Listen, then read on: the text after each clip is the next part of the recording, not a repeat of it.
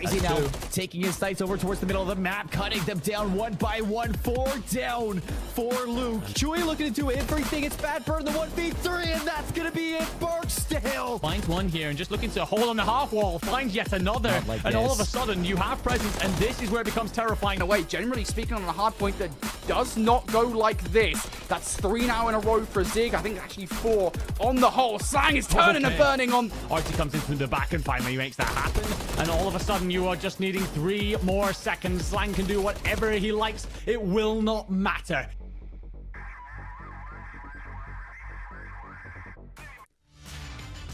Welcome back, everybody, to day 3 here at CONUS. We have settled the Easterns, we settled the group stages. Now it's time to crown a champion. I am Enigma, and alongside me is going to be a man that I've actually not had the pleasure to cast with in some time. We've gotten rid of Infinity for a little bit. Seymour is absolutely done and dusted. We're bringing in Major Chafing. How you doing, my friend? I'm good, mate. I'm excited. Anytime there is some action going on across the pond, it just never fails to hit. There's just never-ending good lands, good players especially, and I can't wait to see what today's got in action, mate. Because to be honest, hold my hands up. I know what half of these teams are about from the Western Invitational, but I don't know what the Eastern lads are bringing. So yeah, can't wait to get going. Yeah, well, you got to cover over the Western Invitationals, and me and Seymour did the Easterns, and honestly, getting to watch these guys come together at the USO Gaming Center in Florida has been a treat. We've had plenty of Game 5 round 11s, really tight series, some blowouts, looking at you in particular, Buckley, but we're actually going to start things off today with a match in winners round 2, and it's going to be Team Minot against Hill. Now, we already saw these two match up previously in group stages, and it was indeed an absolute smoke show of a series. Yeah, I mean, when you just look, all you got to do is look at the scores. You had a 252-48, which Hill were able to squeeze, and then Minot managed to kind of clutch up in 2, 4, and 5, but they weren't exactly far from it, and it was 6-4, 252-31, a 6-4 in the search, and a 3-2 in the control. So when we kind of come up to assume and make predictions, it's just a case of, right, we can try our best, but to be honest, I know we've got similar maps, kind of, we'll talk about these in a bit later, but looking across kind of the series as a whole, it wouldn't surprise me if we get another close one here, mate. Yeah, absolutely. I think that close one is exactly what we're looking at. We'll delve more into it later, but for now, let's introduce the team that were on the wrong end of the result last time these two met, and it will be Hill Air Force Base. Our first tournament together was the Western Regional. We were pretty successful at Western, so it was a lot of fun to meet all the other guys and see what the Air Force has to offer in terms of competition. It's starting to open up eyes, hey, this is a real thing and it's doing good for the Air Force. So I think a lot of the newer leadership coming in is kind of more acceptable of that. My leadership's been great about it. They're actually all super excited. They're all send us a link to the stream so we can watch it. 2 of my shop chiefs played Call of Duty in their younger days, so they were fully supportive of it. They're like, oh, you're a gamer, dude? I was like, yeah, I guess. Then they made sure to call me out at roll call. We have a new player, so we have to figure out what role he's going to play and go over call-outs more, what maps are our strong maps, and what roles we're going to fill. I just try and pick up things that other players use against me, see if I can use that to my advantage. The hardest part is Zig was such a super aggressive sub. He was just sprinting around. I mean, he was doing all right. He was kind of, putting that pressure on 24/7. So now having someone new come in, we just got to kind of find where he's going to fit in respawns. I'm looking forward to playing some of the guys from the Eastern since I haven't at all yet. Yeah. I'd like to play Minot, our biggest challenge from what I've heard, if the rumors are true. Cannon probably, only because of height. He just talks a lot, and it's really fun shutting him up. I mean, he shoots straight, but he is not a team player. We'll say that. He's all about stats. Calling him out. And Buckley, because, they're Buckley. They're so good. I want to see if they can do the same on land. I would be shocked if they didn't get first on this one, to be honest. Yeah, they're really good. I don't know how those 4 guys got put at the same base. That's crazy. Yeah, I think there's a conspiracy.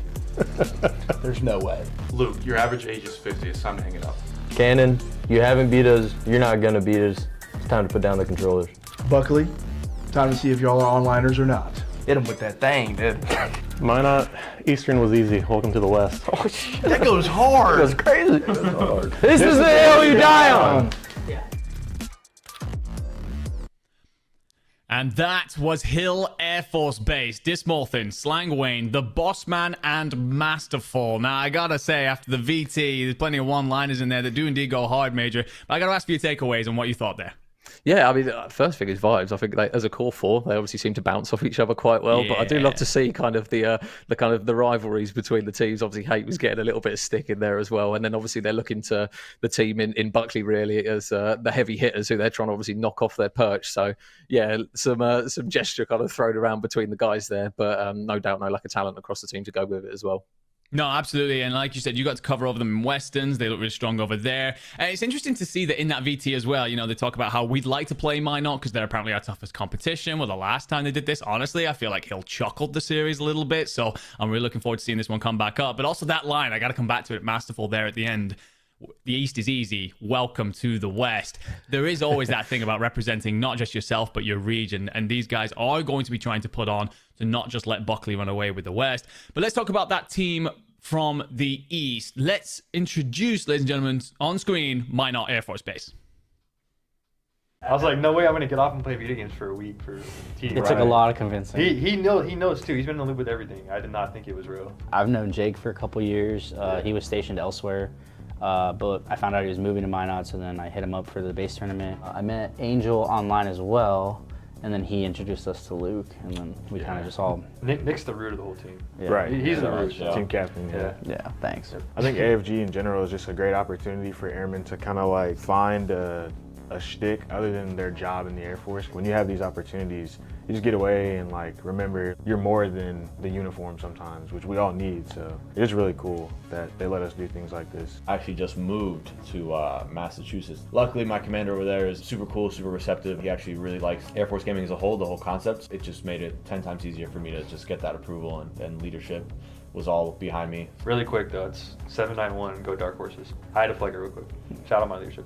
We're a pretty role-based team. Like we kind of all know what we need to be doing individually. Personally, I've just been playing just like 4v4s against all these other guys, but it's just really just hard point. But I could really use the work on S&D, so we'll see. Yeah, I was about to say. How it goes. I was about to say you better say S&D. Yeah, I could use the work. We all got something against Barstow. Yeah. My first introduction to like the whole esports scene and stuff like that was we just got reps in with them so much, and now it's like now I'm actually here and I can face them for something. You know? I feel like Cannon's been chirping a lot. Cannon's got some.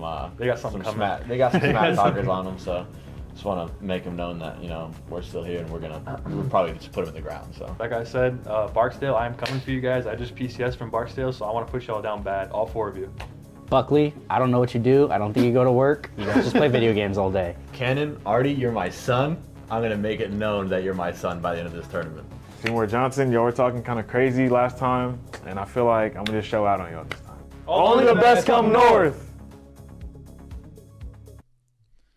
And that, ladies and gentlemen, was, of course, Minot Air Force Base. Nixterox, Bruce, Cryptic, and Shay. And I think it's fair to say, Major, that Bruce and Nixterox in particular have been superstars throughout this tournament, but I'd love to get your thoughts on the team there. Yeah, I think, Bruce, when you just look at it from the outside looking in, he's the man. It looks as though that they kind of lean on for the firepower. So it looks as though he's got a hell of a mustache and a hell of a shot to go with it as well. So, it looks as though he's the man that's kind of leading the charge. I'm interested to see how Shay gets on in this series at the moment. It looks as though he's the man that's kind of struggling a little just in terms of numbers. So especially if they're kind of potentially going to have another close series up against Hill, it looks as though he might be the man that might be a bit of an X factor if he can manage to really pick up his game and kind of level out this 4 to make sure that everyone's firing on all cylinders. Yeah, calls himself the Hill Kitten, calls himself the objective player, but it's where we're going to be playing those objectives that matter most. And we're going to take a look at the veto, and we have got ourselves a Vista Hardpoint, an Invasion Search, High-Rise Control, Karachi Hardpoint, and a Rio Search. And if anyone's thinking they got deja vu, then you damn well should, because the last time these two teams played against each other, the only different map was that Rio Search and Destroy. So definitely looking to see if we replicate what happened last time, with Vista Hardpoint being the map that went the way of Minot, whereas Karachi Hardpoint went the way of Hill last time, but 2 very close maps. And then a very close high-rise control that went to a game 5 going the way of Hill. And the Invasion, Search, and Destroy that we also got last time also went to Minot. So I think it's going to be very interesting here, Major, to see what these squads have learned about each other, not only through that series, but through this tournament. Can they make the adjustments to get themselves over the line against each other here? I was going to say, I think how many times do we talk about the importance of kind of going over VODs, even in such a short space of time? We've got 4 out of the 5 maps which are exactly the same as yesterday. Not necessarily the same order, but those teams that managed to win those particular maps, and obviously starting out on the Vista, that's one that the boys of Minor are going to be looking to think, right, okay, boys, let's do exactly what we did yesterday. We don't want to drop this map through fear of if it does go a game 5, it might swing the other way this time. No, absolutely. And the last time we played out here, felt like Hill were much better when it came to long holds on big hills, especially with Slang picking off great works through P3 to the P4, put together that combination that can really split the side sometimes.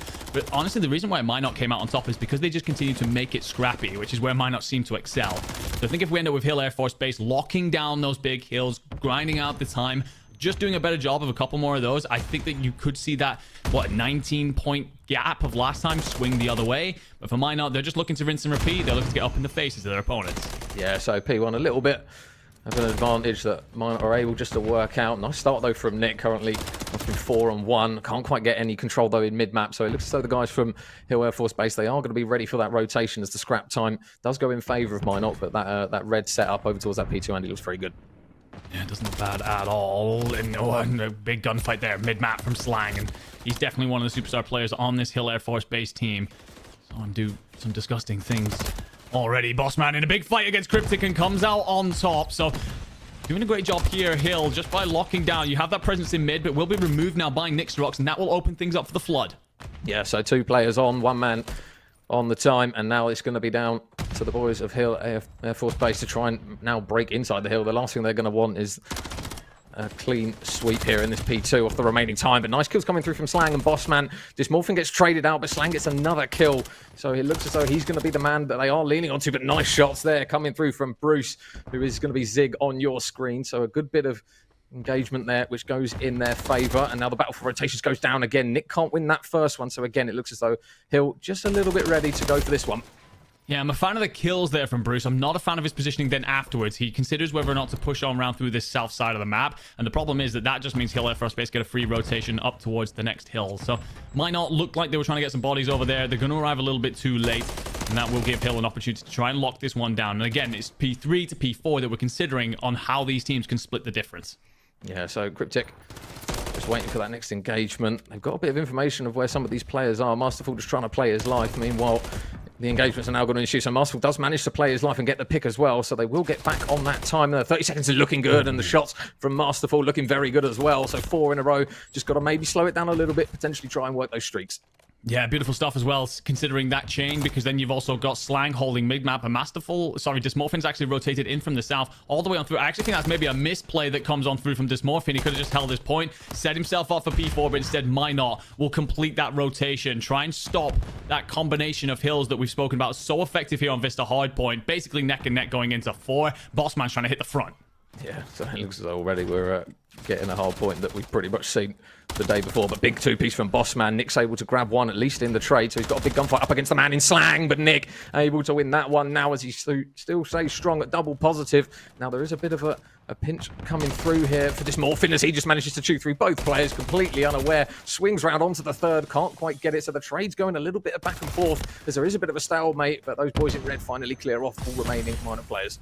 Yeah, Dismorphin doing a great job there, just managing to set up that pinch play, potentially just slips the net. Not 100% sure how he gets away with it, but he won't care. Pulls it off, and that allows Hill to bully in. And it's moments like this where Hill were so much better the last time these two teams played. Just managed to lock it out. Bruce with 2 big ones to explode onto the hill, wants the third as well, and that's the kind of thing that Bruce has been doing all tournament. Oh my goodness, well there you go. If this is how he's warming up, then I don't want to see him at the end of the hard point, that's especially sure. But Bruce, big Brucey, we've heard it before, but now we've got a new name to it, so it will be just a slight advantage for Minor going into that all-important bridge hill. You can see the presence there from Minor is heavy. Dismorphin, the only man nearby, he gets completely wiped out. A bit of a pinch coming through round the back here, so keep an eye on Cryptic. He's going to have some big engagements. Can he win them? Shots are a little bit wayward, and Slang, Shock Horror, he's going to be the man with a big engagement win.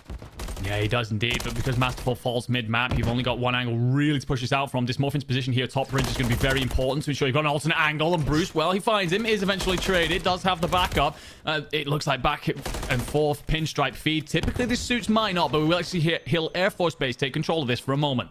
Yeah, going to have to try and push it through the front, but now those red arrows are just going to start pushing all the way through the front side of the hill. One pick comes through, and it's actually going to be a streak that's invested by Bruce. He's only able to get one pick from it, and I'm surprised he's used it considering there's only 20 seconds of scrap time towards the end of it. So potentially an investment that he might look back on and think better of. Yeah, an interesting use for sure. Also, a weirdly flipped spawn. I don't think anyone particularly reads that. There's not a turning of the arrows necessarily. I think there may be a miscommunication from someone because Hill Air Force Base players definitely would have been spawning in a location they wouldn't have expected. But anyway, we move then into our second set of rotations. Minot with a slight lead here, but Hill holding P1.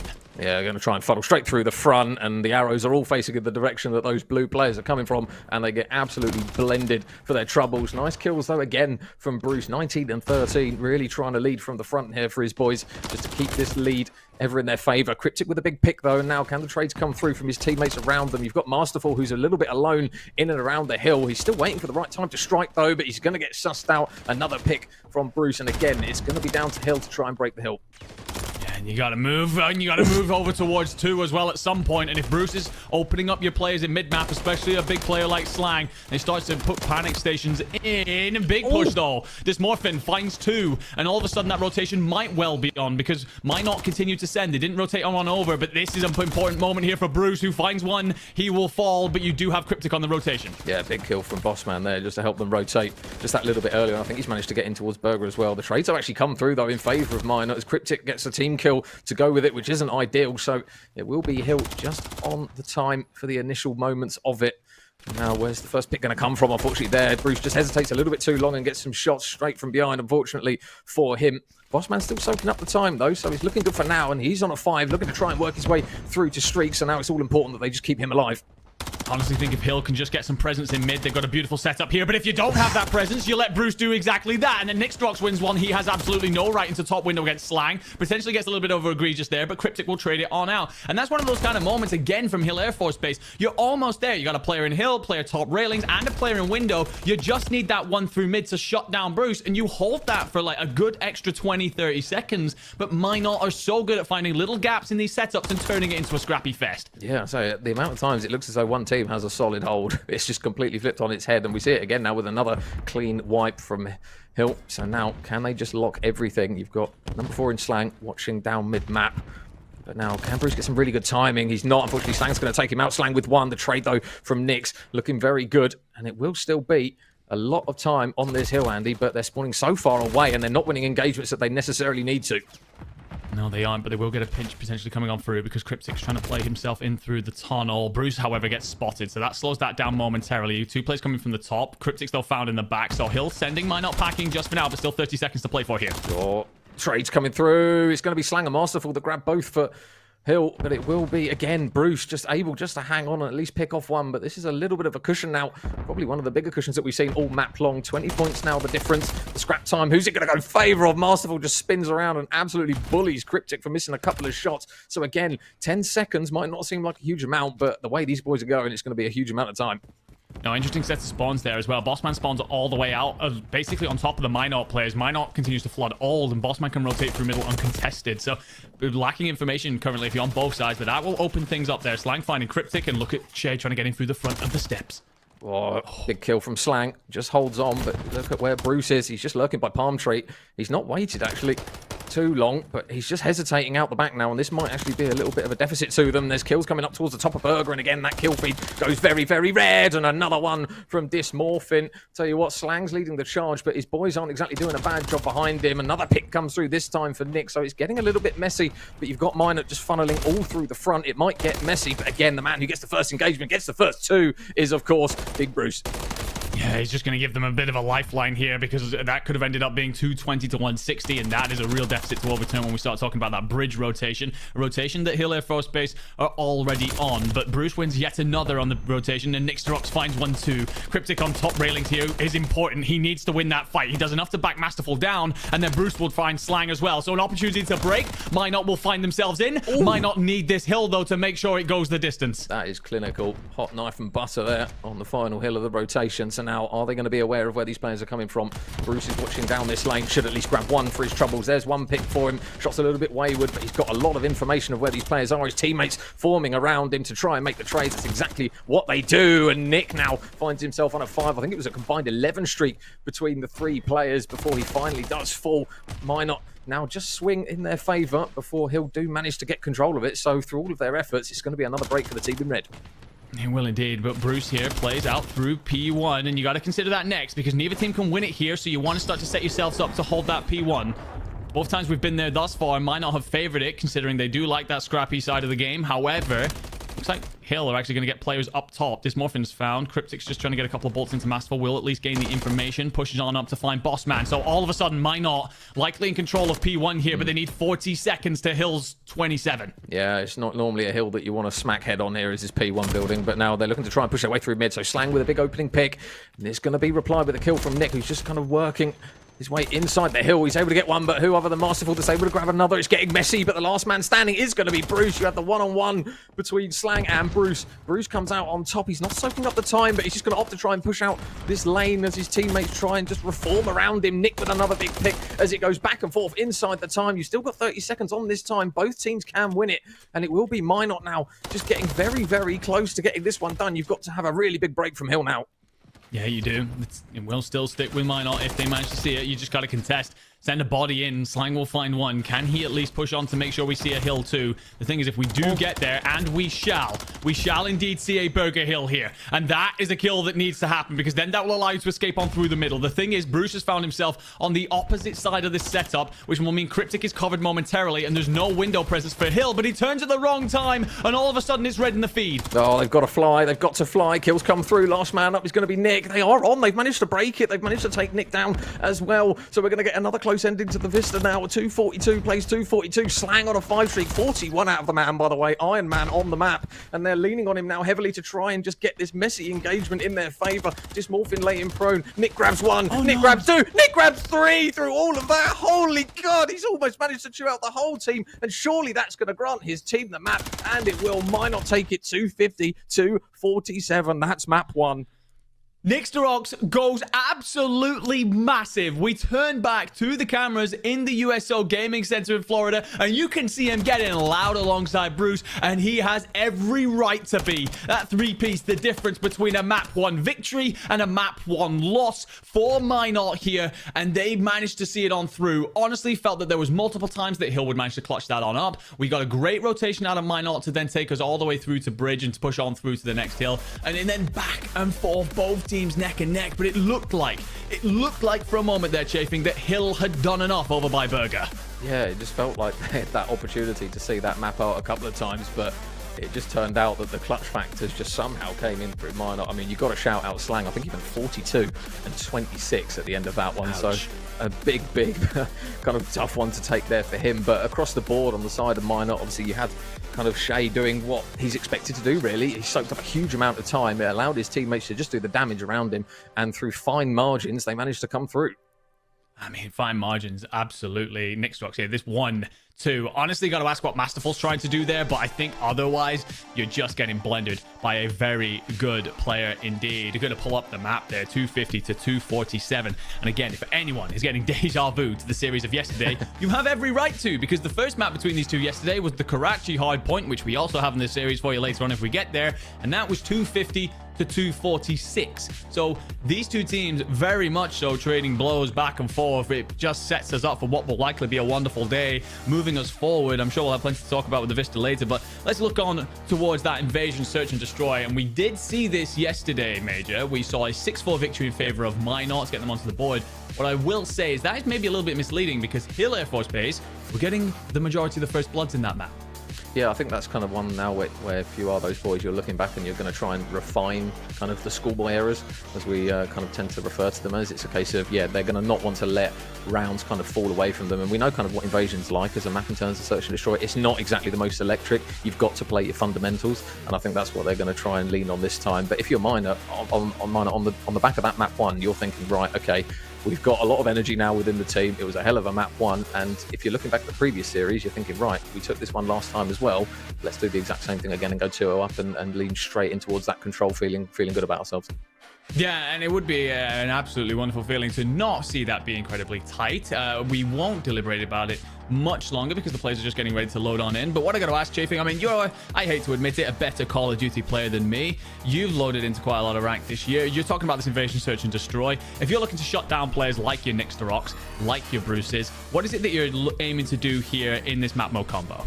I think you just got to slow it down. I think the pace that Bruce plays, from what we've seen on that Vista, is he has no hesitation at throwing himself at engagements. And I think you've got to try and play smart angles, what they call creddy corners. You've got to try and play it a bit ratty. Invasion isn't a map where you can just fly at engagements, especially over towards that B site where you've got that kind of that back tractor and then you've got that square area. You've got to try and use your smokes wisely, play your picks. And I think if you do that, you probably keep these boys that are a little bit high and flying much more quiet.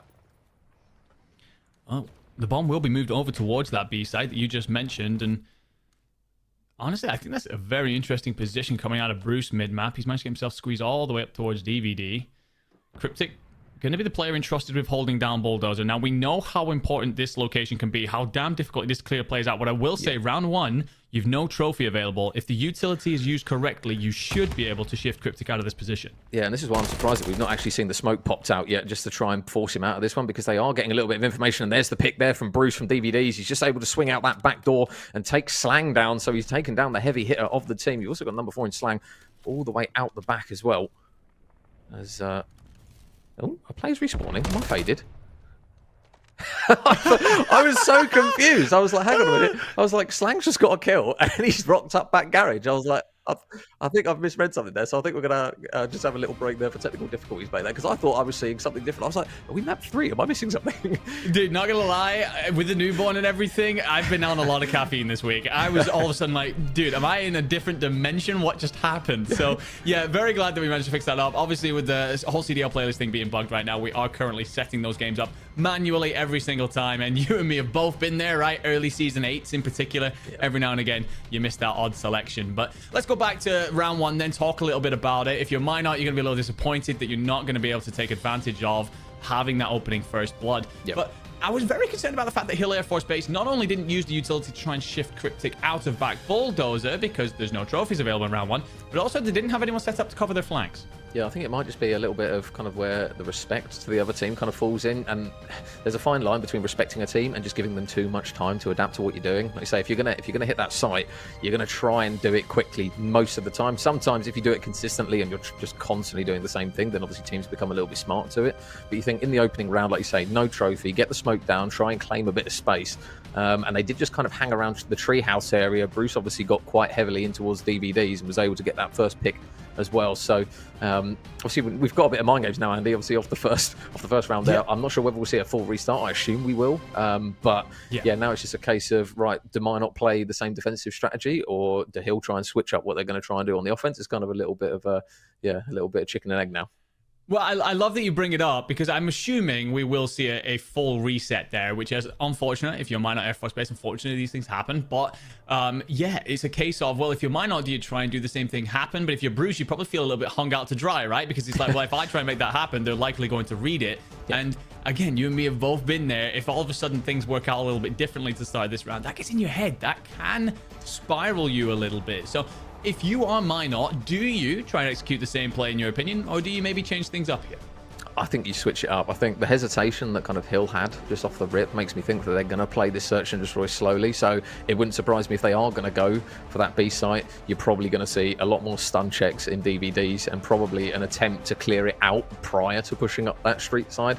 And it wouldn't surprise me, kind of, to be honest, on the flip side of Minor, if Bruce just goes, no, I'm just going to do the same thing, mate. I'll do what works for me. So we tend to see it with quite cracked, fast play SMG players. They don't really change up what they're doing. They have a lot of confidence running through them, which isn't necessarily a bad thing. So yeah, I would anticipate that Hill are going to try and be a little bit smarter to it off the break.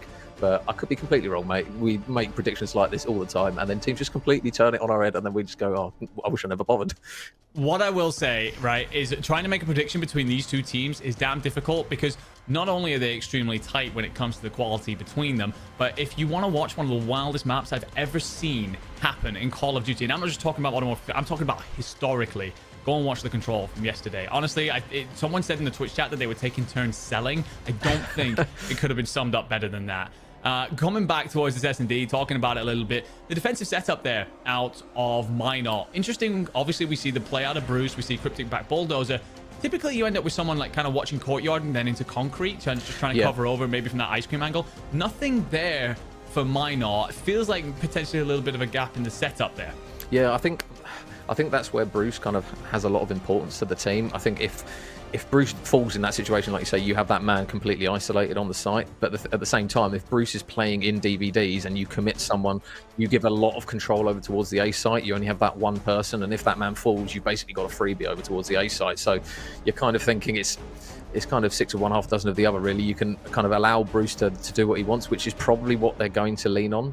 But yeah, it does allow for opportunities, like you say, on that A site, if they do want to try and heavily stack one particular area of Invasion. I think that's where kind of Invasion as a map just tends to be very touchy. I think if you're on the defensive side, like you say, you don't want to give away easy first bloods. You don't want to allow teams just to get a huge amount of map control. You at least want to keep your teammates up.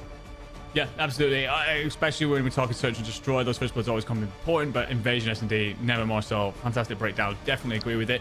Let's move away from Invasion S&D for a moment and take a look again at the map set that we have between these two teams. Because again, if you were watching yesterday, you saw a lot of these maps get played out. We did have a Vista yesterday, went the way of Minot. Happens here again today, although by a somehow slightly smaller gap in there. We also had an Invasion S&D that went 6-4 to Minot. We've got that again today. We're going to move to a high-rise control after this. Now, yesterday, that went 3-2 to Hill. Again, one of the weirdest maps that I've ever seen happen. Karachi Hardpoint went to Hill last time as well, 250 to 246. So if you are Hill right now, you lose the first map, but it's a map that you lost yesterday anyway. Do you look ahead to the rest of this series and think it's fine, we're still totally in this? Or are you a little bit concerned that you've again dropped map 1 by a fine margin? It might be a bit of both, to be honest. I mean, when you look at the game that occurred yesterday between them, they managed to obviously win that high-rise control, as you mentioned, Andy, but Slang went huge. He went 48 and 31 in that map, like almost 50 kills in that one. So at the same time, you might have it at the back of your head, if Slang doesn't like start necessarily quickly and he struggles in terms of numbers, you're not going to get anywhere close to a 3-2 there if he doesn't drop close to 50 kills. And Dysmorphin as well at 34 and 22 put up some big numbers as well. So we've shouted out Slang at how good he's been at dropping numbers, but Dysmorphin looks as though he's kind of the man in like shortly following up behind him that's able to do some damage as well. So they're probably going to have a little bit more pressure on their shoulders in this occasion because of the fact they dropped such big numbers the last time round, and as you say, they only just managed to squeeze through it. So yeah, it might be a little bit of both. But what I wonder as well is when we start to bring in a new map in terms of Rio, right? Search and Destroy comes on in. We've seen quite a bit of Minot actually on Rio. They've looked very good, seen out those moments. However, they still struggle, and it's interesting to see a team do this but still stay out their Search and Destroys. They're still struggling when it comes to those first blood engagements. Now, you send it all the way to a game 5, got a brand new map. You haven't been able to learn as much about each other because you didn't play each other last time out. If you're Minot and you're just thinking, well, we need to find ourselves a couple of first bloods here, again, you're a better player than me, my friend. I always love coming to you for a bit of wisdom, bit of advice. How are you looking to improve the opens of your rounds there? I mean, the thing is with Rio, it can be, again, very, very tactical, very nade heavy. And I think a lot of teams can sometimes forget of the advantage they have from working the strats with nades on Rio, especially getting in towards the middle portion of the map where you can get the opportunity to get the bomb down. But if you get double naded right off the rip off Eskies, for example, again in that opening round when you don't have a trophy and you're down a man, if you're efficient in trades on paper anyway, I know it's very easier said than done, but if you can make the trades in 4 versus 3, you're just going to give yourself an advantage every single time. So I'm intrigued to see whether these guys will actually kind of coordinate their nades in that map, because I think that might be the difference. But for now, how many times do we say you don't want to look too far ahead in the series? You want to focus on the maps that are literally just around the corner, and here we are going again for map number 2. There's a slight change in the setup here, by the way. Bruce instead playing over towards B. So you've called it. Minot have made the changes there. Likely we'll see that same defensive play that happened before the reset again at some point, but I love seeing the adaptations, and, well, Slang's going to find that actually Nixdrox is sat mid-map, so it'll be interesting to see how Hill reacts here, because they haven't gained much in the way of map presence. Yeah, and they kind of did what we predicted in terms of trying to just get a little bit of information towards DVDs, but Bossman with a big first blood, Slang picks one off as well, and now all of a sudden, if you're Minor in a 2 versus 4, both players completely split. You've got Cryptic over the other side of the map from his teammates, so now we're going to see the nades, and they are going to manage to weaken Cryptic up. So the opportunity to push is going to come through. They get the information as well. The Nick's going to be there, so this is not ideal. The bomb's actually going all the way around the back of spawn, which is a bit of a bold play, but I think they're going to get picked one apart, and it will be Cryptic. Last man up should be a free pick, and it will be.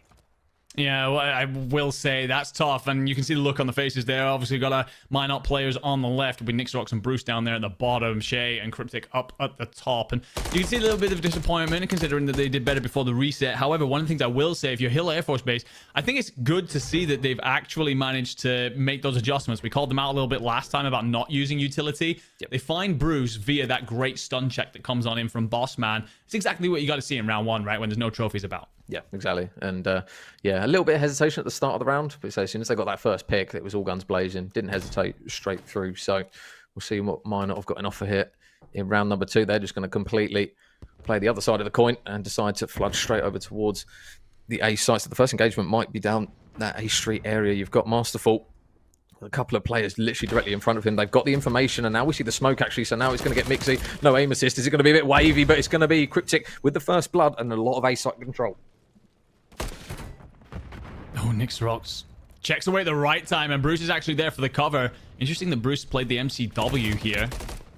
Oh, but Nixrox gets a little bit over aggressive towards B. That will at least give you information that you know where one of the players is. Yep. So as bomb goes down, 3v2, and that will mean Cryptic also spotted out a player, but that is a big kill on the map. Yeah, that's a huge kill. Bossman just now making those players second guess. And it's going to be a pick onto the back of Bruce. And now another big pick from Bossman. So now, unfortunately, it's all going to be left on Shay. We know his objective work for this roster. But now, can he come up huge in a very important round? Oh, there's the stun check, though. Stay running in treacle. It's going to be a shot there through the wall. Just more than I think wall bangs him. So really clean retake of the site there. And it will be another round on the board for Hill coming through from the defuse. Minot going to be very disappointed there. Get that first blood. They also managed to get the second kill in as well. They then get the information on where both remaining players are. So that you find that you come out of a 2v4 there on top if you Hill Air Force Base. I mean, you've done great work, especially Bossman. I think you get that first kill over by B and then get very aggressive through mid-map. I don't think that Minot are expecting that, really, to be such a bold play that comes on through. And well, the final stun check there, again, we spoke a little bit about the utility and how it needed to be better out of Hill. And making it work here nice and early. 2 up, and although the first round was quite straightforward, the second one, they had to overcome adversity. Always good to see that come out of a squad. Yeah, so ignore the scoreboard, but Bossman currently rocking 4 in a row, yet to die, so they're going to want to keep this momentum going, and on the flip side, Minot just going to want to try and shut him down. Wow, okay, and Bruce has decided, you know what, give me an MCW, I can do it with both. He's absolutely wigged Masterful for the first blood, and now you can just see there's that hesitation coming through from Hill. They're trying to lock up. Obviously, the bomb's been dropped in an awkward spot, and now they're just thinking what to do now. Yeah, they do eventually manage to retrieve it, but all this has bought so much time, dragged it down to 60 seconds in the round, and you have very little in the way of map presence if you are Hill Air Force Base. They're trying to get a rotation here over towards A. However, this is going to have missed Shay in Cafe, and he finds Bossman to make it a 4v2. Yeah, big kill there from Shay. And again, just backing up, not overly zealous and channeling something that he shouldn't necessarily do. Might not get some information on Dysmorphia and Nick. Tell you what, that's a power position. Potentially not for him, though. He's just been absolutely beamed off his Slangbow with 1. Can he manage to clutch up for the boys? No, he can't. A little bit too much to ask. And it will be an important round on the board, Andy, in the early stages of this one. You don't want to start seeing 3-0, 4-0, so a big round there for Minot. No, beautiful play out of Shay. You spoke about him, right? Sometimes he's seen as the objective player. He came in yesterday to an interview, said it's not Hill Kitten, it's Hill King. Whatever he wants to be. All I'll say is in this one, he's actually made some big plays. He's obviously caught with the stun to stop him clutching up in the 1v2, but there puts himself in a difficult to find spot. One of those little creddy corners, little difficult angles that can really disrupt the squad, and Hill Air Force Base already a man down. Losing that fight then just tips the round in his squad's favor. Minot now with an opportunity to tie this all up. Yeah, well, Minot going to head over towards the B site. It is just going to be Bossman on his ones again. You've got Slang watching the cross from Dark, though, so the information is going to be the main thing. He's got to be careful. Yeah, so he gets the information, dips out, probably the smarter move of the two rather than opting to take the engagement. It can be sometimes a little bit tempting to take that first one, but they are slowly just crawling their way up the map, awaiting that first engagement. It looks as though the setup or the timing's a little bit rough. Actually, Bruce has managed to cross. The smoke's out. They're now going to look to try and push this man in Boss Man out the backside of Tractor, and they're able to get one pick onto him, and now they've got B-side control. Beautiful play out of course, Bruce. Doesn't matter if he's running the Rival 9, the MCW, smokes, or stuns. Always making it happen. It's going to be a 1v4 for Slang. He's a hell of a player. Really don't know about your chances here, though, as bomb goes down, and he will actually manage to find Cryptic, so that will give him at least a position to push out from. Bruce. Oh my god! Oh no. You don't want this. This is now a bit of runny bum here for Minor. Is Slang going to check the left corner? Oh my god, he is. That's the third. And now it's a 1 versus 1. Nick, he's just playing the power position, but surely the nerves are going to start running through now because Slang is just doing it all for them. Nade doesn't quite connect over the backside, but gets the information. Slang just trying to dip and dodge. 18 seconds, got to make the chow. Slang gets the first shots in. Can he get the kill? Oh my god! Slang has just carved through the entire of Minor, the hands on the face. They have no idea how he's managed to do that, and that is why he is the man to watch on this Hill Air Force Base roster. Slang Wayne, you disgusting human being. I mean, look, Nixterox, Bruce, you can talk about it as much as you want. At the end of the day, you just got absolutely carved apart. Quite frankly, ridiculous. I think my line was, I mean, you're in a 1v4, you're a great player, but best of luck to you. Didn't need a damn thing. I think as soon as you saw him spin on Bruce, we just thought, okay, potential moment here. Slang's feeling himself. I mean, he's been the star player for this lineup through the tournament, rocking just under a 1.7 KD throughout, near his teammates at a 1.02, so really has been putting the squad on his back, and no more so than in a clutch like that. Oh my goodness, well, there you go. If you're Slang's mate, you're just thinking, oh yeah, just keep that up, buddy. We'll just let you do what you need to do. So, but at the same time, Minor, a little bit fumble there from a little bit of fumble, but either way, new round, and it will be Hill Air Force Base on the offense, and the first blood again this time from Bossman, and Minor just giving away first bloods quite willy-nilly at the moment. There's another one for them. Bruce gets spotted, and Slang again just seems to have his number with this MCW. Crisp shots and a lot of control now over towards this middle map. It's going to be a 2 versus 4 for Minor. I just wonder, as Nixterox tries to play through DVD, and Slang just has everything under control.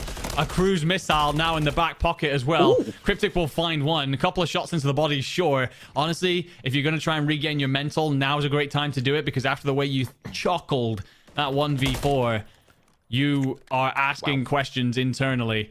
Because don't get me wrong, everything that Slang did well, absolutely. I'm looking forward to talking about that play more and more as we go on through. But why were I not chasing after him so aggressively? We will wonder, no doubt, internally. That is the calm that's going on. However, for this round, again, Slang goes huge. I think one of the big things at the minute, and you mentioned it there, is it feels like Slang suddenly has Bruce's number. Bruce usually running that SMG, has hopped onto the MCW. You got to assume that that's to pick up some first bloods at range, not be so much in a 50-50 trade situation, and try and shut down someone like Slang. And right now, it's not working for him. Yeah, it looks as though the boys from Hill, or more importantly, Slang, as you mentioned, they have just completely nullified Bruce at the moment. So Minor going to look to try and get him firing on all cylinders once again. But it will be Bruce with bomb over towards Calf. Slang with a lot of information. Oh, and just about manages to dip through dark. He's got to be careful not to get shot in the back, actually, from Cryptic, but he actually backs up himself. So big split across the map, Andy. Everyone kind of watching over everything. Patient play comes on out. Oh, Masterful's gotten in around the back of Nixterox. Could have been just good old-fashioned COD timing. Doesn't really matter. It's going to leave Minot trapped between a rock and a hard place, and just as they try and establish some sort of setup to watch the flanks, Bruce is found as well. So that's a 4v2 with bomb down mid-map. Yeah, Hill are a force to be reckoned with at the moment. Minot just can't seem to get anything going. Bossman shots. There you go. Same exact outcome. And now it's all going to be on Shay. He's able to get one pick, and he is able to get away, but you can see now those red arrows from Hill, they are going to be on the hunt for him. And again, there's the information tagged up. He's got to try and commit to something with 20 seconds remaining. And with a sub in hand, and MCW slowly starting to form around him, that should be the end of the round, and it will be. Hill are coming out with an absolute vengeance here, and they don't look like they're stopping anytime soon. Yeah, absolutely. It feels like off the back of that 1v4 from Slang, we're going to keep mentioning it probably, but it just feels like that has been the big momentum shifter here. What has been an incredibly tight contest between these two teams the last time that they played. Felt like it was going to go that way this time. Just for a moment. Feels like Hill have all of the pendulum swing, they are in the ascendancy. Slang having his way with the lobby, 5-1.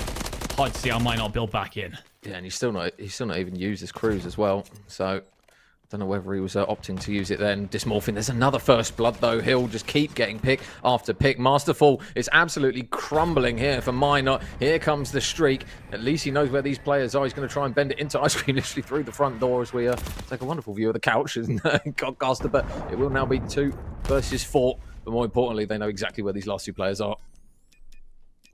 Yeah, that's one of the big things, right? The information, and Masterful will execute onto Shay, and as clean as you like. So for all the discussion that we have had about how close these two were last time and how close it was again in map 1 here, suddenly Hill Air Force Base come out and beat the brakes off of Minot, again off the back of Slang and the great plays. Yesterday, this map was 6-4 in favor of Minot, and it largely felt yesterday that the first bloods were going the way of Hill, but they weren't capitalizing on them. This time, they only have 1 more first blood than Minot. Minot just never really felt in the race. And honestly, I just think it's the fact that they never really saw Bruce be able to get involved here. Yeah, I think it was because Bruce was a lot of the first bloods, if memory serves me well. There was at least 3 that I counted, and bear in mind, we only had 7 rounds in that one. You're looking towards your kind of your standout player. If he's gone at the start of the round, it's not looking great for the remainder of it, and unfortunately, they just weren't able to backpedal. But obviously,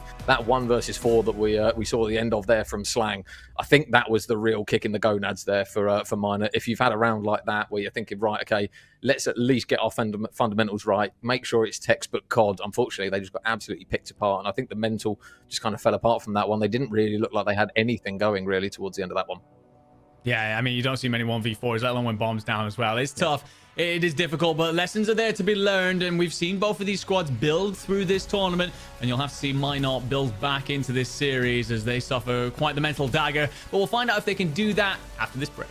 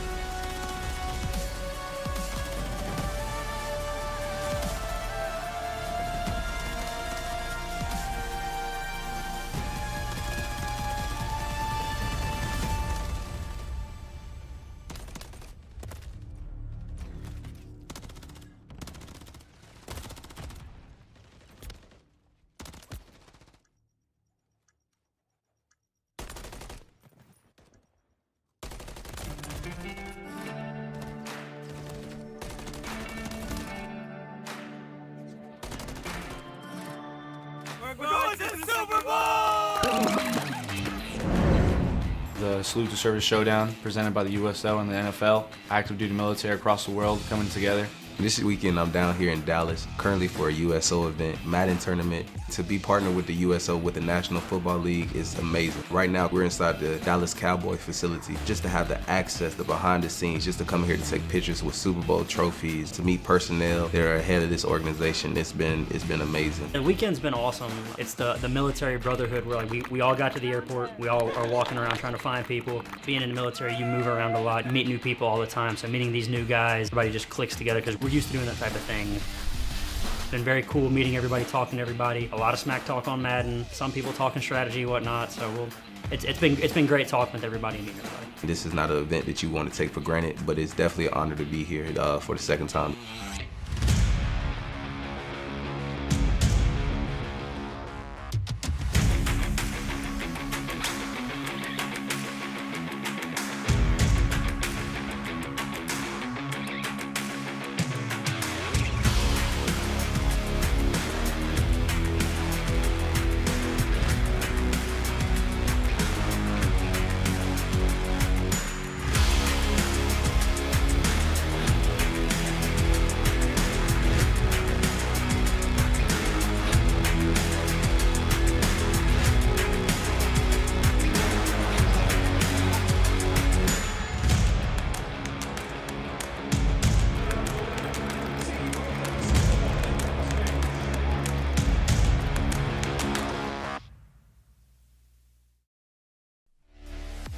Welcome back, everybody, to the CONUS Championships. I'm Enigma. The man alongside me is Major Chafing. We're into day 3, which is Championship Day, and we're winners round 2. Team Minot against Hill.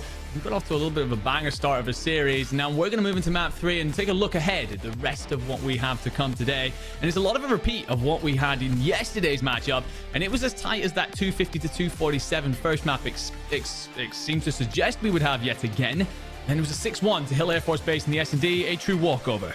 Yeah, I think we were thinking, right, here we go again. We're going to have some very close maps between these two. And then credit where it's due. Hill Air Force Base there, search and destroy. Off the back of playing it against Minot yesterday, they looked very, very clinical. They just didn't seem to give them anything to work with. They shut down Bruce, who's been a stellar standout performer for them. Nick and Cryptic, obviously a little bit quiet as well. So they've kind of spun the series in a direction I didn't think we'd potentially have here, Andy, where we're all of a sudden thinking, right, okay, well, we're seeing opportunities now that Hill have been able to grasp, and are they potentially going to do it on the back of a high-rise control as well? Well, one of the things is, like, when we start talking about a series that we can't really predict, I will say I'd love to sit here and tell you exactly how these two teams like to play high-rise control and which team's going to try and break down the other in such a way. We learned nothing yesterday. Absolutely diddly squat. If those of you who were tuning in yesterday, or if you somehow weren't aware of the game that went on, then the first two rounds, should definitely have gone the way of Minot. Hill somehow clutching that up, and then it felt like Hill did almost the exact same thing there in map 3. So the fact that you end up with it going to a round 5 at all was bizarre. The way in which the two teams played just seemed to be extremely scrappy, not much in the way of solid defensive holds at all. So honestly, what we could get here could be a repeat of the same. I think what it is again, finding out, did teams learn something in that VOD review chance they would have had last night? Yeah, and I'm going to pose the question, actually, of mine here, of how strongly they start off the back of that search and destroy, because that was an absolute hiding by their standards. So we'll have a look and see how this one unfolds. Obviously, high-rise control can be very fast-paced, very killing engagement heavy as well. So it already looks as though the team's doing what they typically do in respawn, just going a little bit of back and forth. But those red arrows, Andy, they are straight on towards that B point. They are indeed. They know what they want. Slag looking to pick up from a 1v4 in the search. And quite frankly as well, he had a huge performance in the hard point too. 40-something for the loss. So definitely looking to continue as he applies pressure in the spawn. And I'm very glad to see Nixdorox and Bruce prioritize clearing him out of spawn. But that will already be the B zone captured, and they have 2 minutes and 12 to push on to A. Yeah, so now it's all about the transition. Can he get the picks? Or big clearance there, actually, that comes through from Bruce and Nick. So now a lot more control, and now the opportunity for Bruce to work his magic. Can he manage to trap in these players? Slang's going to be able to open the door for players to push out off the back of a pick there onto Nick. But Bruce, another engagement this time with the Renetti, and now we're starting to see him just flow a little bit now in this map. Nice shots there to take down Dysmorphin, and another pick is just going to pin them back a little bit more, and now finds himself on a 5 streak and getting close to that streak already. I was about to say, I feel like I'm missing the Bruce that I got to watch on Arrival 9, but when he's hitting shots like that in the MCW, all of a sudden I'm just not so sure. But Minot have stemmed the bleeding after losing B very quickly here. What I will say, sometimes in control, I don't know if you agree with this, but I feel like if I've only got one zone to defend, I feel a little bit more comfortable around the map, and Nixdorox definitely doesn't, as he does the Clayster. just making sure that gravity still works in the game. Unfortunately, it still does. So nice pick there from Bruce, and Bruce's bullets there going into corpses as well as people that are still alive. So he's just going to make himself known to the boys of Hill Air Force Base to make sure they know that he's not going anywhere anytime soon, and that map 2 might have just been a bit of a hiccup. So gonna have to try and shut him down. Stun check comes through there from Slang, and nice work there from Bruce. Struggled to take him down in the search and destroy, but he's having no issues doing it this round. The one thing I will say here, I'm not sure if you're aware, but we're not actually playing in the CDL playlist if we're still running on what was going on yesterday due to the issue that was going on. So those propane tanks still work. Now, we are aware of how difficult that can make an A defense. And I was just trying to get a glimpse there if it had already exploded or whether it might not need to pay attention to that. I was going to say, Explosive Simulator 24 is what we sometimes refer to it as, but at the moment, this map is just all Bruce. 14 lives, plays 8. Bruce is now chewing through them. He's got his streak in hand. I do believe he got the 6th just prior to falling there. Cryptic's going to manage to get some shots into Slang, who is just going to spin around, and there's the confidence from Slang, just opting to go for the chow. Surely somebody takes him down, and they do. But with 9 seconds left and 5 seconds remaining, it is not looking great. 4 remaining, no more respawns. A very clinical round here for Minot, and they are just rounding this one up one at a time. In the blender they go, and that round's done. Honestly, very impressive by how we see might not respond, right? You posed the question after how the S&D went, after completely falling apart in that. You know, you need to get off to a strong start here if you're Minot. Otherwise, you risk spiraling the entire series. And when you're in winner's bracket, that is a tough thing to have happen to you. So not only do you lose B very quickly, and I started to become very concerned for them, but they then just lock it down, particularly off the back of Bruce, yes. But I think as a squad, they just did a much better job of ensuring, okay, let's just throttle this, squeeze any remaining life out of Hill for the rest of this round. Do a great job. Send it on with just the 3 ticks. Now, that's not necessarily bad here on High Rise, but it's also, you know, we see the stronger offensive rounds. Yeah, and especially we know how important it can be for teams to get that defensive side as well, so we'll see how that one unfolds towards the later stages of it. But there's 2 kills actually that come through, both from Cryptic and Nick, just to tie it up in terms of opening engagements for their respective sides. But already you've got this man Slang kind of doing the role that Bruce was doing, just no hesitation, up the map he goes, grabs one, can he grab the second? No, it's going to be his rival in Bruce that's able to shut him down. So I think we're going to have a little bit of a battle all map long between these two, because they're kind of playing similar roles, Andy. They're the first players, as soon as they get that wave of kill, no hesitation, straight up, looking to farm through those lives. And yeah, they're going a little bit tit for tat at the moment, but saying that, Bruce is definitely the man just with the edge at the moment. Yeah, and Bruce wins a big one onto Slang there. It's interesting because as soon as Bruce gets that kill into Dysmorphin, Slang changes his route. He decides he wants to go and find Bruce, because that is going to be the ongoing war between these 2 stars for their teams. And Bruce finds Slang yet again. So suddenly, feels like it has become Bruce who's got Slang's number. Maybe that MCW call was the right thing to do. Didn't work in the search, but certainly helping here in the control. Nyx Rocks playing that green side, just locking things down there over by Tarp. And Bruce does have that cruise and finds Slang yet again. Yeah, and there's the important kill that he's able to get, just to get on the time and stop the clock, because the time isn't looking great here if you're Minot. You've only got 25 seconds left, so they're going to have to look to him to at least stop the clock for now. He's actually going to push up a little bit overzealously, and he will go down. You've still got the man in Shay. Mr. OBJ on time, and that clock now is looking pretty good for now, but they've still got to go through 2 more ticks. A big kill again from Shay, who's just able to take down Bossman. Trades back and forth. They're still stopping it for now, and they're actually getting progress on both of the sites, and now they've got to try and play the pick. Which one do you go for? Masterful's going to try and stop B, but although he finds one, he gets traded on out, so B will continue to progress. Bruce, oh my god, Bruce tries to explode. Dysmorphin will shut it down. B looks like it's going to come on through. A does get the second tick as well. So as that is confirmed over at B, we have a minute 24 for Minot to push one more segment out of A. Yeah, and you can see Hill are just trying to stop this transition from that swarm of kills that Minot were able to get over towards the B point, but they've done a good job of just sticking their feet in the ground for now. And you got Shay here just trying to get information through mid. Nice shots though from Slang. Shock horror on towards the head of Cryptic. 19 and 11 at the moment is Slang, so he's not exactly lacking in the expectation of dropping big numbers. There's a free pick onto Shay, and again he just goes on that free roaming route. And Nick just on the hunt here for a couple of kills around him, so it's quite a big split of players. But again, you've still got Slang in the spawn, just causing absolute terror. Finally gets shut down, but he's just able to milk the time as a result of all of that. Well, also, he finds a cruise. He manages to push on out and get himself the cruise miss out that could be huge in the defense here. Although you have lost 5 ticks, the worst thing you could do here is give up a defensive round. So definitely for me, if you're Slang, you stay in the back line. You make sure you stay alive and you call in that thing if you need it. But 8-5, Minot. Last surge here. Surely, with just 20 seconds to go. And propane explodes everywhere, and that will be no respawns remaining. A last hurrah. Yeah, they got one last go at this. Cryptic shots in. Oof, he does manage to get that kill, but 13 seconds. They know they've got to fly on, but they do manage to get a second kill as well. So keep an eye on Dysmorphin. He's got to try and stop these players from just stopping the clock, because now 6 plays 3. Just got to play your trades a little bit wiser here. Nick on the ring around, just trying to look for a kill, and unfortunately he's going to get shot in the back. He's going to catch some body shots to go with it, and it will be a round on the board for Hills. So a much needed one just to regain a little bit of confidence there. Yeah, that felt solid out of Minot. One of those weird ones that we kind of saw yesterday between these 2 teams, where there was little progress, felt like it was going to be a poor offensive round, and suddenly explodes into life, and you get Minot across both zones. I think he'll do a great job of shutting down that transition between B and A, between the players that were alive. I think that could have been curtains. Yeah. I think the one thing is, if you're Hill Air Force Base, yes, you're slightly down on ticks right now. You're behind by 2, but you do have a cruise to work behind with Slang at the minute.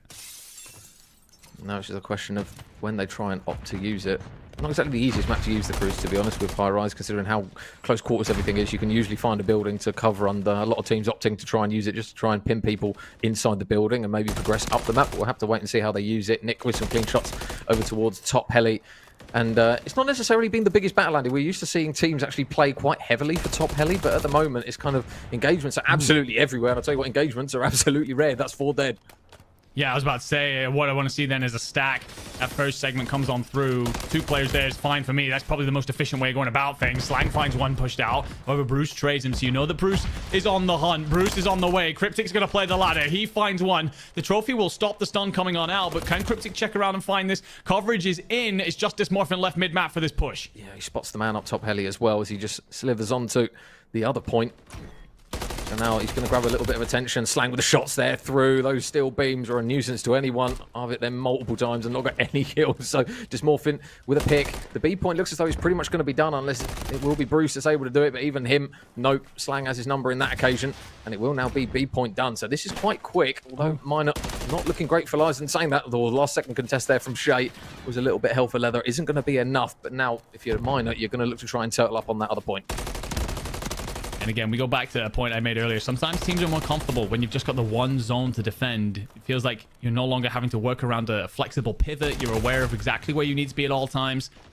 Problem is, Slang knows exactly how to pick you apart as well. Doesn't know how to climb on top of the generator, though. That is something he's going to have to work on as he looks to find his 30th kill here midway through our 3rd round. The 3 kills on the board for Minot should give them an opportunity to drop some sort of defensive Gordon. Should be able to let them gain some map presence. Little bit worried about the fact that only Bruce pushes out off of that. Yeah, and keep an eye on Dysmorphin as well, because he's found himself 5 in a row. So will he manage to get that all-important 6? Shots into Nick. Can't quite get that 6th kill, though. So he's still going to have to wait for it. But now look at the information there. Cryptic drops down low, and unfortunately Shay is just left completely open. So Slang, who's currently 30 and 15, by the way, is still looking to try and prove to be a nuisance. It's now 18 lives, plays 10. Masterful wins a big engagement over towards the lower side of pipes, and it looks as though they're going to try and push through blue with at least 1 body. So Masterful might be the first man to maybe fly out to get the pick. Cryptic, though, going to stop Dysmorphin from just transitioning over the opposite side, over towards the B point. Shots into Masterful aren't going to get the pick. Slang going the sneaky way. Bruce is going to sense it, and unfortunately, he might be a little bit trapped now. I gotta say, I feel like Cryptic's just made a couple of beautiful plays back to back. It won't necessarily reflect in the scoreboard, but he jumps off the side of the map. We see him take up bullets. He then checks back and finds Slang on the point. And then led in the stairwell corner there, he then spots Slang trying to hit a wrap around the outside of the building as well. That gives Bruce the heads up. Could have all been splintered there defensively, if not for that. Yeah, one of those moments where good comms, good information gathering, although you're not necessarily a Slayer on your side, you're doing the business. As it's only been 3 ticks yet again here for Hill Air Force Base, and you've got one last swing with 10 seconds. Yeah, and Bruce is just doing what he does, and there's a 3rd for Bruce as well, as he manages to chew through Bossman. So now Bruce at 32 and 21 is having his way with them, and the lives are running out second by second, and it will be a minor Air Force Base round win, and it will just push him in the lead ever so slightly. Feels like we are witnessing, very much so, a Bruce v Slang wage of war here. Very much so a masterclass from both of them. I think both currently holding cruise missiles. What I will say right now, you'll be the happier of the pair if you are Bruce, as your team take a 2-1 lead. You are also only 1 tick away from equaling up on Hill's progress thus far, so you're also feeling pretty good about that defensive round if we get to round 5. It's about this big rollout, and you've got 2 minor players flooding towards A. Yeah, they've got into blue, but just decided just to hold up and not push through. I think off the kill that Masterful was able to get just on the opening part of the round there, it's just going to cause them to hesitate a little bit. But keeping an eye on number 7 in Bruce on the minimap, he's managed to get round the back, and he will get 1 pick. Slang's able to get 1 as well, so a little bit of cat and mouse here to try and locate this man on the screen who's on an 8 streak. I was going to say just before, got so close to double digits there, but they finally managed to silence him, and it might be an opportunity now for Hill just to regain a little bit of map control. Oh, but Hill decides to absolutely conga line it in through blue. That can really go wrong sometimes, but instead it works out entirely as 3 lights up the feed. Shay does the right thing, in my opinion. He checks on back, waits for his team to push on out. Cryptic will get the first onto Slang, but then the big player also being removed from the board for Minot in Bruce.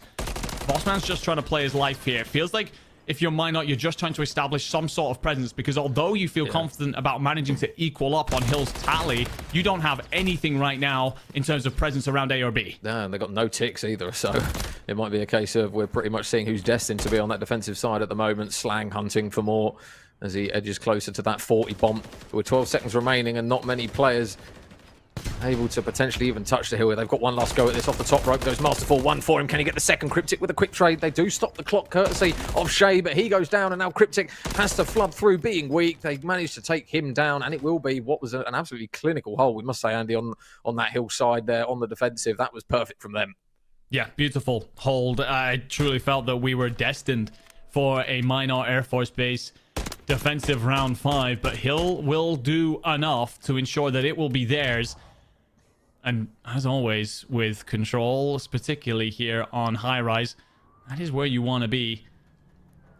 But we've spoken about it before. These two teams played control against each other last time. Couldn't have told you if it was going to stick to any sort of script or rhyme or reason. So although Hill Air Force Base will feel confident about having that defensive side right now, players like Nick Strox, players like Bruce, if Minot start strongly here and turn it into a bloodbath, it will suit them to a T being on offense. Yeah, these first wave of kills are going to be important. The trophy there from Bruce is just going to nullify any people pushing down, but saying that the shots from Bossman, really important. So already just starting to pin them back, but a big two-piece, and there's the answer actually, Andy, for the explosives. Dysmorphin's actually going to kill himself off the back of the propane, I think it was. So Masterful looking to try and grab a few there, but there's still a lot of players from Minot over towards this B point. The second tick is now complete, and this is such a turnaround in comparison to the round we've just seen. It is completely chalk and cheese. The B point is almost completely done. They are going to fly out for some trades, but Shay able to body one. The third tick isn't done. Those red arrows are still there contesting it for the time being, but it's a much better start. Yeah, and a huge pick there from Bossman. It feels like he's had a great start to this, despite Minot's great rollout onto B. He's had a couple of important kills because as he finds Bruce mid-map, that continues to just narrow this push, continues to just squeeze it between bottlenecks and force Minot to sprint onto the end of rifles. You can see what Bruce wants to do here. He's just trying to play distraction. Actually, he gets the kill in the end. Doesn't even need the support there from Cryptic. But that B zone still not captured. You've still got work to do. 2 in the feed will be nice, and that will get you an opportunity here. And the third one will be massive. Just Masterful mid-map, but he's spotted out by Shay. He's going to try and check back on this, but B has gone. 1 minute and 44 and 2 life advantage for the A point. Yeah, a bit of a blessing there for Hill. Was at the F. The spawns coming in. We're over towards the A side and towards that back room, so they are going to actually be able to just dig their feet in a little bit here, courtesy of not having to cross over towards the middle portion of the map. So now it's just going to be that all-important transition. Bruce has got himself into the underground side here of the spawn. Are they going to be wise to this? I don't think we've seen... Oh, was that a nade, actually, that came through and tagged him up there? So information, I think, from Bossman is going to be absolutely clinical. I was about to say we haven't seen any sort of route coming through from them just yet, but Bruce is going to back up regardless, gets the important pick there to open it up. He sees the legs of Dysmorphia as well, and this is where it potentially starts to open up. To echo a line from Brody yesterday, more of a feet man, apparently, as he shoots Dysmorphin led behind. Trust me, I wasn't ready for that one yesterday live on stream. But yeah, you're right to call out the lack of routes. And I think part of that is Bruce not running that rival, because we saw him hitting those kind of routes yesterday. Yeah. And then the one time he tries to make it work, he's actually found. He's stuck in the corner here, and that's a big win to continue to bully back players. However, with Bruce falling, that means that those spawns now for Hill Air Force Base should not be as deep as they once were. They should be able to get themselves presence around wood. 5 life lead, though, if you're Minot. Honestly, for me, I think you keep the pace up. I think you just continue to try and find kills. And that flank coming in from Nick Strox could be huge. Yeah, first pick comes through from Nick. Can he get any more? You've still got Slang lurking in towards Blue, though, so they're going to have to try and clear him out. He's able to get one. It's Bruce. Is he going to get shot in the back from Slang? Oh, Slang's getting tagged up himself, actually. So that's a really big pick there coming through from Cryptic. He's able to stop the clock for now, but as you mentioned, 7 lives plays 11. Hill have got to be careful. They can't afford to give away too many more. They've only got 2 left in respawn. 6 plays 11. Players now looking to try and get progression on the site. The A point's coming through. The cruise missile, though, invested from Slang. He's going to grab a huge pick. Dysmorphin grabs one as well. Bruce is going to reply with one, but with 25 seconds left on the clock. This all important kills now coming through, but number 4 in Masterful, he spotted a few players on the roof, but a big kill comes in now as it now plays 4 versus 9. No more respawns. Kill feed lights up Blue. 3 remaining for Hill. Everyone on the side of Minute are just forcing engagements left, right, and center. They're going to try and get this rounded out from lives. There's only 2 bodies left. I don't think there's anything they can do because it's Masterful and a Dream with 7 seconds, and that surely is going to be that, and it will be Minor off the back of a bit of a difficult round 4 there, Andy. Strong map, round 5, and really good map there overall from them. Yeah, honestly, I think we're seeing an impressive resilience coming out of Minot, right? We asked the question. You teed it up. In fact, at the end of map 2, you had a hell of a time for all the wrong reasons in the search. How are you going to respond here in the control? They came out very strong, did a great job of shutting down Hill's offensive rounds in particular. And yes, Bruce, you're right, 47 and 31. I'd also be very curious to know, what Slang put up there, because unfortunately our scoreboards aren't particularly working. But Bruce had himself a map to drag his team, be a big part of dragging his team into the lead in this series. I think another big part of the mental checkbox for this team, that defensive hold by Hill in round 4 was beautiful, clinical. Not a single tick comes on through. Might not go from thinking that they're guaranteed a defensive round to then having to play out an offense, and they roll it. I will say, I think that the final engagements are really tough on Hill, because the one play that they lose when all the lives finally run out is Slang. Yeah, he's probably sitting there thinking, oh man, if only I could try and be that game changer there. But credit where it's due to those lads. Really big map from them. And I think it was just that ability to switch it up, Andy. We saw kind of, as you mentioned, the round 4 from Hill was just absolutely dogged. They got absolutely nothing going there, Minot, in that one. And then all of a sudden, they just completely switch it up. We see a completely different breed of Bruce in that one, 47 and 31. I think he had 9.1k damage as well. So he was lighting up everything that moved. And going into another respawn, I mean, if you're Bruce now, you're thinking, right, give me more engagements, give me more gunfights, because, he's looking to try and bring his ability to the party now, and he's showing up. Yeah, it feels a little bit like how Slang looked at one point through the S&D, all right? I can't miss at this point. Very happy to take on gunfights for sure. Very happy to bolster his team in any engagement. It was interesting as well at one point through that map when Slang and Bruce recognized that they were the two ARs that could take over the map, and they started to go looking for each other. You'd see Bruce pick up a kill, Slang would head in that direction, and vice versa. Let's try and remove the Queen on the opposite side of the chessboard from play. And it's wonderful to see star players want to take on other star players and not just try and farm everyone else. I'm very much so looking forward to continuing to watch the battle that unfolds here. What I will say is we've already had then a Vista hardpoint, which went the way of Minot just. Now, that is a repeat of yesterday's victory. However, it gets a little bit more muddy from there. The invasion S&D yesterday went the way of Minot. Today goes the way of Hill. Meanwhile, yesterday, the high-rise control went the way of Hill. Today goes the way of Minot. So we look to that Karachi that we've got coming up in map 4. Now, yesterday, this went to Hill, 250 to 246, so as tight as you like it. And honestly, the one big difference maker was a huge final rotation for the final Hill out of Hill over towards Scrap side. So I would love to sit here, pick your brains, because you didn't get to see the games yesterday, but you did get to see map 1 here today. Which way are you feeling about this hard point coming up now? I think it's going to be whether or not Hill are efficient with their, like you said, their rotations. They seem like a team that when they are playing textbook COD, I think that's the best team that we see. And again, if they try and keep Bruce quiet, that's going to be the thing that makes or breaks him, I think, on this map. I think if Bruce has a strong start and then all of a sudden they start falling behind on some of these rotations, it's going to really test the composure of these players as to whether, if you're getting absolutely slammed off of P1 and P2, whether you just chalk the rest of the time, rotate for P3. And how many teams have we seen kind of lose their head a little bit and just not rotate the Scrapyard? And especially on this map, Scrapyard gets you huge chunks of time. It's incredibly difficult to break as well. So it's just going to be, I'm going to be interested to see how Hill play this, to be honest. I think we know what we're going to get at this stage from Minot. We're going to get very fast-paced engagements and kind of an assumption that they're going to lean on their heavy hitters. Especially, I mean, to be fair, as good as Bruce has been, you have also had Nick as well, who's had big moments. Yes. And you know what you're going to get with Shay as well. He's always on the objective. He's always doing the dirty work. So I think it's just going to be a question now of how clinical, how clean are Hill going to be? Because, like you said, they managed to clutch it up yesterday from some textbook COD. So if they don't do it this time round, then they might already be knocked out of this winner's bracket. Well, that is what is on the line right now as a stick comes through from Masterful to get Bruce out of the equation nice and early. That's going to be one to play in the back of the mind later on. But yes, ladies and gentlemen, if you are just joining us, we're in winners round 2 here at CONUS. These two played in groups yesterday. Minot came out on top in one of the tightest series we've ever watched, and currently leading 2-1 in this. If Minot take the hard point, Hill Air Force Base fall into losers, whereas Minot will progress on to winners round 3. So Hill Air Force Base looking to do everything to stop that happening. And what I will say, P1 going the way of Minot, they also have the rotation in for 2. Yeah, I was going to say, they've got a long run over towards that next hill to Hill. They do manage to take down Bruce over towards Red. But now it's just going to be a question of how much damage can they do before these players jump over this jump wall. So there's one pick for Bossman. Oh, a little bit of a panic melee there, but Bruce will manage to come off respawn and just mop him up. So now it's just going to be a case of locking those players into those positions. This is a really good opportunity already for Minot to push this lead out. 35 seconds and growing. Nick's going to grab a big 2-piece. Dysmorphin's actually going to finally get himself on the board with his first kill, but they are getting picked apart, and already, Andy, they're slowly having to try and just compose themselves a little bit and at least try and grab a bit of time, because this is all blue. It is. And Slang will fall yet again. Currently 1 and 3 off the start of this one. So the question is put forward to the rest of this team, the rest of this Hill Air Force Base team. Can you step up if all of a sudden Slang doesn't do what he typically does? And the answer so far has been a solid no.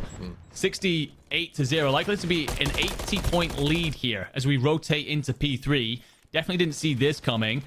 And we asked if other players could step it up, not just on Hill, but also on Minot. Cryptic starts off with a 6 and gets himself a cruise. Yeah, and that could be huge for potentially a Hill that... Woohoo! Oh my goodness. Jesus. I wish my sub shot like that, because holy, Bruce has just absolutely eviscerated him over towards the top side of 2. So it will now be an opportunity, at least for Hill, to try and hold a rotation. Nice shots, though, from Bossman. Big couple of kills to stop those players from rotating and spawning those players out. But where are those red arrows going to spawn? You've got number 6 in Nick there, just blocking that spawn over towards the backside of the hill, and you've actually seen that Dysmorphin spawning out, but Slang is doing the damage on towards the hill, and this has been a really, really good regain P3 here from the boys in red. It must be said, this is a huge amount of time they've managed to assemble, and you've still got another 25 seconds left. Yeah, definitely felt like it was needed, right? Stem the bleeding, at least cauterize the wound for now. It's going to feel a little bit fresh, but it will at least be pain relief for the moment as you build your way back into this tie. Gotta be one of the worst stuns I think I've ever witnessed on main, but it's fine. Dysmorphin will head off on through Chicken Coop. And we look then over towards P4. Nickstock's trying to hold top green. Nade is awful. The movement's not much better either. Dysmorphin finds Cryptic as well. Nickstock will be sent packing, so there's no setup here in place for Minot. A little bit guilty of a poor rotation and even worse hold. And Bossman's trying to take advantage, and as he finds kills, although they are traded, Minot here needs to just take a moment to breathe and remember the fundamentals of Call of Duty here. You know, this is the thing. You can put big numbers up, but if you're constantly behind on rotations, you're probably going to at best break even on a good day. So they're going to have to really look to try and lean. It looks as though they're already leaning towards this scrapyard hill. They're deciding, no, we'll let these guys have all of this time on a hill that isn't easy to get a huge chunk of time on, to be fair. So credit where it's due to Hill. They have held that one absolutely perfectly, and now it's just going to be down to whether or not they can break this next hill. 15 seconds of scrap time. Engagement's going to be going around the back, and Bossman has been really, really good at just picking apart these players. His teammates trying to help him out. Shots there from Slang. Who better to trade you out than that man there? But you've still got a lot of presence from Minot. But look at that score, Andy. We've had a complete flip. If I was to try and summarize yesterday's series for you in 4 hills, it would be that Minot take an 80-point lead and then Hill answer back with 80 points of their own. It is such an ebb and flow sometimes between these two teams. Slang trying to build into the ascendancy, but that's a beautiful nade out of Cryptic. Shay will then follow that up to continue to give Scrapyard control. The spawns are deep as well for Hill. They've got quite a bit of distance to cover in order to get here. Dysmorphin playing his life there will mean that Minot don't have an opportunity to perfectly set up on this. They've got to deal with him. I like Bruce's positioning just to play around bottom ticket. There's actually going to be a flipped out spawn. Nickstock is spawning out here, so where do those red players suddenly spawn up? They are right on top at this point, and it will be over by Chicken Coop, so an opportunity to pick up the scrap time here. But honestly, as we look towards the next set of rotations, this is relatively neck and neck, and we didn't think that 2 hills ago. Yeah, and there was actually a really big moment. Hold those hands. Holy, get him in the boxing. Nick's actually going to slap Slang out of that one. The Renetti shots there from Nick aren't going to be enough on that, but it will be now a lead just restored by around 20 points as we get ready for the second set of rotations. But Cryptic going to pick off one man. Cryptic going to pick off a second. Flex onto a teammate. Anything that moves, he's firing at the moment. But now, Minot, good opportunity again. We saw off the back of the first rotation a really strong set of time for P1 and P2. And Bruce is just making sure that he's just getting even more engagements with players that are alive and players that are dead, apparently. I mean, I'm all for a little bit of trash talk, but this game is not exactly one-sided. That time could have probably been spent focusing a little bit on a rotation, but Bruce has considered playing around bottom ticket, bottom mail, himself in a spot for his team to hold P2. Feels like the earliest rotation we've seen from literally any team so far through this hard point. So can you hold? Well, the big gap in the setup might well be through long, and Currently, Shay might find himself through there. Slang with some beauty. Slang finds Bruce as well. So 2 huge kills on the rotation means that yet again, Minot do not manage to establish a defensive hold. Yeah, but what they do allow is the guys from Minot just to get over half wall, which is the hardest part of the job here on this Cafe Hill. So Dysmorphin just going to lay prone. Slang's still on a 6, so he's got a cruise missile, I do believe, in his pocket. And the kill feed a little bit back and forth there as Slang's able to get another pick from top AC. He's chewing through these players inside, and Slang, alongside his teammate Dysmorphia, are going to completely bully them out of this. And now the jump over is just going to be the thing that's going to be the bane in their life now. Can they manage to break in? It looks as though, again, they're going to be forced to rotate here, Minot. They're going to just chalk that one off the back of some really big engagements. And look at the combined streak, Andy, 12 between Slang and Dysmorphin. They are really starting to chew through these Minot players. Yeah, I think one big thing as well is that you're currently only seeing Bruce 11 and 13. So they have at least slowed that man down if you are Hill Air Force Base. It just feels like Minot now are finally attempting to hit the early rotations, finally doing the right things there, but you got to establish a defensive lock. You got to set yourself up in a way that means the opposing team can't just walk straight on through. We've seen it happen in that last kill. You got an opportunity here to deny yet again. Dysmorphin against Bruce feels like a huge fight over here at Scrap. Yeah, the timing might just get the worst of Bruce here. Surely he's going to get shot in the back by Dysmorphin. Renetti out, and that's 5 in a row. Body shots as well. Return to sender. There you go. Hold that. The old Uno reverse card has sprung straight back in Bruce's face. And now look at Hill on the time. Those scrapyard spawns are not going to be ideal because they're going to get bottlenecked straight round the backside of the hill. You've got Dysmorphin watching the small door out the side. There's one pick for Bossman and his teammates. Can they manage to get through? No, Nick and Bruce combined for 2. They managed to take out the third, and I think courtesy of some good fortune and some raw just bullying out of the boys of Minot, it will just allow them to soak up a little bit of scrap time. But now we go to the hill, Andy, where Hill, they just got a huge amount of time, and Minot just couldn't get anything going. Yeah, and Cryptic overstepping there. Let Slang pick him on off. So rotation into 4. Nick Strock's trying to play in through green. Won't get much success, but Bruce is there to at least trade it. Stuns himself. Buys his time. Trophy does indeed actually cover on up, so lets him play on out for this and finds the kill. So it will take players off the point. Actually, he managed to get Nick Strox in through the back as well. So the spawns are actually going to favor Minot here for a moment. But I tell you what, as these two continue to trade back and forth in what is an extremely close hard point, we are no nearer to seeing either of these teams figure out a defensive hold. Yeah, again, it's another one where Shay is left last man up in the back. It's actually going to be Bruce with a really big pinch to grab both Bossman and Masterful, but still 20 seconds worth of time. Slang finds himself on another streak. We haven't seen him use his cruise, so it'd be interesting to see whether he uses it now for the potential rotation, just given the fact that he's one off of another one. He's going to lap them here at the moment. So Masterful, though, huge gunfight wins on the rotation. That is massive now for Hill. They've got complete control of this scrapyard side. They've got 9 in a row between Slang, Dysmorphin, and Masterful, and now it's going to be again down to Minot just to try and punch their way in towards the hill, and now they're in some trouble. Man, this was the difference yesterday. Hill's ability to rotate into the scrapyard setup far better than Minot could. This time, it's a little bit messier, but it's still Hill Air Force Base on top. And you spoke about it coming into the show. Coming into this map, this is a difficult hill to break, especially when you're trying to hit it just from the front. You have 2 angles potentially here if you go top and bottom, but other than that, you are so bottlenecked, and you are taking full advantage of that if you're Hill Air Force Base. Yeah, well, here they come, question mark? No, maybe not. It's only going to be Bruce that goes in for his own, so potentially an opportunity there to rotate a little bit earlier. It looks as though no one made the call to do it straight away. A big kill, though, from Nick in mid-map is just going to grant them a little bit of progression. You can still see there that Shay was just opting to give a little bit of an opportunity there to maybe get a bit of scrap time, but nothing comes of it. And now look at the lead now that Hill Air Force Base have got over Minot. It's not looking good. Bruce, though, with a big couple of kills once again, but it's still going to be that clock that's just going to potentially hinder them here. They are on the P1. They've not got a huge amount of help, though, around Shay, who is going to fall. And now the next engagements are just going to be those all-important ones.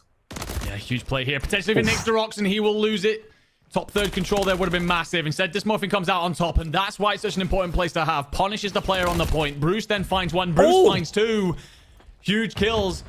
If you're Hill Air Force Base here, you can see it off. Minot cannot, but what you do have is potentially the rotation in for 2. You've got to chain those 2 hills together, and Slang's trying to slip the net into red. Yeah, the thing is, though, you've got 11 seconds, so he'll just need one clean break. They just need one opportunity. If Shay's caught napping, which he is, and there's a big 2-piece from Slang. There's a big 3-piece from Slang as he manages to carve through all of them. And now this map is there to win. I don't think anyone's even going to touch this unless they absolutely fly straight through the middle of him. Someone's got to try and touch it. They aren't going to do it. Slang manages to sweep it out from underneath them off the back of that P1, and that's exactly what he does. Up he gets, Vocal, and a map on the board again, game 5.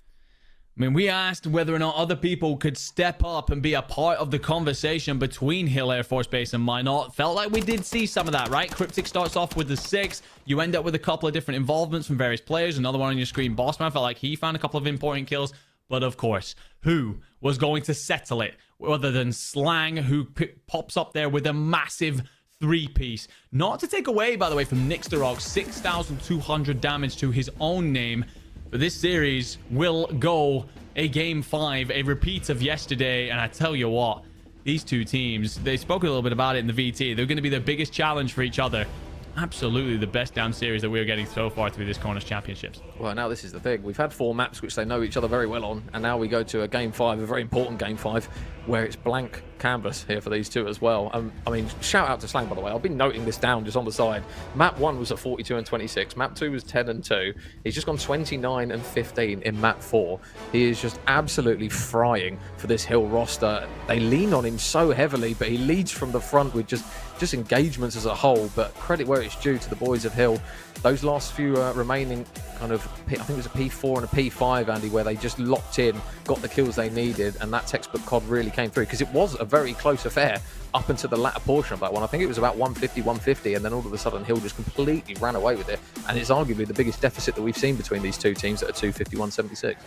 Yeah, absolutely. I think you're right to call out that second set of rotations, especially the back half. It felt like it still could ebb and flow either way, despite the fact that Minot got off to that 80-0 start. Hill answered straight back into it. So it definitely felt like we did have a real close game to repeat yesterday. But yeah, it felt again that like Minot were struggling with any sort of defensive hold. They went from playing their typical scrappy, we're still going to fight you for scrap time type game, and even made a couple of calls. Okay, let's rotate on early. Let's try and get ourselves in for 2 or in for 3 nice and early. And then just no sort of victory in those opening fights. No defensive hold that would give them opportunities to string together 10, 20, 30 points.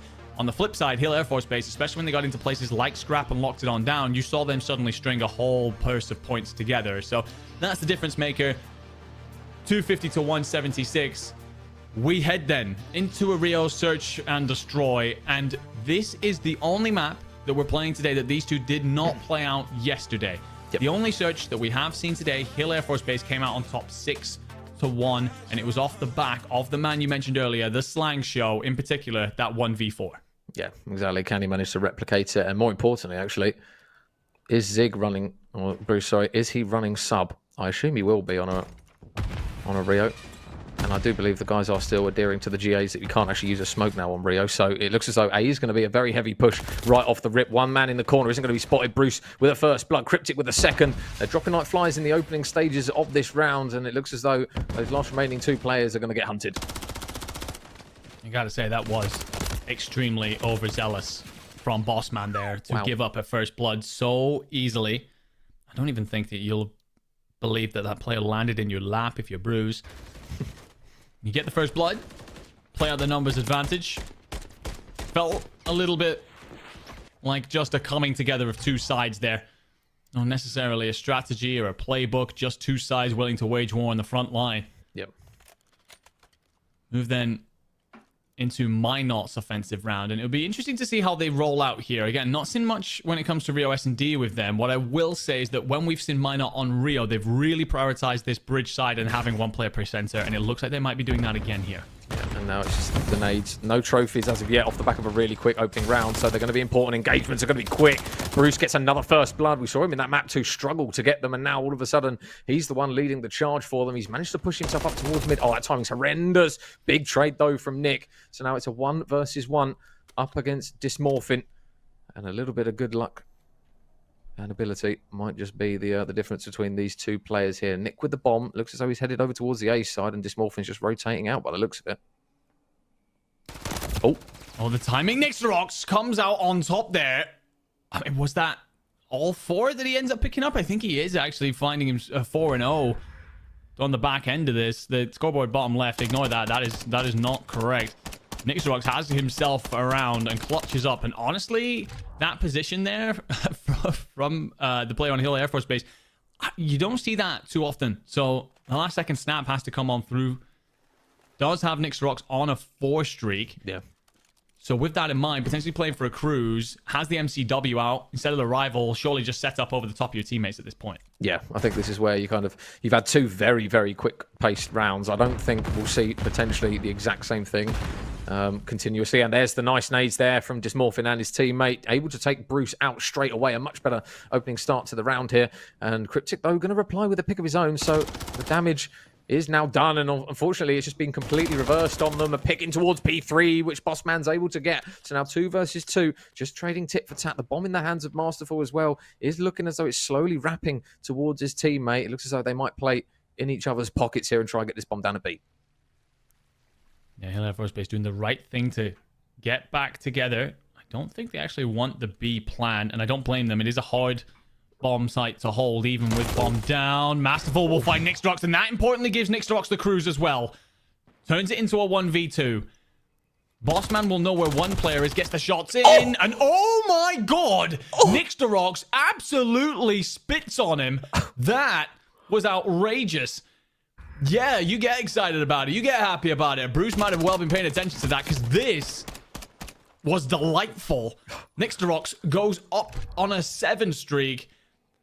And we asked, you know, is there going to be more playmakers that step on out here? Nick says absolutely, and makes himself a huge part of Minot taking a 3-0 lead. Yeah, so credit where it's due. Nick, he's kind of gone under the radar in terms of performing for this Minot team. He is the one that is kind of a close second to Bruce for putting up big numbers. But yeah, he's absolutely eviscerated him there. So it's going to be one where they're going to need now a big couple of rounds, our Hill. They don't want this to go to 4-0, otherwise this might be over before it's really got started. So A-site is going to be the opportunity. Look at Bossman number 3 on the minimap as well. He's going to be wrapping around, but the streak's going to be invested almost instantly straight in towards mid. It's going to catch absolutely nothing, though, for Minot, but the teammates, regardless, are going to get the picks. It doesn't matter. The bullets are doing the job. The cruise missile doesn't need to. A-site control is there for all to see. Masterful can't really get anything going, and I'll tell you what, Hill AFB, they are falling by the wayside, and they are crumbling quickly.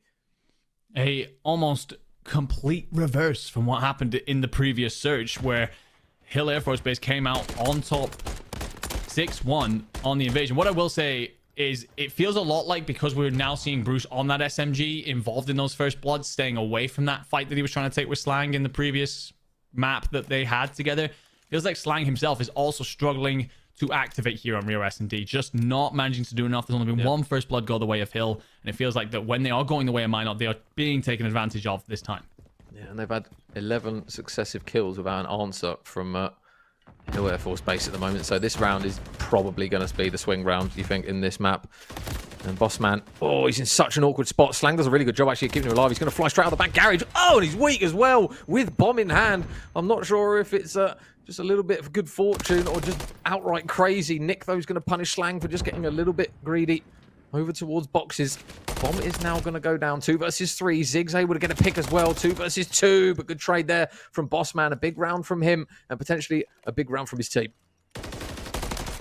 If anyone can do it, Nixrox can, and he unfortunately runs out of ammo. I think if he gets slightly better timing there, where we see the comms come on through, I'm agreeing with Nick a little bit here. I think that Bruce has just got to slow that down. Let Nick find an angle where he can get involved. Maybe hit a flank, maybe wrap this, give it an opportunity so that they can collapse on the site together. I think Bruce gets overzealous a little bit. Don't blame him, considering how well he's been playing. But Hill Air Force Base clutch it on up. Still felt a little bit razor thin when it came to the execution there on the start. Bossman very aggressive. Slang had to cover on over with the first pick and then save him in the second. So still not exactly convincing, but they are on the board at least. Yeah, that's the main thing. The fact they've got something going, but again, in towards middle. Bossman's managed to get working into you as well. He was tagged up, and Bruce had no idea. I don't know whether the comm just didn't come quickly enough, or whether Bruce just was a little bit none the wiser to it. So a nade over the top, straight into the face of Shay. He's just about to manage to get down. Nick, though, continuing his presence as he's able to get another pick. But now 3 versus 2, and Slang's on the pinch. Yeah, and that's exactly where I was going next. Slang hits that wrap as everyone else waged war in the middle of the map. He went on the long hunt through the A street, gets in through the back, cleans up the remaining 2 players. And I gotta say, it is early doors because it's only 2 rounds lost out of the 4-round lead that you had. But feels like at the end of that previous round, all of a sudden attitudes changed, mood darkened if you're on Minot. A bit of frustration between your 2-star players. Got to get that out of your system now. Can't let someone like Slang get on a heater. Yeah, and this is the thing where we potentially start to look at Slang and kind of just see consistently that he seems to adapt to what Minot throw at them. So struggling at the start, he's definitely not struggling now. So again, another opportunity for a back-to-back round. Cryptic is up towards that back corner. The nade actually might tag him up if he's not careful. He's going to hop up towards that planter area. The Slang is just waiting for that first blood. But again, Hill just digging their feet in, not wanting to give away a first blood too easily. There's a lot of presence from both respective teams over towards this A site. And the first pick is surely going to come through imminently. And Cryptic's able to open it up. A huge first pick, but it will be instantly traded by Bossman. What I will say is Minot have thus far not sent anyone on the flank. Simply content with holding this from the front, and Dysmorphin finds Nixorox getting a little bit over-aggressive. A little bit greedy there. So that bomb that looked like it was on its way to B might come back and... Well, actually, Masterfall's going to stick around, potentially just to make a little bit of noise, but... Yeah, I agree with this. Rotate it on over to B. It's the more difficult site to hold for sure, but with numbers advantage, you got to feel confident regardless of where you put this bomb. Yeah, and Bruce has just checked this A site, so surely that's going to be the green light to say, right, okay, get shifting. Well, now it is because the bomb's gone down, so next engagement is going to be that all-important one. Keep an eye on Shay. Is he going to get spotted trying to head over towards that bridge side? Bruce is going to try and work his way up Eskies. Can he get some good timing or some clean shots? It's not going to be ideal doing it with an SMG in hand. He needs help from his duo. He's not going to get it. Shay's going to fall. And unfortunately, Bruce is in a really difficult spot. He's weak, trying to finesse his life. Round he goes. He gets traded out, and that is going to be another round on the board for Hill, who just seem to be adapting to everything that Minot are throwing at them now, Andy. If you look at those player cams, you would not know which team is winning this. Which team took a 4-0 lead here in the S&D. Frustration this time coming out between Bruce and Cryptic. Clearly a disagreement about how to play out that end sequence. I gotta say, all of a sudden, you might be losing in this, but Hill Air Force Base, all the momentum has swung in your favor. Feels like all of a sudden you have your star player involved a lot more, but we're going back to that play through the middle and bridge side if you're Minot. Yeah, it's going to be down to Bossman. They take him out this time, so he's not able to get that first blood. And Minot, they're actually just going to switch it up. They get that first pick, and this time they just back up a little bit. But keep an eye on number 1 Slang on the minimap. He's going all the way round. Bomb should go down unless Masterful absolutely wigs Bruce off of this one. But look at Slang. He's just trying to make the play all the way around the back. It worked for him last time, and he does activate onto Cryptic. However, that gives up information, and that will tell Minot where these other players are likely going to try and collapse in from. So this Nixorox finds one. He is traded, however. Slang gets damage into Bruce. You feel like this is a huge fight. I think Bruce has done the right thing to check out, but he won't stay alive. And in the 1v2 that won't happen for Shay, suddenly Hill Air Force Base have got themselves back into this, and look at the energy in the USO Gaming Center here. Look at Slang getting loud. Look at the smiles on the faces in complete contrast to the opposite side.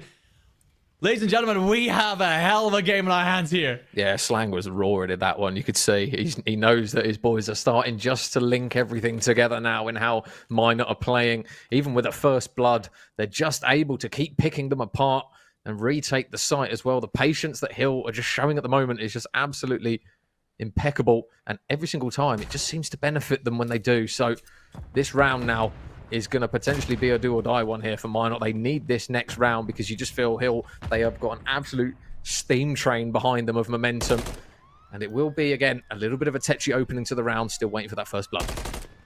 The terrifying thing here for your Minot, by the way, is multiple times now you have been picked off by Slang finding a wrap. Yep. And it won't matter because this time he just plays it straight from the front and finds Bruce anyway. Ooh. So, with that in mind, Bomb now surely going to be moved forward. That's a beautiful trade. That's exactly what you need to happen if you're Minot. Slang might feel like he's overstepped there. Yeah, that's a really big pick from Shay as well to shut down their player. Oh, but nice shots from Masterful again. He is controlling middle map as he gets a second. And now Cryptic has it all to do. 1 versus 3 required. Bombs down. Next pick got to be his, and it's not going to be. Hill 5 in a row. Everything on their side, it seems. And now it's going to be back up against the ropes. They have got one last go at this Minot. They can't drop any more rounds, but everything, Andy, is just red. It is indeed. I gotta say, Slang continuing to have a massive impact. Whether it's on a wrap, whether it's on the front lines, he's involved in those first ball engagements all of a sudden. Felt like he wasn't there at all in the opening rounds when Minot took that 4-0 lead. What I will say, we've seen Minot clutch up game 5s multiple times through this tournament. They certainly have the resiliency and the steel about them. Where do they take this bomb, though? It's gonna be an A play. Well, there's 2 players present, Slang being one of them. Can he manage to get on towards this header? Yes, he can. There's one pick for Slang. The dagger in the back. Can he manage to get this trade, though? Yes, he can. But unfortunately, his teammate there in Zig falls apart. There's another one, though, for Nick. That's a huge couple of kills. If he can play his life here, he's just going to stabilize this round from one that looked like it was falling apart. The next pick towards boxes, though, is going to be massive. Bossman needs to win it. He can't win it. Nick's dropped 3. He's now 1 off the ace. And it will now be Masterful needing the 1 versus 2. Bomb goes down. He's going to have to try and work a pick at least here in the next, you would say, 10 to 15 seconds. Otherwise, the clock's going to be against him. Nixterox explodes into life. And did you get the information? You certainly did. Masterful just breathes. Needs a moment here. Nixterox won't give it to him. Tags him up through the bottom of the Jeep and just buying time. 20 seconds to send us to a round 11. The stun catches. Goes from the top rope. Nick will check back left. Nixterox with the ace in the round. I spoke about resiliency, and that is exactly why. Because you've got players that can do that. Turns towards the camera with barely any emotion externally, but you gotta believe that inside, not just for him, but for his teammates as well, that is belief. And all of a sudden, all the hard work that Hill Air Force Base have done to get themselves to series point is undone. We have a round 11. Winners round 2. Winner goes on to play Buckley. Who steps up to the plate? Oh my God. Well, if you're banking on anyone, it's Nick. 16 and 5 out of the man, by the way. That is absolutely criminal. So, nades, tacticals, over the top they go. Bruce is claiming a lot of mid-map control already. But they're going to look towards that first pick. Slang's over towards bridge side again, so it looks like a pretty bread and butter setup here. But it's going to be Bruce potentially that has that first engagement. Masterful, is he going to check this corner? He's just going to back out, but Bruce springs into life. All of a sudden, the engagements kick off, and now Slang holding that angle. He's got to be careful not to get tagged up here. Bruce, first engagements going back and forth. It's now 3 versus 3. You can see as well that Bruce considered chasing after Slang there. Decided against it in the end. Decided that stepping out into the open against an AR wouldn't be best place if Nixterox has just held that angle, and that's a huge kill. Not only because he gets the 5th and could get one more for a cruise to see this thing off, but also you've removed the biggest piece from the board. 2 versus 3. Dysmorphin and Bossman, they're still hesitating over towards bridge side because they know that the man that has butchered them all map long is still lurking around this area. And there's another pick. So now it's all on Dysmorphin. It's all falling apart. Who's going to get the final kill? It's going to be Big Bruce. The body shots come through. Minot clutch it up after a huge resurgence from Hill Air Force Base. They just couldn't get it going, and Minot take it in the round 11. I gotta say, these two teams do not disappoint when we get them on main stage. Last time it went to a game 5 round 10. This time they go one better with a game 5 round 11.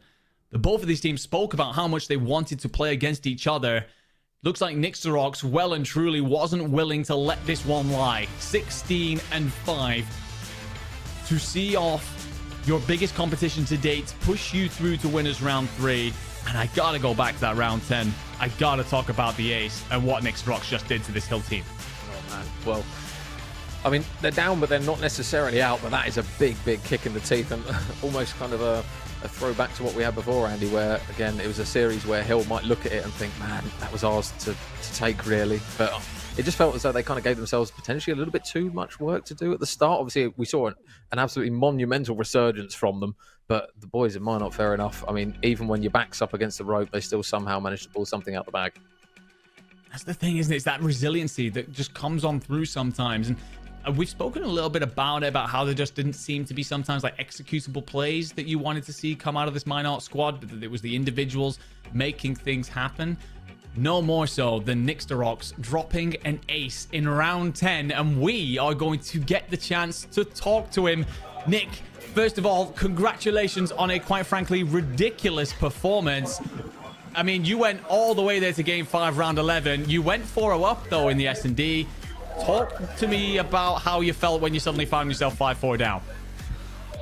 Yeah, it just, you got to stay composed. We started just doing random stuff, not really following our game plan. So it leads to losing rounds we shouldn't. And they just clutched up a lot, so it was moving hard on us.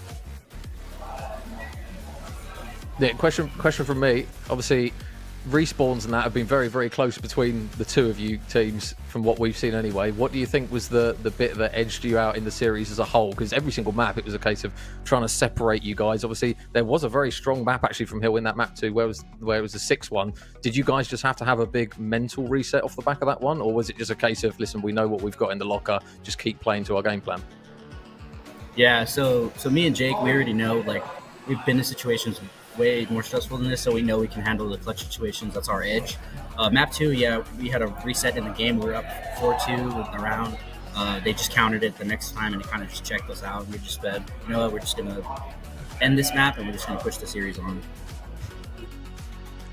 I've got to come back to the S&D there at the end. I spoke about, you know, how you felt building up, you know, 4-0 up, then suddenly 5-4 down. But I got to take it to round 10. That ace, absolutely ridiculous. Out of our seats back here. Talk me through exactly how that's playing out in your mind and your reaction with your team afterwards. Yeah, so the team we played is a bunch of ARs, so I knew they were just going to hold like angles, off angles, and kind of just play off bombs, and so I just chowed everything, knowing where they were going to be, and then kind of just had to ice up at the end to get the ace. Charles, absolutely everything. You're not wrong about that. Gave us one hell of a show up here. We've been talking so much about you up on the desk, having yourself a real tournament. Wishing you the best of luck as you move on to winners round 3. Thanks. Hard to be an MVP when I got Bruce on my team. Hey, both doing work, both putting it in. Yeah, thanks, guys. I tell you what, to come in as well, so calm and composed. I'm not gonna lie, Chafing, if I was you, if this was me up there, sorry, and I've just pulled off that ace to send it through and send my team through, I'm absolutely losing my mind. How he's still staying composed in that interview is something else. He spoke about it a little bit there at the end. It feels like it's not just him either. It's him and Bruce that are well and truly doing a lot of work there for that Minot team. Yeah, I think as well, a lot of it is to do with the fact that they know they've got a big game coming up against Buckley in that next series, so they're not going to want to get ahead of themselves too much. To say the infamous meme of the job's not done. They've still got a big series coming up on the horizon, so it's good to see, actually, quite refreshing that they have got a level-headed set of players by the looks of it, and I think it's only going to do them a world of good when they come up into that winners final against Buckley. Yeah, and we will indeed see that, I have no doubts, but we've got plenty more games going on here in our CONUS Championships Day 3. But for now, me and Chafin, we're going to take a quick little break and get back to you with the games straight after.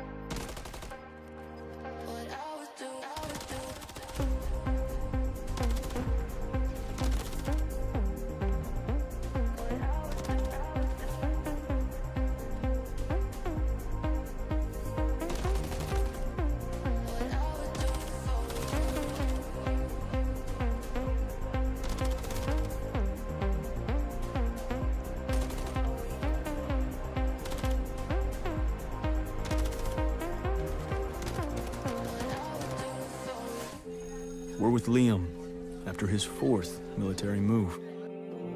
When being new is starting to get old. We're with Tara during the holidays when she misses home the most. Thanks to generous supporters, we're with all service members and their families who need connection, comfort, and a home away from home. Are you with them? Learn more at uso.org today. We're with Bridget, whose husband won't be home for months and whose daughter is due any day. We're with Mike, who's leaving home to protect his family and yours. Thanks to your donations, we're with all service members and their families who need community, connection, and maybe a bit of magic. Are you with them? Learn more at uso.org today.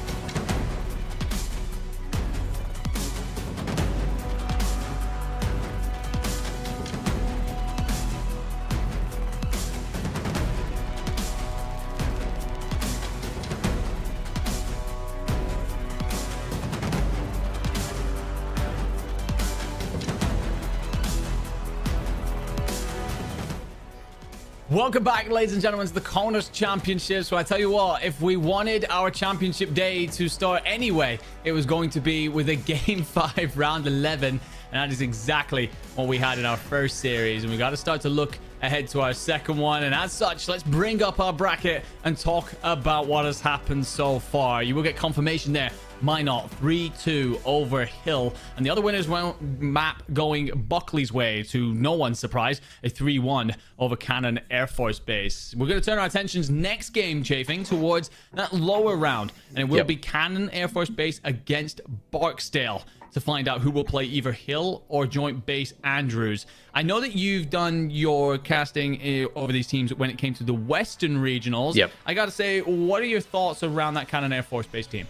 Well, when we cast that Western Regional Invitational, it was basically the man Hate who was doing it all. They did have a slightly different roster, I believe. I don't know whether the guys have even changed gamer tags or whether it is different players, but Hate was the standout player. Respawns, big numbers, even in Search and Destroy, he was the man that was always able to produce on big levels.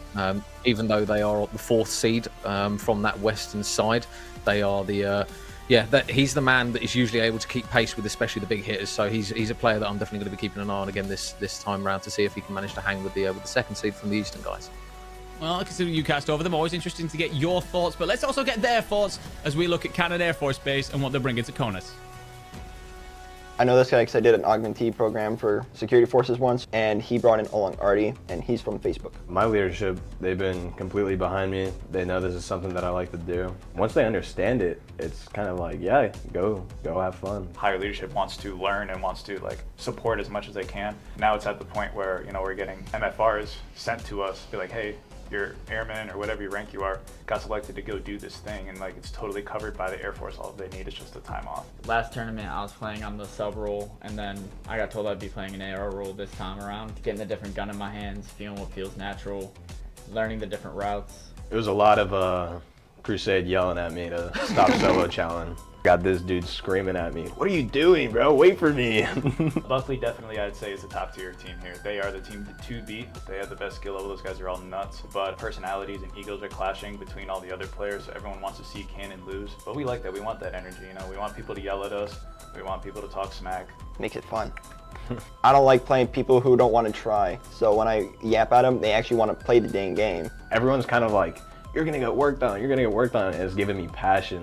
And it's like, you're gonna make me work for this, and I'm gonna be happy when I slam each and every one of you. We know that we're the public enemy #1 here, so let's show them like we're actually good and we're worth everybody's time. Slang Wayne, you're gonna get it, buddy. You may have beaten us last time, but we're also the only team that took a map off Hill that wasn't Buckley, so you're getting it. I don't care about your team, just you. All right, Hill, Zig's been talking a lot of crap, saying that you guys are gonna beat us. I don't think any of you are better than us, to be totally honest with you. Slang Wayne, Tones, Luke in general, Hill Air Force Base, every single one of you guys are beneath me. Tones, man, can't wait to see you on the map. We're gonna be battling with those ARs all day. Cryptic, I don't know who you are calling me your son. I get more hill time, I get more kills. I'm better than you. You need to calm down, brother. 1, 2, 3. Go! And that was Cannon Air Force Base, Hate, RT, Koki, and Crusade. And I gotta say, I got to cast over them a little bit yesterday, and I'm looking back through my notes, and everywhere, all I have in capital letters is RT. So I know this is a different lineup for you. You were talking about Hate and what he could bring, but it looks like there's going to be multiple superstars for this lineup. Yeah, I mean, when you kind of look across the kills that he's been able to deliver, there was one yesterday where he dropped 48 and 26 on the head of Team Hill, so Hill Air Force Base. So yeah, he's another one that they've been able to bring into the roster that's just going to give them a lot more presence in respawns. I think when we cast them over the Western Regional Invitational, it was a case of they were just lacking ever so slightly in some kind of additional heavy hitting power to go alongside Hate. But it looks as though that Artie's that man that's able to bring it, and if not better him sometimes. So they're going to be well happy with that. Well, if Cannon Air Force Base are going to be bringing in multiple superstars here, it's going to be that they're up against someone to try and fight back against. And that will be the team coming in second from Easton. That will be Barksdale. I initially started it. I was just looking for people that played COD. And I saw like the opportunities you could have to like go around like just gaming. And I was like, dang, I'd really like to do that. I started looking for a team like a year ago. I did not know Chewy was even on this base. They had a different teammate before, and he couldn't come to this event, so Chewy had to find somebody last second to come. Yeah, we worked together, so he just asked if I'd come play with him. But he was the best option. He was the best option. It wasn't like I was just like, oh, I could just grab anybody, but I knew he played COD at least, so. He's got a gunny. Yeah, he's got a good gun skill. Me and Chewy's leadership was very supportive of it. They had no issues. Yeah, all three of us had the same leadership, and they sent out like a mass email to congratulate everyone. Yeah, it was good connection. Yeah. They were used to me going, so it was kind of easy last second to be like, all right, let me get Red on here. And they're like, all right. We didn't even really play at all until the quals started, and then after quals we didn't play again. I feel like our practice has been pretty good coming up, so I think we'll have a good tournament. Well, me and Crazy have been playing ring together for a little bit, and we play in like the little Ace Discord we have, but Rad's a big Warzone guy. I'm a big FPS guy. I've been playing Call of Duty since I was 6, so it's pretty simple. So far, it's been a great experience. So I'm just ready to play. Like I just want a touch controller, play COD. ERI we did good. Went better than I thought, especially since we didn't play together at all. Other people definitely played pretty good too as a team. We made a lot of friends there for sure. Even after the ERI, the event, we all play together now in like the Ace Discord and stuff. I was more worried than it actually was though. So I was like, oh no, we're gonna get slammed, but we did pretty good at the ERI. Yeah, it felt good because when we were in the qualifiers, we had to drop out early, and everybody thought we were trash, and then come to the event and slammed everybody. Slamming might not. Yeah. Why not? Slamming Cannon. We'll try to slam Buckley, but Buckley's stacked. But I think we can slam. We'll just try our best, but definitely might not. I want Cryptid. Yeah, he wants I'm going for an individual. Cryptic says he's the best mouse key player, so Yep. Silent's gonna hush You him gotta up. prove him wrong. Yeah. Luke Air Force Base got that old man tones. Needs to go to bed. It's way past his bedtime. Cryptid, I'm coming for that number 1 spot. Minot, you were ass, respectfully. JB Andrews, Mott, slammed.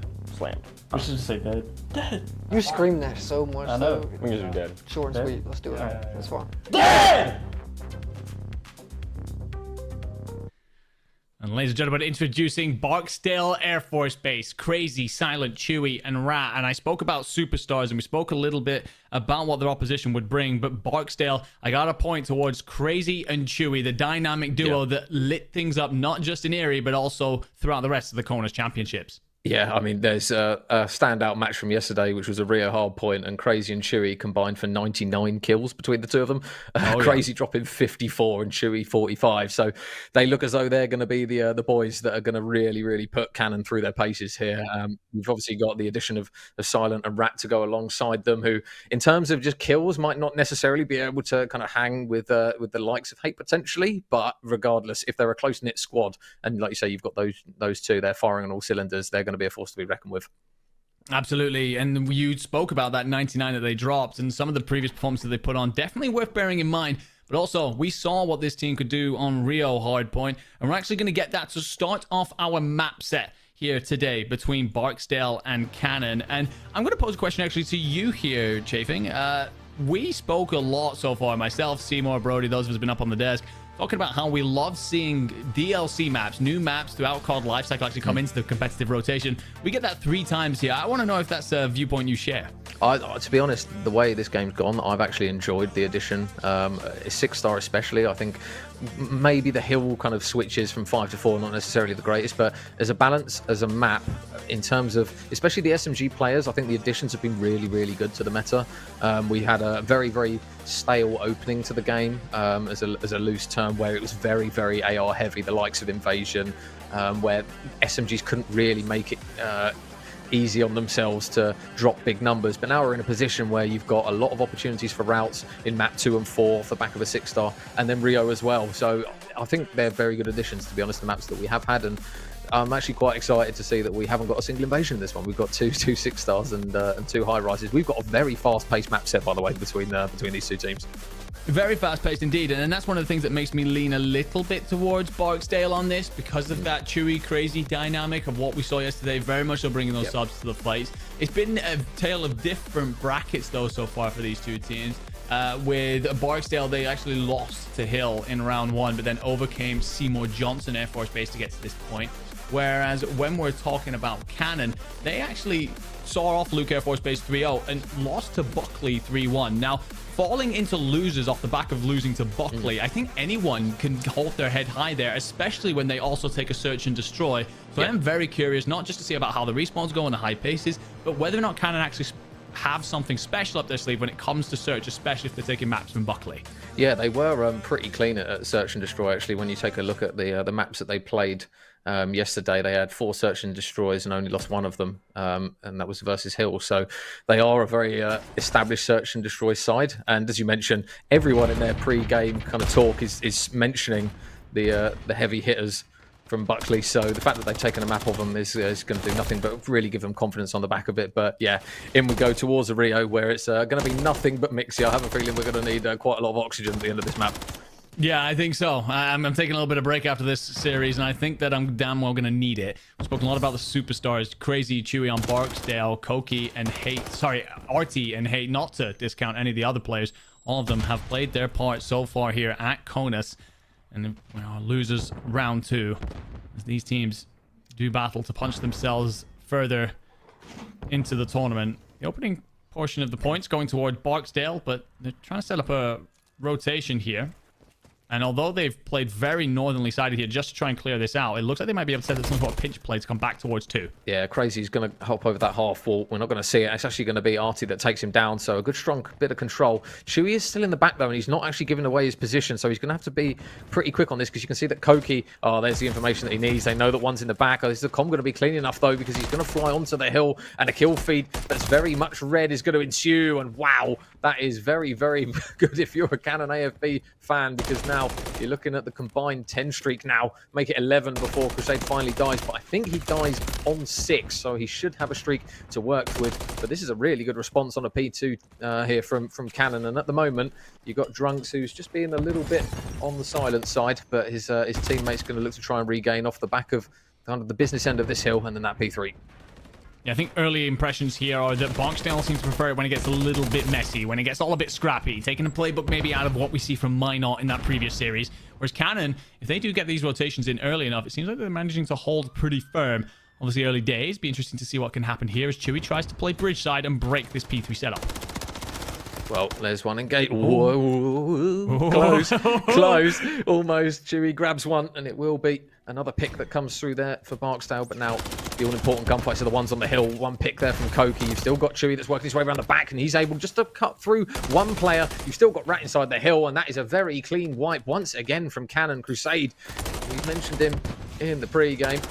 Ever so slightly, it was actually going to be Hate and Artie who we flagged up, but he is having a very, very strong opening start to this map. Chewy, though, with a quick reply. But although these gunfights are going down and around the hill, they've still managed to got some players soaking up the time. And Barksdale, they need to try and get a little bit of a resurgence going here, and this 20 seconds might be gold dust to them.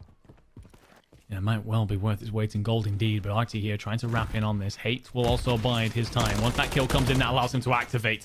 You do get Silent picking up one kill, the man who wants to claim the #1 spot of mouse and keyboard player through this tournament. As we heard there in the VT, rotation from 3 to 4 is on. Koki's pushed up with Crusade. Crazy and Chewy will send them packing. Feels like we have got superstars littered throughout this one.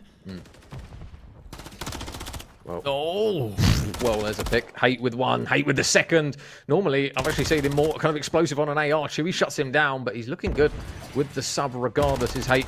Nice aggression there from Artie. No hesitation. Oh, he fries Rat as well. There's another 3. Make that 4 drop. And I'll tell you what, if you're Barksdale at the moment, you've got to try and stop these clean sweeps from coming through and just wiping out the team, because they are really starting to gallop away on this map 1. Yeah, indeed. There's one thing we saw a lot of Barksdale on day 1. They lost to Minot in winners finals and then grand finals Veery. And it felt like when it comes to the hard points, they struggled in particular with their holds. Weren't too bad, though, at breaking back in. What I will say, as opposed to what that would typically tell us, Cannon are doing a great job of rotating in early, getting set up, and claiming the lion's share of the points. Crusade running amok, 16 and 7. Artie continues to lock down the mid-map, and it's slowly trying to pick things away if you're Barksdale, but then a team kill won't help with that. Yeah, and they're going to attempt to try and bully their way through top. Nice shots there from Silent. He's able to drop both Koki and Artie. He's going to drop onto the last man on the hill, and that is perfect play there from him, and much needed one, albeit potentially a little bit later than they would probably have hoped for. But Chewy going to grab a pick. Nobody currently on the time at the moment, prior to Koki just hopping on it for the time being. But again, this is time that is slowly just starting to eke away from Barksdale. But Cannon just seem to be able to soak up. Koki's not necessarily grabbing huge numbers of kills, but you can see the time that a lot of the teams are kind of opting to put on one player. He looks to be the man with 1 minute 32. But now ready for the next rotation on towards P1. That next engagement looks as though it's going to go in favour of Artie. So they've got a little bit of top control, but saying that Chewy just explodes into life. Artie trades him out, so he will be the last man standing. And at the moment, those dynamic duos on the side of Barksdale, they are just struggling with the slaying ability that's coming through from Cannon.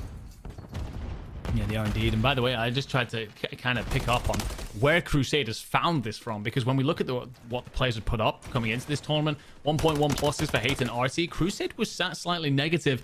So I'm not sure if he's just been improving through the tournament or whether he really just has Barksdale's number, but he's been a huge part of Cannon just outslaying Barksdale in our first hard point here. That stun, absolutely gorgeous. I think it collects 3 different Barksdale players en route. Hate's looking to set this up, and P1 belonged to Barksdale last time, but Cannon looking to hold here. Yeah, this isn't good if you're the boys of Barksdale, because Artie now finds himself on 6. There's a cruise missile to work with. Scrap time, 15 seconds of it should go in Chewy's favour, so it is going to be a little bit of time, albeit they've struggled to get pretty much 10 seconds for the last 3 hills, so it will now be an opportunity for them just to try and claw back a little bit of time. Nice shots from Chewy. He's just trying to get himself into this map as consistently as we saw him previously in yesterday's games, but now Barksdale They need to try and hold a rotation here. They're going to have to try and fight through the front, though, because Cannon are going to be here first. There is going to be a little bit of a late pinch. Number 3, Artie, should go down, but Hate's actually going to help him in staying alive. He's going to spin around there onto Silent as well, and it will be, again, another kill feed, which Barksdale will probably look at and go, how on earth have we not got those picks? Yeah, and the thing is as well, the worst thing here is Barksdale actually have the spawns. So you are able to continue to flood this point, but you aren't getting any points. There will be a little bit of resistance from Silent, but honestly, right now, there is a gulf in the slaying potential of these two sides, and Cannon Air Force Base are running amok with it. Hearty will try and look on up over the half wall, eventually slammed down by Chewy. Still has that cruise missile in hand. Crazy finds one. Hate will just return fire. And I feel like everywhere you look right now, it is red in the feed, and Chewy wins one onto Hate. A beautiful set of shots, but the rotation again in for Cannon. Barksdale had those P2 spawns and then were bullied so far back into them that they couldn't even get out to try and consider P3. Yeah, and the good thing that Cannon are doing at the moment is they're not granting too much control off the start of the rotation. They're opting to leave players lurking around mid just to slow down the push from Barksdale. But Cannon, you can see the stack on the hill at the moment. There was 3, maybe 4 players on at one point. Chewy finds himself a 5 streak before he goes down. But again, they can actually win off this hill at the moment. So Barksdale are going to have to push, but keep an eye on Hate, who's managed to push himself up towards middle map. And Artie's going to watch down that bridge side. So Artie grabs a pick, and he's going to grab a second alongside Hate. 3 go down. Artie's on a 5. This is looking absolutely brutal. The cruise missile as well, just to twist the knife as it goes in, is now just going to completely capitulate all potential regain here for Barksdale. They're desperately trying to get their way up the map here, but it is red absolutely everywhere. Artie has bodied them left, right, and center. I don't think they're even going to touch this. I think map 1's already done. They've been absolutely clubbed, and they've been absolutely destroyed. I mean, we get a shot here back towards the USO Gaming Center in Florida, and you can see what that means to the boys from Cannon. They get up, they're loud, they're proud, and they have every right to be. Barksdale are not a bad team. Came second in Eastern Regionals. We've seen plenty of life in them through this tournament, particularly behind that duo of Crazy and Chewy. Chewy still does his thing, but they've managed to nullify the effect of Crazy, who goes 9 and 23. Looking at the other side of that scoreboard, yes, we saw the big plays out of Hate and Artie, kind of what we expected there. Koki, more of their objective player. He just did his thing. But I gotta tip my hat, and I gotta hand the flowers to Crusade. Felt like he really stepped up when he hadn't been part of the conversation before. Yeah, he was kind of credit where it's due. It was more the other two that we were looking at, really, and now all of a sudden he was the one that came out the gates absolutely flying. We'll see it in the replay kind of as the score progresses, but he was really leading the charge. 14 and 7, the next clearly 16 and 8, and he just kept that momentum going throughout the whole map, and it just felt as though Barksdale, I'd say, we kind of flagged up Crazy and how he dropped 54 and 28 the last time they played that against Luke Air Force Base, and all of a sudden they find themselves on the back of an absolute hiding from Cannon. And we talk about kind of the mental game all the time, Andy. That is a very, very strong and dominating performance there from Cannon, and they are going to feel very, very good going into 6-star now. Yeah, and I think the bigger concern as well is something that we touched on at the top of the show, and that is that Cannon Air Force Base only fell into losers off the back of being beaten by Buckley, who are currently the overwhelming favorites, I think it's fair to say, for the whole tournament. And Cannon took an S&D away from Buckley. Now, I have pulled up the map stats from that. Crusade drops a 9 and 5, Koki with a 4 and 9, Artie with a 4 and 9, Hates drops a 15 and 5 to take away from a side like Buckley. And when you come off of that, we spoke about, you know, that's going to give you a lot of confidence about your search in particular. You then win map 1 in that format, in that fashion. I gotta say, you're probably feeling pretty good about moving on to a Search next in our series. Yeah, and just having a look at that map too as well, I believe both sides have played the 6-star and on the Search and Destroy, and both sides have won it. So it's going to be interesting to see kind of what the strats are between the two teams now, going off the back of a very, very fast-paced map. Albeit 6-star, still relatively quick pace. We kind of see the pushes that players manage to make over towards Statue. Obviously, we talk about the importance of trophy systems, and as you mentioned before, Andy, off the rip, you don't get them. So if you're going to try and push Statue, you've got to make sure that you're either careful of teams that are going to try and hit you with those double nades and stuns, because if you do get caught, you could potentially see one or two players drop right out the rip here. But interesting opening game. It's one where if you on the face of it, you're thinking Cannon are the team here that are looking very much like the favourite, but how many times this year have we seen teams get absolutely slammed in a map 1 and then literally return to sender and do the exact same thing in a map 2? But absolutely, and I love that you bring it up. We were sitting here talking up about how this could well just all go one way. Sure, we could be sitting here in about 15 minutes time talking about Swift 3-0, but we have witnessed it multiple times where teams come out, map 1, absolutely slammed, but then just can't piece it together in map 2. And the fact that both teams have won on a 6-star S&D says that there will be life in this Barksdale lineup. What I'd love to do is pull up our bracket and take a quick look at exactly what it is that these teams are playing for here.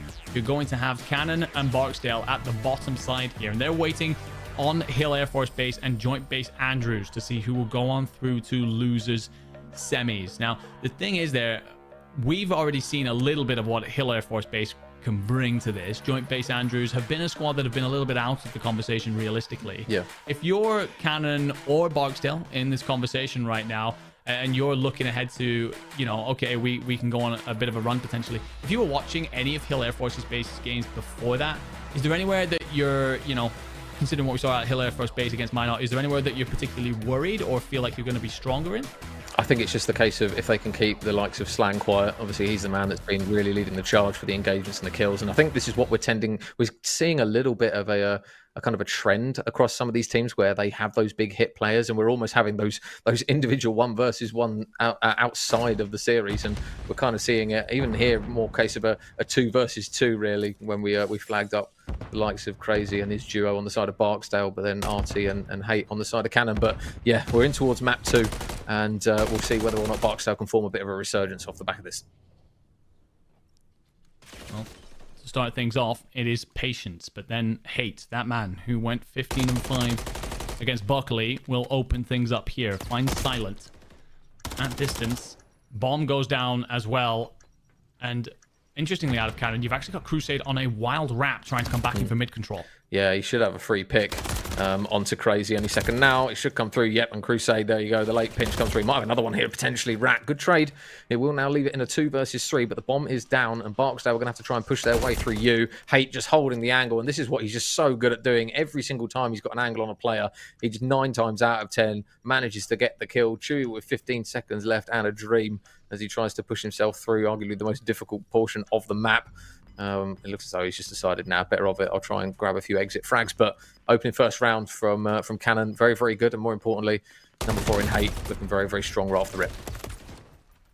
Oh, and that's going to rub salt into the wound as well, because I was about to say, well, at least one thing, Chewy gets out, finds himself an exit frag, and also then at least manages to hold something going into the next round. You never know when something like that can turn into something like a cruise missile that you can use later. Not necessarily that 6-star is the best place for that, but the fact that Koki cleans everything up there at the end as well just means that it is back to basics for Barksdale. However, always the case after 1 round. If you are Barksdale right now, you were trying to put on a defensive round there. This is your opportunity to dictate where that bomb can go in your offense. Yeah, I don't know if, just on a tangent, I don't know if you saw the cameras at the end of that round, but Hate was like, it felt like he was staring into my soul there, just off the back of it, playing for the cameras. So obviously he likes enjoys the big stage, and sometimes you just need that little bit of confidence within a team to really push through some of these business end series. But Chewy with a really good opening start to that one. Crazy manages to catch Hate out as well. So Crusade now 1 versus 4. Wow. Okay, there you go. Really strong opening round. Hate's nowhere to be seen looking at the camera after that one, because his boys have just had their pants pulled down in that. And we spoke about it before, you know, how often do you see a team come on out in a hard point, absolutely slam their opposition, but with the slower pace and the round format of Search and Destroy, it's just not the same story. Also, Barksdale with an opportunity to move the bomb to where they actually want to be on the map, and they pull Cannon apart. We are very early at this point, so it's a case of what can you learn? What adaptations can you make as we go on through? Last time Hate got that long pick really early onto Silent. Interesting to see how that engagement goes again here as we're moving back to A. So again, all the tacticals going over the top. Crazy doesn't get any information though. I don't think anyone got stunned up. You can see that Rat is going to be holding just that cross of players looking to try and transition over to Statue. And there's a little bit of information though. But again, the shots this time from Artie looking very, very good. There's the first blood. They've got Chewy just waiting in middle map as well, number 5. Keep an eye on him because there's going to be 2 players probably crossing over the front of him. He does manage to get one. He gets a second as well, and his teammate, oh, there you go. Well, there was 2 kills in mid-map. There was 2 kills over towards the site, and that was absolutely clinical. A very different play coming out of Crazy. He decides that he doesn't want to take the front up engagement. Just tucks himself away in a corner and then activates as required. Finds the first, finds the second. It feels like both Chewy and Crazy suddenly coming to life here for Barksdale Air Force Base. What I will say, Cannon do at least get that first blood again, so they know how they want to initially play things out. And just keep an eye there on something on your scoreboard. Crazy on a 3 streak, Chewy on a 4. Both of those players potentially setting themselves up for cruises. Yep. And those were the 2 players that we pinned up in the start of the series for putting up big numbers as the duo on the side of Barksdale. So maybe just a ropey map 1 because they look very, very good here in map 2. But bomb in the hands of Chewy, slowly edging its way up the B site. You've got Hate who's watching the crossover towards it. So it's just going to, again, be that first sight of a potential engagement that's probably going to determine what Cannon decide to do on this defense. But there's 2 players, Andy, all on the pinch. Yeah, I love this. Out of Koki and RT, something very different, and they will find Rat lacking, and then this will set up a potential pinch play. Silas going to try and do something about it, but he will do nothing. 2v4, Koki finds 1, Chewy left in a 1v3. Yep, 1 versus 3, and I think the man from Shallow is just going to fly around the corner. He might actually, oh no, he's got some god timing. He's managed to just slip through the net. There's going to be another man here in towards mid. Can he win it? No, he gets beat down for his troubles, and Cannon do get a regain round on the board. I gotta say, love seeing set plays come out of Search and Destroy. It's one of the things that I just think is wonderful about the way competitive Call of Duty is, having the different modes and getting to watch different tactics come on out. And that felt like something out of a playbook from Cannon. Send 2 players hard, fast, around the outside of the map, wrap in with the flank, and just catch our opponents sleeping. Drags the score back level. Also takes the players that were on streaks out of the equation. And we, again, will see Cannon pick that bomb up. They've wanted A previously. It's going to be B this time out. Yep. Well, let's see what Barksdale opt to try and do on the defense of this one. A lot of the good teams in Search and Destroy, usually when one site is clear, they will use that as an opportunity to take space on the map, and then it obviously makes it very difficult for the team to defend. When that bomb goes down at B, there are so many lanes that players can wide swing from. It looks as though they're going to have Koki watching over mid, but that bomb is now going down. So how will Barksdale opt to try and take this retake here? It looks as though they're going to go down bar side. The first engagement, though, is going to be the all-important one. Number 1 in Crusade, he's able to win it. So 1 goes on the board, but they just reply with 2, and all of a sudden, engagements are coming through left, right, and centre. Koki makes it a 2 versus 2, and now there's a big pinch coming through, but Hate finds himself all alone and feeling a little bit blue. Might well get flanked. He does indeed get shot in the back. I was going to say, I was a big fan of the initial positions when bomb was going down, but the post-plant positions after that felt extremely narrow, right? You had such little map presence, basically all on top of each other. And with that, once you get those opening gunfights that come on through from Barksdale, I think that you're just left a little bit high and dry if you're Cannon. I think there, you get that bomb down, you got to spread out. At least have 1 poking their head up around the stairs. Try and play 1 back towards Shallow, maybe. Just have some information rather than immediately getting killed on top of the bomb, on top of your teammates who are then left in an awful position. It's easier to say it on the desk than it is to execute in map. That's why I'm on the desk after all. But that seemed like a misplay from Cannon. Yeah, no, I 100% agree with you. I think in that situation, you just need to kind of push players out down lanes to stop getting just bottlenecked in. But in this next round, Crazy, with a big first pick, takes down Koki. And another engagement from Chewy, which is able to win. And Cannon, they are just giving away picks a little bit here, even on the defensive side of things. They opted to try and push up the A site, which worked for them last time, but now it's going to put them in a really awkward spot. Chewy, they're going to get spotted. Nice shots from Hate. He's able to get the pick. He's able to get out, and now you've got Barksdale just second-guessing the opportunity to get this bomb down, and Crusade gets a picks as well. So now, unfortunately, just not watching the respective lanes, and the ARs are just completely pulling them apart. Crazy now. And he said, boys, where have you gone? There was 4 of us, and now it's me in a 1 versus 1. Well, actually, Crazy gets good timing to check away there, so might well be a saving grace of the blushes. This was a 2v4 in favor of Barksdale, has turned into a 1v1. Crazy's actually going to play mid-map here. Particularly risky. Looks like the 2 players could well run into each other. Both are going to head into you. It's purely a timing situation. Crusade, okay. And that initial bullet goes in, and you suddenly see his opponent slip around the corner. It gets a little bit concerning, but Crusade does enough to clean it on up. Yeah. So it's sometimes one of those that can end in a bit of a moment on the Bluebird when you see, unfortunately, the embarrassment of not getting that one, but fair play to him. He mops it up, and his boys managed to secure that round. So now we'll just get to see. I'm intrigued now to see whether or not Cannon, when they go on the offense, Do they try and switch it up over towards B? Because they did manage to get that bomb down pretty quickly, Andy, last time. It was just a case of the post plant setup that was the thing that kind of fell apart for them. So we'll see if they're a team that's able to make an adaptation. And saying that, they've just decided, no, we'll just completely chalk what you just said, buddy, and we'll go to the A point instead. Yeah, they do like to try and get these opening picks. Hates top window, and he does exactly that. That's going to be the 5th first blood here for Cannon in this tie. Hate a big part of those. Again, spoke about his prowess against Buckley. You've spoken about how good he looked in the Western regionals and having big impact here.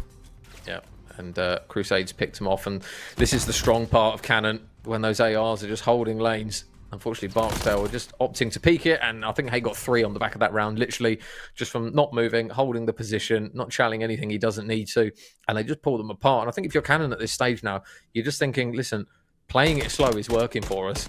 If it ain't broke, don't fix it. Obviously, on the offense, it's a little bit more difficult to try and play edgy because you don't want to opt to give the team too much map control. But at the moment, every single time they just hold an angle, especially in towards mid and U, they just seem to be pulling them apart, and that man Hate is doing it all for them now.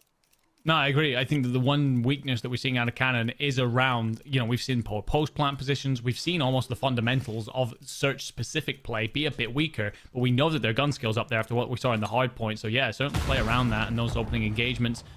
Put your ARs to work. Speaking of which, Crazy and Hate likely going to duel off again there mid-map. Yeah, there's nobody on the side of Cannon over towards that B site, so it looks as though they're just going to try and flood their way through mid. Artie might have a big engagement. Carice is actually going to be able to take him down. He's going to be forced to back up, so the first blood isn't going to be ideal here for Cannon. And that defensive hold is now going to be made that little bit more difficult. I was going to say, that is not an ideal place either to drop the bomb. Chewy's going to drop it straight on mid steps. And now you feel that Cannon, they've really got the ball in their court now because they've got an opportunity just to tuck themselves into mid and just play those power positions. It does, but the bomb will be retrieved. Crusade with a big one, and Silent comes out on top, but Hate actually wins one elsewhere, so they know where Silent is. He's weakened up, gonna have to back on off, and does not expect the players to be flanking. That is Koki, and Koki has himself a hell of a round there. Finds 3 across the board. Would have been interesting. I come back to you because I know you're a guy that's been around Call of Duty for a long time along with me. It'd be interesting to get an opinion of people in chat as well. The bomb these days is so much harder to spot. When bomb goes down there in the old days, you're never getting that thing back because everyone can see it. It's basically a landmark on the map at this point.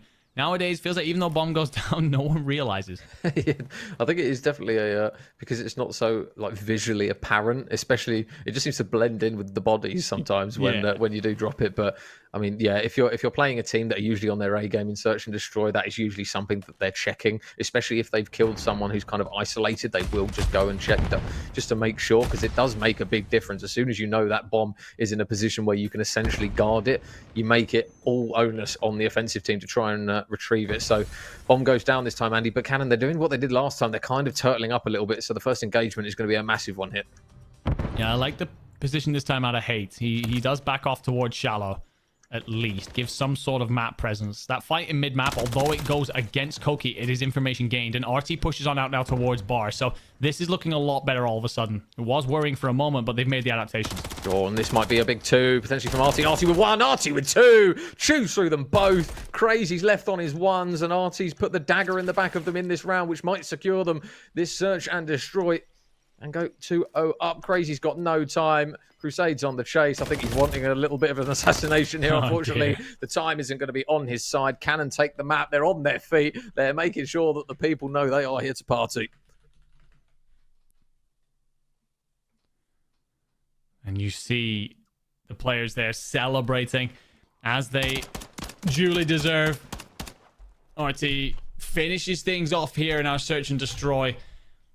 I spoke about whether or not Cannon's prowess that they've shown in S&D so far through this tournament, taking that map away from Buckley, playing around players such as Hate, would lead them to a comfortable position here in the series. It certainly seems so. Hate himself consistently involved in those first bloods. There was a couple of shaky moments. I think in particular post-plant positions could do with a little bit of work. And I think that a couple of surprise plays out of Barksdale maybe caught them cold. But I pull it back to a round that we saw Cannon Air Force Base come on, that we saw Cannon Air Force Base pull on through, is when we saw Koki and RT fly through the middle of the map in order to hit that wrap. It felt like they had a couple of plays in a book there that they could just execute at will.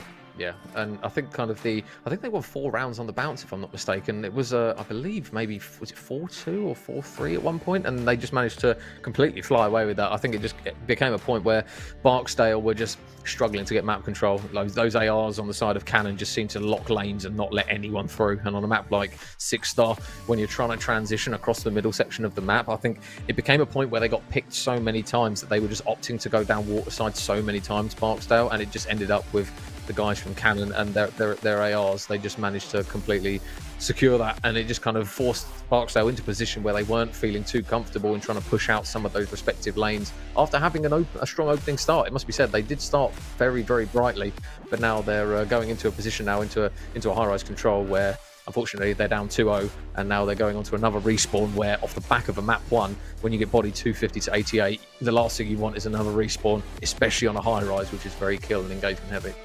Yeah, that's one of the things that I was going to come to. Really glad that you bring it up there. We go into control, and we've heard the term Neslowing, right? Where you're not necessarily a respawn team, so you'll play around your searches, you'll play around your swing maps, your swing mode, sorry, and turn it into something where, okay, well, we don't need the hard points because we can just beat you on the more tactical elements of our series. What you end up with there is, yes, you get a control for your 3, but it's probably the more slay heavy control that we have available to us here. So I do think that you're probably looking back at map 1 and thinking, well, how do we match up? I think I'm going to point to Crazy. I think that rightfully so. We have spoken so much about that Chewy Crazy combo, how good they are. I don't think he was at the races when it came to map 1. I'm looking to see him be a part of that conversation. However, that conversation will have to happen shortly, as for now, we're going to head to a quick break.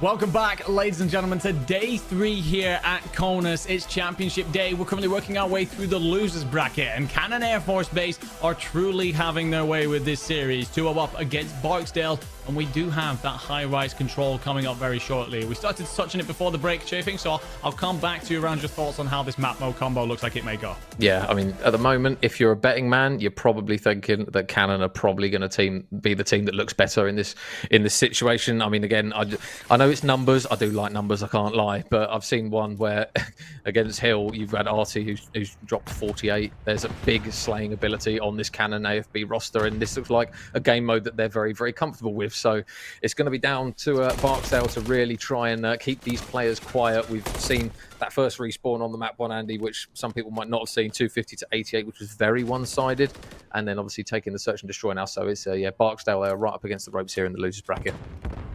They are, but all the kills actually going the way of Barksdale. So I think we're correct to talk in that Cannon look the favorites here, but Barksdale are not willing to go quietly.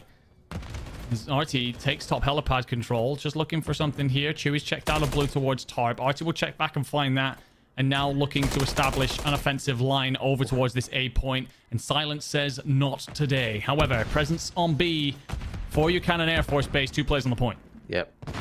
Progression's coming through quickly. First tick is done. They've got to try and shift these players out, though. Drunks is going to fall. Crazy goes down as well. That's not ideal. That's a 3-man feed. And look at what those players are doing as well. They've also got Crusade on the A point. Triple stack of B is looking very good. And now they're going to start to grab those picks over towards that back window side. But Chewy does a really good job, actually, of getting 2. And he gets the 3rd as well. And that might be a bit of a map saver there in this opening round, because that's a huge 3-piece. 2 players to stop the progression. The 3rd to stop it in its entirety. And Barksdale have him to thank for a huge regain in this round. Yeah, huge stuff there out of Chewy. He was one of the only lights for this squad in map 1, showing here his respawn prowess.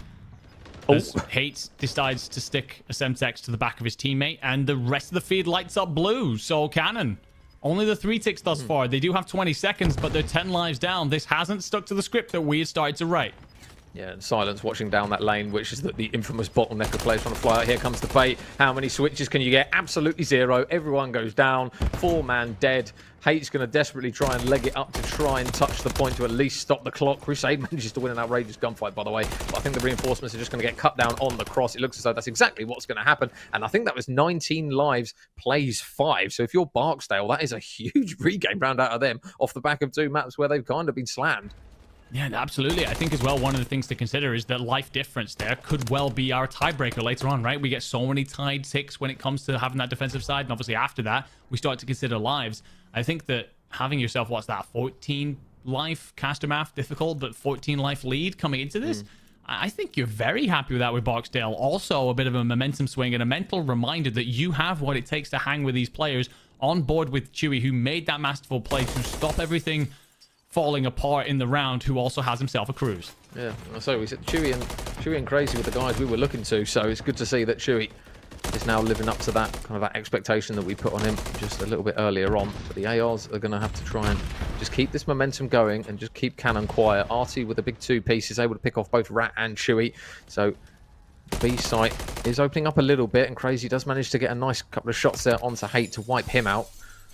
Goes down himself though, so they have just slowly started to progress up the map just a little bit, but they've got to be careful of Crusade, who is just going to fly into blue, and he's just going to back up a little bit. And actually, I think that was a teammate's nade that's just going to slow Chewy down. It looks as though the A point is going to be where it's all going to just slowly start to converge, but they are just picking them apart a little at a time, Cannon, so a much better start to this round.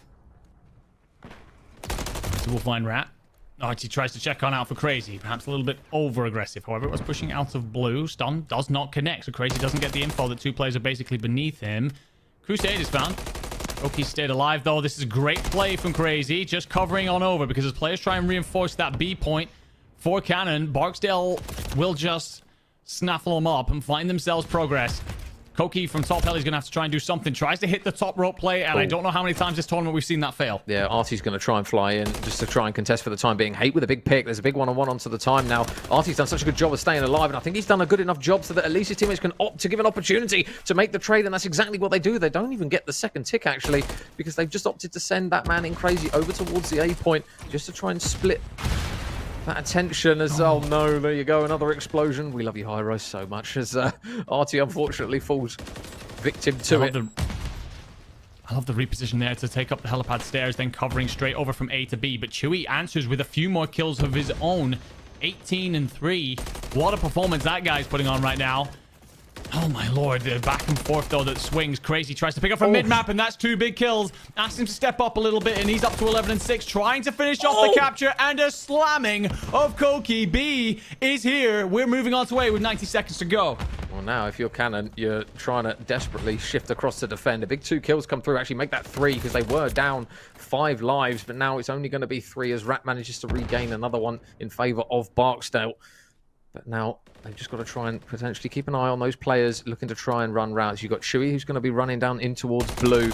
Is Hate going to swing this? He is, and Chewy's going to cut him down. 19 and 5 from this man is criminal. Is it 20? He's looking to try and take the head off of Koki, who's managed to lay prone, and the stun there is going to manage to keep him alive. But now Cannon have got no respawns left. 4 plays 8. They've got to try and work something over towards that A site, have Barksdale. But they've got so much opportunity to do it now because they've only got 3 players left to kill. Apparently, we've got a message that Chewy has screamed in the USO Gaming Center that he's playing zombies right now. I truly don't blame him. That man is having himself a map. Truly breathing life into this one, into this Barksdale side. And Cannon Air Force Base have managed to get nothing together. 2-0 to Barksdale. Don't get me wrong, Cannon were dominant in the hard point. They certainly have it in them to explode into life all of a sudden, but they have got to see better out of the likes of Crusade and RT. 8 and 15 apiece. They were a huge part of map 1. They've got to find a way to shut down the Chewy and Crazy duo. Yeah, well, Chewy's probably going to be upset when he finds out he doesn't get a camo from this game mode, because he's absolutely destroying single-handedly. And Cannon, as you say, and they just need so much more from their boys at the moment. It is a very surprise twist to this series at the moment, because if this manages to finish as a quick 3-0, which it is looking likely that it might, all of a sudden, that mental relapse potentially from Cannon is going to be there for all to see. Crazy again, another big couple of kills.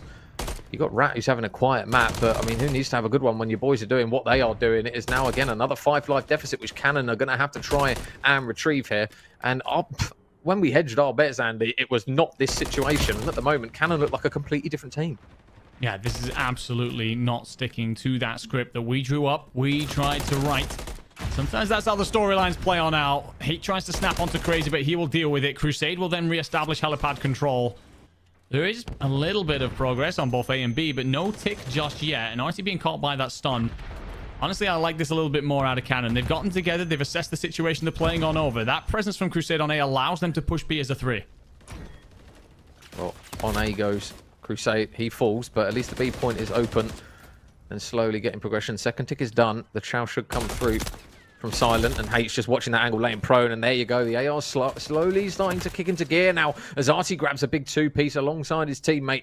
And now that combined 6 streak between 3 of their players is looking a lot more positive than it has in the previous section of the round. But this top heli control has just been absolutely everything for Barksdale. It has indeed. A brief reminder there, though, that Cannon can suddenly explode into life. That their big players can come into play all of a sudden. RT dies over by elevator. Not sure if that's going to be propane or just falling off the map, but that'll be disappointing. He will answer back by clearing Crazy off of that top helipad that you correctly spoke into being the most important point on the map thus far. Especially with A up next. Silent looking to hold the back hard. You are currently 3v4, but you do get the wood spawn for your teammate. Oh, Crazy's going up top heli, though. That's a huge pick. He's got the angle on any players that try and push out as well. So they know he's up here. They've got to try and do something about it. But Crusade all the way around the back. Number 5, Chewy's going to be watching it. It's a big engagement, and Chewy there, just sixth sense, able to get a little bit of an inkling that somebody was potentially making a play, and it absolutely pays off for him there. So with 40 seconds remaining and 13 lives left to boot, Cannon, they've got probably 1, potentially 2 last good goes at this, so they're going to have to try and work a little bit of magic. Artie's in the back again. I think Chewy knows that he's here, and Chewy, again, if it's the way the map was just going to go for him, it just continues to be one where he just keeps getting kills. I thought he almost got Hate as well, as he is just single-handedly decimating Cannon. 19 seconds remaining. The dream is looking dead here in map number 3 for the 3-0, unless these boys manage to pull out something pretty special. But I'll tell you what, Andy, they are on the point. They are indeed. They've absolutely flooded it. They've stacked up on it. They do have a couple of trophies as well to cover on over. You've got to move. If you're Boxdale Air Force Base, you got to do something. The kill feed lights up, and Silent goes massive. The man who says he wants the #1 mouse and keyboard spot in the whole competition makes a moment happen there. 6 seconds. You got to go. The streak is absolutely destroying everyone. Shot's a bit windy. Oh, Koki wins a gunfight, probably that he shouldn't. It might grant his team a little bit of a lifeline if he can win the second. The trades need to be absolutely immaculate. 4 lives remain. Round around they go. 3 seconds is all it's going to take before this one is done. It looks as though they're on the point, and I don't think they've managed to clear off Hate. No, they haven't. So somehow Hate is juggling his life, but unfortunately he ends up being a fish in a barrel, and that is a very weird map, Andy. I won't lie to you. Off the back of those first 2, I didn't see Barksdale coming back with that much of a bang. No, absolutely not. We tried to draw up a script. We tried to talk about how this would go. Predictions completely out the window. It turns out that we do have some life in this Barksdale side. A reminder that this is loser's bracket. That's your tournament life on the line if you're Barksdale. You could have been sent home at this point. Oh my lord, Cannon. I think I got to go over to what this might do to them, because obviously next we move on to a respawn, and although you won the first one handedly, you won the hard point really convincingly and looked the better shooters in the search as well, you got to say that right now you're all of a sudden thinking, okay, this team have suddenly, you know, shown that they have the quality to really contest us. And the thing is as well, if you're looking at 6-star, I don't think, if I'm just whizzing through, oh no, they have won it once. I think they're currently 2-2 on 6-star hardpoint on Cannon, so it's not exactly going to be their most refined map. And if Barksdale have all of a sudden just managed to catch a bit of wind in their sails, then we might be in a position where they're looking towards this 6-star. Although it was very good to them in the search, you don't know really what you're going to get in the hardpoint off the back of a very strong resurgence there from the boys at Barksdale. Yeah, and I will say as well that the thing is with Crazy and Chewy, that duo that we're looking to breathe life into that team for Barksdale with the here in the respawns, is they are largely an SMG duo. So they do flex between at times, but they're very happy to run the SMGs, get up close and personal with each other, and just try and play around each other. And if they can control that middle of the map for Barksdale, you're going to see that AR presence that we've seen be so good for their opposition, just not be able to establish the points that they wish to, not have the impact that we saw in map 1. So yeah, we definitely have a series on our hands here. I'm not gonna lie, I was starting to think maybe a quick 3-0, get out of here, go and have my break, come back later and get set up for the big games later on, but not so fast. I truly believe that if you are Barksdale right now, you also saw, like, you know, we changed back to those viewpoints there, the USO Gaming Center. We're seeing not just life in the series, but life in those players as well. Yeah, and that's a big regain. Again, if you're getting off the back of a map where you've kind of been thrown about a bit, you need to try and kind of return fire with one that isn't exactly one that you've kind of either botched your way through or made a bit scrappy and got fortunate. You want it off the back of something that's very convincing, because at the same time, you're going to want to kind of hinder the mental of the other team, and that's exactly what they've managed to do, potentially, to Cannon. Saying that, we don't want to count Cannon out necessarily in the map 4. I think it was quite surprising, actually, that the AR presence that they had in map 1 and map 2 all of a sudden just got completely decimated in that map 3. It was one where Hate was having a quiet map as well, and it was just one where they weren't really able to kind of control those lanes. Obviously, we spoke about top heli, for example. Those power positions on high rise are brutal to you, and again, in maps like 6-star, you need to try and hold those lanes, albeit more opportunity for players to make flanks and make pinches. And we saw in the search and destroy, actually, that Cannon are not exactly shy to playing a pinch or saying 2 and a pinch. So yeah, it's going to be an interesting map, and I daren't say what we even predict for this one, mate, after those first 3 maps. I think one of the interesting things that comes into that invasion is seeing Chewy rock that AR, right? And try and maybe that's his game plan, just try and shut down the presence that has been coming out of this opposing team, and whether or not, you know, he can contest them, break up the presence that's been there. We certainly see it on the invasion control. I'll be very interested to see what he comes out with here, whether or not he does a true flex roll and changes as we go on through the hills. We saw Bruce do it in that series earlier on for Minot. Yeah. It is not an easy task. Sometimes it can be to your undoing. You can't afford it for it to be here. It's the end of your tournament. Well, here we go. 6-star hard point. So with only 4 hills, you've got to make the most of them on this one. So can the boys of Cannon just regain off the back of a bit of an embarrassing map 3 by their standards, it must be said. And Hate already starting off with a team kill, which isn't going to be ideal, but he is going to manage to grab an opening pick. P1, as you come to expect, very, very heavily contested, but it's all going to be down to those rotations, Andy. Cannon absolutely obliterated Barksdale on that Rio with some strong rotations alongside the gunfights they were winning, and on 6-star, if you don't rotate, those spawns can punish you. Yeah, it is one of the things that I'm very concerned about, because Barksdale, the rotations aren't the worst. They certainly struggled with them in map 1, but we've seen Barksdale put on good rotations in the past. Their holds, though, they aren't the strongest thus far from what we've seen. They tend to rely more on bullying their opposition out in a scrappy fashion than just locking something down. That being said, there's a couple of kills on rotation. RT going to be trying to hold shallow, and Chewy reads him. Chewy finds him in an opportunity to lock down P2. Yeah, well, this is a big set of bodies that they've got over towards the hill. They've got to be careful from Crusade just working his way around the back. Rat's going to be the man in charge of getting the pick, but he spots him through the glass steps and unfortunately puts the bullets through, and nice shots there alongside his teammate as 3 go down, and that is exactly what Cannon can do when they need to coordinate something every single time that they look to try and break into a hill, especially from what we saw on that Rio. They're just emulating it here again. It looked as though Barksdale had a prime opportunity to lock everyone into place, hold those lanes and hold some time, and Cannon just said, absolutely not, pal. Yeah, I don't even think it's the worst setup either, which something Barksdale can be egregious of. Maybe you could have pushed out a little bit more, but I just think it comes down to those opening engagements, and you end up with that great work by Crusade through the back. Artie then activates around through shallow as well. Hate springs on out and drags Rat to a watery grave. And the rotation is already in for Cannon, by the way. Barksdale are contesting this for no reason whatsoever. Yeah, they are completely... at the moment, they're probably about 15 seconds behind where they should be in terms of map presence and where they're opting to push, because it will be... Again, Cannon on the rotation, but saying that, those gunfights this time swing in Barksdale's favour. So it now sees the boys of Cannon having to try and push their way, what looks to be through the bar area. Chewy's going to be just sliding across as a bit of bait, but now the engagement's coming. Crazy grabs one, Chewy grabs one. The duo is looking to try and do it again as they manage to grab 3 picks on the side of Cannon. The damage is done. They're locked in, but now can they hold this setup as all the players on the side of Cannon are going to just fly through bar. They're going to opt to go for raw gun skill rather than coordination, and now the trades are looking good, but Rat gets a big 2-piece. Last man standing, though, will be Red.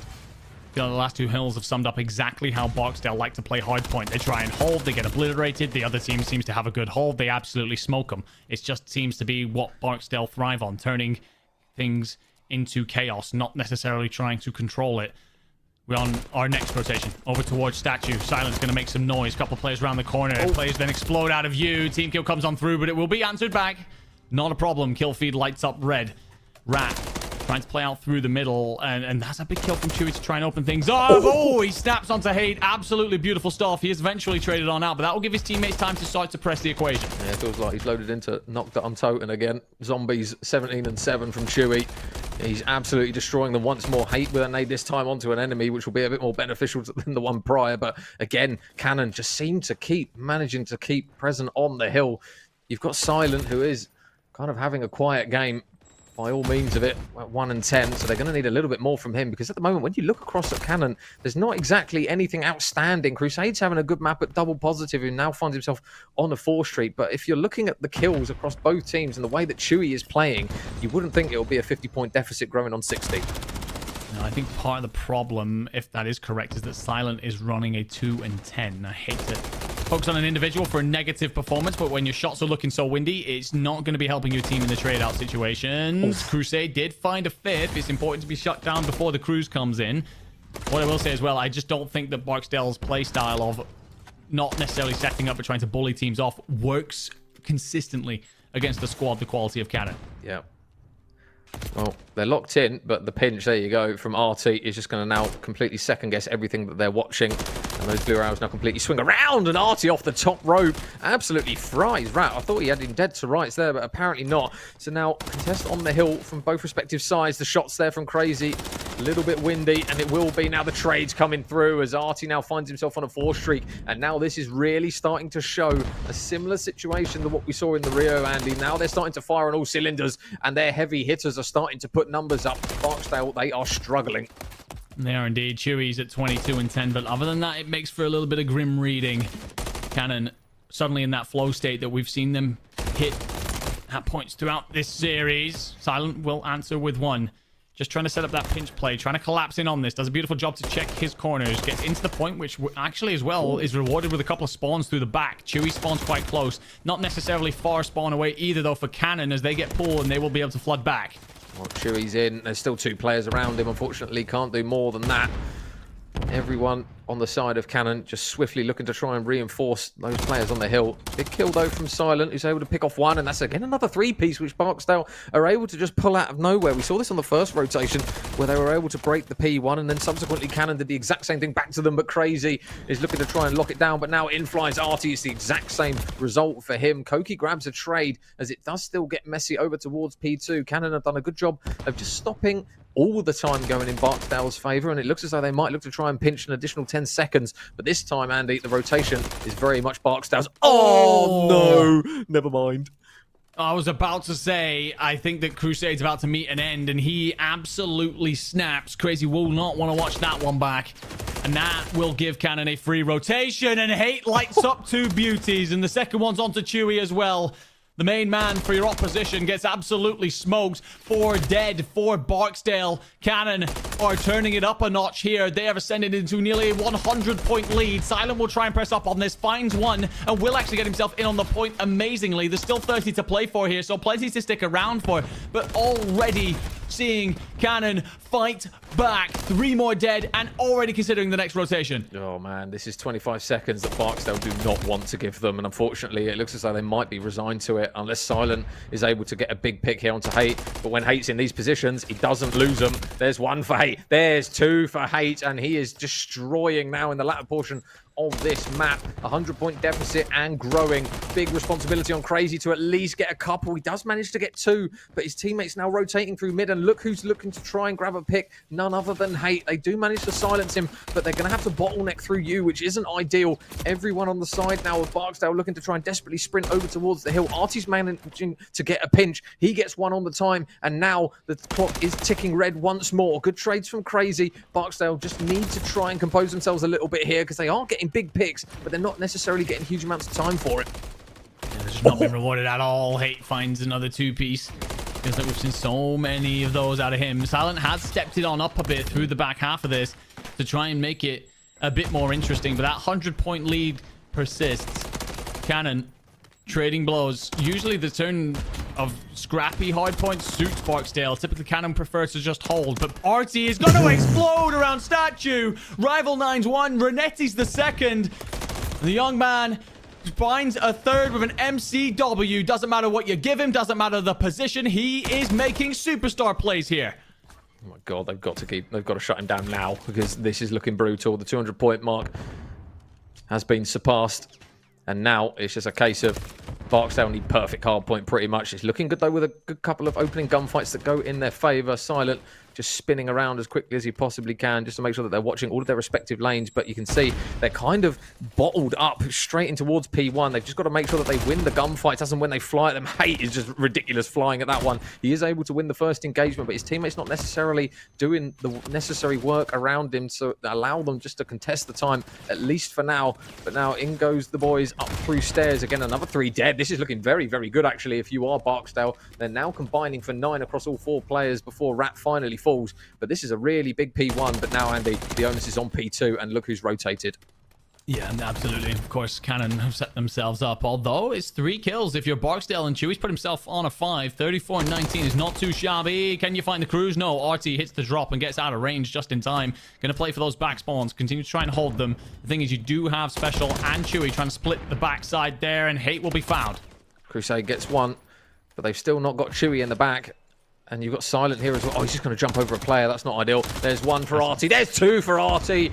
Explodes onto the scene as with a bit of good fortune, but the gun skill is there for all to see. But you've still got 25 seconds for Cannon to try and round this one out. They can win it off the P2, but again, it looks like it's going to be another messy P2 for both of the respective sides. Hate now surpassing 31 and growing in terms of kills. They've got to try and contest it, though. In they go, but they've got to be careful not to do it one at a time. Chewy with a big pick, but again, who is it? Hate grabs 2. Drunks is going to manage to at least get 1, but they can still win off the hill. Somebody on the side of Barksdale has got to fly through, but they're going through the positions, which means they're just going to get picked apart one at a time. Chewy calls the cruise in. Number 6, Crazy, goes to contest, and he does manage to win that gunfight, but look at the rotation. 3 seconds remain. They might have the scrap time, but every red arrow on the side of Cannon is there. The fundamentals are pinpointed, and they have taken the series. Cannon Air Force Base will 3-1 Barksdale to progress here at CONUS. Moves them on to losers round 3 to face Hill Air Force Base. I've got to say, very impressive set of players here in our lobbies, but I'm going to tip the focus to one player in particular off the back of that map. Felt like he got off to a little bit of a slow start. Won't necessarily have the flashiest kill death here, but Artie absolutely exploded to allow Cannon to take over the back half of that map. Yeah, and I think the consistency of hate throughout that map as well, just to provide consistent kills, just really proved dividends for them there as well. We saw big 2 pieces, and for an AR as well, he's not exactly hesitant to hit the pinch. Multiple times we saw it on the back of a P2 or the back of a P3 where he just takes a different route, and Barksdale, unfortunately, with the pace of this map, just not quite able to adapt quick enough to kind of shut him down in an individual performance. But really, really strong performances there from Cannon. It must be said, Andy, their hard point is looking very, very good. We obviously had the 250-88 in map 1, and then we've just seen a 250-153 where they pretty much held a 100-point lead for quite a substantial amount of that map as well. Yeah, agreed. And the thing is, well, I think you add in the Search, right? They look good in this series. They've also taken a map away from Buckley and Search. So I think there's a lot to like about this Cannon Air Force Base team right now. And I think it's partly because they've got multiple superstars on the team. Hate, you've spoken so much about him after watching him over in the Western Regionals. Definitely living up to the status that you decreed. Artie having his way throughout some of these maps. Crusade had a huge first map, well and truly a part of the conversation that we just didn't expect. So all doing their bit. Koki, of course, playing around the objective. I love this side. I think it's very balanced. I think they've all got a little bit of something in their locker, and to see them progress on here, they're definitely going to be a great side to watch throughout the afternoon. I will say, though, commiserations to Barksdale. I think in particular, Chewy and Crazy, you've given us some real highlight moments. Pick up second in Erie in your Eastern Regionals, and then you get yourself on through here. Chewy continued to put up ridiculous numbers. I can't remember what that end scoreboard finishes, but to still put that up in a losing map is absolutely outrageous. Yeah, they've been a great part here of CONUS here in day 3 for the championships. And I think that even though we end up losing them at this stage, they can hold their heads high.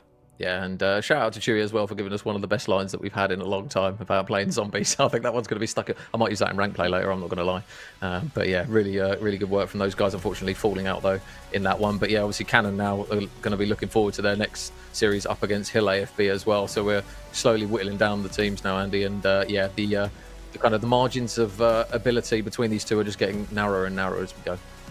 They are indeed. But before we start to progress on to the remaining games today, we have an interview with Crusade, the man who was a huge part of his team's victory here in the series. Crusade, first of all, congratulations on your victory. Myself and Major Chafing up here, we were talking about, you know, the players in the various lineups and what they were going to do. I don't think we mentioned too much about what you were going to make happen on the map, and then you went absolutely crazy map 1. How did it all unfold, and how did you feel straight after that? We felt great. We're doing really well right now. Usually my role, I'm the main AR, so I'm kind of playing the dirtier role and not getting all the highlights, getting all the glory like all the subs are. But on Rio, I was just frying. I was on the team to rotate, stay composed. We know this guy, especially Crazy and the other team. They're just yelling, and I love playing against Chewy. I play against him all the time, so we're just trying to play our game. As a team as a whole, Crusade, what would you say is your strongest game mode at the moment? Because off the back of those hard points, especially that Rio, that looks as though those fast-paced maps do seem to benefit you quite heavily, especially in those hard points. Is that your strongest game mode, or do you still think that you're pretty well-rounded across the board? I think our strongest game mode is probably going to be Search and Destroy, but we got to practice everything we play. Off-stream, we beat Buckley on the Search and Destroy, and that's the only map that Buckley's dropped this whole event. So we're definitely feeling confident in the Search and Destroy. And I've got to ask, did you hear the shouts of zombies from across the way, or did you not manage to catch that one? I did not know. Oh, there you go. Never mind then. Yeah, you were saying that like you very much so enjoyed playing with Chewy. You'll have to find out exactly what it was that he said, but we're hearing that there was something outrageous in the venue. Coming to your victory that you've just had, and then where that takes you on to next. You'll be playing against Hill Air Force Base. Now, of course, I sit here and ask you how you think that's going to go. You're going to say that you're going to come out on top, but what is it that you think will help your side come out on top in that matchup? I think what we need to do is just continue to play our game. A lot of people get really frantic when they're getting yelled at and getting screamed at, especially when the crowd's going wild and all that kind of stuff. You sit there and play Call of Duty. At the end of the day, we're here on the TDY just to play COD, so we want to sit there and do our game. We've already beat Hill once, we can do it again. Well, if you've done it before, do it again. If you manage to do that, we will see you all the way through to losers finals. And what a story that would be. Again, a massive congratulations, Crusade, on your victory. I can't wait to see you up here more on main stage. Appreciate it. Thank you, guys. Now, Crusade coming out, having that huge map one. You got to think, why that not just sets your team up to have a great series, but, you know, if everyone else is talking about these other superstars and you can be a part of that conversation, that's got to feel good for you as well. Yeah, that's the thing. If you've got boys around you that you can lean on, that even if you're having a ropey map, you can look over at the scoreboard, check it, and they're doing their piece, then it's only good's going to come from it. So yeah, I think they're going to feel very, very comfortable going into that Hill Air Force Base game. It'll be a good matchup, that one. Obviously, we've still got to peek over towards the winner side of the bracket as well, but we're down to 4 teams and 4 very well-deserving teams to be here. Yeah, absolutely. You said it yourself here, CONUS Day 3. We are down to 4, and that will be Minot, Buckley, Cannon, and Hill. And we'll get to witness plenty more of that after this break. This is going to be it for me for a little bit. This is it for me between you and myself, Major Chafe. It's been wonderful to get to cast Call of Duty alongside you. Please do enjoy the rest of these games. It's been a pleasure, mate. Honestly, we've got plenty more to go.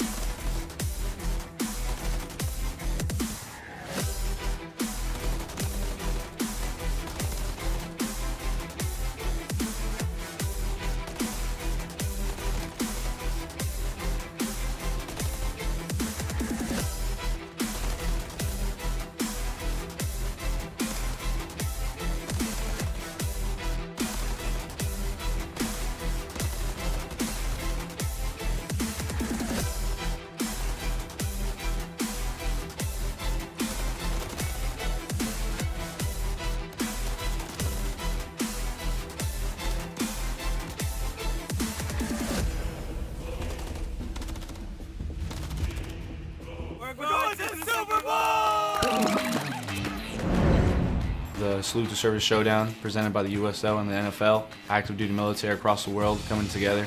This weekend I'm down here in Dallas, currently for a USO event, Madden tournament. To be partnered with the USO with the National Football League is amazing. Right now we're inside the Dallas Cowboy facility. Just to have the access, the behind the scenes, just to come here to take pictures with Super Bowl trophies, to meet personnel that are ahead of this organization, it's been amazing. The weekend's been awesome. It's the military brotherhood where we all got to the airport. We all are walking around trying to find people. Being in the military, you move around a lot, you meet new people all the time. So meeting these new guys, everybody just clicks together because we're used to doing that type of thing. It's been very cool meeting everybody, talking to everybody. A lot of smack talk on Madden. Some people talking strategy, whatnot. So it's been great talking with everybody and meeting everybody. This is not an event that you want to take for granted, but it's definitely an honor to be here for the second time.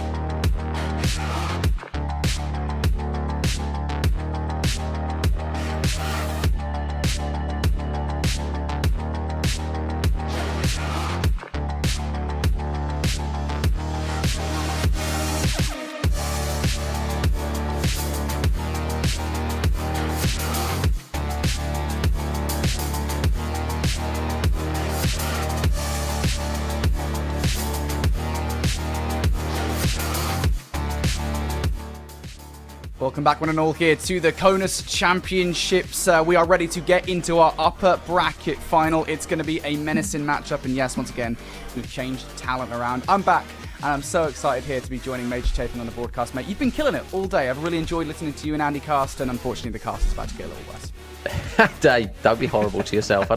That's not true. That's not true. That's lies. No, we've got a good series coming up here, mate. To be honest, obviously, personally, I've seen what Buckley can bring from the Western Invitational. It looks as though the murmurs are essentially the fact that Buckley are the team to beat. Every single pre-game spiel is always talking about this team, and everyone's looking to this team. But yeah, we're going to have a good series up here between mine and Buckley for sure. Yeah, I think we will as well. Well, let's show you guys the roads that these teams have taken to get to this point in the bracket. Of course, again, they are in the upper bracket final right now, so the winner of this match will be going on to the grand final. It's been a tumultuous road, I would say, really for both of these teams, right? I think, Minot, they had kind of a relatively easy start of the bracket. They very swiftly 3-0'd Seymour Johnson. Buckley also just as easily dispatched with JB Andrews. I think when we got to the last matches, though, that where these guys actually started to face some actual difficulty. Cannon able to take a map off of Buckley, and from Minot, they had to go to the third Game 5 of this tournament. Not just the third Game 5. The third Game 5 have actually managed to win. So they are clutch kings at the moment here, and I've got a feeling that they're probably going to need that versus Buckley. Yeah, I mean, me and Andy spoke kind of previously about how important the likes of Bruce can be to this roster, and I think when you're coming up against a team like Buckley, you need everyone firing on every single cylinder that you've got, especially in some of these respawns, because all you've got to do is look at some of the numbers these guys are dropping from Buckley, and there's a reason why people are saying we've managed to take a map off of these guys, because it is literally, you have to fight tooth and nail to get anything from this team. Yeah, it's going to be a really difficult matchup, I think, as well. And Minot have got, I think, a few gameplay issues to resolve if they want to take down a Titanic team like Buckley. Let's take a look then. You guys have seen this already a few times this weekend. We'll show it to you again. What have Minot got for us about themselves? I was like, no way I'm going to get off and play video games for a week for team. It took a lot of convincing. He knows too. He's been in the loop with everything. I did not think it was real. I've known Jake for a couple years. He was stationed elsewhere.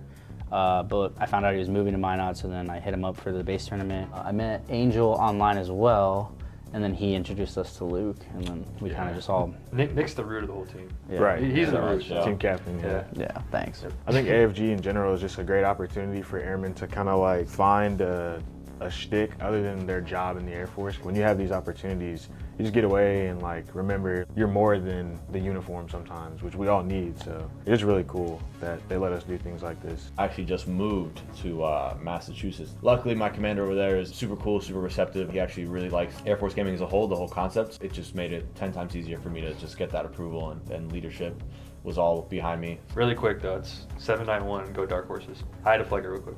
Shout out my leadership. We're a pretty role-based team. Like we kind of all know what we need to be doing individually. Personally, I've just been playing just like 4v4s against all these other guys, but it's just really just hard point. But I could really use the work on S&D, so we'll see. Yeah, I was about to say. How it goes. I was about to say you better say S&D. Yeah, I could use the work. We all got something against Barstow. Yeah. My first introduction to like the whole esports scene and stuff like that was we just got reps in with them so much, and now it's like now I'm actually here and I can face them for something. I feel like Cannon's been chirping a lot. Cannon's got some. They got something coming. They got some smack talkers on them, so just want to make them known that we're still here and we'll probably just put them in the ground. So like I said, Barksdale, I'm coming for you guys. I just PCS from Barksdale, so I want to push y'all down bad, all 4 of you. Buckley, I don't know what you do. I don't think you go to work. You guys just play video games all day. Cannon, Artie, you're my son. I'm gonna make it known that you're my son by the end of this tournament. Seymour Johnson, y'all were talking kind of crazy last time, and I feel like I'm gonna just show out on y'all this time. Only the best come north. Do Buckley actually do any work? I don't really know, to be honest. I mean, if their entire thing is just playing video games, Major, I don't blame them, because video games are always fun, and it's helping them do as well as they are in this tournament. Minot should be scared. Yeah, I was gonna say if they're doing work outside, regardless, they're doing work in the game. That's for sure. But yeah, this Minot team, they're very much every player seems to know their role in this team. We kind of lean on heavily the responsibility of Bruce to bring big moments, big plays, and then kind of Nick as well, who had some big moments, and same with Cryptic as well, and then Shay, who referred to himself as the Hill King, which I'm going to start using now. So they are very much a cemented roster. They know what their jobs are. It's just a case of now putting it into action. Well, Royalty inside the hill is Shay, and Royalty, I think, in the East are Minot, but Royalty in the West are this Buckley roster. They are the Titans to take down. Let's see what they've got for us. So we met through another Air Force gaming event. It was the first ever ForceCon. I didn't know that Hale played COD at all. We were just in the break room watching COD, and then he kind of came in and just started talking about it, and that's how we found out. I played a qualifier for AFG for Code Bowl 22, I believe. And that's how I met these two. They weren't on my team, but kind of through that competition, I met them. All of us are pretty surprised that we're even here, honestly, so. Yeah, we didn't even think after ForceCon that we'd be together as a team at another event. The fact that our leadership were actually pretty gung-ho about us going, and especially winning it, it's pretty nice. I think my commander is almost as competitive as us. Every time he comes on the floor and talks to me, he's like, so I heard y'all lost to Army at ForceCon. And I was like, yeah, my bad, sir. In terms of preparation, a majority of it's gonna come from ForceCon. Bink and Mochilla, they both played a big role in teaching us the game. A lot of us play individually. I still play with some of the coaches from ForceCon. Considering that the Space Force team is all at the same base surprised a lot of people. We were getting a little bit accused during online qualifiers because my ping specifically is 20 times higher than theirs, so yeah. we were getting some looks for sure, but we're all at the same base. Just want to point that out. It's all Buckley. It's all Buckley. In terms of who we want to play and who we want to beat, definitely just Cannon. Specifically hate or height. He's a cool guy, but he can talk. It's always interesting after that. He's a yapper. He's a troll. He's like a D1 troll. Cannon, your only shooter is hate or height, and even he plays with T128 players, so he's not a shooter either. Hill Air Force Base, I mean, your only shooter is slang, and even that, come on, I don't know. For Minot, they don't have a single shooter. Not worried about them whatsoever. They're probably the freest team at this LAN. Joint Base Andrews, Mott, you're a dirty onliner, so I mean, everybody's gonna see it at this LAN that you're awful on LAN, so good luck. Thanks for coming out! Yeah, hear that, Major? Minot, they don't have a single shooter. I think they're about to find out whether or not that's true. Yeah, I'm interested to see now because I want to see if there's a lot of body shots going into this series because the way the VT was playing, you'd assume it would be. But yeah, this team as a four, I mean, we kind of look to pick out standout players, and when you've got every single player above a 1.5 KD and you've only dropped one map, it's really a case of take your pick really between these four. Obviously, Hale is absurdly high at 1.94, so if you are going to pick someone, it's probably going to be him. But yeah, these are the boys to beat at the moment. Yeah, they are. And that one map that they lost, by the way, was a 6-star search and destroy. That was in their last series to Cannon. So they said they were going to take them down. That's exactly what they did. They shut it up.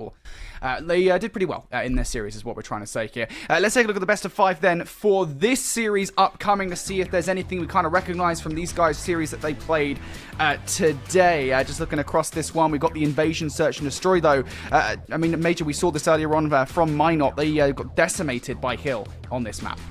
Yeah, yeah, you've got to have a big regain in that one. I think they've got to kind of chalk up what they're doing, albeit you're probably going to get a completely different style of play in comparison from Buckley. But yeah, that was one where it was, okay, boys, I think we chalk this up and go back to the drawing board for how they were doing it. Yeah, they did have the kind of the awkward position where they had the map restart at the start of it, which didn't help.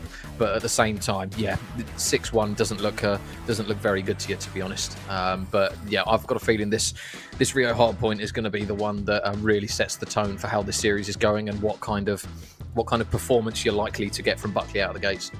Yeah, and I think there is kind of a discrepancy in that slaying power, right? You already talk about the fact that, I think statistically, you're looking at these Buckley players, not a single player here is below 1.5 KD. On the other hand, we're kind of constantly referring to two players from Minot that are always slaying out. That's Bruce playing under the Zig game attack and Nick Starox, which is playing under the Nick Starox game attack. If those guys show up, things can be okay for Minot, but really we've got to start seeing some slaying out from Cryptic and Shay. You can't just be Hill Kings. Yep, so Buckley are going to be the boys straight onto the hill right off the rip, and you can already kind of see a little bit of hesitation coming through from Minot, so they're going to have to be very, very kind of going with instinct rather than just being afraid of making the channels, because the last thing they're going to want to do is give Buckley kind of this instant opening kind of renown where they're just not flying and making trades. So you do fear right out the gates, especially on a Rio, if they do start falling behind on slaying, it might just be how the series is going. And at the moment, it's not looking like the greatest of starts.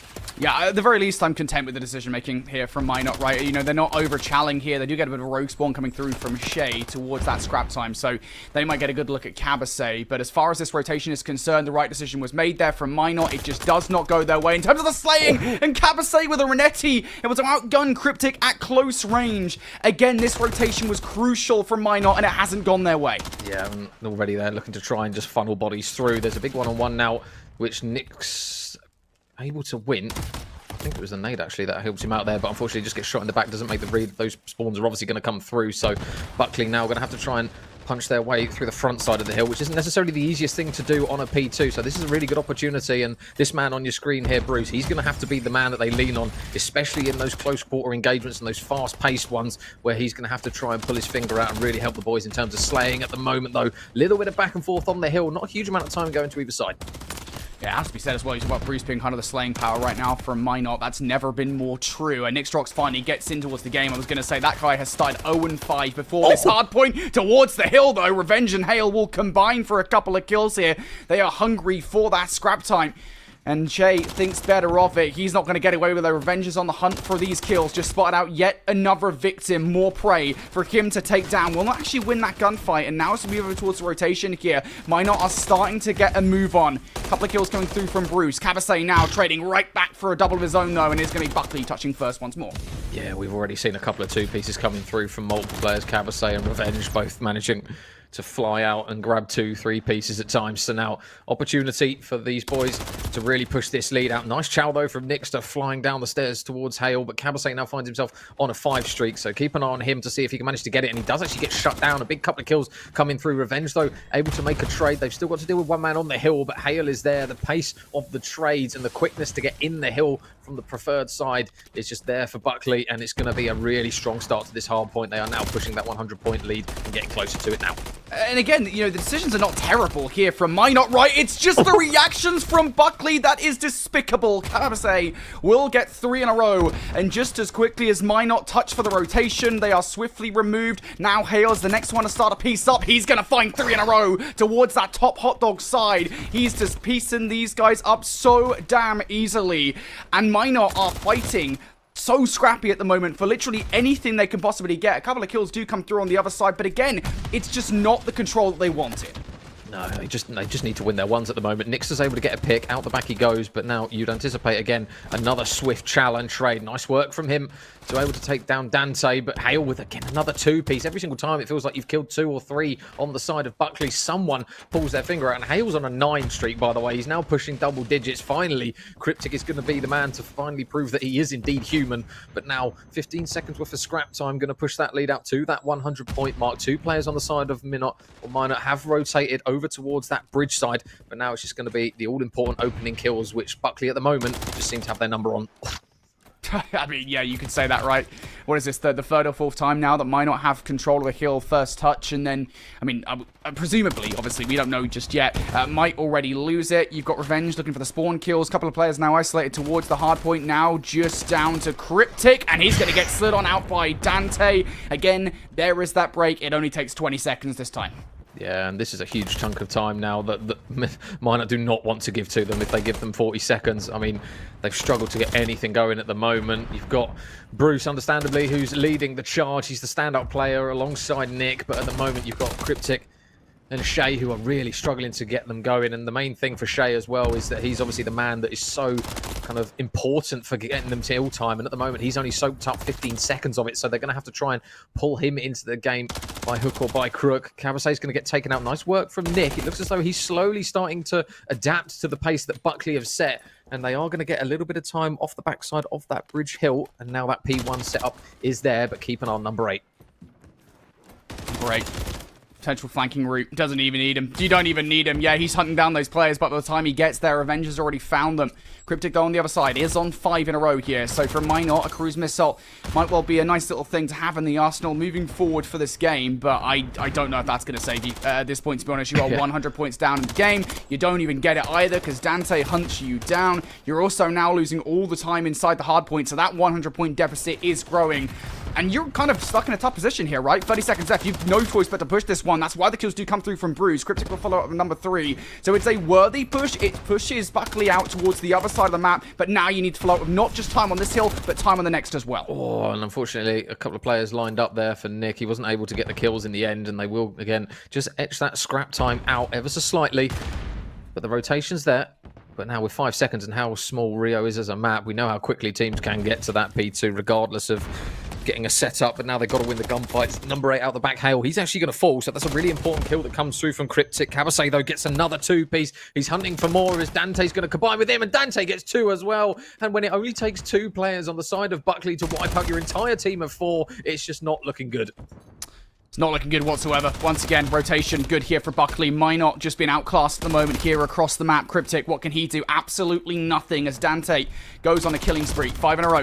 Now looking for the 6th that would be a real dagger you have to feel from Minot in this situation, and already they're starting to think ahead towards the future. The positioning of a player like Hale being so disruptive of players trying to get out of their spawns for a potential contest, just burning 10 seconds off the clock. You hit the magic 20 seconds now, and now you have to start thinking of the rotation. You've given up a full 60 away to Buckley. Extra bullets in the body now as well for Dante as he finds number 6 for that cruise missile.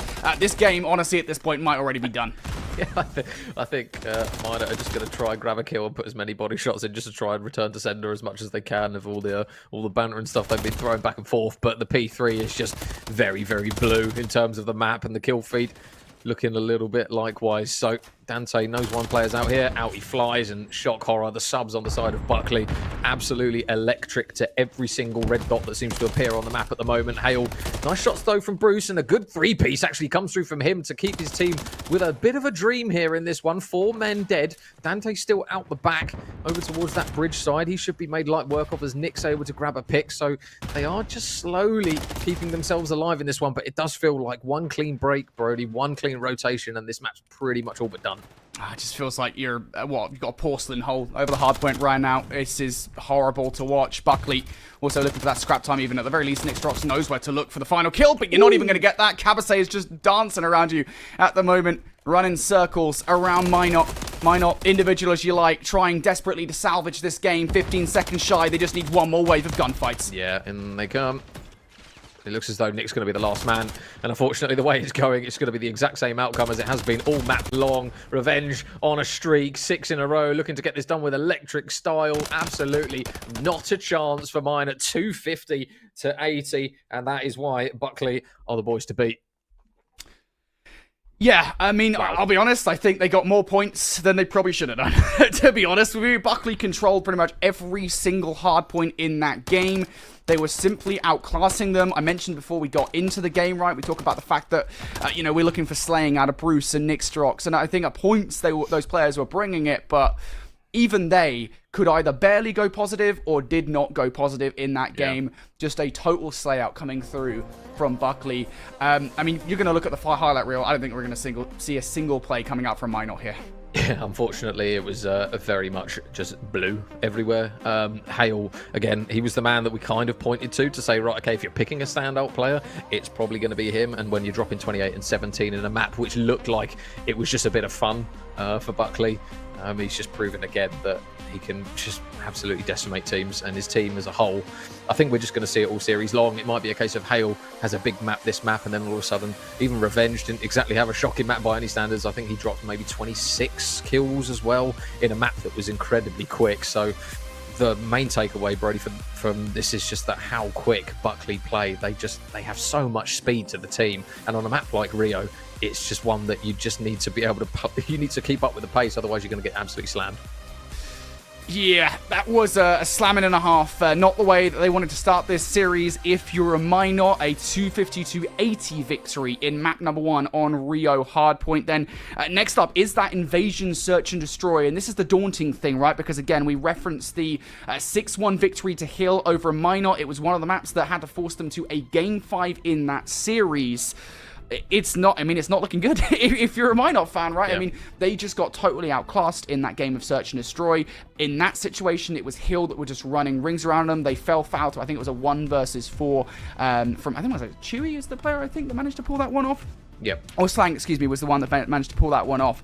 But still, I mean, just they cannot let that happen here. The defense needs to be tighter. They need to be more certain in their offense pushes because you can't afford to go 2-0 down versus Buckley. Yeah, and going into the search, obviously we look to try and lean on stats prior to the games really kicking off, but yeah, Buckley have lost one map the whole time, and it wasn't an invasion search, unfortunately, for Minot, but Bruce is going to make sure that Hale knows that he's the first blood. And yeah, no love lost between these guys. Revenge is going to trade him out, though, with the Renetti very, very quickly. And I've got a feeling, normally Invasion, Brody, is a very, very quick, very, very slow map, sorry, should I say. But I've got a feeling the boys from Buckley are going to want to try and get this series done probably in the best part of about half an hour. Yeah. This is been a good round, though, from Minot. Cabasate, 1 versus 3 now. Taking shots out. I think just that confidence from map number 1 is starting to flow through with these egregious challenges that Cabasate is taking. I'll be honest, though. I think Cabasate could definitely win these fights. Out in the open, though, trying to challenge Shay on the firehead. He finds that first kill. Actually, I think it was Nixdrox that gets the TK to take the player on a site down. Still, though, the fact that it feels realistic that Cabasate can win one of those fights, that's what's dangerous here. I did start to worry because they lined up a little bit there, and I just got flashbacks to Optic. I was like, oh no. But yeah, it was a final kill there coming through from Nixter. I've got a feeling that Buckley will probably start the search running Minor and then realise, oh, hang on a minute, they can actually shoot back. And then when they start to concentrate and play it a bit slower, then we'll probably see the better side of Buckley in Search and Destroy, because it was a bit of a kind of a scrappy opening start to the round. We obviously saw Hale fly straight in towards CDs and unfortunately paid the price for it. So yeah, opening round goes in Minor's favour, but now it's just a case of what Buckley decide to try and do. And it's a bit of a weird defensive setup actually from Minor in only having one player late to the party in Cryptic over towards that B site. Oh, that bomb though. Yeah, why is the bomb there? I don't know. You've assaulted the B site. You've done part 1 really well, right? You've won the gunfights on the site, and now you're kind of stuck. I mean, Minor have played this perfectly, relatively unintentionally. They have full bomb control. Well, I don't know whether I know that bomb's down. Well, Revenge has just obviously legged it to try and get it back, and now, oh no, no, God, there's no way he's just won that. Oh my goodness, in a round where you think surely might make that trade. We saw an eye roll actually coming through on the player cam as well, because Dante has somehow managed to just slither himself out of that one and managed to just unfortunately embarrass Shay in that one. You did need a trade in that situation, and unfortunately that's a round where they should be winning it. I can't believe what I've just seen. I can't believe it. Minor were literally gifted. Like, there was gift wrapped. It had a bow tie on it and everything, mate. That round. And the fact that they still chuckle it. Impressive 1 versus 2. Dante now on 3 in a row off the back of that.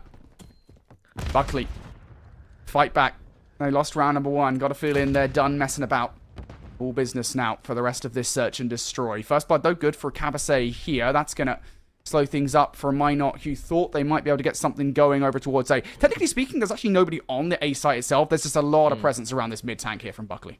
Yeah, I don't think we've seen a smoke actually come through, because normally we do tend to see that before the bomb goes down. But Nick manages to get a pick, and Shay has been tagged up. You can see Cabasay's just running at him. He knows the red dot's there. There's the pick. Cabasay manages to make it a 3 versus 2 in Buckley's favour.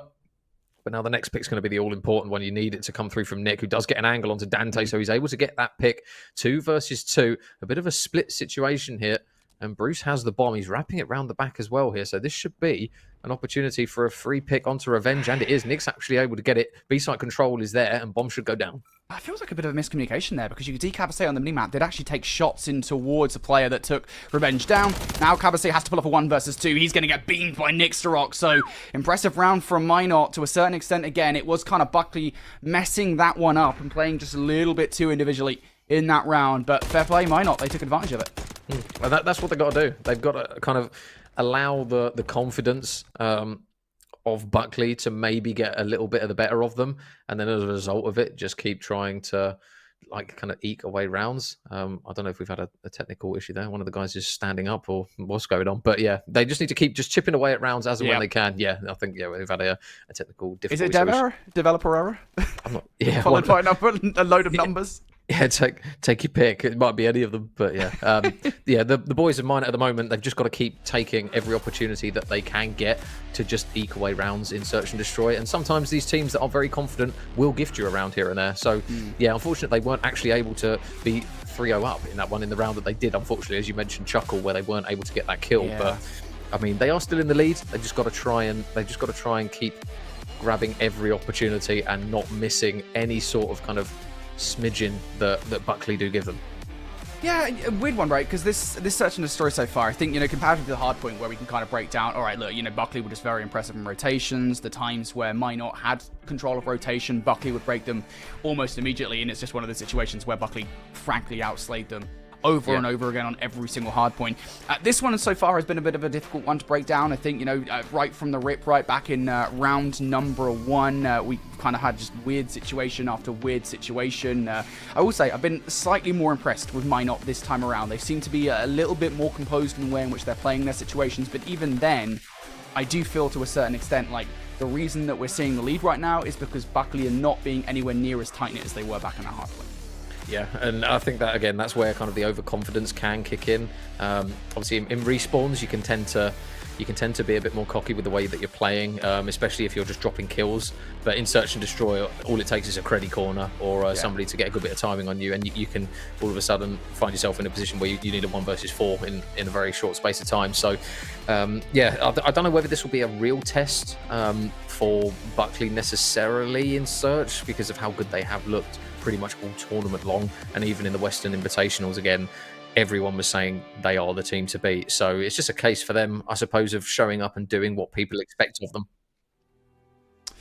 Yeah, I mean, look, if you guys don't know right now, I mean, we might as well show you guys the bracket as it currently stands, just to give you guys an idea, again, if you weren't here earlier on, how these guys got to this tournament. It is important to note right now that these guys are, as you've already mentioned, the fact that Buckley are the Western champions, Minor also the Eastern champions. So technically speaking, obviously, not counting the fact that there are better teams in each region, there's that conversation about which is the better region of the two. We are looking at 2 of the best teams, if not the 2 best teams out of the respective regions.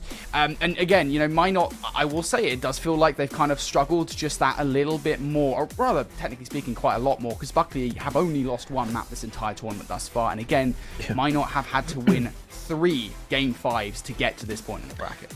Yeah, it's been a case of they've had some really big clutch factors. Obviously, they managed to take that Game 5 off of Hill. And I believe, if memory serves me well, Hill were the team that lost to Buckley in that grand final at the Western Regional Invitational. So it's kind of a case of, we've obviously got that losers final game, losers semi-final game, between Cannon and Hill. But those 2 at the moment, I think Cannon are a different team to what they were in the Invitational, because they've obviously got slightly different players, and it does look as though the additions that they've made have improved the squad. So they're probably going to be closer to the level of Hill from what we've seen from that Invitational, where they weren't quite able to top them in that one. But it is very much a case of everyone is trying to pedal to catch up with Buckley. It's just a case of who can manage to do it. And I say we've got the best of the East and the best of the West at the moment. And at the moment, the boys from the West side definitely look as though they've got their number. Yeah, I mean, look, again, Buckley have been the team to beat. I think that's been no more clear than looking at the stats, right? Again, something you mentioned before we got into the series is the fact that this is one team where not only is every single player positive, right, going into this matchup, but every single player is above a 1.5 KD, which, let me tell you, I mean, Major, you and I have casted a lot of Call of Duty over the years, primarily in challenges where you see, like, shooters, right? Every team, you see, like, these god teams, right? Even that doesn't happen there. You never see teams of, like, across the board, a plus 1.5 KD for every single player. So I think that's a good representation of just how dominant these guys are. And I think also it is definitely shown in the game. It's shown back in map number 1, right, where every single player was on fire on all cylinders comparatively to the other side, where again it's the usual suspects for Minot that are actually playing and being a competitive roster. I think that's the difference for me here, right, Major? It is the fact that ultimately we are looking at a team where every single player has that goal potential versus other teams in this competition where it feels like we're always pointing out 1 or 2 players in the team. Yeah, and I think credit where it's due. I don't want to take away kind of the team cohesion that this Buckley team seemed to have, because it's all well and good being like cracked in terms of gun skill, but then at the same time we saw glimpses on the Rio where the adaptions to make trades and rotate were very quick at times as well. So it does feel as though it's a very, very talented team, but at the same time, they do look as though they're on the same wavelength when they're running around Rio and they're all playing quickly. It's not a case of somebody's slow to a trade or they're getting kind of flanked and nobody's got an idea. It all does seem to fall into place for this team. They all seem to be very confident in each other as well, and I think that goes a long way in Call of Duty when you've got that faith in your teammates to be able to pick up lanes and do the dirty work for you as and when you need to. Because when I'm looking at this team, I don't instantly look at it and go, right, well, he's the one doing the dirty work, he's the one rotating. It seems as though all of them can fill that role, which is only going to do good. Well, all of them are great players. Right now, they are 2-1 down in Search and Destroy. Of course, they did dominate the hard point, so if they can kickstart themselves again moving into the reset here, we might see a very different look as we get back into Evasion, Search and Destroy. We'll be there in just a moment. First of all, though, while we resolve those technical difficulties, we're going to do a very quick break. On the other side, we've got more Call of Duty here in the upper bracket finals of the CONUS Championships.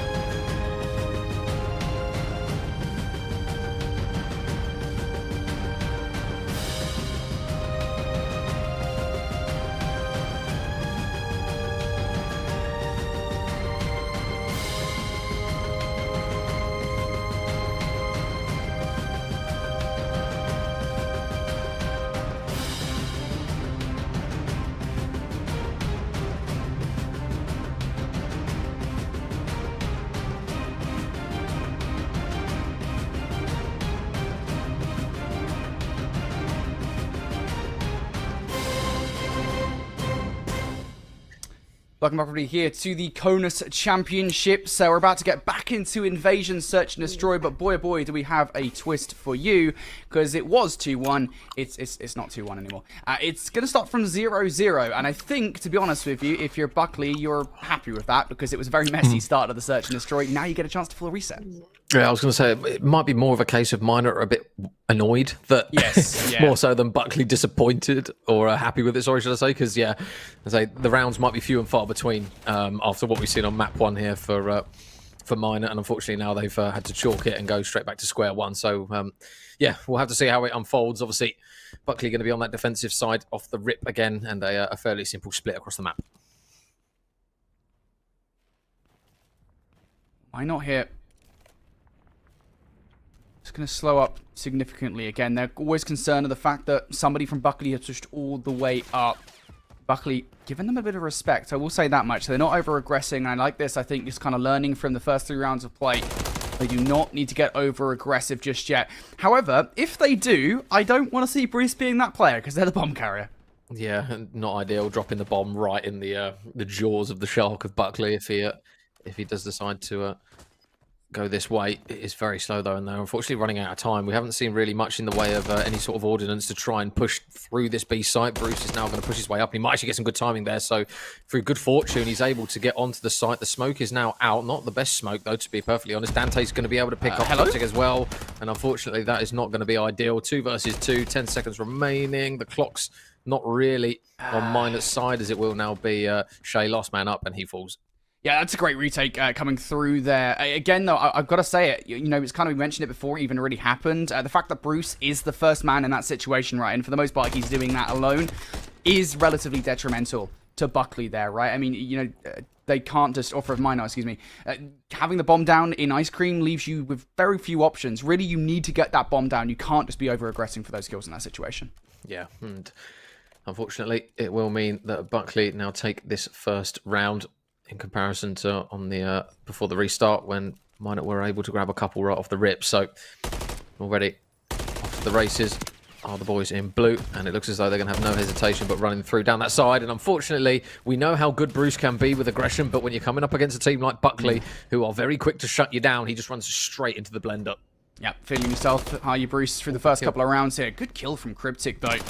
Through Ice Cream, great response from Revenge. They couldn't let Cryptic have that position for as long as they did, and Buckley nowhere near as terrified of getting the bomb down as Minot were in the previous round. Dante through the smoke, looking for the kill, hunting for Nixterox. Nixterox not going to get away. Should be a trade coming through from Che, but no!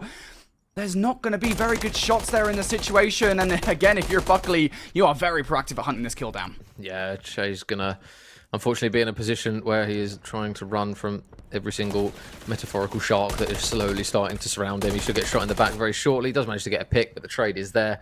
And Buckley with 2 very, very convincing and very confident rounds. I think they're definitely got their heads screwed on a little bit more seriously now for this Search and Destroy after the restart.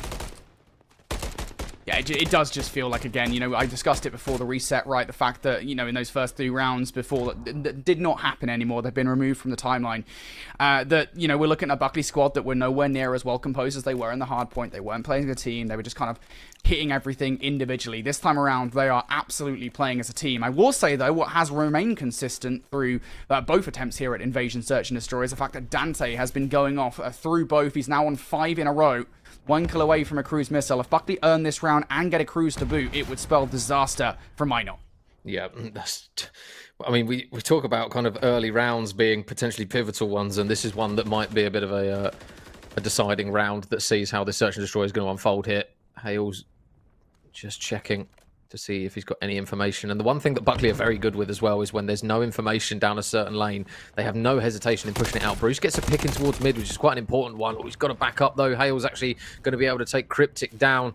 And now it's going to be a 2 versus 3, where Shay and Bruce are going to have to try and get a pick on their respective sides of the map, because they are quite split at the moment.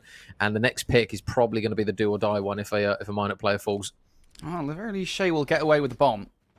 And there's a good kill coming through from Bruce. Hale was really the biggest issue there for Minot in this round. So now the world is their oyster. Invasion is their playground. Ideally, you would like another kill before getting this bomb down. Cabasay should have just spotted out Bruce on site. Shot's pretty good. Pre-firing on towards a reach out. You know Bruce is going to reach out in that situation. I'm not at all surprised to see it. Dante, though, has no idea that Shay has just ran right past him. He should do, off the post plant. We'll have just seen exactly where he's gone. This should be a kill for you, and it is the steadiest of shots from Dante. What did I say about the start of the round about a cruise missile? Well, there you go. He's ready to go. So, unfortunately now, Buckley 3 rounds up, and they've got a cruise missile to work with as well. Isn't ideal here if you are the boys of Minor. And unfortunately, I had a feeling that Shay might have had an opportunity to see him. He literally must have run around the tank the second that he went past him. And the COD timing must have just been absolutely horrific, because I thought for a second he had a pick onto him there, but unfortunately it wasn't meant to be. And now Buckley are just, they're in full force, Brody. Now it seems as though they've kind of started to hit their higher gears, length forward, started to take it a bit seriously to get it done super speedy, because, at the moment, Dante's looking very, very confident, getting picks as and when he needs to. And like you say, they've got the cruise missile now. Has to be said, feels like Buckley are making a statement right now. Here's that aggression once again, and it feels different. Dante's going to bring that cruise missile down. You now know where all these players are located, and you're going straight for the reaction kill as well. Cryptic was the only reason that they couldn't get the bomb down, and now they can. Yeah, and some really good timing there for Bruce. Means that Dante isn't going to see him, but Dante's going to see him that time round, and now, unfortunately, again, it is going to be Shay who's trying to work a route round the back of the spawn, and tell you what, I wish my Renee hit like that. Nice shots there, cleans him up, 4-0 to Buckley, business as usual. I don't even know what to say, to be honest with you, mate. Again, it is just clinical. The way in which you're seeing these sites being taken by Buckley, the way in which you're seeing the sites being defended by Buckley when they are on the defense, everything is just looking so good for them at the moment. It's team play, which so many teams in the competition have been missing. Buckley, they have it, and they have it in spades. Dante still hasn't died, by the way. Yeah. He's already earned the cruise missile. He's already used it, so it's not a threat for the rest of the search and destroy. But Dante, I mean, I don't really know if he needs a cruise missile. He basically is one at this point.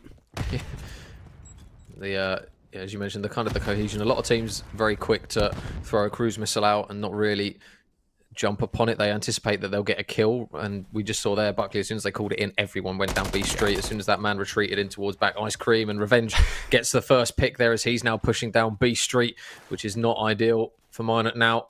And you've got so many players now on the side of Minot who are just trying to dig themselves out of a hole which just seems to be getting deeper and deeper after every single pick. I mean, just look at the movement from Revenge on the minimap right now. He retreats, right, and they go for a hunt momentarily, and then he finds himself in a safe position. And now, off the back of losing teammates in the middle of the map, he's going to regain that ground himself. And you're not going to be expecting this, really.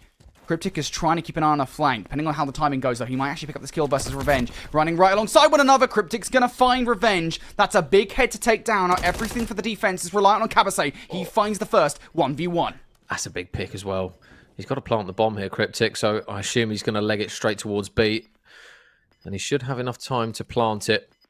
Going to check dark, nothing here. Needs to plant it quickly, though. You'd rather plant sooner rather than later, because Cabasay is going to be on the absolute hunt for him. Checks the A bomb, nothing there. Over towards the B bomb he will go. But now, where will Cryptic play? Oh, he's going to spot him right as he goes in towards Broken. That's not ideal. Cryptic goes for the chow. Cabasay lets him know and puts a few more bullets. Pistol, primary. I'll pick up your gun and I'll give you some extra, buddy. As, he's putting every single bit of ammunition into his body. He's, dropping areas of his body and around his, and it's just going to be another round, which is unfortunate for Minor. They just can't get anything going, and this man on your screen has just managed to clutch up, which is even worse. Just a question for me there in that 1v1. Where are you going? Like, what are you doing? Was he like planting the bomb for the street? Maybe I don't even think the bomb was planted for him in that situation. Like, you play around the bulldozer every single time on that site because it is such a power position. You can't shoot through it, and then you've got a trophy system alongside you. You're basically impenetrable on the site. It's so difficult to get back on, but you put yourself in a position there where it's just kind of an easy read for Cabasay, right? He picks up the kill, and now we are in a situation where Buckley are 5-0 up. Players starting to streak out here as Cabasay finds himself on 4 in a row. I don't even think the prospect of a cruise missile really matters at this point. Minot trying something a little bit different, though. Presence through the middle of the map here. Bruce has to find some kind of value through this push towards Broken.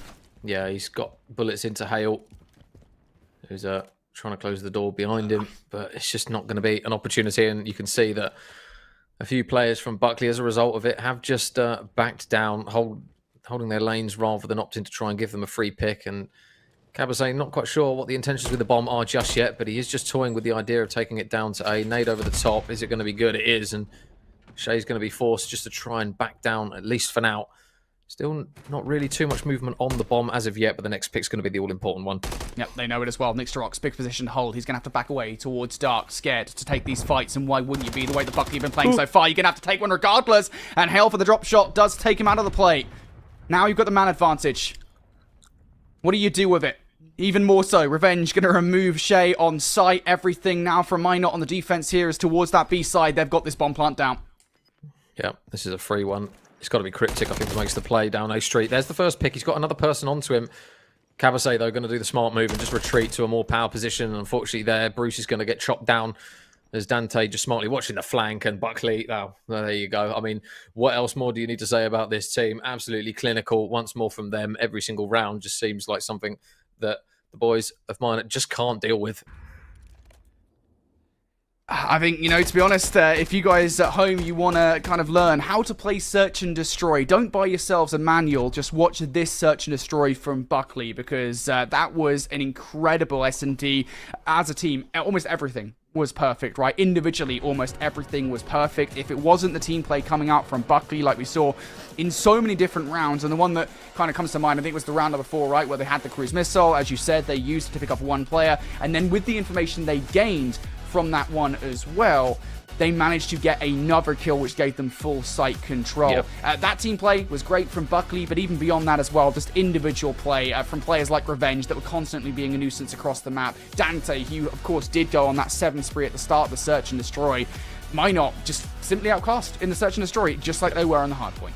Yeah, I think you can put a lot of onus onto just being able to win the individual gunfights. Obviously, there is a good bit of fortune with sometimes with COD timing, but I think a lot of things that people don't really put into perspective is also kind of anticipating timing. We obviously saw the wrap out of the bomb after Minot managed to get the bomb down. And obviously, when you're planting with, say, 9 seconds left, odds are if the man's not at your bomb site, he's probably checked the other one and he's rotating to you. So the lack of kind of anticipation that man's going to be within close proximity when he does try to rotate out, I think just kind of speaks volumes about the levels of where this Buckley team are. And yeah, going into an invasion now, back onto a respawn, they're just going to be feeling very comfortable now. I mean, why wouldn't you be? 2-0 up in this series. Next up, we've got a Control. And honestly, at this point, again, you're kind of just hoping maybe that something that happened at the start of that Search and Destroy, of course, in the original timeline before we branched off, is going to happen again here, where maybe they come in a little bit lax. Maybe they're like, all right, we're just going to kind of throw ourselves at the opposition here, just kind of have a little bit of fun. I don't know if that's going to happen, though. I think Buckley, especially after we took a little bit of time to get into the reset, might just want this series done and dusted in 3. The way they've been playing, I wouldn't be surprised if they get it done. Might not have to turn up. Everybody has to slay out here. And we've got a bit of lag. I don't know if this is caster lag or if it's game lag. If it is the latter, we'll be resetting once again. Yeah, I think it might be a... oh, there you go. Yeah, it might be a little bit of a technical issue. But yeah, kind of... yeah, so close yet so far. But yeah, I mean, I think Control is probably a game mode that will benefit Minor in the sense of that even if they are getting bodied, if they do catch a good bit of timing and get players on the point and they do stack it, that's probably their best bet at taking this map. I don't think they've got really too much opportunity to be able to go toe for toe and try and run down the life count of Buckley. It's going to be a case of playing as a force stack in close proximity, getting picks and getting bodies on the hill. Yeah, and to be fair, it should be said that I think Minot can take away controls. In their last best of 5, they managed to do so, not just in the round 5, but actually on the round 5 offense on high-rise control, which is something you so rarely see. I know that you've got the probanes to help you out, but, you know, high-rise control offense, it means that they are at least competent in control, so they can still do this. Again, it's just whether or not Buckley are more competent is the question for me. I'll kind of counter myself here a little bit by saying as well, I believe it was the other day we did see a control again on high rise from Minot where things were just so weird. I can't remember who, I think it might have been Cannon they were facing maybe, where they just were not doing the things that we expected them to do. Their team play was not that great. So I'm kind of intrigued to see which one we're going to get here in this Control from Minot. To me, it has to be the full. We have to see great team play. We have to see everybody coming out and shooting at the start of this Control, because if not, I think they're just going to get run over. I think the other thing as well that's going to kind of hinder them a little bit is because it's invasion control, the likelihood is Bruce is probably not going to be able to put up big numbers with an SMG as what he's comfortable with. So he's playing a map which, again, we have seen Bruce actually perform very, very well with an AR, but his big numbers and his big influences on series where he's able to pick 2 pieces and play very quickly and be kind of a difficult person to deal with on the map, which is what they're going to need if they're going to manage to take down Buckley. Unfortunately, on Invasion, you can't really do it. There's so many open lanes where you try and cross over as a sub. You pretty much only got an opportunity to try and sneak down Broken, go into DVDs, or go into CAF. There's not really much chance getting down A Street side, so I think it's going to be one where they're going to really look to try to lean on him, but it might not be his best area to be able to have an influence on this map. I don't know, dude. I don't know what you do. To be honest with you, you've just got to put a stop to Buckley. At this point, if you're a Minot, they are just destroying them. And this is a Buckley that has terrified a lot of teams. They have come in as tournament favorites. And a reminder here as well, these are the respective regional champions. We are seeing the best in the West and the best of the East go head-to-head here. And they are not matching one another whatsoever. Buckley has shown out they are seen to be a different class of team right now. They are going to start things on the defense. So if they win round number 1, even in a dominant fashion, you shouldn't be too scared if you're Minot. That's the way that Control is supposed to go here in Modern Warfare 3. Yeah, and we're seeing Minot doing exactly what we said they probably should do, which is sending everyone to the point, apart from one, and just trying to stack it. Buckley going to try and look to mop up those players around. You can see Bruce there going to rush into a trade. He does have a little bit of help there above him, so Kabase going to be looking here, there, and everywhere for a couple of players. Hale's going to grab 2. The trade, though, from Bruce will be there, so a little bit of progression over towards B. Bruce is going to push up the map, but now you can see Buckley just looking to try and check as and where Bruce is, and he's going to give away his position and grab 1 pick. He gets a second as well, does Bruce, actually, so he's going to be the man that's going to have to try and make the plays, and he's already starting off at 4-0. Brilliant start from Bruce. You need to see those key star players from Minot come out and show here in this one. That's exactly what's happened. Cryptics, slowly but surely, getting the capture down on B. He's going to have to hide those feet away. Revenge is coming for him. And Revenge is coming for both of the gunfights. He'll only find 1. Dante is actually going to be the one responsible for taking the head off Nixterox. Now look at the flank, though. Talked about Bruce being the player to watch here. He's in a position to do something. Hale is actually on the hunt for that player. They might be counting names in this situation and realizing that someone is still trying to flank us. Bruce needs to find at least 1 kill here. You have to find some value in the play. And nope, he's been hunted down. Oh, okay. There you go. Cryptic's going to smack him in the back there. Dante will fall. But now look at the aggression that the boys from Buckley are opting to play for. Revenge with a Renetti, another 2-piece coming through from him. If he runs a primary weapon, he might be even worse. This is outrageous from Revenge. He's managed to find the new meta, another one. He's going to fly out. Holy Christ. He's seen anything with a red dot and he's flying at it. Unfortunately, not able to get any more, but the damage is pretty much done. 20 lives, plays 11. A very, very strong defensive hold here from Buckley, as we would come to expect, but not the be-all, end-all, Brody. This next round is probably going to be the one that lets us know if it's going to be a 3-0. Yeah, and then this is exactly what I said, right? We saw kind of glimpses of hope there from Minot, but that is to be expected. That's the way Invasion Control goes. You expect to lose. I mean, this is the way Control goes, right? Full stop. Here in Modern Warfare 3, maybe aside from Karachi to a certain extent, but you expect these rounds to be defensively sided. So Buckley, they're expected to win that one, and they do. What happens here at the start of this one is going to be the more interesting affair. Where do Buckley go on this offense? Do they choose to go for the classic B kit? Do they kind of throw a spanner in the works here and go straight towards A? It's going to be the former of the two. And might not have full send on A side. They've gone for the 50-50 call that, hey, this is going to be an A push, and it's simply not. Despite the fact the one player that Buckley do send over here is already doing damage. Hale keeping them at bay. Yeah, well, B's going to be done. I don't think there's anything that Minot are going to be able to do here. The second tick's through.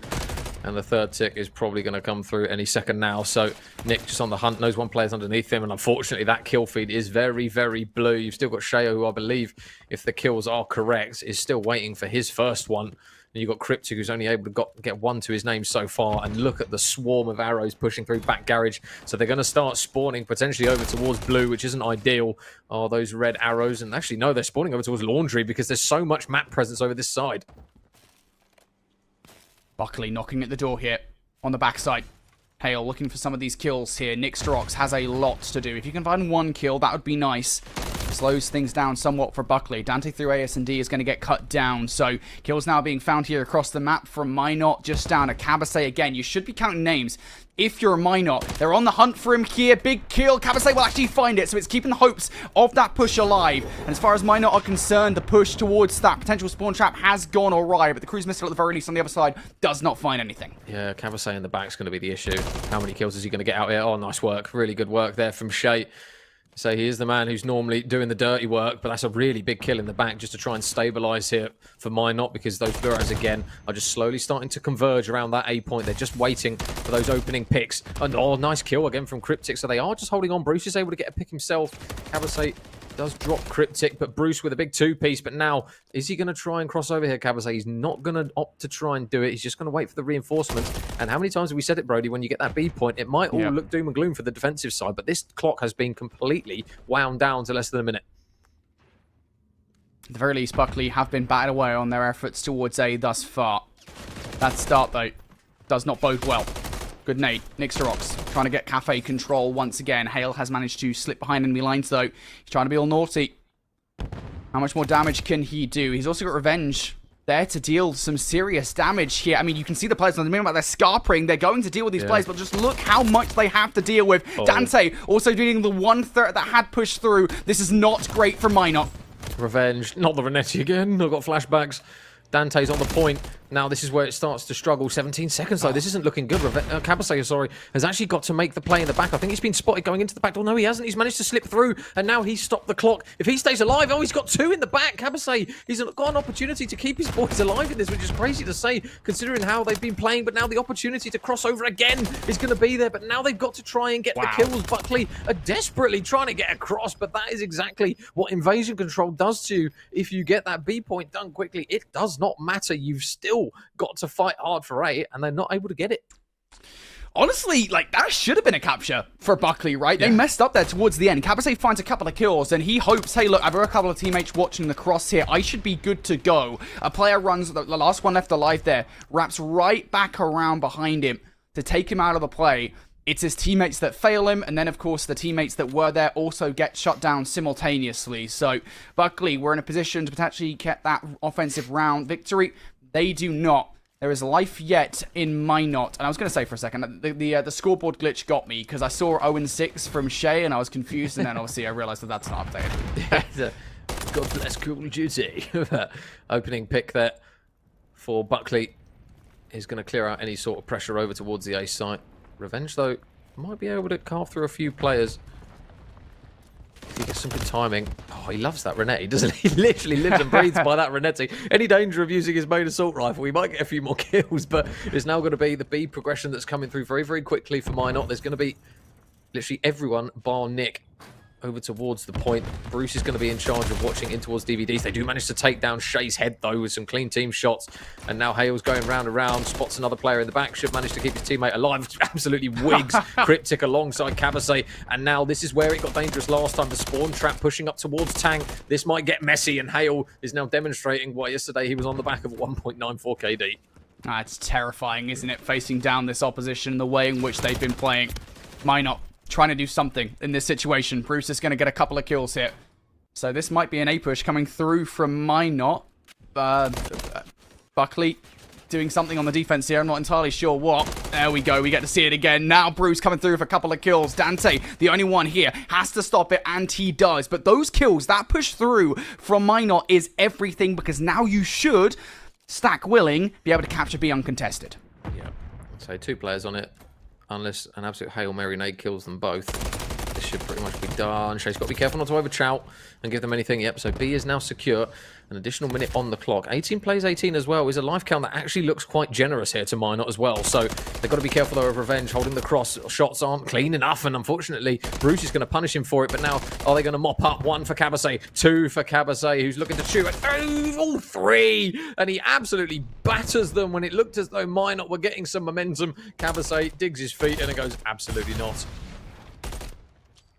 Well, they have at the very least captured that B zone, right? So they've matched what was done to them in the previous round. Can they perhaps exceed Buckley, is the question from me. Kills coming through. I don't think the answer will be yes, the way that's going. And Revenge just cleans up house, or rather the alley, inside dark. Now hill control. Now map control going the way of Buckley here. They're really starting to get aggressive. Hale trying to be a nuisance towards that Palace side will get shut down. Towards B, kills are actually being won here by Minot. Kabase has to be careful. He's being pressured. He probably needs help towards the middle of the map. Yeah, he's desperately waiting for some reinforcements, but he's just going to opt to reposition. And you can see that Bruce is on the hunt for him. They're going to find him in arches, and they do manage to take him down. So 2 kills go in their favour. Number 3 and Nick is going to try and cross to A, but nothing comes of it. So you've got one last go at touching this point. You've got Shay and Bruce with the opportunity to do it. 10 seconds remain. Big kill, though, from Shay and from Bruce. But now, can they get on the point? That's the question. You've got Revenge, who's holding the cross. How many can he get? They managed to take him down, so now they've got to get on. Somebody's got to touch. 1.7 seconds remaining, but they're getting kills. And now, unfortunately, with one man on the point, the progression is just going to absolutely crawl through, and it's going to be a big kill, actually, from Cryptic. Surely the trade comes through, and it does. Buckley holds strong. Again, I said it in the middle of the round, right? You're happy with that if you're a Minor. Obviously, you want the offense, right? But you never expect one here in control. So the fact they're able to match what Buckley did to them in that previous round, they're able to get the 3 ticks and the full capture over by B. Giving you an opportunity, at least. But now Buckley on offense. They got close previously. Arguably, they chuckled it in round number 2.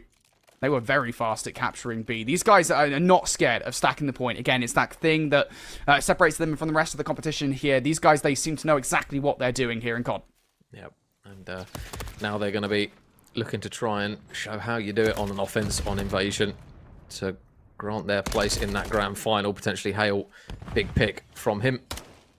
Is just going to enable a little bit more clarity over towards the point. And Revenge with a spot. I didn't even know this was a spot, by the way, so I'm going to be using that later. Nice work there from him to able to take down 1. But they're opting to do what they did before, Brody. Heavy pick over towards B, stack it, and then just kind of bang everything on A. So if you're Minor, you're probably thinking that, right, okay, well, we've done this before. We could potentially do it again. B's done. 2 minutes 15 on the clock, but that clock does tick quickly. I gotta say, I think Bruce's route at the moment is not generally that helpful. You could take maybe Hale out of the power position, but he's done nothing here through the middle of the map. Maybe he could have wrapped around and taken the players out from the rotation away from B. He does pick up that 1 kill now, though, and the players that had gotten through towards Blue for the most part have been dealt with. Dante, the last one left alive. Can he create an Inferno against Minot? Looking to take some more kills here. Next one up, Cryptic, gonna get shut down here. Dante is being a proper nuisance. And again, it's just diverting attention away from the front of the point. Yeah, and now it's the thing that Buckley didn't do last time was pushing through Garage and starting to spawn those players over towards Blue. So they can play this side of the map as much as they want, but they need to get the picks and they need to start switching over just to disrupt those spawns. Hale's in Laundry, so those red arrows probably going to spawn closer to the A point. Yeah, so they're still spawning up here in Laundry at the moment. Hale, though, there's 1 pick for him. He's got another man ready, waiting to chow around the corner. Big kill there, though, from Bruce. But now they've got to try and transition. You can see there, number 5 Revenge in the back. There's another big couple of picks. And now look where those red arrows are going to start spawning over towards that blue side of the map. And it will be now number 5 Revenge on the point. How is Dante still alive, by the way? I think he was getting meleeed up top in Blue. He's been here for so damn long. Yeah. Such a nuisance to Buckley. And now Minot here losing the gunfights around the front of the point. Dan taking a reposition here again. Just all part of the distraction play. The smokes and mirrors while the capture is going down. From Minot, you've got to go. Hale is going to bring this cruise missile down from up high. It's a couple more kills. Can anybody get towards the point? No. Everybody shut down. Just down to Shay. They go down as well. Buckley with a 3-0, a dominant victory over Minot here to book a place in the grand finals. Yeah, and just even looking at the reaction on the players, I think they're looking at each other like, yep, sound. We've done what we've needed to. We'll move on. Really, really good performance there from those guys. Obviously, Minot, commiserations to them. They're down but not out, obviously going down into that losers final. But it is very much a case of, yeah, Buckley were just on a different level in that one. Really big moments from all of their players. And the ability to just get picks and hit your shots just seems to absolutely show and provide absolute dividends for this team, really. Let's be honest. They were a level above Minot in this occasion. And yeah, they just absolutely demonstrated it. The scoreboard doesn't lie. And man, what a dominant series. I would actually, I guess, establish that we've only had one moment where it felt like Minot were actually in the conversation, and that was that one round of control. We'll get there in a second, but starting off this series with the hard point, again, you know, Buckley won pretty much every single rotation. They did what they needed to do. They were winning all the gunfights, and I think rather crucially, they shut down Nixterox and Bruce, players that had been dominating from Minot the entirety of this tournament. They're the reason they managed to clutch up in Game 5 5 after Game 5, did not show up in this series. Then, of course, we had the reset in the Search and Destroy, and while before the reset, it felt like Minot might be competitive, after the reset, they had nothing to say whatsoever. A very clean 6-0. And then again, you know, we get into the control, and I think this is the one where, you know, this is always going to be kind of the great balancing scales, if you will, because you're on defense, you feel like you should be winning those rounds, and might not do. But beyond that one defensive round victory, I mean, Buckley just had their way with them. Yeah, I think off the back of that opening win, which Minot were able to get, I think Buckley were just able to adapt to what they were trying to do in the round prior, and yeah, they just started chewing through lives when they started getting control of kind of top blue and then pushing through garage. We saw it in the round that Minot were actually able to win and hold on to the defensive side, but it was more a case of Buckley were just a little bit too hesitant when they tried to transition to the A point, whereas on the second attempt of trying, they didn't hesitate. They had the streak as well, which we've seen there from Hale. So yeah, it was one where they kind of learned from their mistakes in the round before, and then yeah, they just had no hesitation in putting them to the sword in the end of it.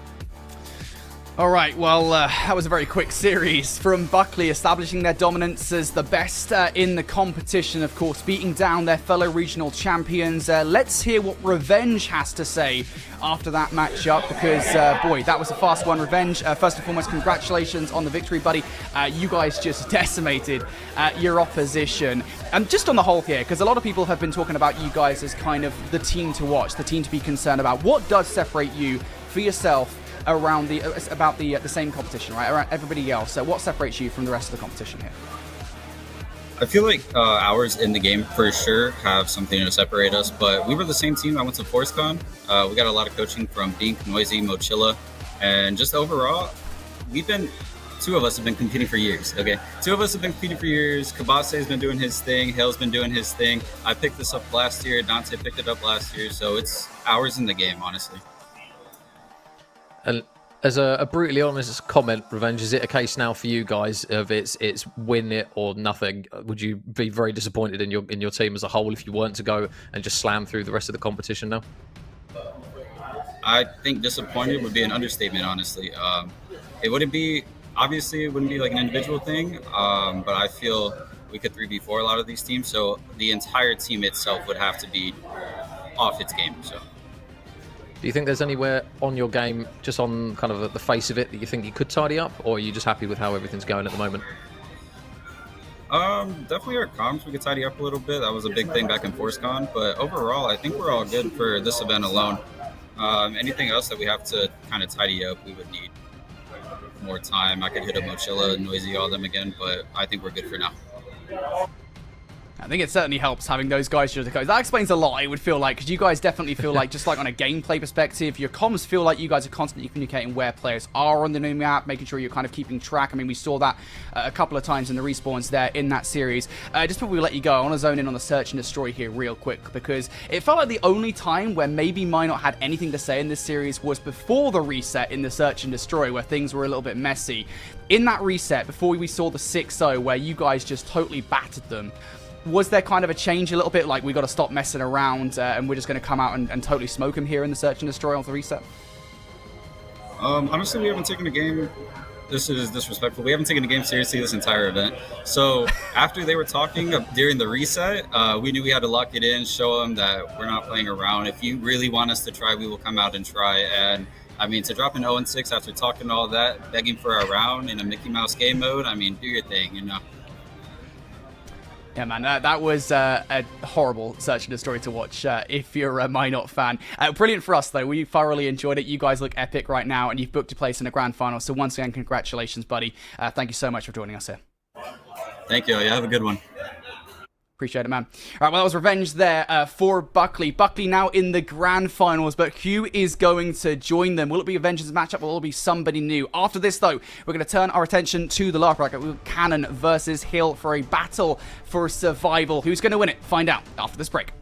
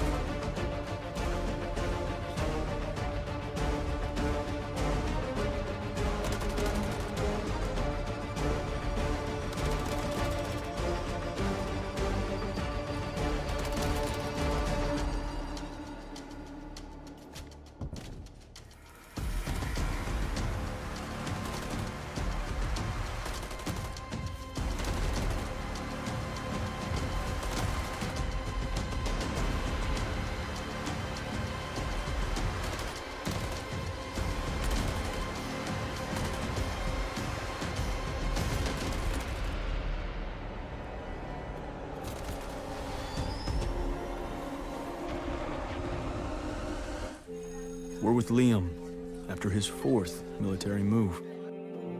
When being new is starting to get old. We're with Tara during the holidays when she misses home the most.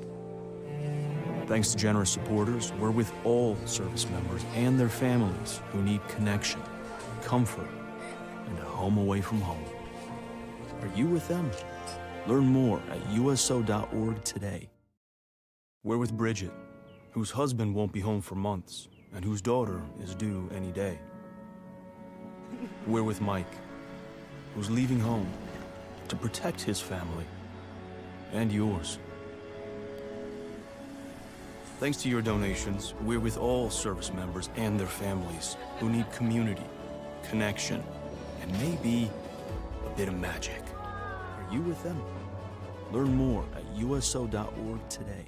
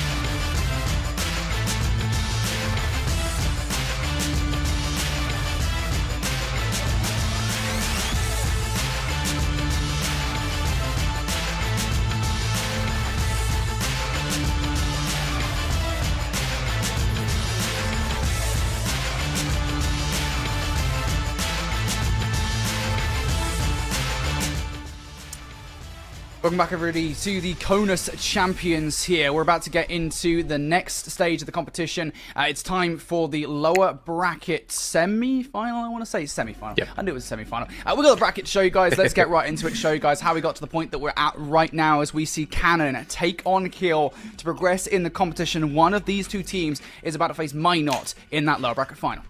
Yeah, and obviously the first thing you kind of pick up when you look at the bracket, Brody, is that Cannon obviously down in the lower bracket now, but it's because unfortunately they came up against Buckley. Realistically, I think if they didn't manage to come up against against Buckley, sorry, in that winners semi-final, they probably would have got through to the winners final, but they find themselves in a position where they're just going to have to make the run at this point. But they are coming up against a Hill roster who are fresh off the back of a 3-0 against JB Andrews, and only just lost that series to Minot as well. So yeah, we've got a good balance of a good series potentially on our hands here. I think we do as well, honestly. At this point in the competition, there aren't any bad teams left in the comp. Not that there were any in the first place, but I think certainly everybody is super competitive here. No more teams than that than Hill. Hill looks really good this competition so far. Let's hear why. Our first tournament together was the Western Regional. We were pretty successful at Western, so it was a lot of fun to meet all the other guys and see what the Air Force has to offer in terms of competition. It's starting to open up eyes, hey, this is a real thing and it's doing good for the Air Force. So I think a lot of the newer leadership coming in is kind of more acceptable of that. My leadership's been great about it. They're actually all super excited. They're all send us a link to the stream so we can watch. 2 of my shop chiefs played Call of Duty in their younger days, so they were fully supportive of it. They're like, oh, you're a gamer, dude? I was like, yeah, I guess. And they made sure to call me out at roll call. We have a new player, so we have to figure out what role he's going to play and go over call-outs more, what maps are our strong maps, and what roles we're going to fill. I just try and pick up things that other players use against me, see if I can use that to my advantage. The hardest part is Zig was such a super aggressive sub. He was just sprinting around. I mean, he was doing all right. He was kind of, putting that pressure on 24/7. So now having someone new come in, we just got to kind of find where he's going to fit in respawns. I'm looking forward to playing some of the guys from Eastern since I haven't at all yet. Yeah. I'd like to play Minot, our biggest challenge from what I've heard, if the rumors are true. Cannon probably, only because of height. He just talks a lot, and it's really fun shutting him up. I mean, he shoots straight, but he is not a team player. We'll say that. He's all about stats. Calling him out. And Buckley, because, they're Buckley. They're so good. I want to see if they can do the same on land. I would be shocked if they didn't get first on this one, to be honest. Yeah, they're really good. I don't know how those 4 guys got put at the same base. That's crazy. Yeah, I think there's a conspiracy. There's no way. Luke, your average age is 50. It's time to hang it up. Cannon, you haven't beat us. You're not going to beat us. It's time to put down the controllers. Buckley, time to see if y'all are onliners or not. Hit him with that thing, dude. Minot, Eastern was easy. Welcome to the West. Oh, shit. That goes hard. That goes crazy. This is the hill you die on. Well, Cannon have beaten them before now, so Hill are actually looking for revenge in this matchup. Slang is the guy we've got to focus on here, surely. Yeah, 100%, mate. He's the one that puts up the consistent numbers, and you can't put a price on a team of 4 when you've got one man who you can constantly lean on to drop numbers. The remaining 3 in Dysmorphin, Bossman, and Masterful, they all pull their own weight in their respective game modes as well. There isn't exactly an overperformer or underperformer in the remainder of the team, but yeah, Slang is the man that you look to especially in this team. Against Cannon, he's going to be the man that you're going to lean on. Yeah, well, we've got one for Hill. It's kind of hard to identify who's going to be the Slayer on Cannon. Let's find out why. I know this guy because I did an augmentee program for security forces once, and he brought in Olong Artie, and he's from Facebook. My leadership, they've been completely behind me. They know this is something that I like to do. Once they understand it, it's kind of like, yeah, go have fun. Higher leadership wants to learn and wants to support as much as they can. Now it's at the point where, we're getting MFRs sent to us, be like, hey, your airman or whatever your rank you are got selected to go do this thing, and it's totally covered by the Air Force. All they need is just a time off. Last tournament I was playing on the sub role, and then I got told I'd be playing an AR role this time around. Getting a different gun in my hands, feeling what feels natural, learning the different routes. It was a lot of Crusade yelling at me to stop solo challenge. Got this dude screaming at me, "What are you doing, bro? Wait for me." Buckley definitely, I'd say, is a top tier team here. They are the team to beat. They have the best skill level. Those guys are all nuts, but personalities and egos are clashing between all the other players, so everyone wants to see Cannon lose. But we like that. We want that energy, We want people to yell at us. We want people to talk smack. Makes it fun. I don't like playing people who don't want to try. So when I yap at them, they actually want to play the dang game. Everyone's kind of like, you're gonna get worked on, you're gonna get worked on, and it's giving me passion. And it's like, you're gonna make me work for this, and I'm gonna be happy when I slam each and every one of you. We know that we're the public enemy #1 here, so let's show them like we're actually good and we're worth everybody's time. Slang Wayne, you're gonna get it, buddy. You may have beaten us last time, but we're also the only team that took a map off Hill that wasn't Buckley, so you're getting it. I don't care about your team, just you. All right, Hill. Zig's been talking a lot of crap, saying that you guys are gonna beat us. I don't think any of you are better than us, to be totally honest with you. Slang Wayne, Tones, Luke in general, Hill Air Force Base, every single one of you guys are beneath me. Tones, man, can't wait to see you on the map. We're gonna be battling with those ARs all day. Cryptic, I don't know who you are calling me your son. I get more hill time, I get more kills. I'm better than you. You need to calm down, brother. 1, 2, 3. I don't know, mate. It feels like that "you're terrible" was kind of directed directly at their opposition here. They had a lot to say about Hill. Yeah, and obviously hate as well, saying about Wayne's. Yeah, I can't get over these guys. They've got obviously great personalities in the team, but they've also got the gunny to go with it. I mean, you kind of, if you're flagging up kind of the duo that put up the numbers consistently, it's going to be Hate and RT. Crusade, though, we had the interview with him off the back of a series where he dropped, I think, 16 or 17 in the search and destroy when it came down to the wire. So yeah, very well balanced team, and arguably these are the second best hitters to Buckley from what a lot of people are saying. Obviously, they've got a lot of revenge now to come back onto Hill and to take them down this time. Yeah, I mean, look, I don't know how this one's going to go. Obviously, we're looking at two very good teams here. We know how it went last time, of course. It was a 3-1 victory to Canon. It seems since these videos were recorded, they did actually get that revenge already. So now it's Hill fighting for revenge of themselves. Let's take a look at the best of 5 then for this series. Again, I don't know exactly what the map set was for that 3-1, but we can at the very least refer to Canon's matchup from earlier on today. Just looking across the board here, there is a 6-star search and destroy to close that out. That was a map in which Canon were able to take away from Barksdale. Yeah, I think, I know it's the age-old kind of saying that we tend to throw around, but I definitely think this map one is going to set the pace for which team is going to be at the races the fastest, really, between the two of them. We know kind of the AR presence that Canon have in this roster, and I think Vista's going to be a very good demonstration of the likes of Hate, what they can bring to the table coming up against this Hill roster. Obviously, it slows down a little bit for a Karachi search and invasion control. If we do get map 4 and map 5, which to be honest wouldn't shock me if we do, I think we're going to have a very, very good series in between these two.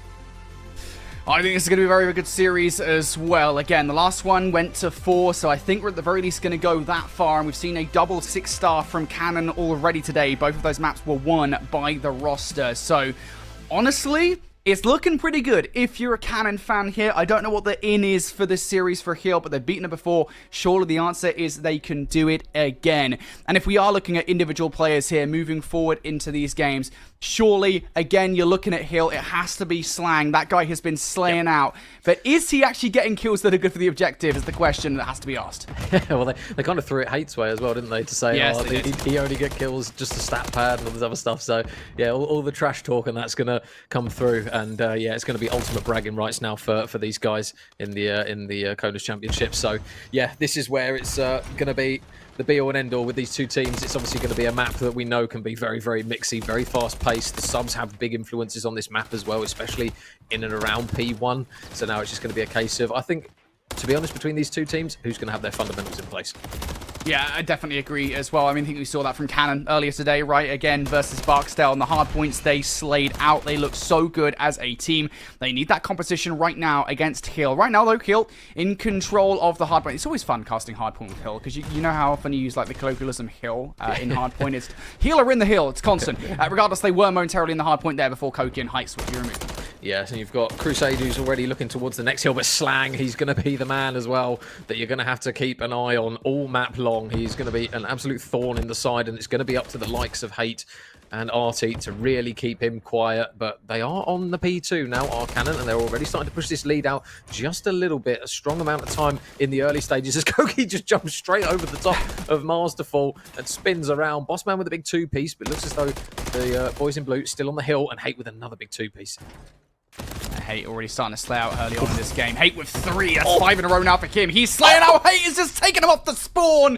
6 for him. The cruise missile now ready to go. Cannon really starting to take charge of this game. And this is dangerous. A dangerous position to be in if you're killed, right? You're already losing control of the map for that rotation. Yeah, and the last thing they're going to want to do is put the wind in the sails of Hate, who now finds himself 7, finds himself 8. Is he going to get a 9th as well? Artie's actually going to rob 2 of them from double digits there for him. But Slang, the man who's going to be trying to shut him down more often than not, isn't going to be able to take him off of his streak just yet. Hate still rocking 8. Artie 3 in a row. 11 combined between them. 12 now as Artie manages to get it. And this is getting a little bit worrying. They have at least shut down Hate. Slang with a big 2-piece.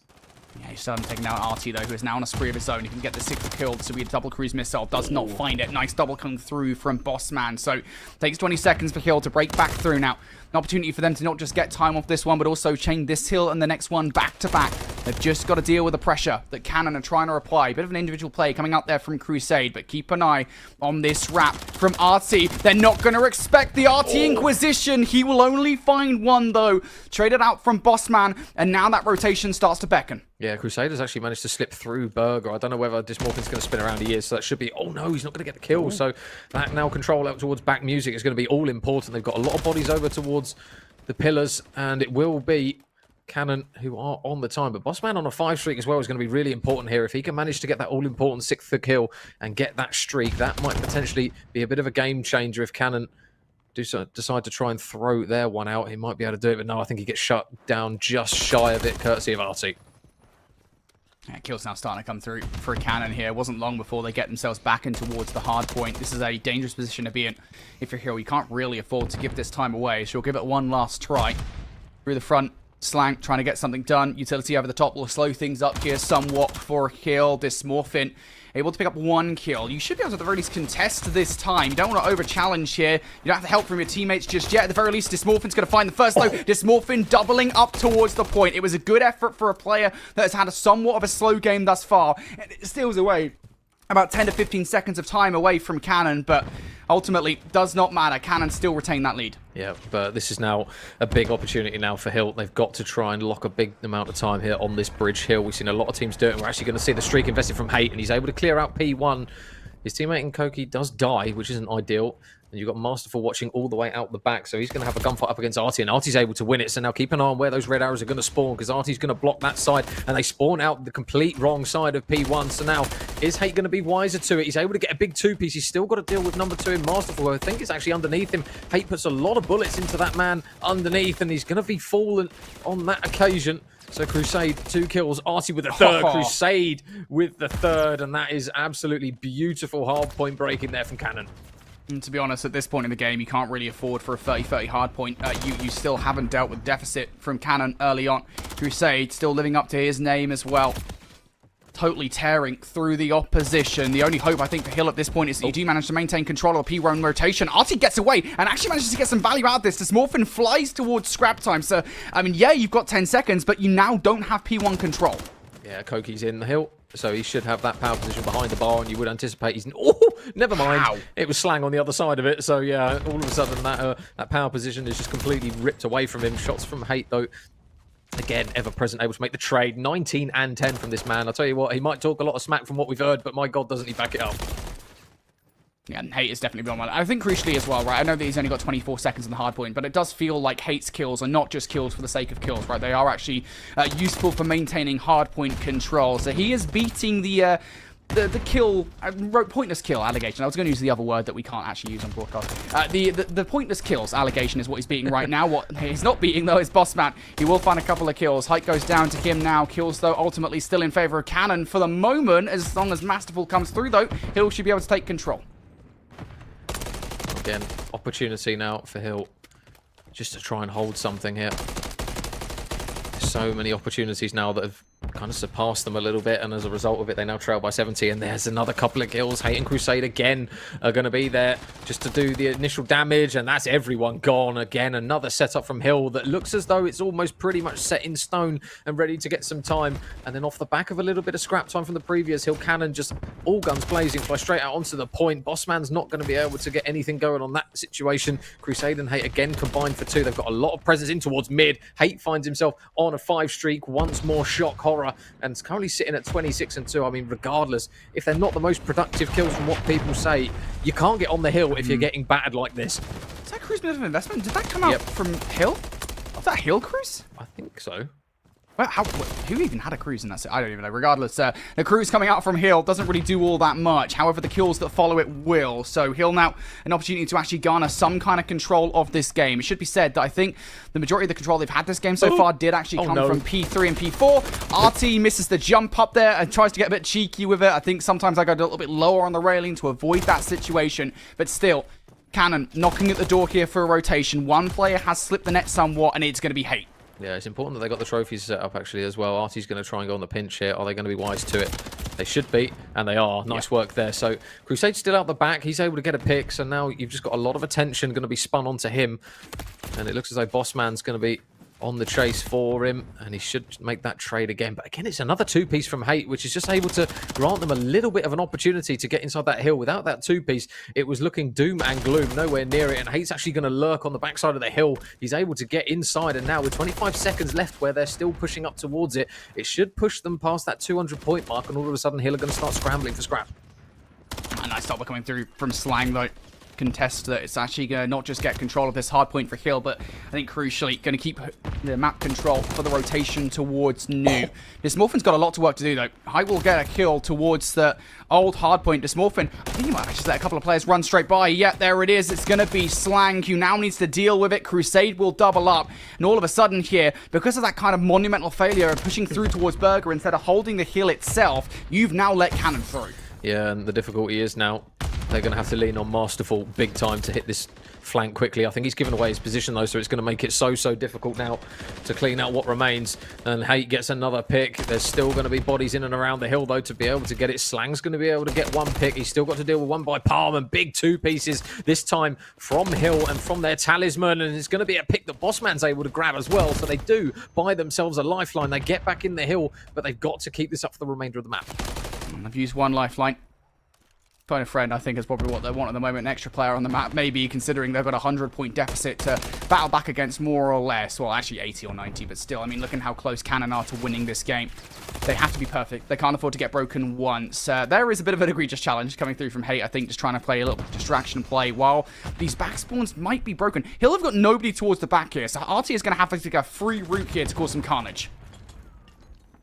First pick, that's the main one. There it is. RT. Nice reactions though from Slang to completely spin around, but they've got to deal with Crusade, who's going to do the exact same thing, but on the opposite side, and a big kill comes through from Dysmorphin. It's going to be difficult for him to stay alive, but with shots like that, maybe not so much. They are just still hanging their hat though on a really impeccable hold on this bridge hill. RT's going to look to try and form a little bit of a resurgence here and potentially soak up the remaining 8 seconds that they need to get this map over the line. They are now gallivanting towards the hill. Koki's on the time. They've got to contest. Bossman's got to try and work something here, and he's got to do it quickly because it's only 5 seconds that they need. RT can't touch the hill. Crusade, is he going to be able to do it? He's able to grab one pick, but I don't think he's going to be able to progress far enough to get those remaining seconds, and it will go 2P1, and the boys in red are set up.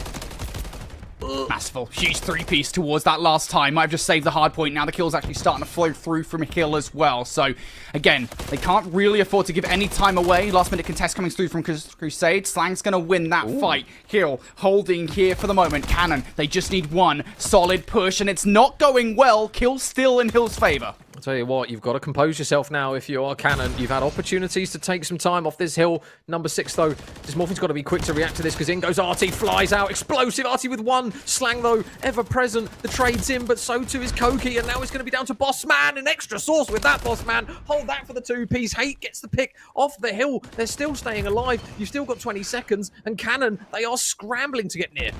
Yeah, this just feels so disjointed from Canon. They're just hitting this really one-dimensional lead. Kills coming through, though, from Masterful. Bossman, they'll combine for 4. That's a full wipe of the map. Canon now have control here, looking for the last few seconds of time. Kill can get it done here. Just looking for the last set of gunfights. Dysmorphin and Slang will get a couple. Kochi on the flank getting red. Crusade comes through for the double. Crusade comes through for 3, but still there's not enough time. You've got to hit the rotation. They're off to the races. 1 versus 1. Crusade up against Slang. Of course, it's Slang that comes out on top. It is messy. Everyone's on. It's going to be Artie and Hey. They clear up absolutely everyone alongside Koki. And Jesus, out the seats they go, understandably. What a map. Oh, they almost let that one slip, though.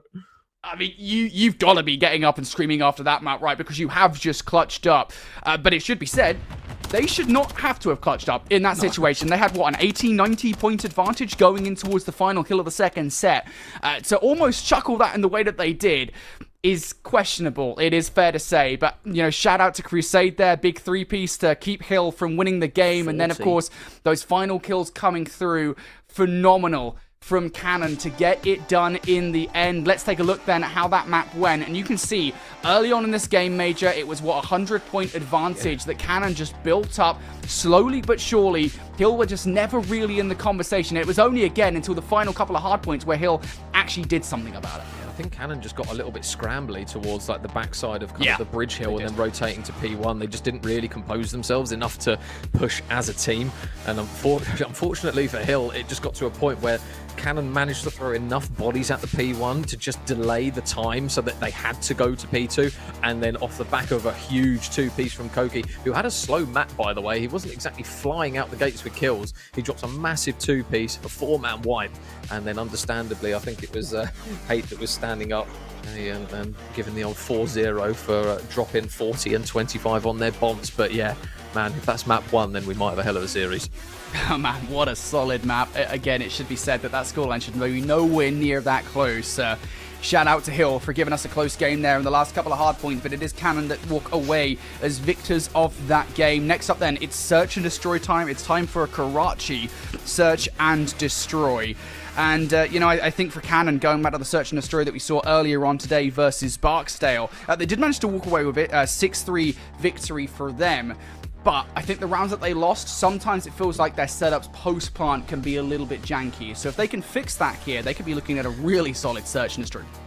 Yeah, well, this is the thing as well. It's kind of, we talk about VOD review and teams being able to go away and learn things, but there's also a huge price that you can put on teams that are able to do it mid-tournament. A lot of teams might not necessarily kind of take that extra step back and think, right, okay, what did we do wrong? Even if it's a 30-minute just look about what's kind of gone horrifically wrong. We've seen quite a few one-sided Search and Destroys across the day from various teams, but it does take a very good team mid-tournament to be able to make adjustments, and I think that's where you start to separate the real high flyers from kind of the teams that are good but not quite able to go the full distance. Yeah, definitely. I think, you know, just recognizing what's going wrong. It's even like the interview we had with Revenge, right, at the end of the last matchup, but he was saying, you know, that there are certain things that they can do that they can definitely improve on, but for the most part, I mean, they are just kind of flying through the competition at the moment, probably down to the fact that they had the coaching that they did. Yeah. But nonetheless, you know, I think, you know, having that recognition that, hey, even at that level, you're doing something wrong and you need to fix it, I think is important, and especially at this stage of the competition, right? I mean, we are down to the final few matches here, and you're in the lower bracket. You can't really afford to have any more mistakes at this point in the competition. You have to be able to bounce back off that map number 1 and fix some of your errors going into this map number 2. I'm really intrigued to see how this Karachi Search and Destroy is going to go. Yeah, and I'm really intrigued to kind of see how the First Bloods play out. We saw in the previous series for Canon when they played Barksdale, they were very, very efficient at grabbing first picks. Hate especially was the man who was holding lanes and just not opting to push stuff that he didn't necessarily have to. Some people call it stiff, some people call it smart. He's very good at getting those first opening picks, and when Canon are getting First Bloods behind their assault rifle players, that's when their best Search and Destroy gameplay seems to come through. Alright, well, let's see if those First Bloods can come through for Canon here.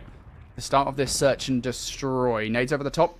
Initial utility will send Hate away from top AC, top soda. Only momentarily, though. There is the follow-up on that kill, too. So that is a big head to take early on.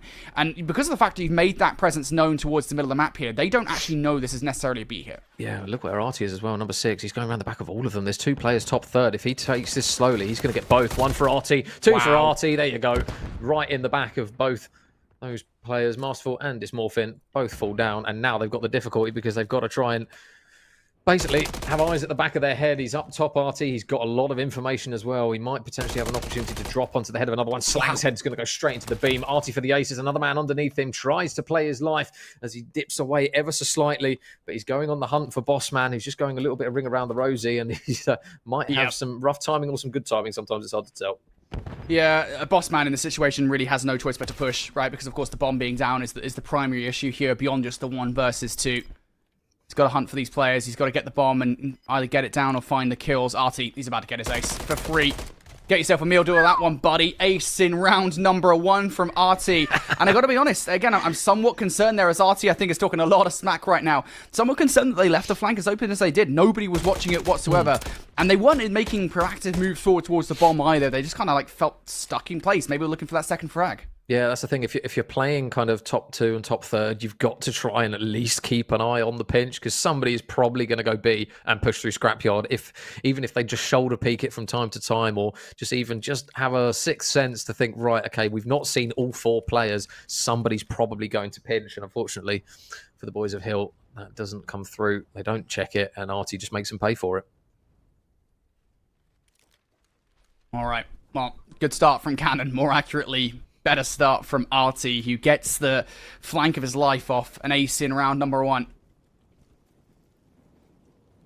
Hill, what do you do to respond? Cannon, I'm intrigued to see what kind of bomb site they choose to go for here. It feels like it's going to be an A, just given kind of where they're going off the start of this round. Their only real presence to contend with on the other side would be Dysmorphin, who's chilling around that A site. Masterful is playing also towards B. Slang pushing all the way through, though. That is a heads-up play call for playing. It's a great one. Yeah, and he does the smart thing as well. He gets his pick and he gets out. He doesn't opt to try and pinch another one. Hate those. Some nice shots there through the tiniest of margins. Almost a letterbox to shoot through. And he's getting some shots as well into Dysmorphin. I don't think the nade is going to connect with him over towards the backside of Calf, but a couple of gunfights might ensue in towards Red. Hate gets another pick before Slang trades him out, but Crusade is looking to try and help him out as well as he just dips straight in towards Red. And now Dysmorphin again left in a position where he needs to clutch up in the 1 versus 2.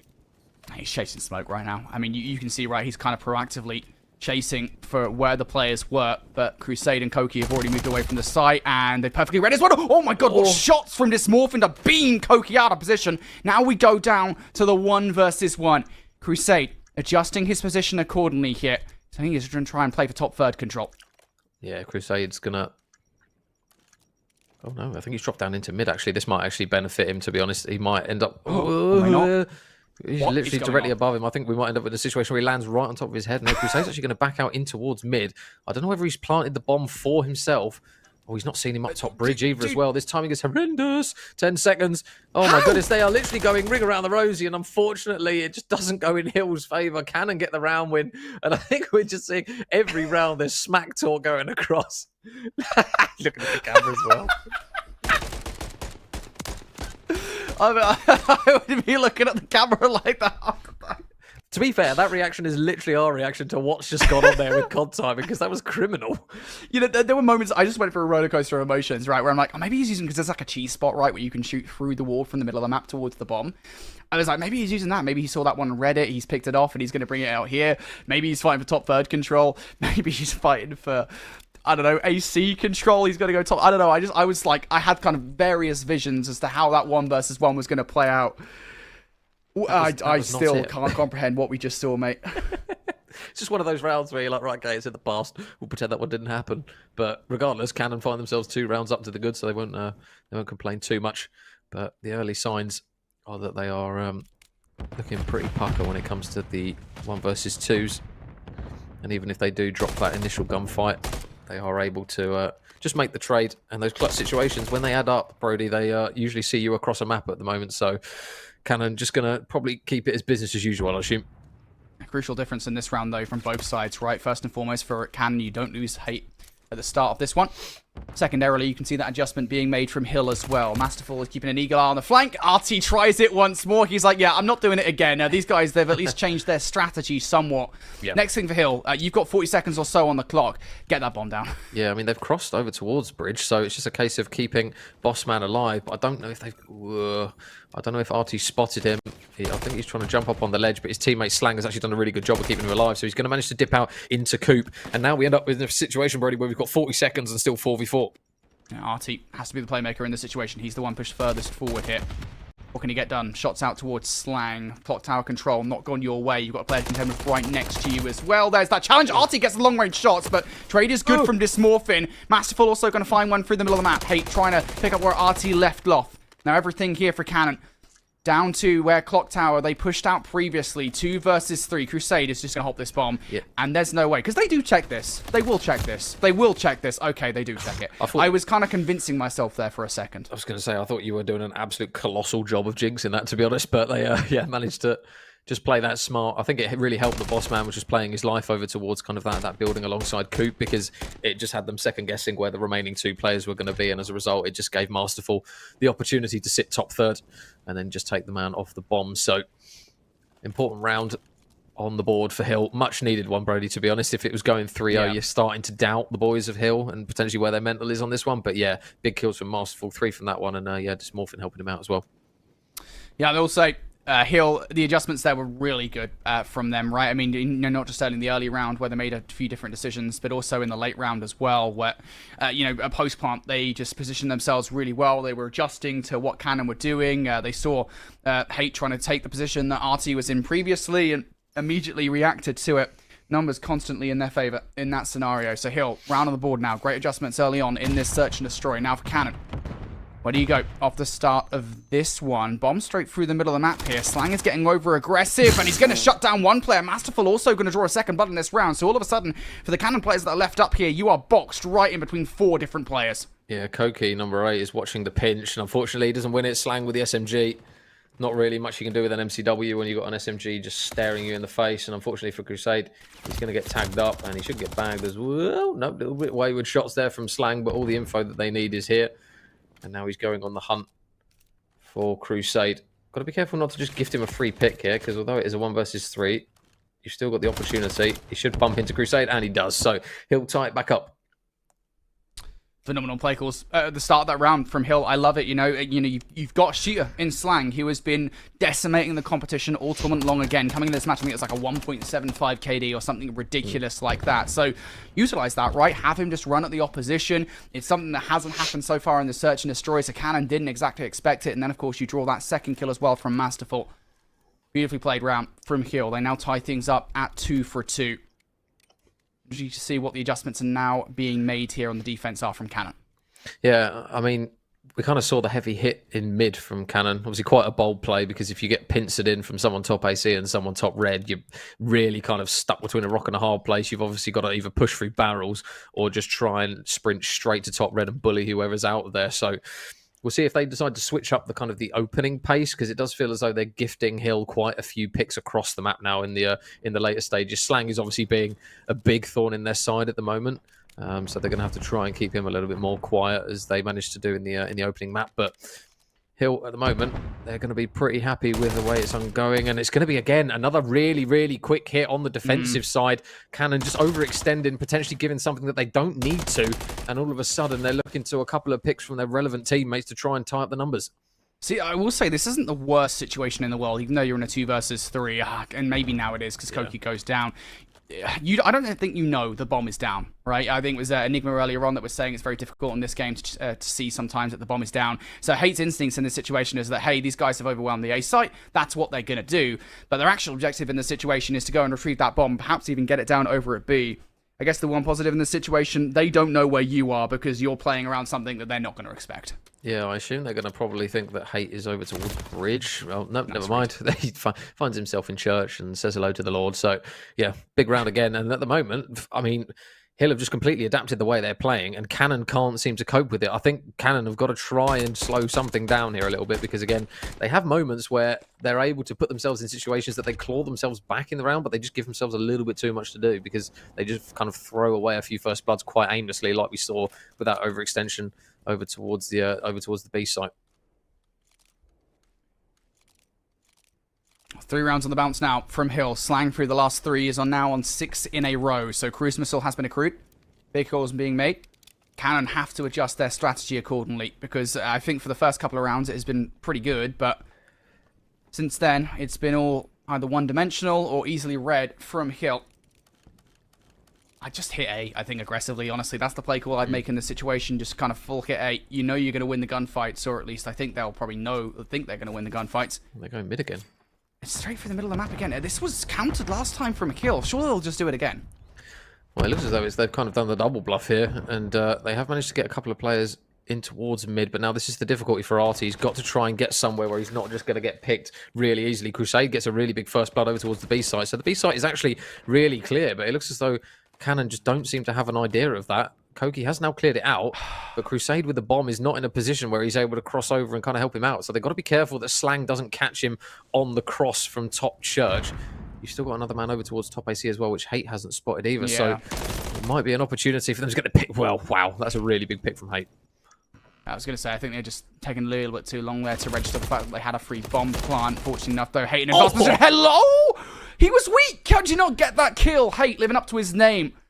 Spartan Hatred on the map, finds a couple of kills, and I think even the opposition there were like, how on earth has that happened? Let's watch this one again. Slang, sent to another universe. Any trades? Any trades? No, unfortunately, Hate is just a man where if you give him half a second where you're going to miss a bullet, he won't. So he's just absolutely chopped them down, and I mean, big round from a man who's been performing for them pretty much all weekend long, alongside the Western Invitationals as well, and it puts them back to level terms. So that momentum from Hill just stifled for the time being, but Canon maybe just coming a little bit wiser to it now, slowly realising that what they were trying to do repeatedly before wasn't working. But saying that, they did go mid, and I don't think Hill expected them to do it back-to-back after the last time they got destroyed from doing it.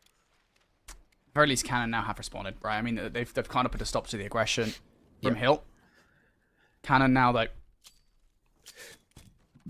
what do? They're forwarding a site, so they're not going to send any resources towards A whatsoever. Previously, they did have got somebody towards the back of that cafe, or the bus stop, I should say. This time, though, I think initially they've completely read that there's nothing over towards B, so they now know this is an A. They haven't, again, got really much in the way of defense over the site. Everything is from one area, but the warning shots they do put in towards Slang is good enough to send this one away. Yeah, Crusade's probably got the biggest responsibility on the team at the moment, because he's playing behind Bus, or inside Bus actually, as we see his POV, but he's probably going to be the man that's either going to be spotted first or give away his position first. So it's just a question of, does he play it slowly enough that he doesn't give away his position, because his teammates, unfortunately, Hate's going to get picked off over towards that top AC area. So now the opportunity to get on towards the A site is going to be there. Koki's going to also be watching over him. So Crusade, you can see just laying prone. Now he's going to go. He's going to hear the footsteps. He flies out with one. Can he get the second? No, the trade is there very, very quickly. And now it's Artie for the 1v2. Oh, you've read him perfectly as well. Bossman's going to close out that round. If Crusade could have found just a little bit more value on the site, that probably would have been around to Cannon. But no, Hill commit to the bomb plant over by A, and they get it done. Artie perfectly read. I don't even know if that's a perfect read, to be honest with you. I think it was just kind of fortunate timing there. The Bossman was out of position in the way that he was, keeping an eye on the flank. Artie is such a fast and aggressive player, though. Yeah, so as soon as you see that first gunfight go down, you just assume that Artie's going to be there, either trying to make a trade or trying to grab a two-piece to boot for it. But you've still got Slang. Again, he's the man that they've obviously been chatting a lot of rubbish about in all the VTs, and he's currently 10-5. He's having a map. Hate a little bit quiet by his standards at 6-6, but it's just a case of whether we're going to see this Cannon side kick into gear for potentially the last few rounds. So Hill with a 1 lead cushion, and now it's just that infamous question of A or B. Slang still has that cruise missile as well in the back pocket, so use that at any time. Should be able to find some value with it. So many of these teams, both of these teams I should say, have put so much into defending these sites as a 4-man. It's only kind of later in the rounds that they make the adjustments. Dysmorphin is that player now, and Height gets him through the smallest of cracks in the floor. That's not something you see every day That's the advantage they needed. That was the one player that had any kind of defense over by A. Yeah, he must be built like Achilles, because I swear all he shot was toenail. So he's going to get the bomb down. And as you mentioned, Brody, there is going to be absolutely no one on the side of Hill over towards this A point. So it's going to be a free plant. It's going to be down to a retake, and it's going to be on a site that's not going to be easy to do it. RT just lurking over towards top AC is able to get the pick. And now you leave Masterful and Slang in a really difficult spot. It looks as though Slang's going to try and work his way over towards top dome. And he should get one pick, and he does. So he takes RT down 2 versus 3. 26 seconds, though, on the clock is not looking good. And these players are double guessing everything. They might have dealt with RT, but then those are still going to be players from Canon that are getting aggressive. One of those is Crusade, who I think is getting overly aggressive here. He's removing himself from the situation. Hey, he is now isolated towards the back line. No immediate trade. Slang.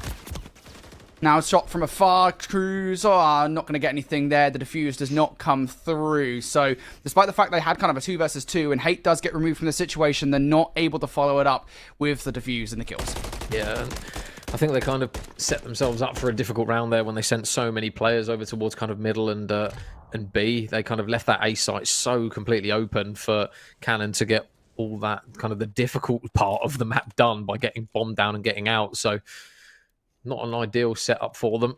We'll see if they decide to change it in the round after this. But Canon just edging their way back to even again. And at the moment, Brody, it's a bit of a difficult game to call at this stage. I don't really know what side it'd go. Yeah, it has been a weird one for sure.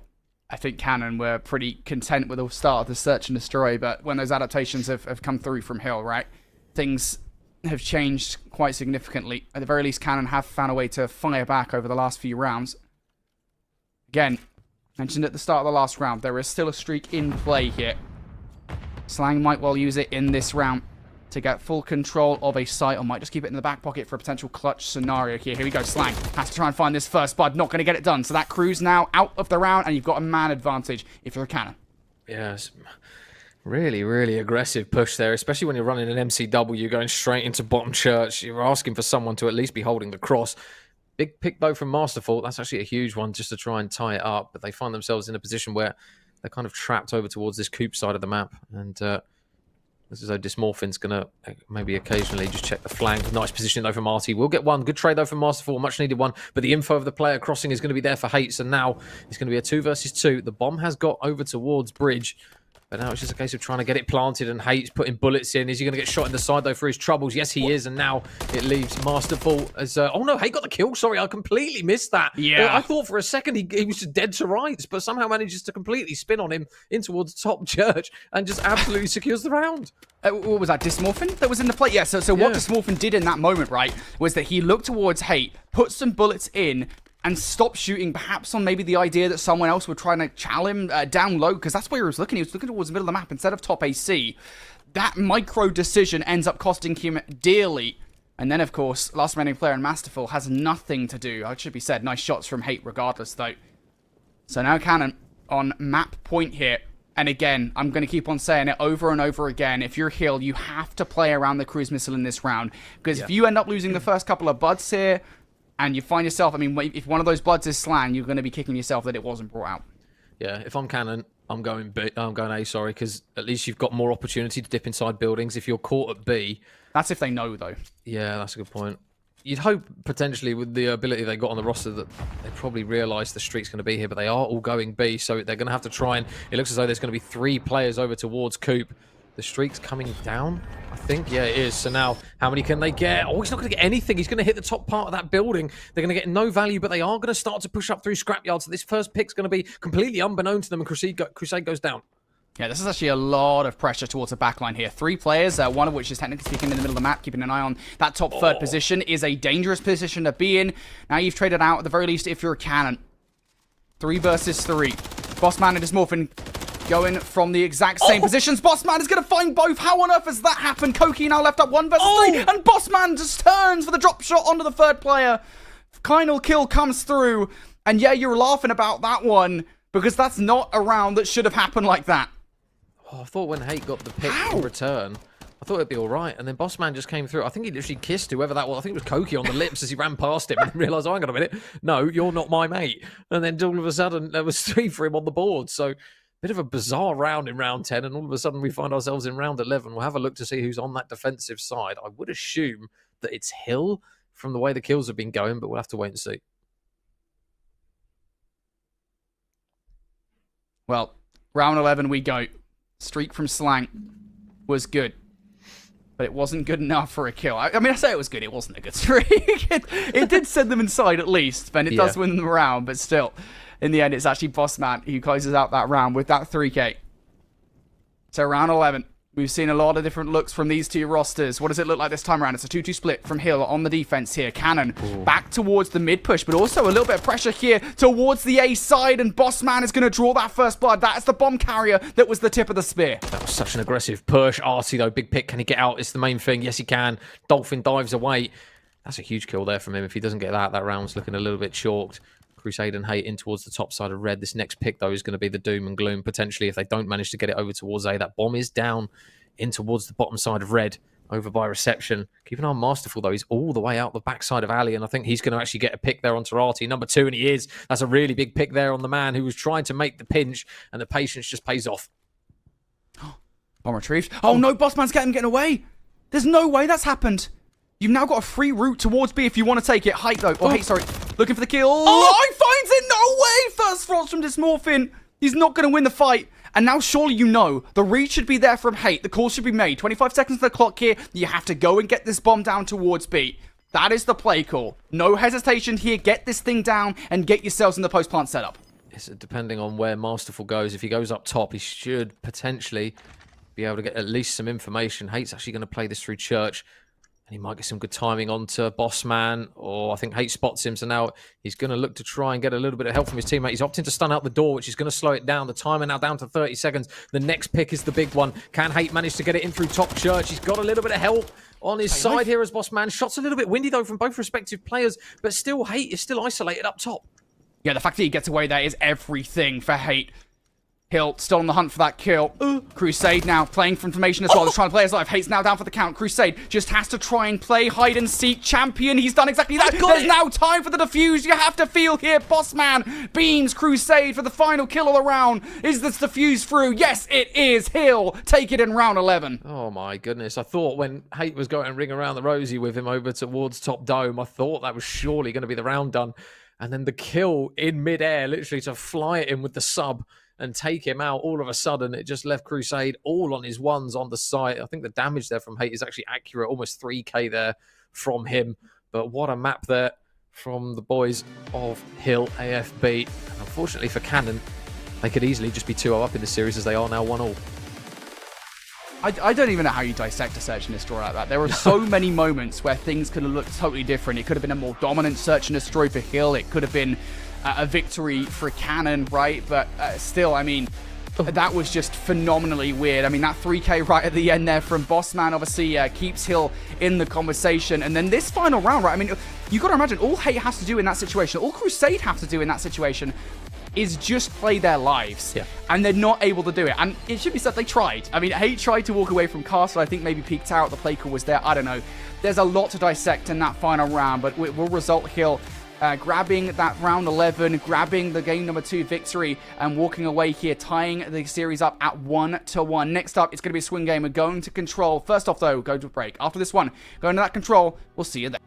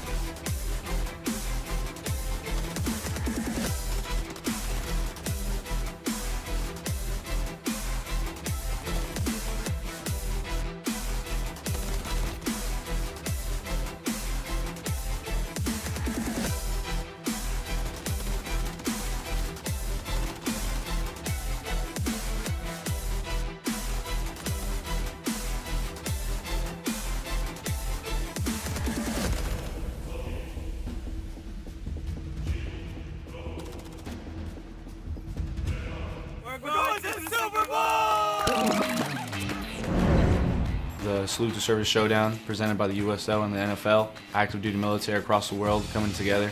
This weekend I'm down here in Dallas, currently for a USO event, Madden tournament. To be partnered with the USO with the National Football League is amazing. Right now we're inside the Dallas Cowboy facility. Just to have the access, the behind the scenes, just to come here to take pictures with Super Bowl trophies, to meet personnel that are ahead of this organization, it's been amazing. The weekend's been awesome. It's the military brotherhood where like we all got to the airport, we all are walking around trying to find people. Being in the military, you move around a lot, meet new people all the time, so meeting these new guys, everybody just clicks together because we're used to doing that type of thing. It's been very cool meeting everybody, talking to everybody. A lot of smack talk on Madden, some people talking strategy, whatnot. So it's been great talking with everybody and meeting everybody. This is not an event that you want to take for granted, but it's definitely an honor to be here for the second time.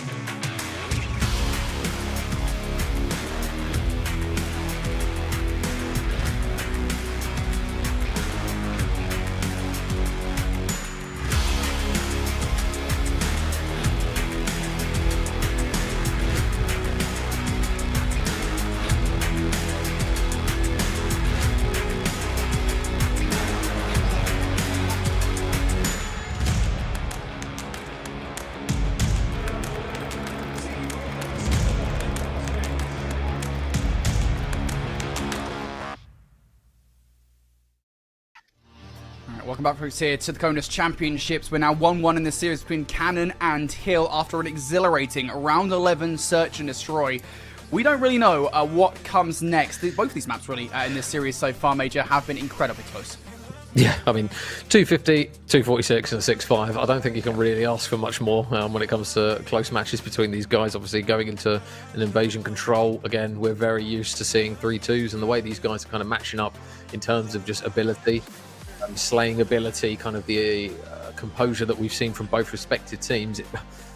There's nothing else I can predict other than a 3-2 here on the control. Saying that, I might have just completely jinxed it and we'll get a 3-0, but the way this series is going, it's pointing towards this one's going the distance. I mean, it is also an invasion control, right? So this should be a 3-2, technically speaking, because that's just kind of how invasion controls do go, generally speaking. But as you said, I mean, it's been a relatively volatile matchup thus far.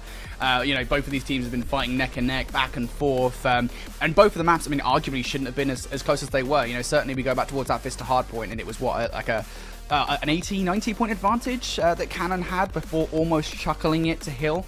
And then, of course, in that search and destroy, I mean, we could pluck out so many different moments that would have changed things for both of the rosters. So, honestly, who knows what to expect? What we will say, though, is Canon lost one map to Barksdale in their matchup back in the winners bracket, or the last matchup they played, excuse me. And that was the one that Barksdale won, 3-0 victory as well. So, doesn't bode well for Canon here versus Hill on this map.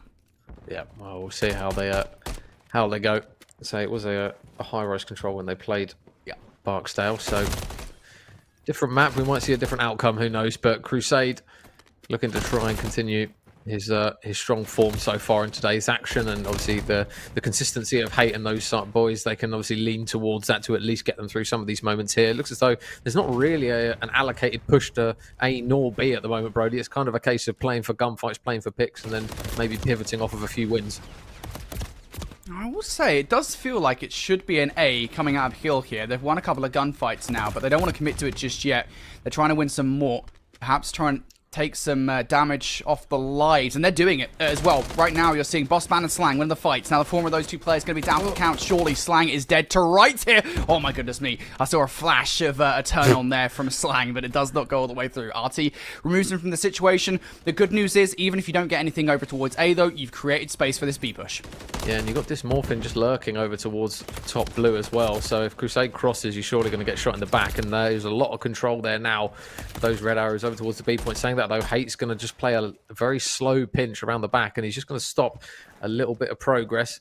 And now by just locking himself here in this power position, he's just going to stop any sort of reinforcements and potentially stop the time just that little bit further. and just force the boys from Hill to try and get this B point done. They do manage to trade him out very quickly, so they should get this B point done. Everyone falls, and now that additional minute is going to be like gold dust to them. I probably would have liked to seen something a little bit better there for the rest of the team. If Hate's trying to hold these guys off the spawn, then's the time to pounce. If you're Cannon on the defense, that does not happen.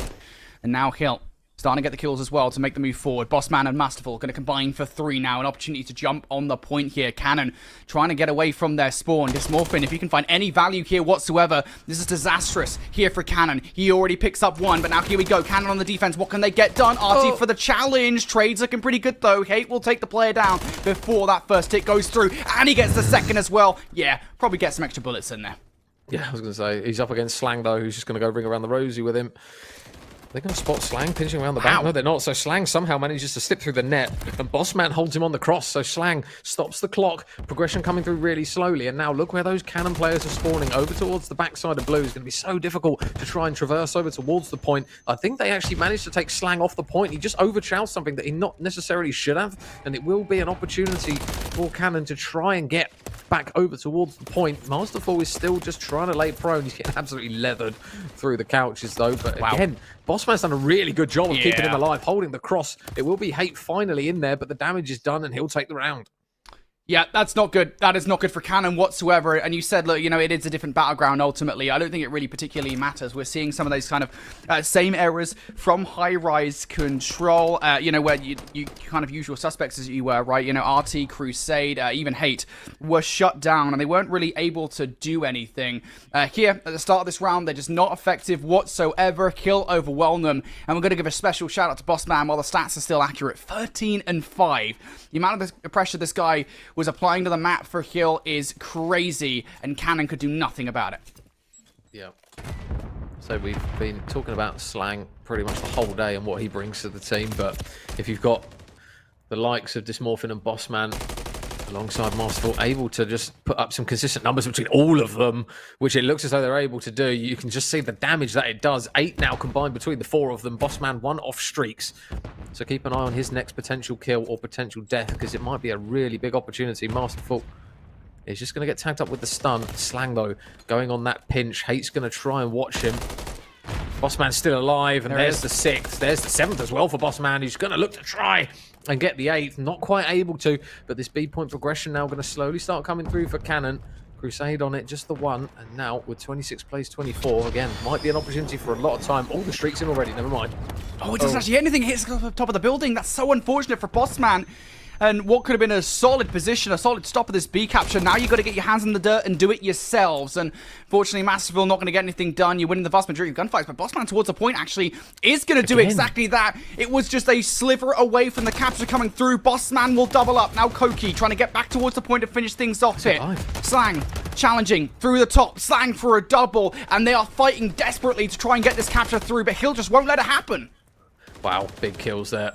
Slang now in the power position. It's going to be so difficult to get up to this side of the map, and they've only got 2 ticks on this B point as well. So in the grander scheme of things, if you're wanting that defensive side, if it does go to round 5, which we're used to seeing, it's not looking good at all for them. They now trail by 7 in lives, and they trail by a hell of a lot of ticks, that's for sure. So Hill looking very, very good for their money. Shots are coming through. Bossman for 2, Slang for 3. Everything is falling apart for Cannon here in this control. They need a regain, but unfortunately with 17 seconds remaining and Bossman just chewing them out of every single position they tried to get to, it is looking like Cannon are absolutely capitulating. Yeah, this is more kills coming through now for Hill. Cannon being stopped dead in their tracks. There's nothing that they can do now. There's no real point feeding potential streaks. I believe another player there at the round of the round was on 4 in a row. It's not a positive round for Cannon, right? You get 2 ticks of progression over towards B. That's all you're going to get. I guess the only positive that you could possibly take away in that situation is that the streak that was there for Bossman was used almost immediately. So you don't have to worry about that moving forward, but you are now fighting an uphill battle.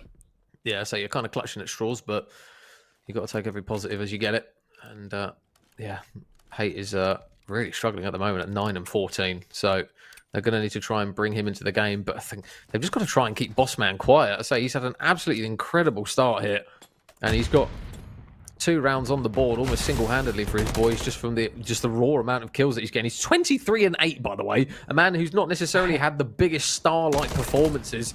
He's been doing a lot of the dirty work and he's been managing to do what he needs for the team. But at the moment, he is absolutely flying. Yeah, frying Cannon being toasted by him at the moment. More kills now starting to come through. Bossman going to get shut down. That's a big head to take. That's an aggressive challenge coming out there from Slang. He was weak for the gunfight and still took it regardless. Doesn't really matter that much in the grand scheme of things, though. Cannon here trying to set themselves up for a potential spawn trap scenario. But again, I always say about these things. If you're going to spawn trap, you have to actually get the kills towards the point. It's a flanking play to try and get it done. Hate has already started things off that kill on towards Slang. Long range shots for the second as well. Nicely done. It will remove them from the point, but it doesn't remove them from map control. Yeah, so they are going to get on the B point. Oh, Slang's just team-nated Masterful. Not ideal. Hold that, buddy. So, number 8 in Koki's going to try and pinch through Dark. It looks as though any second now. Surely the call's going to be that he's got to make this pinch. Spots at least 2, and oh, Slang just wise to it. Ever present at the moment is Slang. There's another kill for him, 17 and 8, and this is the last thing you wanted to see if you're a Canon AFB fan, because Slang is now starting to heat up alongside the damage that Bossman has already done, and as a result of it, that B point is complete, and now all attention is now going to just completely switch over towards 8. Step 1 done for the 3-0 from Hill. You've got control of B.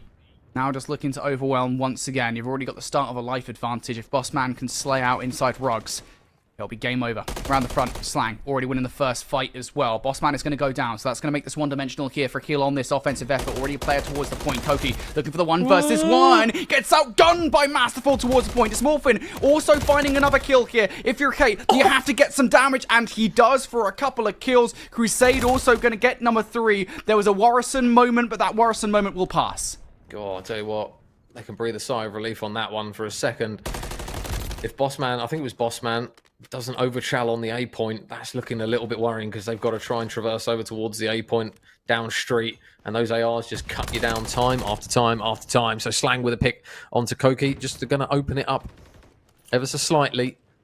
But Cannon, they are digging their heels in a little bit, but they've also got to be careful of lives. 12 plays 10 isn't exactly the most generous life count that they've got here, so they can't afford to just give away freebies left, right, and centre. Saying that, Crusade is going to manage to get a pick onto Bossman, who just slides straight out onto mid-tank, probably the boldest shot you ever see on an invasion. And Masterful with a team kill is not ideal either, so they are just slowly starting to chalk through these lives at the moment, Cannon. They've got to be careful because they've only got 7. Yeah, it feels like a situation that we saw before, right? Where they didn't lose it via tick progression, they lost it via lives. 20 seconds on the clock, though. You have to imagine it surely is going to be the form if he'll want to get 3-0 done here. Slang will find 1, keeping the hope and dreams of this offensive push alive. And he's managed to escape as well. Slang still finding value. Slang cutting down everybody from Cannon. Hill now off the back of that 4K. They've got point control. They are calling game. Oh, this one's done. If he's shooting like this, just don't bother. Don't bother. They can't spawn in. It's probably best they don't, to be honest. That point is coming through for saying that. Oh, my goodness. There's a couple of kills. Artie goes round on the pinch, and nobody's near the point. They've got 8 seconds to get. What on earth has just happened? Hill will just completely chuckle this. I don't think they can touch it. If Artie doesn't peek, this one's done, and it is. What has just happened on the screen? Cannon have just completely robbed that. You can see the reactions there from Hill. My God, boys. What have you just done? How have they gotten away with that? I mean, I know you had numbers against this Morphin on the point in those final moments, so I don't think that was anything particularly spectacular from Artie. But that is a chuckle and a half right there from Hill. You had map pressure to take it on. You had map pressure to close out the game, and you still somehow fumble it. They'll be frustrated by that one. That should have been the win. Ultimately, though, I don't think they'll care too much now because they go towards the defense for a round of the 4, though, and we know how these ones go. Cannon trying to throw a spanner in the works here. Going to hit A off the start, and Hate blows himself up. Interesting. Not quite sure that one was in the playbook, but the first tick is done. You do anticipate the Bossman's going to mop up everyone that remains. Yep, Slang's able to get a pick, so they do clear out that A site, but it does just open the door for Cannon to go over towards the B site. I mean, I'm surprised we're even in round 4, to be honest, because I thought this was a 3-0 and it would be done. But here we are, and the boys of Cannon slowly getting the progression through. Nice work from Artie and from Hay. Artie with a second as well. Really good job from him. This B point looks as though it's pretty much inevitable now. 4 players on the hill. That progression is whizzing through. And this has been a really fast round from CONUS. I'm liking the adjustments we've seen thus far, right? Aggression, they're winning the majority of the gunfights as well, and they're following up that capture with a couple of kills coming through from Hate here, so you've got to be careful about this one. You've kind of prepared yourself for a push with them. What a read coming through from Crusade, though, to perfectly call exactly where Bossman is going to be. Now, Hate, you've already got a couple of kills off the back of that capture from earlier on. What damage can you do towards the point? Free fire from Masterful, not good enough. Hate beams that player, but he's got to do a little bit more damage here, and he'll get overwhelmed. His teammates have got a trade. He had 2 players with him. We saw Artie get 1, and Crusade, unfortunately, wasn't able to add anything to the party.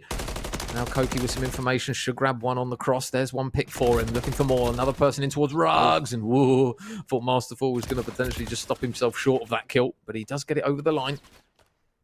And it will be an opportunity now for CONUS just to try and regroup here. But and then that's 3 dead. That's lives going down the drain. 1 minute 25 on the clock. Might seem like quite a sizable chunk of time, but they've got a long way to go, even just to get close to the A point and stop the timer. Oh. Yeah, and they're trying to fight through B to get it done as well. And this route that you take, right, it does kind of take a lot of time off the clock. So he'll be happy with the kind of the setup they've got right now. But it does leave a lot to do for Slang. Also, flanking from Masterful here. Koki's going to read it. Doesn't win the gunfight, though.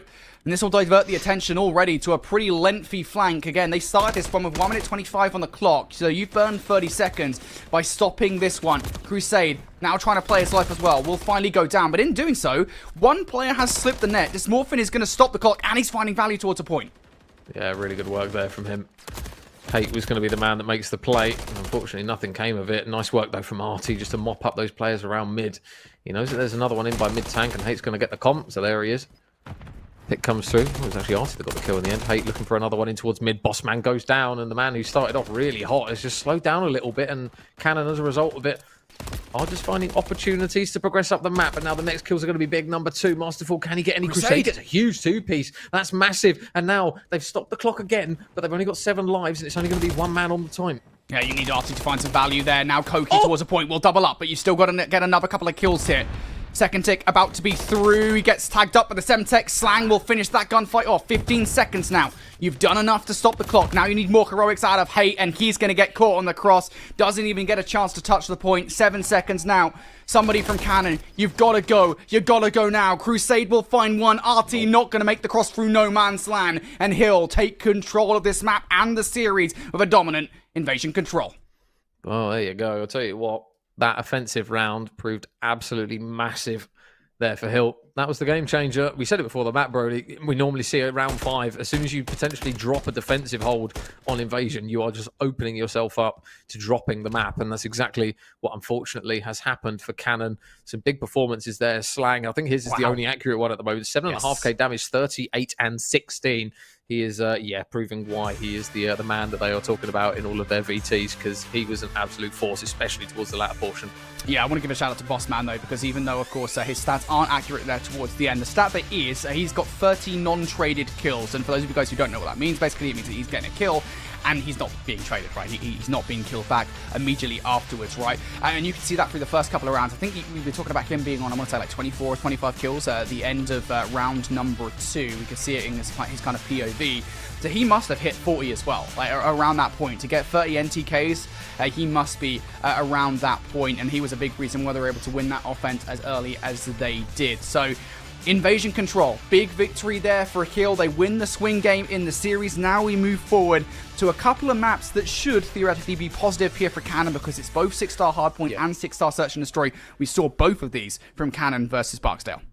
Yeah, I was going to say, when CONUS played Barksdale on this map, it was a very convincing 250 to 153, where they weren't necessarily rotating as efficiently as they could have done, but saying that, they are up against a different beast when they're going to be playing the boys of Hill. So it's an opportunity now for them to kind of really get their fundamentals right in this one, because I don't think they're going to have the leniency or kind of the ability to just play a little bit messy on some of these maps, because Hill will punish them, unlike Barksdale weren't able to. So they're going to have to really pull their finger out now, especially with the slaying ability that Hill are bringing to the party now. They're silencing the likes of Hate, who had a very average game by his standards. But if they keep that going in the 6-star, your money's on Hill to look good on this map as well. Yeah, dude. I mean, that 6-star, as you said, you know, it was just a really solid early advantage for Canon. So I think, you know, looking forward and towards this game, you just got to come out the gate swinging, build an early advantage that Hill aren't going to be able to bring back equal. Excuse me. We'll see whether or not Canon can get it done. Hill, though, 2-1 up in this one. They've taken control over the last couple of maps. We'll see whether or not they can get it done. In towards this map we go. Big P1 control. We said we wanted an early Canon. They have to get it done here. Yeah, and we know how mixy 6-star can be. The presence of subs, especially towards the middle portion of the map, is going to be probably a bit of a swing here between these two teams. And this man on your screen here in Hate is going to have to be so pivotal in just working those picks, allowing his SMGs to push up, and that's exactly what's happened. A good, nice 3 kills. The boys from Hill still spawning out towards P2, but there's still 25 seconds of good time here to be had on this hill. This is a lot of time you're giving away in favor of rotation if you're Hill here. They know it as well. That's why they send a couple of players to try and deal with those players. Perhaps Masterful, the first one involved in the engagement here. Again, this is a massive gamble, so Masterful going to get cut down now. So that's going to be scrap time for Canon. They'll hit 30 seconds at the end of the first set. Now, they break immediately. This will be disastrous. Crusade on 5 in a row, looking for a number 6 trades. Currently favoring Hill here for the moment, and you've got to be slow and steady about this one if you're Canon. Oh, big kill, though, from Koki. Massive kill. Just stops them for the time being and forces somebody else to push a position and get on the time instead. So Hate going to try and push his way through shallow, but Koki's going to get through the front of the hill. Crusade gets a pick as well, but you've still got a position where it's just going to be one man on the side of Canon that's going to try and make the break, and this has been a really strong hold here on the P2, and this is the difficulty that Canon are going to face. Hill are going to be a lot more resilient to holding these rotations, saying that they have broken themselves. Bossman, though, looking to grab a huge 2-piece, and that's 20 seconds of scrap time, which Canon, they are not going to want to give them, but unfortunately, they're forced to. Yeah, that was a big hard point coming out from Hill. Canon, they don't get anything whatsoever there. They'll manage to steal away about, what, 10 seconds or so, but that's not really going to mean that much in the grand scheme of things. We now start to focus on the rotation here. If Mastiff can find anything at all, it would be huge. Perhaps opening the door to maybe Dysmorphin doing something through the cut. No, they will not. So Canon now relying on answering back from a full 60 from Hill with a full 60 of their own. First couple of gunfights, though, not favoring them. Hate. Power position. There's one pick for him. He's going to get shot in the back, actually. They didn't realise that Bossman has slipped through, and he had a strong control. Is he going to get the streak, or is his teammate going to keep him alive? Oh, his teammate's just about going to keep him alive. Not enough, though, to get the streak as Artie comes through. Straight behind Bar, picks out 2 players off the top there, and he's able now just to open the hill up for his team. But now it's going to be a couple of kills this time. One from Dysmorphin and one from Slang, who grabs a second as well. And with 25 on this time, this is not ideal for Canon. You don't want to keep giving away the scrap time, otherwise it's going to build. You haven't exactly got much off this hardpoint as well. It has to be said. What they went into that hardpoint with, what, 43 seconds? They got broken almost immediately, and while Hill themselves don't really get anything for that time, they've done a stellar job at keeping the time away from Canon on that hardpoint. Now we move over towards rotation, though. And I will say, for not getting the time on the old hardpoint, Hill actually haven't done a very good job at securing the time on the new one. They need to win some of these gunfights. Red kill feed momentarily here. Flank coming through from Crusade. Has to be the hope and the dream for Canon as far as the rotation is concerned. He gets cut down, and now Kill. They didn't hold the rotation at first. Now they do. Yeah, and they've got Bossman in towards you, which is going to help them a hell of a lot. Nades and information is going to be there. Artie's going to try and whip around the backside, but no, Bossman smart to it. And now look at those red arrows all staring in towards Office and down towards Statue. Nice shots there from Masterful to absolutely wig Crusade. Koki and Hate go down as well. And now this lead is really starting to build, unless there is an absolutely enormous push here on towards the time. Slang with some crisp shots again, looking to try and lead the charge. But when you look at the slaying on the side of Canon, it's a little bit lacking, Brody. Yeah, I mean, you go back towards that, map earlier on versus Barksdale from Canon, and you know what? You still got a hell of a map ahead of us here. We still got a long way to go before calling game, but Hate finished that map with 38 kills. In this one, he's being super slow, not doing anywhere near the same things he was previously. You're also seeing the rest of the squad that has previously shown up, just being shut up in this one. And now for Hill, things are getting even better as well. You've got Bossman on a 7 spree. Slang also starting to heat up on 4 in a row. And you've got Hill control too. This is not a good position to be in at this point in the game. Yeah, they've really got to flip a switch now. Although it's P1 and we know it gets messy, but they're going to have to really try and at least contest a large chunk of this time and hold a P2 rotation. At the moment, Canon, they are over towards that P2 side, but they're going to have to try and focus on the P1. They can't allow too much time to go slipping, but Masterful now, he finds himself a couple of kills. It will be Dysmorphin that's going to grab one before he falls, so the kill feed lights up blue just for the time being. But through all of this madness, it's just going to be Masterful soaking up the time. Slang again watching over his buddy after the trade to grab one pick. Hate tries to slide across, but Slang is just having his way with them. Slang is just butchering them left, right, and center. 3 in a row for him before the trade finally comes through. But look at the damage that it has done. We're looking at what, a 100-point game. And Slang is on one at the moment, dude. I don't even know what to say. 18-9. He's having a stellar performance. Bossman might have slowed up somewhat here in this situation. Cannon now inside the hard point. I think with the screen shake there, the streak might have come down from Bossman. I'm not entirely sure. Of course, they do have another one if they want it, so it wouldn't surprise me if that was the play call. No, it does not. Now it does come down for Bossman, though. The initial kit doesn't work, so Bossman's going to bring the streak out to momentarily remove those players from the kill. Now the rest of the players starting to encroach. Slang not successful for his gunfight. Will Masterful be? No. Big kills coming through on the defense at this hard point from Cannon. Yeah, well, this 25 seconds worth of scrap time is gold dust to them, and they've got a big amount of responsibility now on Crusade and on Koki to try and at least find a couple of picks in the back. Crusade's been spotted, but now are they going to pinch Koki out the back? They're actually going to cross over each other, and unfortunately the time is going to be horrendous. Koki out the back, though. How many can he get? It's only going to be one. Slang, efficient as ever. He knows where they are. He's able to make the shots connect, and it will be now a very, very strong opening to this next hill, which the boys from Canon, they really cannot afford to give them a large chunk of time. Slang, though, again, just will not shift out the back. Every single time Canon tried to make a play, he's the man that just slams them straight back into the mud. Now, this was the hard point last round where Canon were swiftly ejected from it, and Hill able to take a fair amount of time away. Feels like the same thing is happening once again. Canon on their efforts here, just being dealt with very swiftly. Even from long range, Hate tries to make something happen, and Slang takes him down. 4 in a row now for Slang. Looking to make it 5. Yes, he does. He's about to lap his streak that he's got in the back pocket. Probably wants to get it out to make use of it in this situation. Artery tagged up, immediately dealt with. The teamwork is exemplary from Hill at the moment. They're constantly watching each other's backs. The player goes down. The trade is immediate. Yeah, and Hate and Koki are having rough games at the moment. Dysmorphin's struggling a little bit on the side of Hill, but when you've got Slang going double positive and Bossman almost double positive, the damage is pretty much done. So now big rotations due. This Statue Hill is going to be it for them. There's a lot of presence from Hill already here. 3 players locked in. There's 2 players on the side of Cannon just holding down mid, and now the streak's actually going to come down from Crusade. So how many can he at least get off the time? You're looking for at least one. He's able to get 1 pick. Surprised it didn't actually get the second. I think his teammate actually helped with that one, and that is a 3-man wipe. That's a very good use of the streaks, but this man's Slang, they just cannot seem to shift him. I wouldn't be surprised if you see the streak coming out straight away from Slang here, to be honest with you, the way in which this game has gone so far. Maybe they don't need it. He is the streak. Coming in for a couple of kills. TK from Dysmorphin weakens the hard point enough that Artie can finish things off. So he'll control back for Cannon. Regardless of what happens here, we're going to see a P1. Koki through the middle of the map, couple of kills. Hill are being removed from any potential control over a P1. So there's a good chance, a vision to get back into this game for Cannon. A solid hold on this hill would do it. Big kill from Slang again. Shock, horror, triple positive. I mean, what do you even do on a map when somebody's doing that to you? New Hill's ready to pop. Who's ready? It's Hill.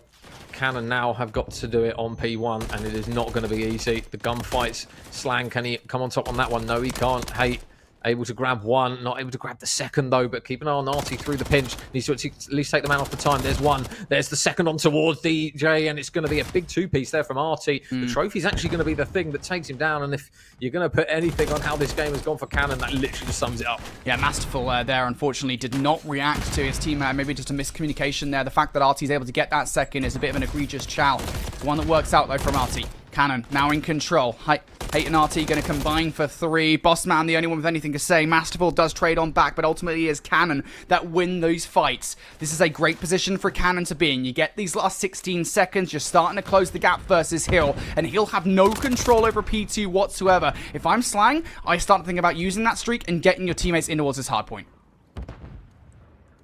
Well, that should be a free pick for Bossman, and it is. And it's right when the New Hill pops. So, are they going to converge quickly enough here? Hill Oh, that's a second gunfight, which Slang should not be winning, and that's the thing that's been absolutely brutal for Canon. They just can't seem to keep him quiet. Slang again, another pick this time onto Hate. They're on the time, and they are just slowly starting to stabilize, but saying that everyone is dead. Everyone now going to start spawning out. This one 15 seconds away from getting done and booking their place in the next round. Yep, Dysmorphin now using the stair glitch inside as well. Hate. Challenge. Going to catch Dysmorphin off guard here. Still 10 seconds away from victory. Archeal, and they can't seem to find it. One more wave of gunfights. They're going to get it done. Crusade will shut out one from the front of the hardpoint. Now players inside. Slang and Bossman, the players that have been your problems the entire map thus far. The final kills coming through, and he'll live up to their name. They take the hardpoint, and they take revenge versus Canon. Well, fair enough. That was an impeccable performance there. I'll tell you what. Slang, there's a reason why he was catching a lot of attention from Canon in those VTs, and he's just demonstrated it once again. He's gone huge in the maps prior, and he's gone absolutely massive yet again in that one. 37 and 16 out of him. I think he went 38 and 16 in the control, so literally emulating his numbers from the previous map. And I'll tell you what, credit where it's due, off the back of that first game and potentially the opportunity that Canon had to take map 2 as well. Yep, I was banking on them, but unfortunately there for them, Hill, they just managed to synchronize everything. And shout out to the likes of Bossman as well, who really did pull his finger out in some of those respawns. He really helped his team out there. Yeah, definitely living up to his name. He is the boss man, the final boss man, it would seem, for Canon in this series, because he definitely turned up. Let's give you guys a reminder, if you missed it, of how this series went, because I mean, it was a good start for Canon, right? I mean, that they even them at number 1 though, despite the fact that obviously they didn't end up winning it, they had that 80 to 90 point advantage. Hill almost made the comeback, and if that had happened, I mean, we could well be looking down the barrel of a quick 3-0 here, and you'd be going to bed a little bit earlier. But nope, that didn't happen. Of course, map number 1 did go the way of Canon. The rest of the series, though, is where things started to step up a little bit for Hill. We had to go to round 11 in the search and destroy. The control, though, this was the big map. You talk about Bossman stepping things up. This is the map where he did exactly that. Of course, Slang also had his way with Canon across the map, and this was a disgusting 3K that really did exemplify why Hill was so dominant on that map mode combination. And then this was a very different 6-star hardpoint for Canon comparatively to what they played earlier on today. Then, of course, versus Barksdale, they had that early 100-point advantage, and they just held strong. You had Hate up there with 38 kills. This time, no advantage, and certainly no advantage of Hate, who doesn't show up for the series. Hill absolutely dominates it, and they win this one. They move forward towards the top 3. Yeah, and we get that matchup really now between Minor and Hill again. We had it before in that winners semi-final game, and now we get blessed with it again in the losers final. Obviously, Buckley, the team, going to be waiting for them, but credit where it's due. Hill, they really did switch the gear up in that one. So yeah, congratulations to those boys, and they progress on. All right, well, that's going to be victory to Hill. They now face Minot in the next series. Let's go for an interview then with Slang to find out how he's feeling after that series. I imagine, Slang, you're feeling pretty good. First and foremost, congratulations. You decimated the competition in that one. You've been widely regarded as the best player on this team. I mean, how are you feeling after that? Because you just played so damn well. Felt really good. These last few series, I mean, I know y'all have probably seen, we've been kind of beating ourselves in a way.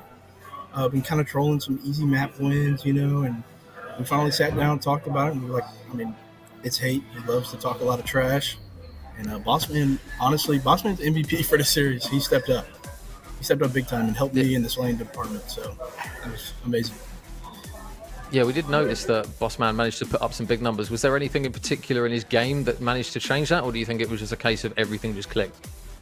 I think it's because he has so much, you know, hate towards Cannon. I mean, he's been fiending to play them all tournament, and he finally gets his chance, and he showed up. I'm super proud of him.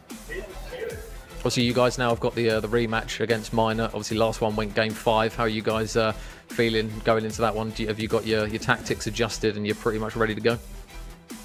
Yeah, I mean, pretty much every series against Minor, we've kind of, like I said, beaten ourselves. I mean, we're losing kind of unlosable situations. So I think once we just fix the little things, I mean, our gunnies, we can keep up with those guys. They really only have one guy who's Bruce. So I'm not really worried about any of the other guys. And yeah, I'm excited to see if we can finally pull one off against Minor. Yeah, maybe you can. I mean, you guys have been looking pretty good. One final question for you here then. I mean, your control in that series looked so good. You probably, I mean, arguably should have got the 3-0 over your opposition in that one. Is that kind of where you're feeling strongest right now? Do you feel stronger in Hardpoint and Search and Destroy? Maybe where are you feeling best going into this matchup versus Minot? Me personally, my control. Every time I've played Minot on control, I've dropped almost 50. So, definitely control. Alrighty. Well, I love to hear that, of course. You're going to want the control, of course. Your rematch versus Minot is up next. You took him to Game 5 previously, and you're hoping to win this one. Good luck, mate. Excited to see you play. Thank you. All right, well, thank you, Sam, for that interview. Again, Hill now facing Minot in the rematch. Next up on broadcast, guys, we're whittling our teams down to the final 3. And as I said, next up is the lower bracket final. Before we go, I gotta say thanks to my dude, my guy who constantly wears a hat on broadcast. I've always wondered what's under there, mate. I've just wanted to know for so long.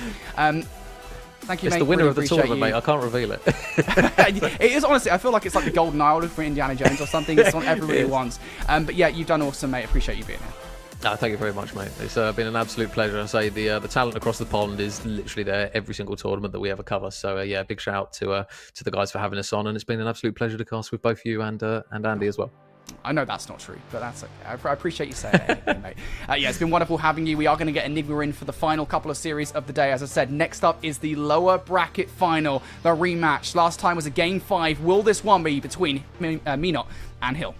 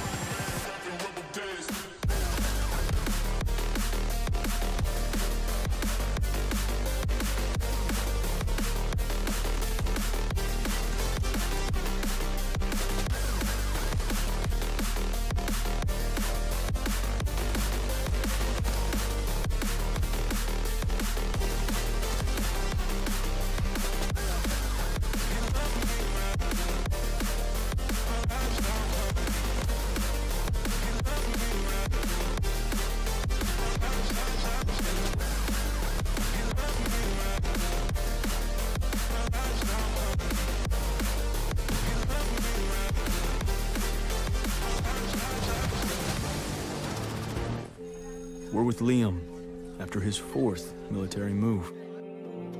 When being new is starting to get old. We're with Tara during the holidays when she misses home the most. Thanks to generous supporters, we're with all service members and their families who need connection, comfort, and a home away from home. Are you with them? Learn more at uso.org today. We're with Bridget, whose husband won't be home for months and whose daughter is due any day. We're with Mike, who's leaving home to protect his family and yours. Thanks to your donations, we're with all service members and their families who need community, connection, and maybe a bit of magic. Are you with them? Learn more at uso.org today.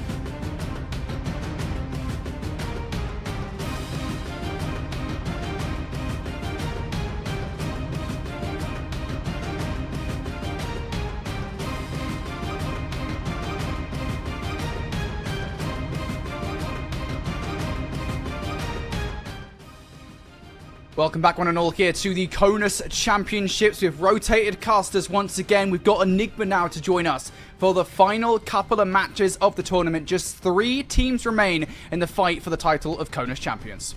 Yes, they do indeed. We have made our way through multiple days of bracket play at this point. Started off with those groups, but as we moved on through, we started to whittle down our competition. And as you can see on your screen here, Buckley will be awaiting in grand finals for the winner between Minot, who they already beat in those winners finals, and Hill Air Force Base, who we've just watched take out Cannon in those loser semis.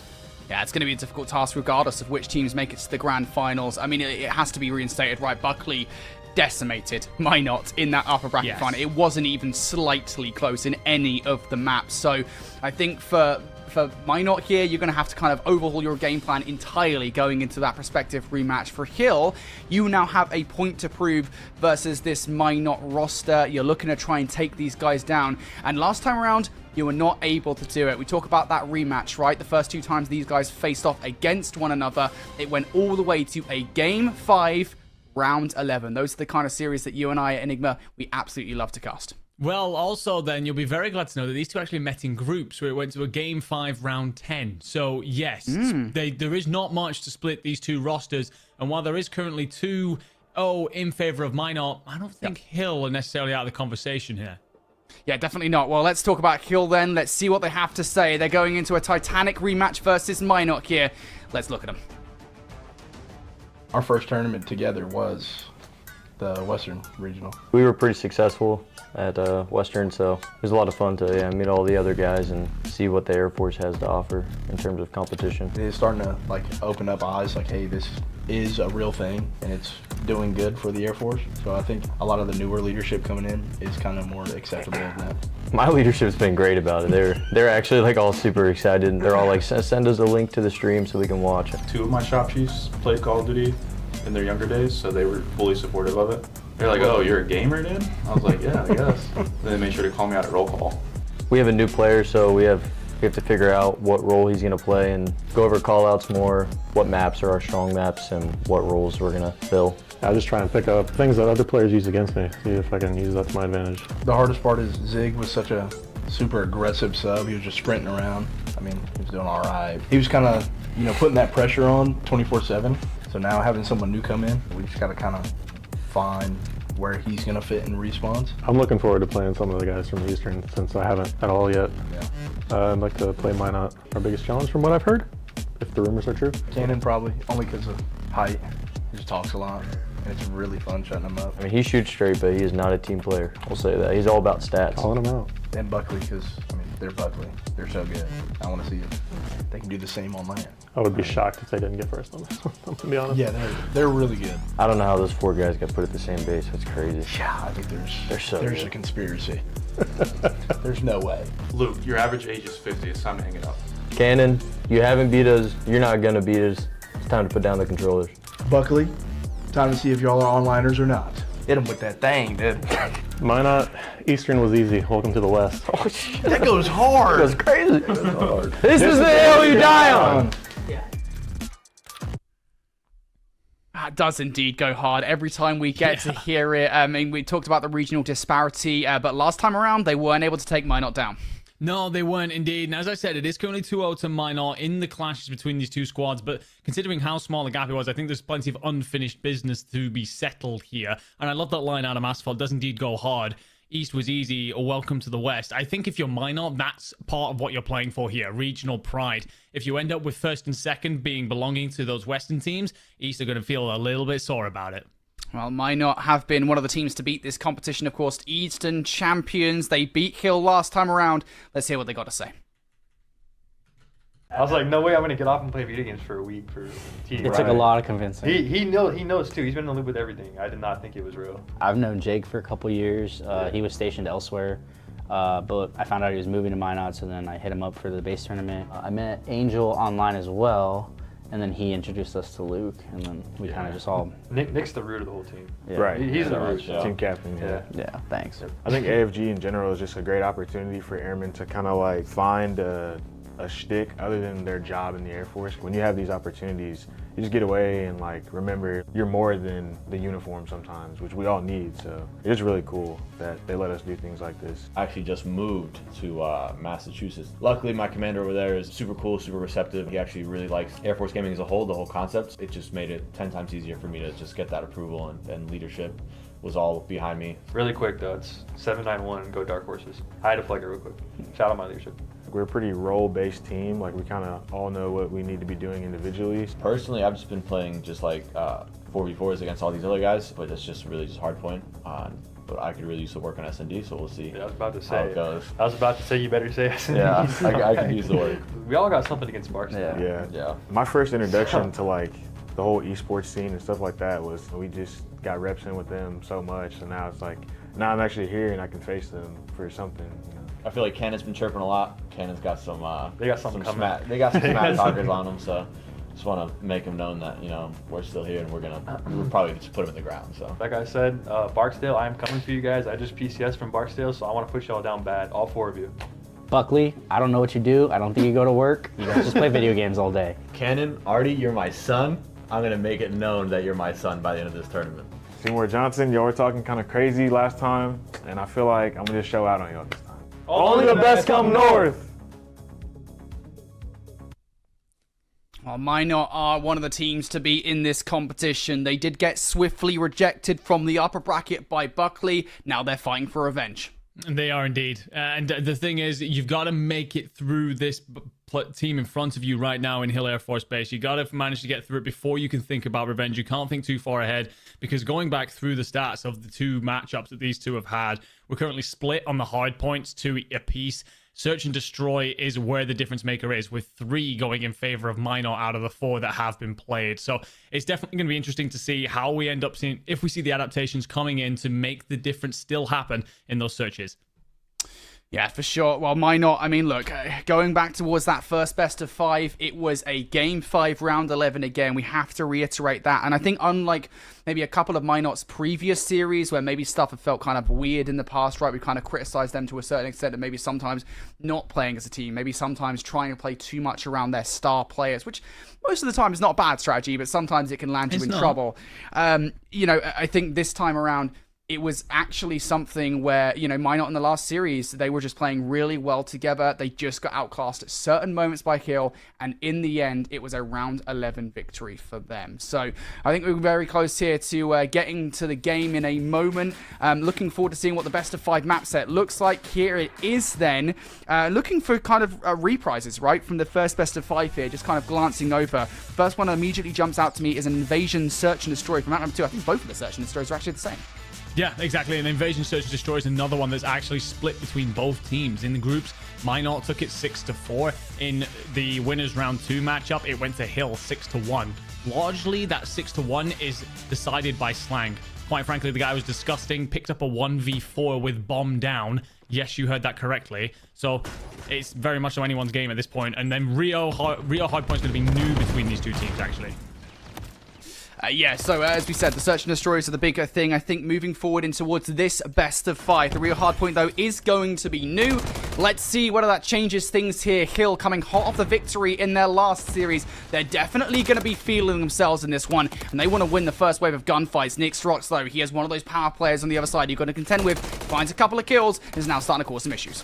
And this is the guy, right? The man to watch at the minute. He does get shut down by Cryptic, but he was doing absolutely wonderful things all the way through this tournament, including the loser semis that you just cast over alongside Major Chafing. It's truly something to watch him move on the map. But it looks like Bossman, in particular, has stepped on up to join him as being a part of this squad. But he's going to need every bit of it if you're going to take on Minot and Dismorphin's not to be outdone as he finds 3 on rotation to P2. Big kills coming through from Dismorphin. 4-0 start now from Bossman. Now make it 5. This Horseman stopped on his streak. Now looking for more is going to be Bossman. You just got no choice but to hit this one straight through the front. You've got no flanking players there trying to overwhelm. You're hoping maybe just throw enough utility that you can catch some of those trophy systems off guard, but they're being relatively slow with it. Here they go, straight in the line of sight of Bossman, who's on 7. Now make it 8. It's a triple for a Bossman. Hill are in dominant control of this hard point.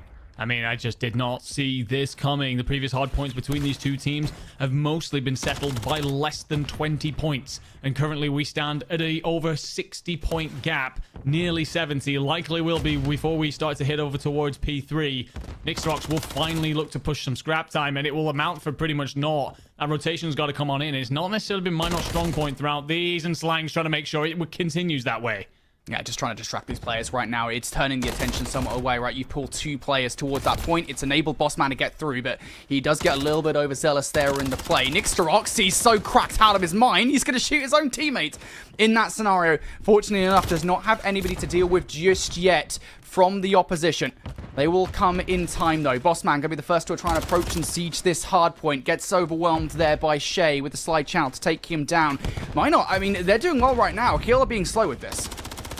No, indeed. I feel like Dysmorphin's held that angle for quite some time. Finally going to squeeze on up. But Nixrox is here to deal with one. Looking for Slang as well, who turns and spins and burns. Zig will then clean this on up. Well, part of the conversation. I think Cryptic gets the final touches. Feels a little bit better from Minot. However, Hill Air Force Base refusing to go away quietly here. One coming in through boxes, one through the front will continue to make it difficult. Yeah, this has been a big hard point on the whole for Minot. Or Minot, excuse me. They're able to pick up that scrap time now, and they'll be giving themselves at least a chance to fight back versus Hill here. But Hill focusing on that rotation. Nixterox going to find one. An opportunity now to cover path through Garage, but you've got to follow up with some more kills here, and that's just not happening. Bossman has been a constant presence, an ever-present threat, and he's going to do even more damage through the Garage. No MOTs to service here. I mean, it's beautiful stuff because as well, the setup that he'll have over this point is just going to allow him to control boxes. They have one in behind just in case. Although the player dying on the hill is the worst case scenario there, as it's going to shift everyone around, and Bossman falls as part of Nixrox's two-piece. Make it three, and it's going to let him squeeze on out for the more. And now it's starting to push up as well. Nixrox forcing the issue. This is big. You're creating a lot of breathing room for your roster, and he's also going to win the gunfight on the police car here. Nixrox is playing his life absolutely perfectly. Again, a distraction play that works out great. You get about 10 to 15 seconds off the back of that play. Now Slang's stunned up. Still wants a good look at this scrap time. He's going to find it over the top. Nice shots on towards that player. And even better shots towards Cryptic in boxes. Slang will manage to ascertain the scrap time away from Minot. But if you're a Minot, you're not too bothered. Now you've got rotation. You have indeed. And for once, can you hold one? It's been one of the criticisms, one of the few criticisms I've had of them throughout this tournament. Seems to be better at breaking than holding. But right now, it would benefit them immensely if they could do chasing a 50-point gap. Slang will just slip beyond and finds himself the 5. Can he then find the 6th? Well, he won't need it right now because Masterful is just going to open the point up. And honestly, right now, looking every bit Hill's map, but the split spawns come on in. Yes, it's going to be Bruce now trying to fight for it. Yep, nice kills coming through from Bruce. And I think you're going to wish you had another streak ready to go. Slang does have one, though, so it's not the end of the world. This is a situation we've seen previously from Hill where they've got a couple of streaks. They used one in a bit of a risky situation. They've got to back up if they want it, but they fought back through without a streak regardless. Bossman not being a bit cheeky with it. He's not getting on the stair glitch. Trades now coming through momentarily in favor here.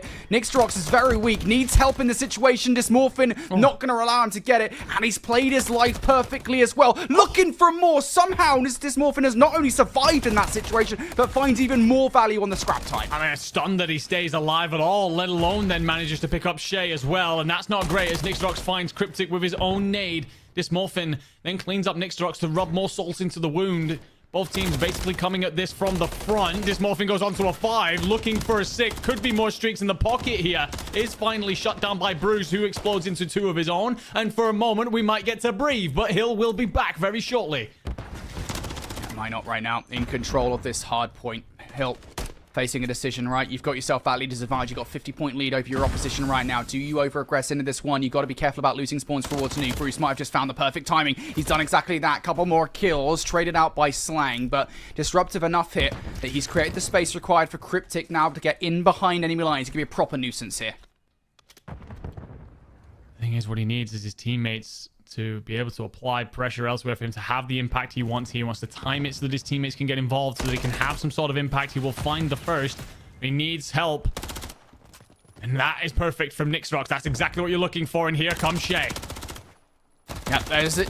done. Cryptic will open things up. Masterful going to get overwhelmed, and Cryptic does absolutely everything there in the play. Distracts enough that the rest of the team can come on down and get control of the hard point. Enigma, we were looking at what was a 78-point game in favor of Kill. Now the lead has gone down to 30 points, and towards the hard point itself, though, Kill able to get right back through. Back 30 seconds here still to fight for.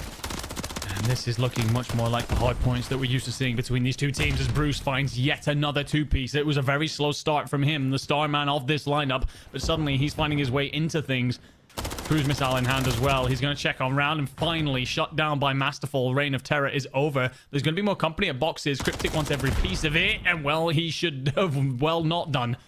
Finally, move on over to a P3 where he'll have a setup, although it's a very unusual one. I think it's the end of the world. It's actually an okay setup if Slang's watching in the middle of the map, but he does have a fair amount to watch it. How much damage can he actually do? It's a question for me. Stunned up, Semtexed up. He's going to go overwhelmed, so not a lot of damage whatsoever now. The floodgates opening. Minot trying to find their way in towards the hard point. Kills coming through from Shay. He's had a really slow game so far. That's a two-piece that's necessary. Fighting back from the back spawn. Masterful. Shut down. Minot now in from the front, and Bruce is now on 3 in a row. And finds himself. Gets another two-piece. Makes it 4th kill. A 5th kill. I mean, at some point, you're starting to consider overlapping your streaks. And we will be set up then. With Minot finally taking a lead in this one. They were about 70 points down towards the start. And have bullied their way in front. Taken the lead in this. And, well, what you need right now is just to clear out one side. So that kill from Bruce is going to just help get rid of pressure on one side. And Slang and Masterful are here to contest. Yeah, looking for it already. The first couple of gunfights. Oh, Bruce survives way past the moment I thought he was going to fall. Has to be said on the whole here, though.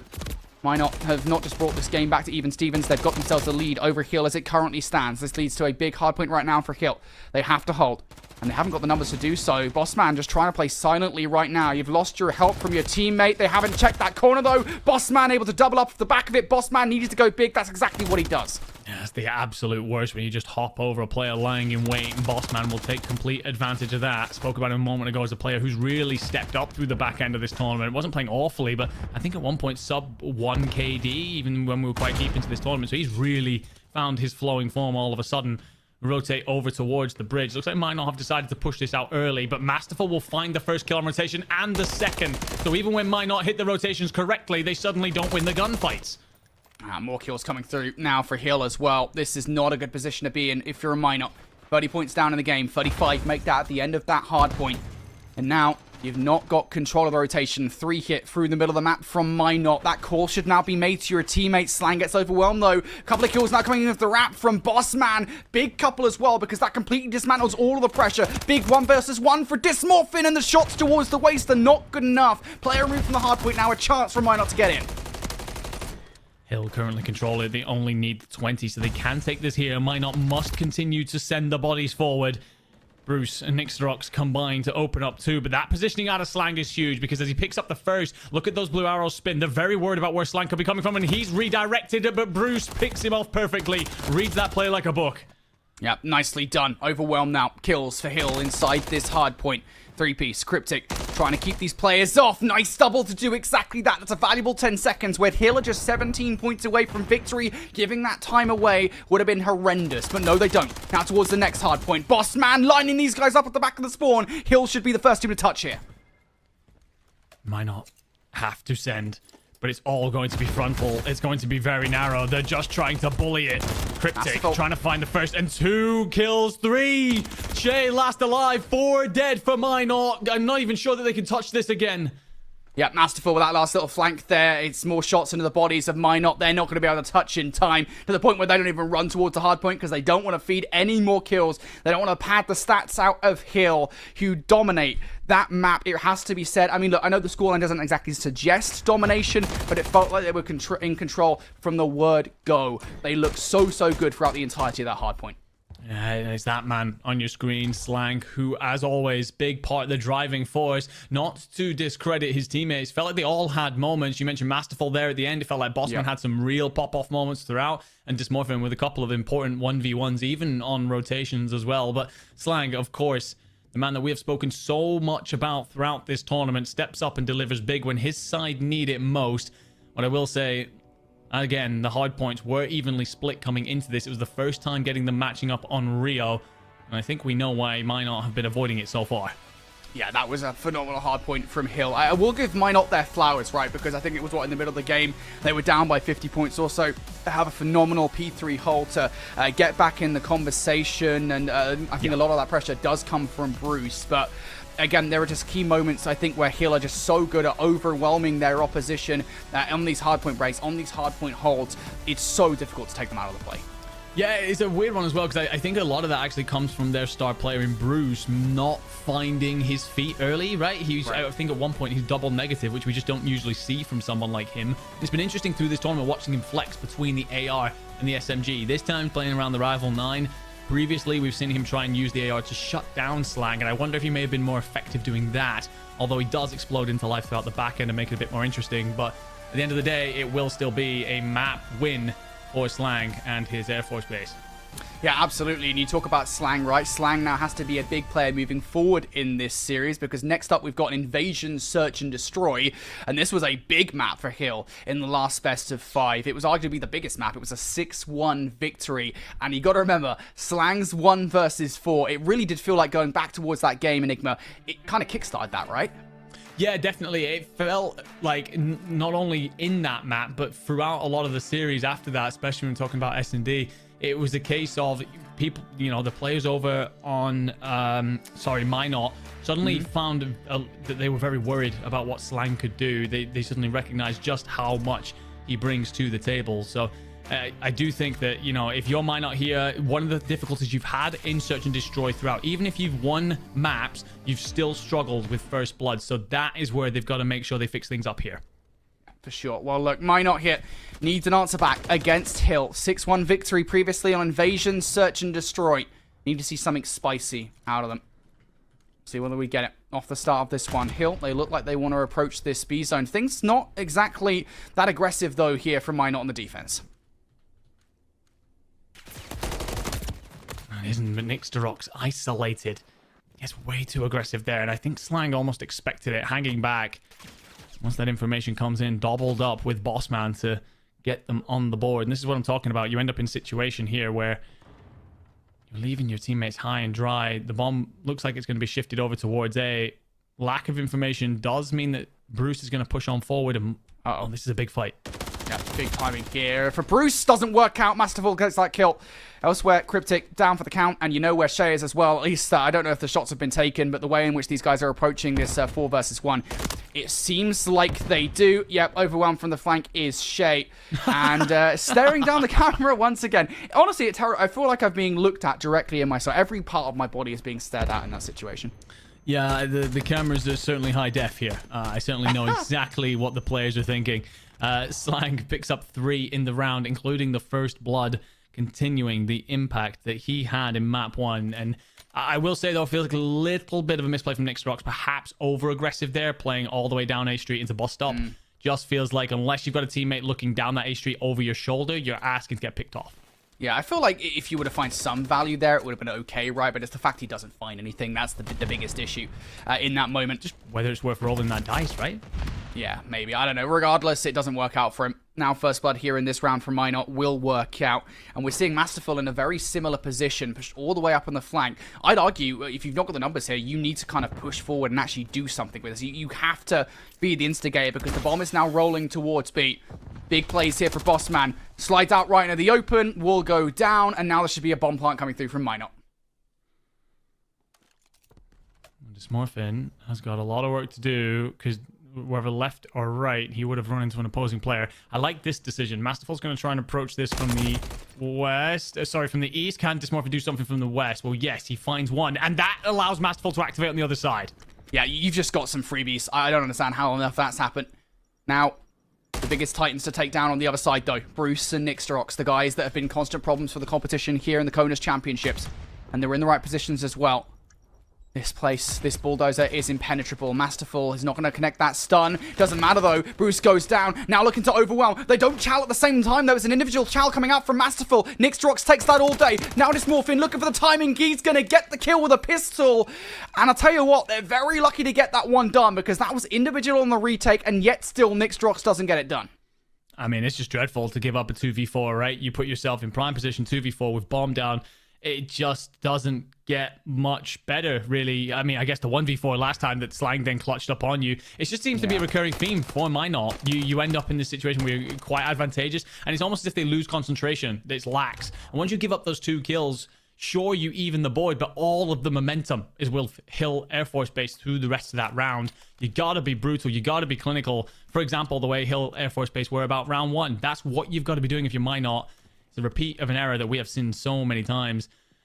2-0 up for Hill, and they will be very grateful for Minot's misstep. Yeah, it just feels like they kind of stuck up inside the site, right? Nobody really knew what to do other than we've got a site control, so we're just going to sit there and hope for the best. But regardless, in this round, nobody aggressive once again from Minot towards B. They're instead hoping that the aggression towards A will work out. It's Shay pushed up towards Cafe this time around. Initial warning shots from Nixdrox don't really do that much, and here's the reaction coming out from Masterful. Should be an easy kill, no trade. Bruce going to be forced to back up. Can he get to the cover in time? He just about does, but he's squeezed. Beautiful stuff. It's a 4v2 in favor, 4v1 in favor of Hill Air Force Base. Minot are struggling in this series big time. Map 1, although it was closer on paper, it didn't feel like they were ever getting close in the actual map. And right now, every single round that Hill Air Force Base are taking are either clutching up ridiculous situations or just straight sweeping the board.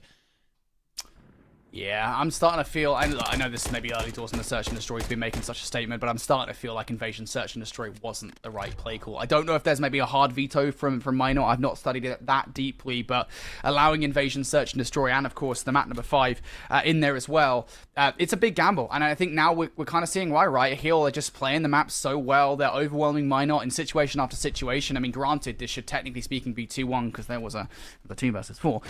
But still... Yeah. This has been a phenomenal Search and Destroy from Hill. You cannot take that away from them. And Minot, in towards this round, I mean, they're playing scared, right? They're playing concerned, and they're worried about some kind of aggression. And off the bat, I mean, we already see that first blood going the way of Hill. Yeah. And I spoke about this before. They've really struggled in the first bloods. Have Minot. Bruce trying to answer back won't happen. Pushes up for at least Cafe control, so it is something. But you're right, it's scared. This is the furthest forward you've managed to get, but that actually catches Slang out by surprise. So Bruce may well have just opened the map up here. Watch the blue hour shift, but Bossman's here to contest. You've seen him getting the hell out of dodge. That is such a good play from Bossman. I know you're going to give up the A plant here. I like this heads-up play call from Bruce to actually get the bomb down, but the fact that you play your life in that situation as opposed to potentially lose a 1 versus 1 and you give your team a man disadvantage, the right play call from Bossman. Now Hill looking to follow up with the frags. This Morphin crucially will find the kill against Shay. So now on 5 in a row. Even if they lose this round, if they walk away with a cruise missile, it would be great, but they're just trying to encroach. Masterful going to get cut down. Trade from this Morphin. No! Nice double from Bruce. A crucial one to take. And Bossman towards the site now has 2 different targets to try and take down. That's not going to happen. Bruce closes out that round. A huge one, not just because of the round victory, but because there's no cruise missile now for Hill. Sometimes when your team's struggling, your back's against the wall, you need your big players to step up and know better. And watching Bruce, I swear that was an ace coming in through that round. Finds that first one over by the bomb site by straight bullying his way through the middle of the map and dragging Slang to the grave. Yes, it was. Bruce finding an ace here to give Minot a lifeline. But Minot have struggled so much on their defensive rounds against Hill. Are they able to counter that here? To be fair, Minot should have won that first off. First could have, would have, should have, Brody. Yeah, I know. I'm just trying to be positive about it. You know, I mean, I'm not generally a positive guy. I'm trying to change my ways a little bit. But Hill looking for the first blood. They will get it. Big first blood to take as well now as Hill looking to try and get their way over towards B. And I like the fact that Minot here in this situation not getting over aggressive. That's a big one to trade out for Cryptic. Reassess the board. And the positioning here from Nixdrox. Yeah, I was about to say, the positioning from Nixdrox is just going to mean it's going to catch anything rotating on through the middle. I do think, though, Masterful's going to get a free look at the bomb site here. So Cookbell get this down. 3v3. Matt's basically split. I am very curious, though, about that decision potentially by Masterful. I was worried he's about to push, but no. Holds the stair line. Yeah, no real reason to hit. This Morphin's got a lot to do, though. He's got control of both the street and of the backside, so he's not actually involved in this play. Masterful overwhelmed on the site, as is Bossman. You've spotted out the last player as well. Bruce is on the hunt. That is a crucial retake coming through from Minot. Zig will get 6 in a row. We were talking about a potential cruise missile for kill in the last round. All of a sudden, Minot are not just back into the conversation in the search and destroy. We're seriously considering them as the victors now. Cruise missile in the back pocket. I mean, if you're looking at this screen right now, ladies and gentlemen, that man bottom right is Bruce, playing on the account of Zig. Feels like all of a sudden he's decided he's just not willing to let his team falter anymore. As soon as that bomb goes down, he explodes into life through the middle of the map, backed up by a kill from Cryptic. But the decision then to immediately spring into life through Cafe, having the information from Nixrox about where the opposing player was down A Street around fire, just so unrelenting, and has that cruise, as you mentioned. Oh, totally different Minot now for the last couple of rounds. We're seeing a very different playbook out of them. Masterful, going back to the same kind of playbook as round number 1. You kind of need to find something here, and no, you do not. I guess the positive side of that situation, you burn about 25 seconds on the clock.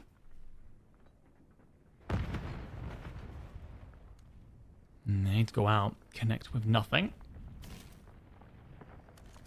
Problem that you always have here, and I see that Nixrox has already used the stun as well, is that you want to be able to check that back. Bulldozer slang's on Godhead. He can Nixrox find him, gets plenty of damage, but just about sends him packing. So Slang then in through the back of DVDs. There's no way he turns this into a kill.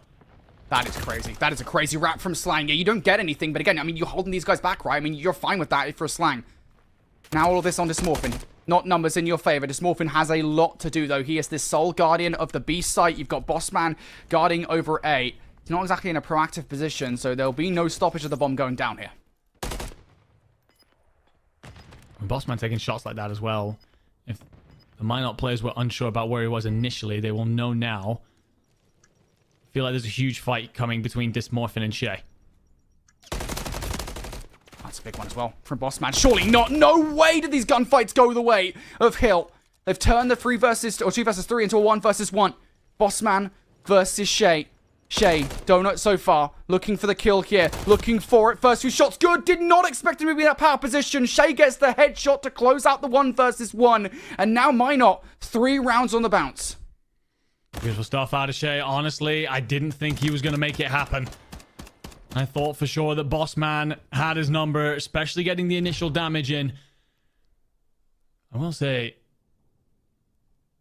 I'm kind of glad that Shay managed to pull it off, because in VOD review, it's Shay that completely misses Dysmorphin coming out of dark that opens that whole thing up anyway. So he atones for his error, and we drag this whole thing back level again, and this is now starting to reek of every other S&D that we had apart from that 6-1. Yeah, I mean, even earlier on today, right? I mean, it's Hill who were in the situation, right? So many of these search and destroys, you see Team A coming out very strong, then Team B kind of resurges. That was certainly what happened in Game 5 between these two teams earlier on today as well. So things will slow down somewhat for Hill here. I don't think they're being as egregious as they have been previously. I gotta say, I've got a feeling that they're kind of very cautious about potential flanking play, because Minot have been doing that sometimes in these early rounds.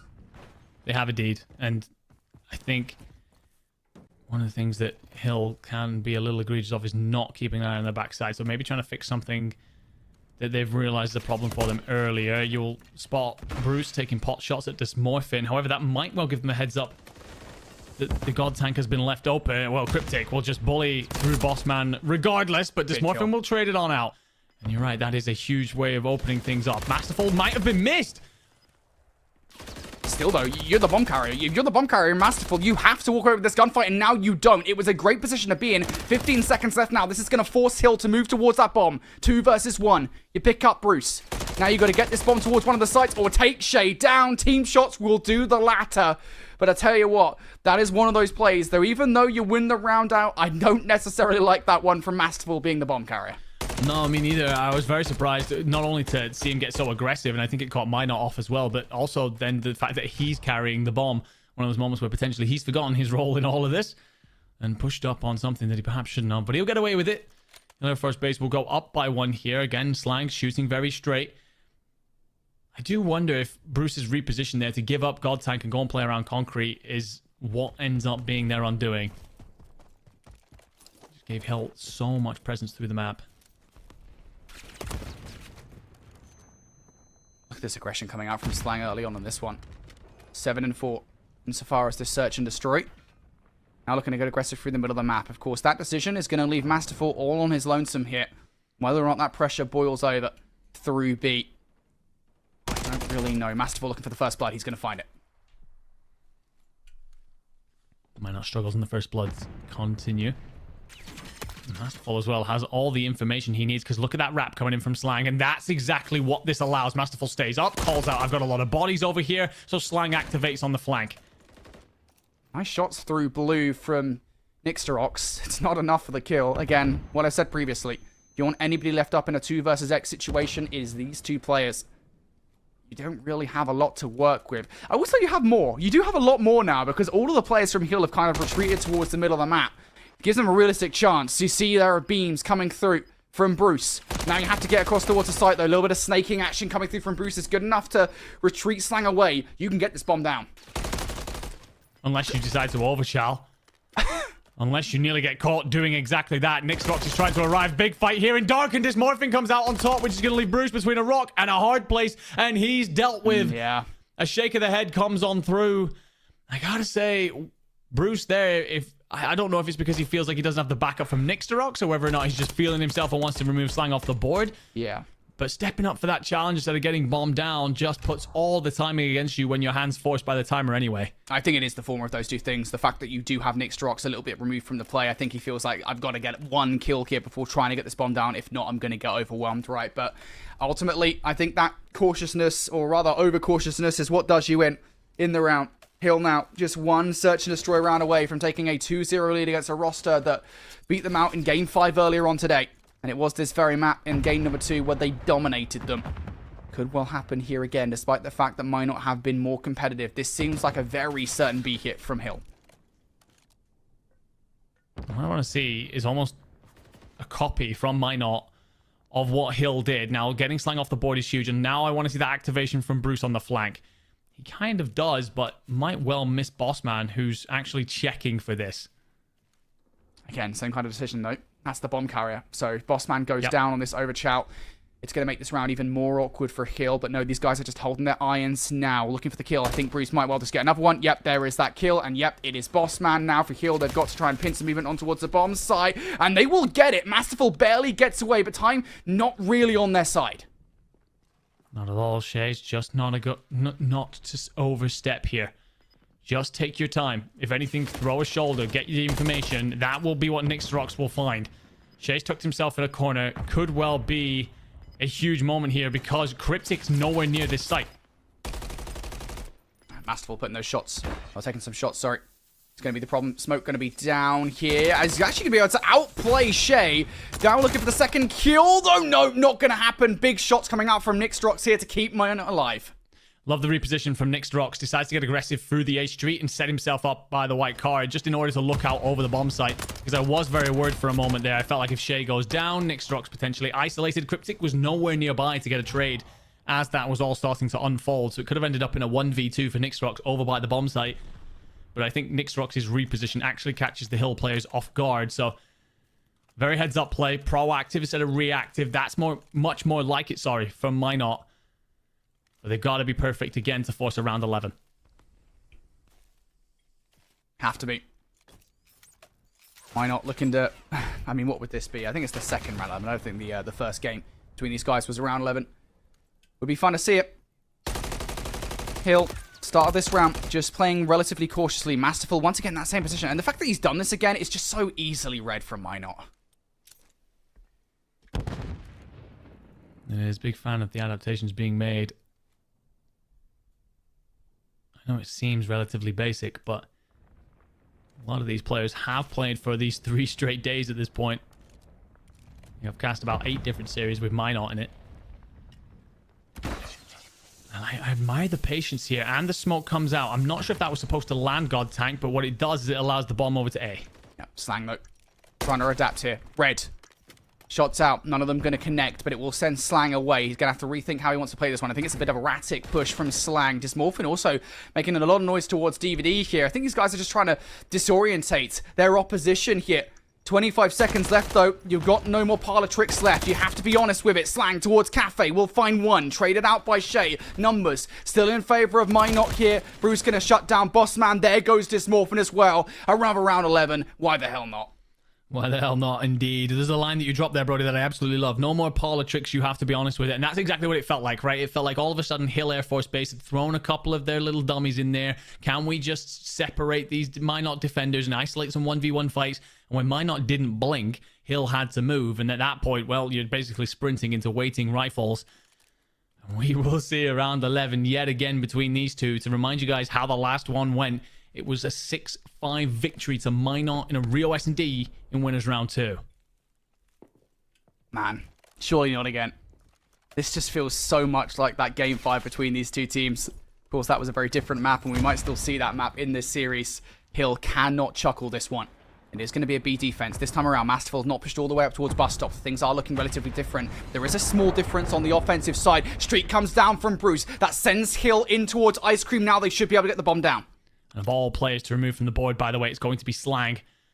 Not that it's just been his show this time.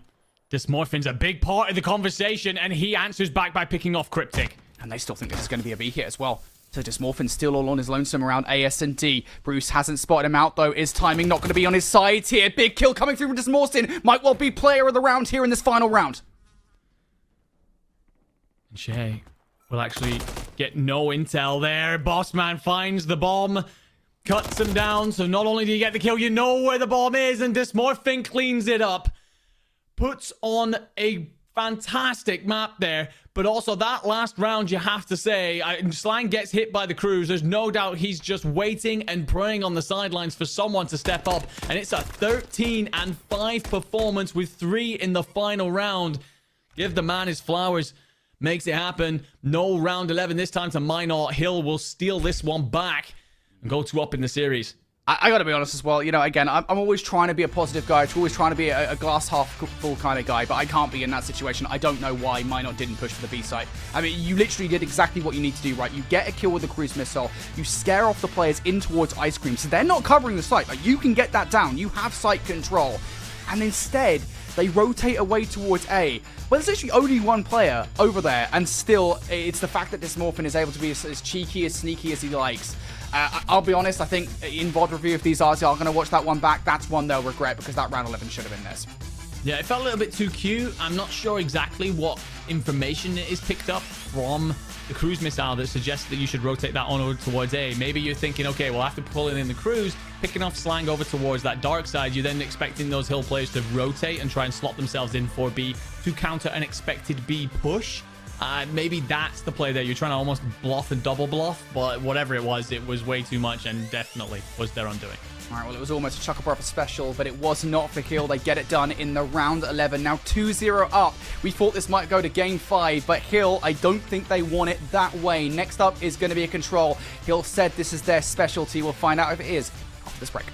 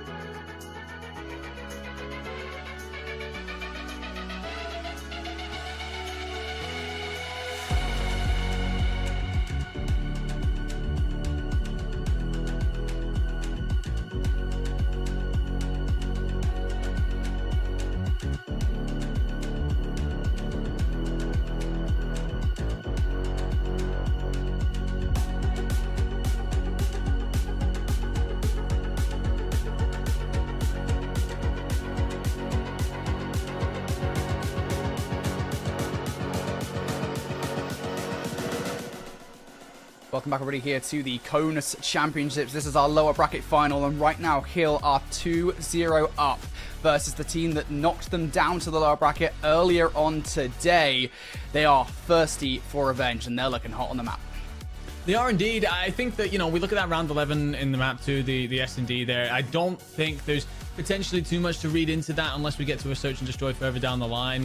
But I would worry very much if I was Minot about how the hardpoint went. Typically, when these two teams have squared off in hardpoint, Minot have looked ever present, ever a part of the map. And although it only ends up, what, 250 to 198, trust me, if you weren't watching the game, that sounds a lot better than it was. It was Hill in control the whole way through. So we go into the next respawn mode. Oh, a lovely little bit of free cam. Always a fan. And honestly, Hill Air Force Base will be feeling every bit the confidence in this one. And that is the worst start in the world. You know, sometimes these propanes can assist you, and sometimes they don't. And that's one of the situations where they definitely do not. Instead, though, Bruce is going to have to get it done from Minot right off the start. Of course, he has been an ever-present danger for teams across the board here. He will finally get shut down. Big kills coming through, though, from Nixtrox and Cryptic. They combine for 3. And now a potential spawn trap being set up here by Minot. This is a great response to what just happened in the last couple of maps. Yeah, absolutely. This is exactly what you want to see. The one thing I have said about this team multiple times is that they have resiliency. They've won multiple game 5s. They've come back from the brink multiple times. So they definitely have it in them, usually led by Nixtrox, by Bruce. They're the two I'm looking to. And Bruce as well, when we've seen him play control on this map, typically pulls out the AR and can shut down Slang if he delivers big. All right, well, right now you're down by 6 lives. You have to have some kind of shutdown here if you're a Minot. You're going to win the trades 3 for 1. Just now down to Shay on the B zone. Turns his attention to B Street. Stunned up, though. Wasn't quite ready for that fight on towards Slang. And now there's a bit of a split effort here. Slang is actually going to get himself involved with the fight over towards A while getting the capture down at B. You have to get on the point, though. 26.5 seconds left on the clock here. Now follow up more kills. Slang is just lining these guys up and knocking them down. First tick through now on B. And he'll have to get these respawns going. Yeah, talking about whether or not Bruce can shut down Slang. Initially, Bruce needs to find Slang, who's having his way a little bit with the rest of the team, up to a 5 streak. Potentially tucks himself into a corner to find the crews and does indeed get it. And they can be so crucial here on high-rise search. Oh, God, Boss Man finds his first kill of the map in style. Oh, they never expect that, though. Yeah, that's really unfortunate there, because off the back of the 4 kills coming through, off the 4 down, they don't expect players to spawn to the right window. I'll be honest, I've never actually seen that spawn, so I'm kind of surprised that's happened. I'm not too sure what Hill were actually looking at for that spawn to come through, but regardless, here's a flank now from Masterful to reinstate the status quo. Try and make these players that are on the point feel uncomfortable. If you're a Masterful, you've got to try and cut these players off the spawn. It's so damn frustrating when there's a player inside your own spawn base. He's going to isolate Bruce towards the point. He needs to go big. Done exactly that. Shots towards the first, finds the second, but will get cut down. Good trades here from Hill. Yeah, I think there's big plays back and forth from both different teams here, trying to just trade pound for pound, blow for blow. Slang might get flanked in blue. He does. Cryptic's there, but then gets shot in the back. Actually manages to stay up as Bruce finds another further forward. Cryptic has somehow managed to find another kill and stayed alive. Not a man that we've spoken about a lot in terms of superstardom, but that was one hell of a play to bully the players back from A. Yeah, Hill have had a chance in this game, and I think if they do end up losing this offense, they'll be kind of scratching their heads a little bit as to how this has happened. Why not have brought this one back from the brink?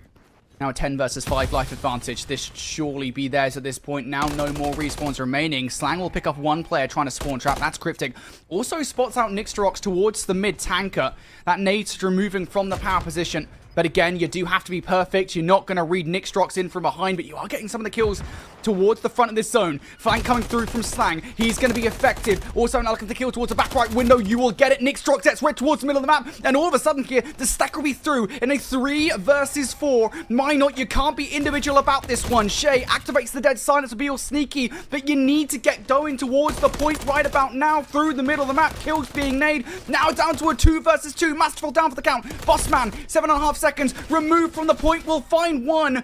Dicing around the point in the 1 versus 1. Get to the point to stop the clock. You spot out Nixtrox as well. And it will be done here for a kill. They have to fight tooth and nail for it, but it's an offense for them. So you said something partway through that round, Brody, right? You said, surely this is a Minot victory. I'm telling you, the way these two teams play control against each other, I knew that that was the dagger right there. That was the nail. That was the catalyst for a Hill comeback, 1000%. No rhyme or reason to predicting these control rounds between these two, by the way. They're absolutely insane. And we get another example of it there. Minot will be looking back at that and wondering just how the hell they are currently sitting 1-0 down, losing that offense. I can't believe what we've just seen. That is a How many ticks did they even breakdown. get? I'd assume 4. 3? I think it was 4. Because obviously they did get on towards A, and I think they got the first tick through. So I believe it was 4, I want to say. Regardless, though, this is a stellar start coming out from Hill. One more player towards A. Nixtrox gets that first tick about 50% of the way done before being cut down here. So Minot now going to have to rethink their game plan because you can't really afford to get bullied out in this round.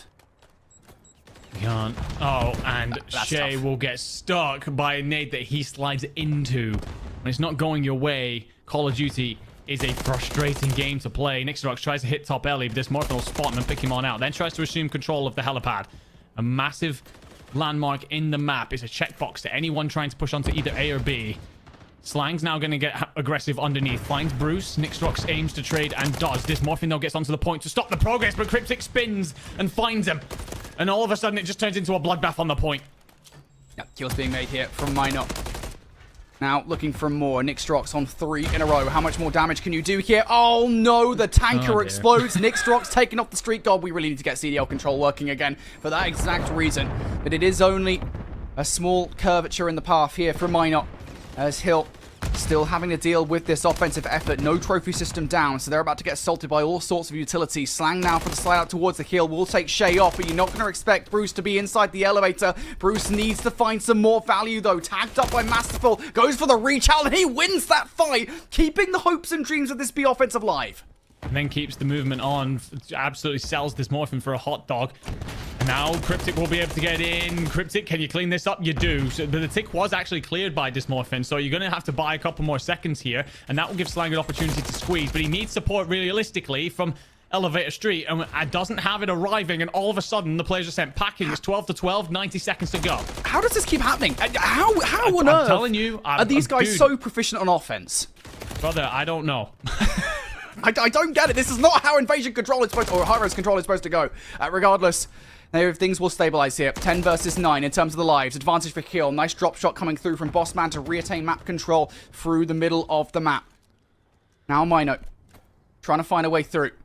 You've got so many different corners to check here on this offensive effort. Bossman going to catch Shay off guard. Nixtrox the only one really to find any value whatsoever, and now you've got to find more. The rest of your teammates are dead. 8 to 5. Minot here going to have to play a little bit of TDM for a moment. Just slow it down. Not like that. Bruce gets the tags in, but Masterful turns and burns. Nixrox will answer in kindness, but I'm a little bit worried about Slang looking to hold down this lane. 3 versus 7 is the biggest issue here by far. Big kill from Nixtrox, though, to take down Slang. Also, good read on towards Bossman. He was trying to get the flank together. So 3 versus 7 becomes a 3 versus 5. Bruce, though, tries to get the cheeky power position up top. He's going to get shut down. Cryptic towards the front of the point. Nixtrox is making the biggest play of his career. In behind enemy lines. There is one traded on out, though. Extra bullets in the body as well, and that's deserved because Hill are just one control round away from getting themselves into the grand final. Honestly, I go back to something that you said. This is not how it is supposed to be played, but it does give us one hell of a show to witness, a spectacle for sure. Minot Air Force Base are going to be so unable to put together exactly why they are currently trailing 2-0, especially looking back at that defensive round where it should have all been theirs. He'll just about see it out. I feel like Shay in particular gets egregious with his life, gives it up a bit early just as they start to push on to that point if you're Minot. But that being said, it is far from the only blunder through that round.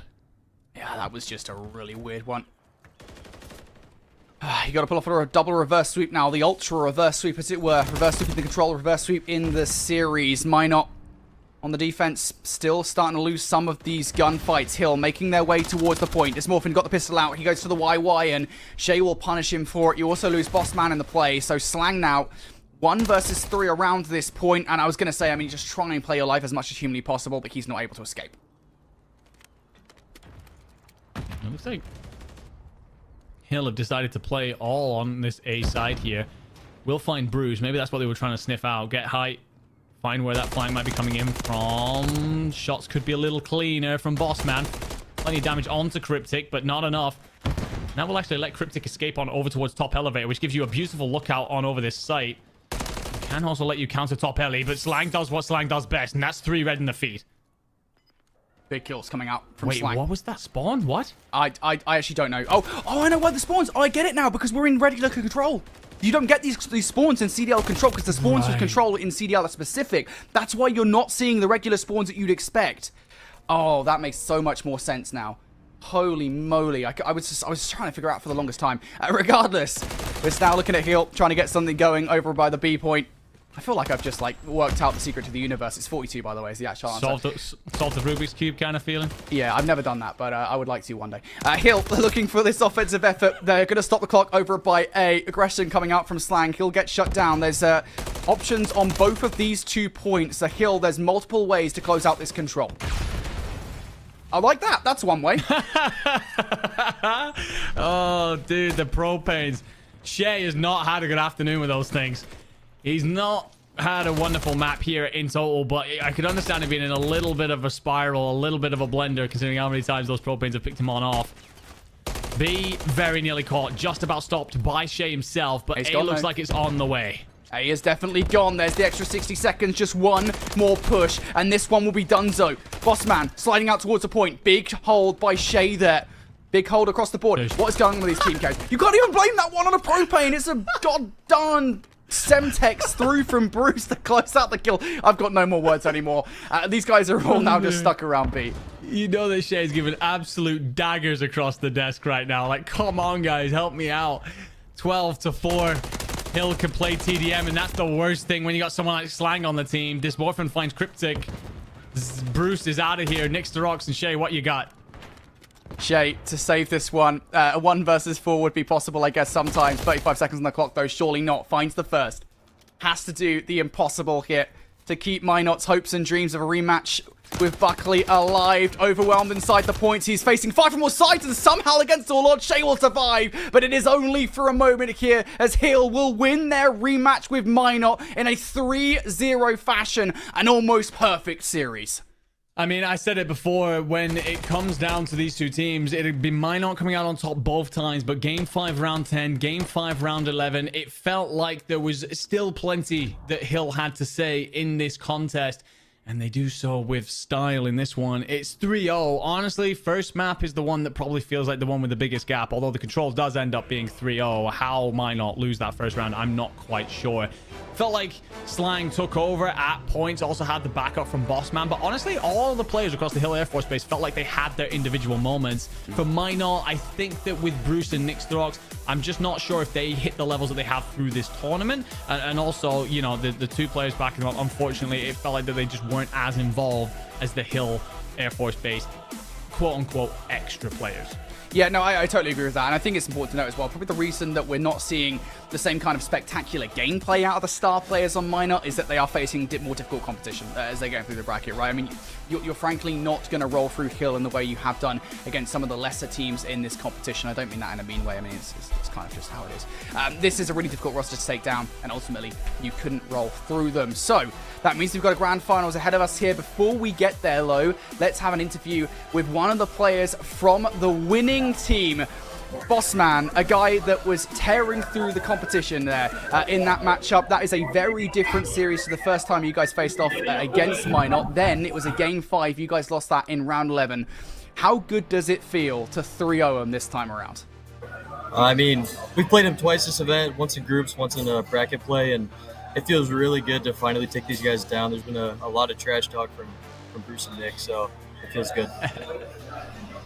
I've got to say, Bossman, like, we've spoken a lot about your team and the kind of, you know, power that you guys possess, especially with Slang. We focus a lot on him as like the MVP of your group. Really strong performance throughout the tournament.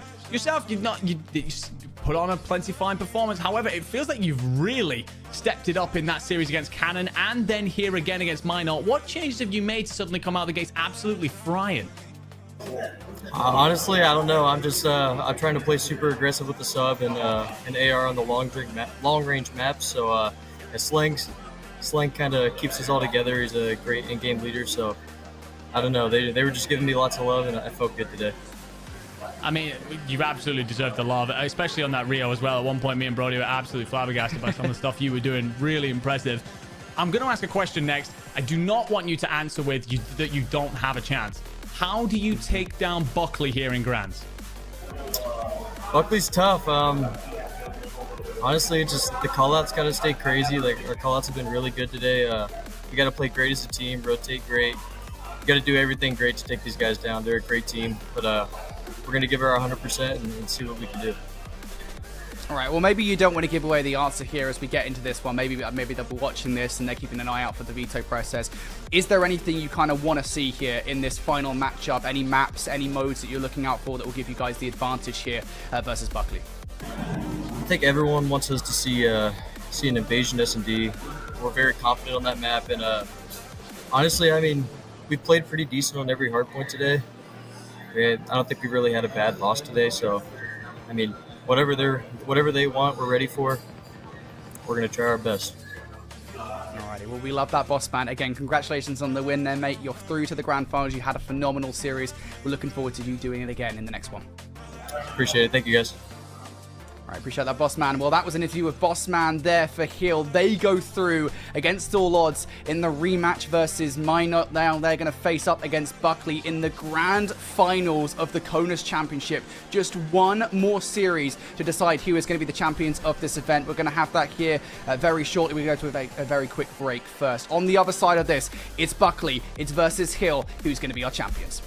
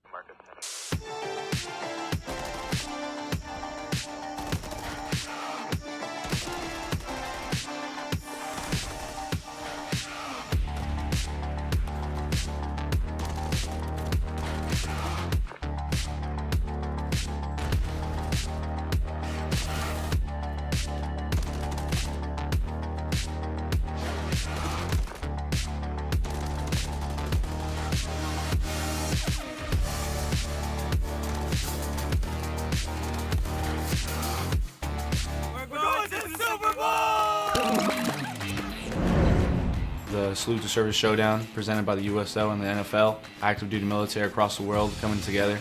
This weekend I'm down here in Dallas, currently for a USO event, Madden tournament. To be partnered with the USO with the National Football League is amazing. Right now we're inside the Dallas Cowboy facility, just to have the access, the behind the scenes, just to come here to take pictures with Super Bowl trophies, to meet personnel that are ahead of this organization. It's been amazing. The weekend's been awesome. It's the military brotherhood where like we all got to the airport, we all are walking around trying to find people. Being in the military, you move around a lot, meet new people all the time. So meeting these new guys, everybody just clicks together because we're used to doing that type of thing. It's been very cool meeting everybody, talking to everybody. A lot of smack talk on Madden. Some people talking strategy, whatnot. So it's been great talking with everybody and meeting everybody. This is not an event that you want to take for granted, but it's definitely an honor to be here for the second time.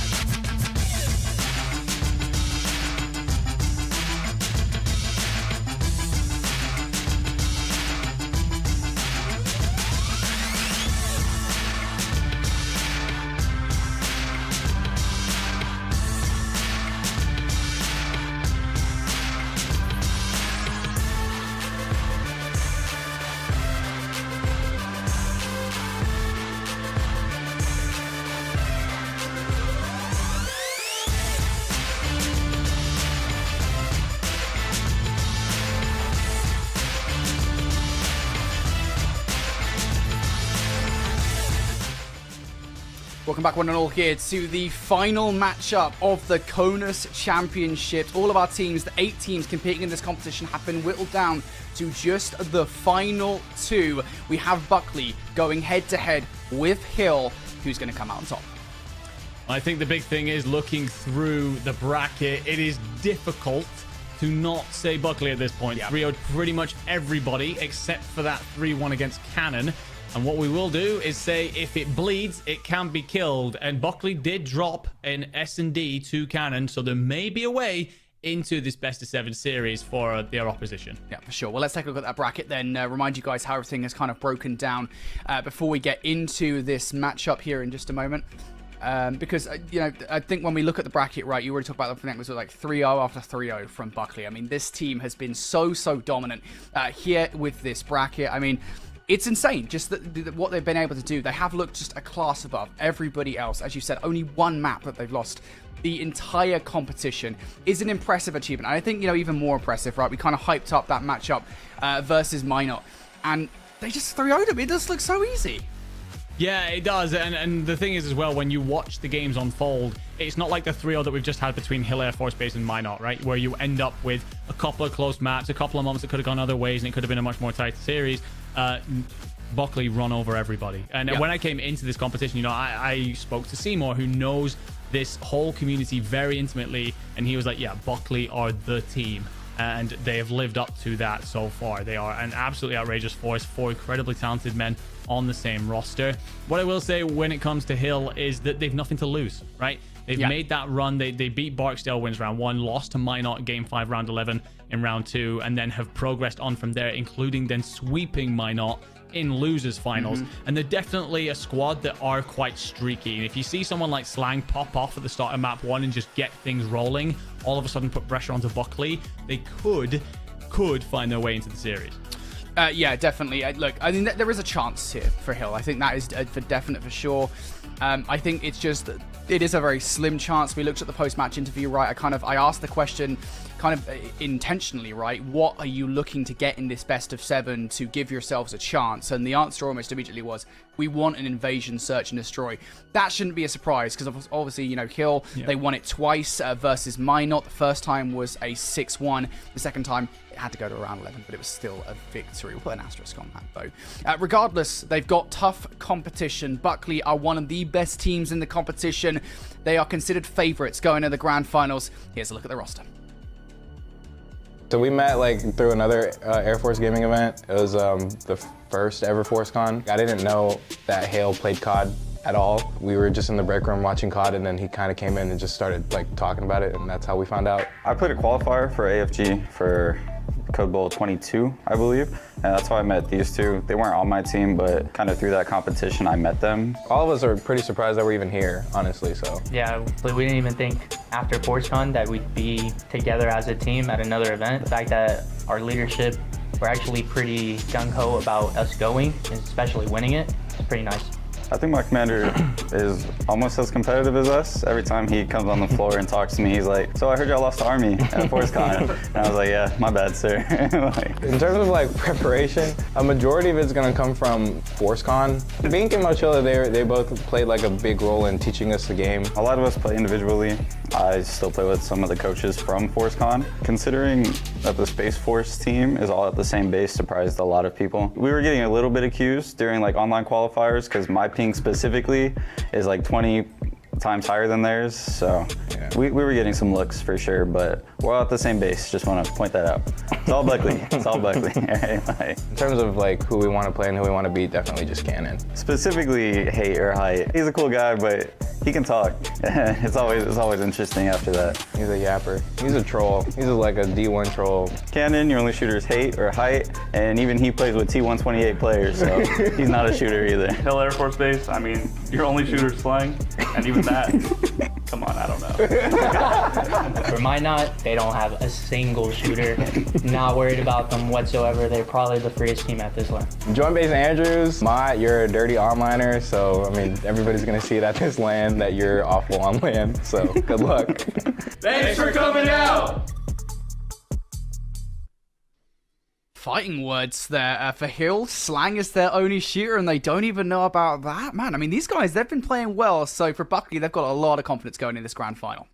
Yeah, and I mean, I can understand why, right? Looking just at the KDs of these four gents, a 1.58 for Atama, 1.53 for Cabasay, 1.65 for Revenge, and it does get better with a 1.86 for Hale. So yeah, a lot of these squads that we've been looking at through this competition have had like one or two really straight shooters, and then the other guys are just like gluing up, doing the hill work, whatever. These four can do it all.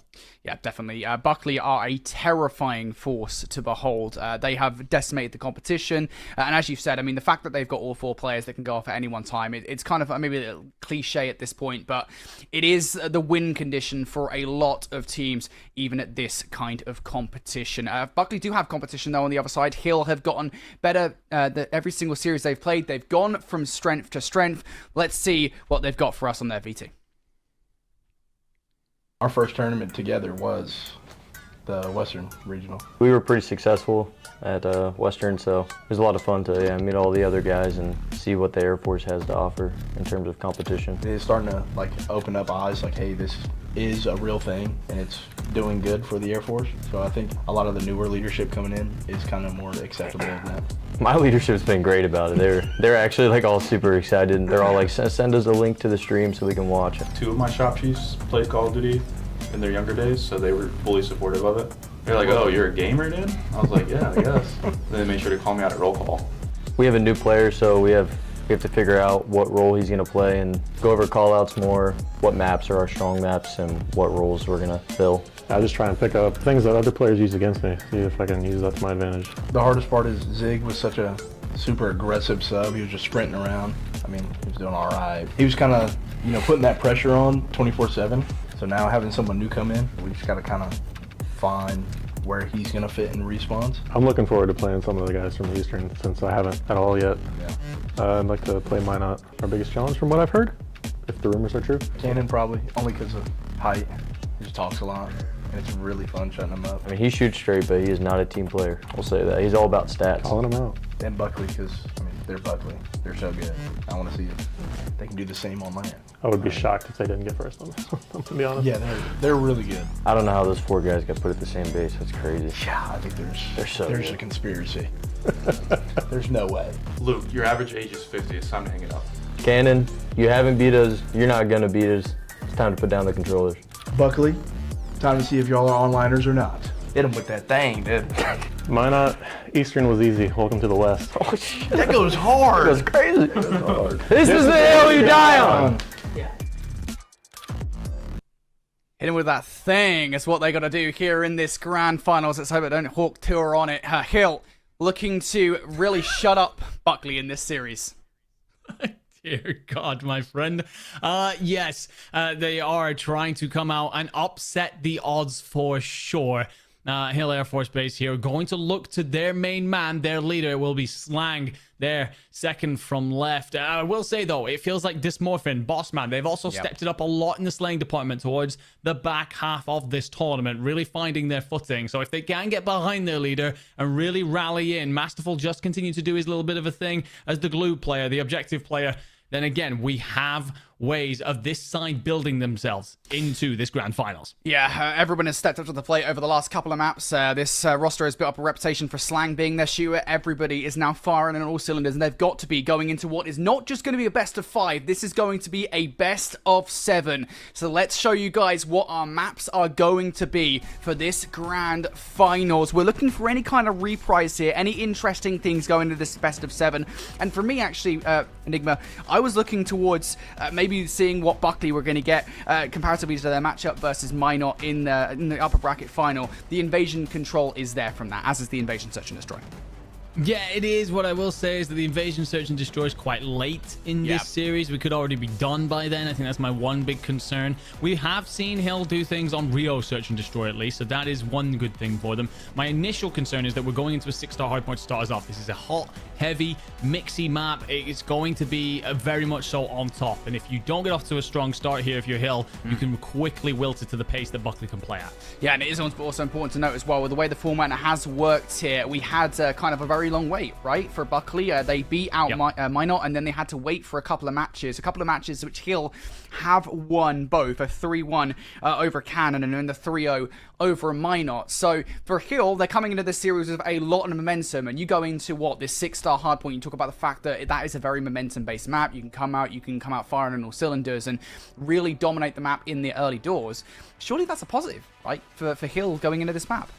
It certainly can be. If you come out straight away and you see Slang putting up a couple of kills and you manage to lock down a good share of P1, solid rotation to P2, it can absolutely be the blessing you're looking for here.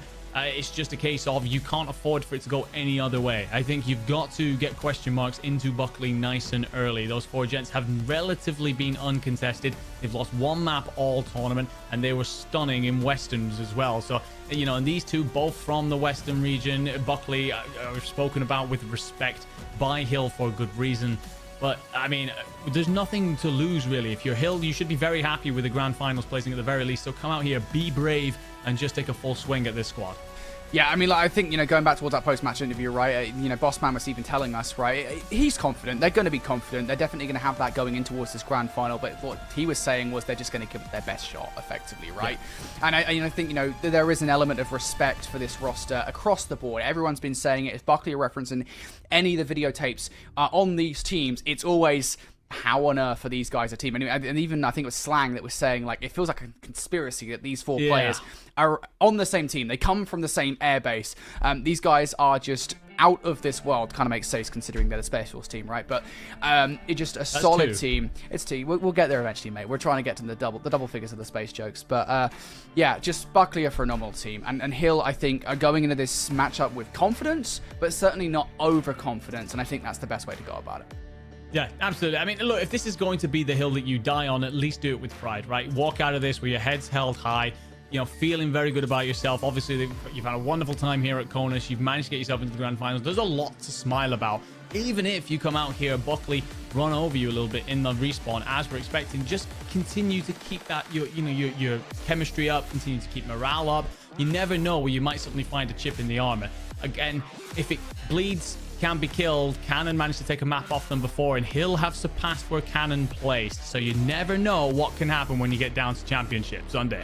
Now we look Saturday even. Yes, it is weird. It feels like a Sunday, doesn't it? Whenever you feel like you're in a final level competition, it's like, it's definitely a Sunday, and it's actually like, no. Although I will say, actually, weirdly enough, I thought it was a Friday today. I woke up this morning and I was just like, I swear it's like a Friday. Like my flatmate, he had all his stuff out on the table ready for work, and I was like, where is he? Like, why is he not here doing his work as he normally is? But actually, no, it's Saturday. My days are all out of whack. Does feel like a Championship Sunday though, and for these guys, it's going to as well. Best of 7. Here we go. Hill versus Buckley. Who's going to come out on top? Well, of course, it's immediately going to be a bloodbath over P1. This is exactly how the bar opens up, and it will be 2 in favor of Buckley. 1 traded out by Hill, by, of course, none other than Slang. Hale's just going to try and keep an eye on the jump up there, and finds Masterful trying to wrap in through you. So all 4 players now, for Buckley, posted up at various entry points. Hill are going to bully in from the stairs.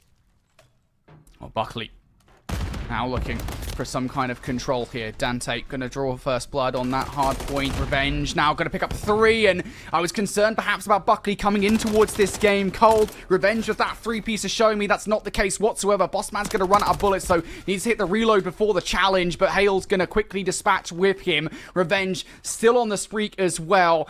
And there was one player who thought he might have gotten away with something sneaky for a potential rotation. Nope, that's not true. No, Revenge adds a little bit of insult to injury as well by just giving him a moment to come up for air, then finds his own cruise missile. Hale might find his too. Being chased after by 2 players in Masterful and Dysmorphin. Took himself into a corner. Can he be spotted? Yes, he will be brought down before another cruise comes in to add to the artillery that Buckley already possessed. Dysmorphin trying to find his way in from the front. There is a little bit of a problem here, though, for Buckley, and that is that you are finally seeing a couple of gunfights be lost. Buckley just looked like a totally different level right now. Again, it's way too early to call it, but still, this is horrendous. Masterful hits the front of the hard point. Going to find 1 kill. No more than that. Allow Buckley now for the back 20 seconds here. You have to imagine if you kill, despite the fact that you've got those back spawns, you don't want to overinvest. You've already lost the rotation. How on earth has this happened? Yeah, and this is the thing. Buckley just play at a totally different pace. They already are aware of where they need to be. They're a good 5-10 seconds ahead of every other team so far through this tournament, so not a surprise. So solid shots though out of Masterful. Does enough to back Kabase down, but the problem is he doesn't then squeeze up on it. So at worst, what this does is allows Kabase time to heal and regenerate. At best, he gets support in from Dante, and then Hale does the work elsewhere as well. As Revenge comes back to pick up on Bossman, who thought he'd found a gap in the setup. It's all dealt with. Buckley looked likely to break 100 points with Hill on 1. 1 point. Have you ever heard about the 1 point club? It's a very rare club. I'm not too sure if we're going to see it here, but... I'd be surprised if you're in it. Yeah, you know what, mate? I feel like, because obviously, you know, you're in what? Is it bronze now, isn't it, in rank play? So I feel like you've probably seen a fair few of those in your rank play games. Streak comes down from Revenge. Won't get anything. I don't think that particularly matters at this stage of the competition. Semtex does stick on towards Kabase, so that at the very least, off the back of this hard point, will stop Buckley from getting control of the rotation. Good decision making from Hill. You lost the rotation last time around. This is much better, and you stop Hale on the rotation towards New as well. So feels like they might actually get out of the 1 point club. Yeah, it's exactly what you want to see, right? There are a couple of teams that when you've come up against Buckley, it's almost as if they're just taking every single gunfight for some sort of pride. Never mind. Kabase will bully his way in, so rotation or not, doesn't matter. Dysmorphin will at least pop up from the trenches to find one, but he's going to find plenty more bullets coming straight back at him. Actually does a great job and finds a second in Kabase, and there's going to be a great fight in U, and that felt like a big moment potentially for Bossman, but Dante shuts him down. All right, big kills coming through from Buckley. They break back in towards the time. The 1 point club now, they've upgraded to the 3 point club. Hill getting something off the back of this hard point. Challenge through the middle of the map. Hale's going to get shut down. Triangulation of Hill players to put a stop to him, but that does nothing as far as the hard point is concerned. Revenge now going to do even more damage here, stretching out towards the middle of the map, and you're just hoping, if you're Hill, that player number 3, Bossman, can stay quiet enough that he can pounce on towards this P1 rotation, and he does exactly that. Big first kill coming through from Bossman. Takes too long with the gunfight, though. The trades are good. Yeah, exactly. And the thing is, you do get a couple of kills if you are Hill, a couple more points to maybe lift you towards double digits, sure. But then the onslaught comes through the middle as Buckley want the early hold here in P1. And the thing is, what I will say about this P1, yes, at the start of the map, it can be very 50-50. You can actually lock it down for some solid time as long as you get yourself a spread setup here. How are you going to hold? Hill.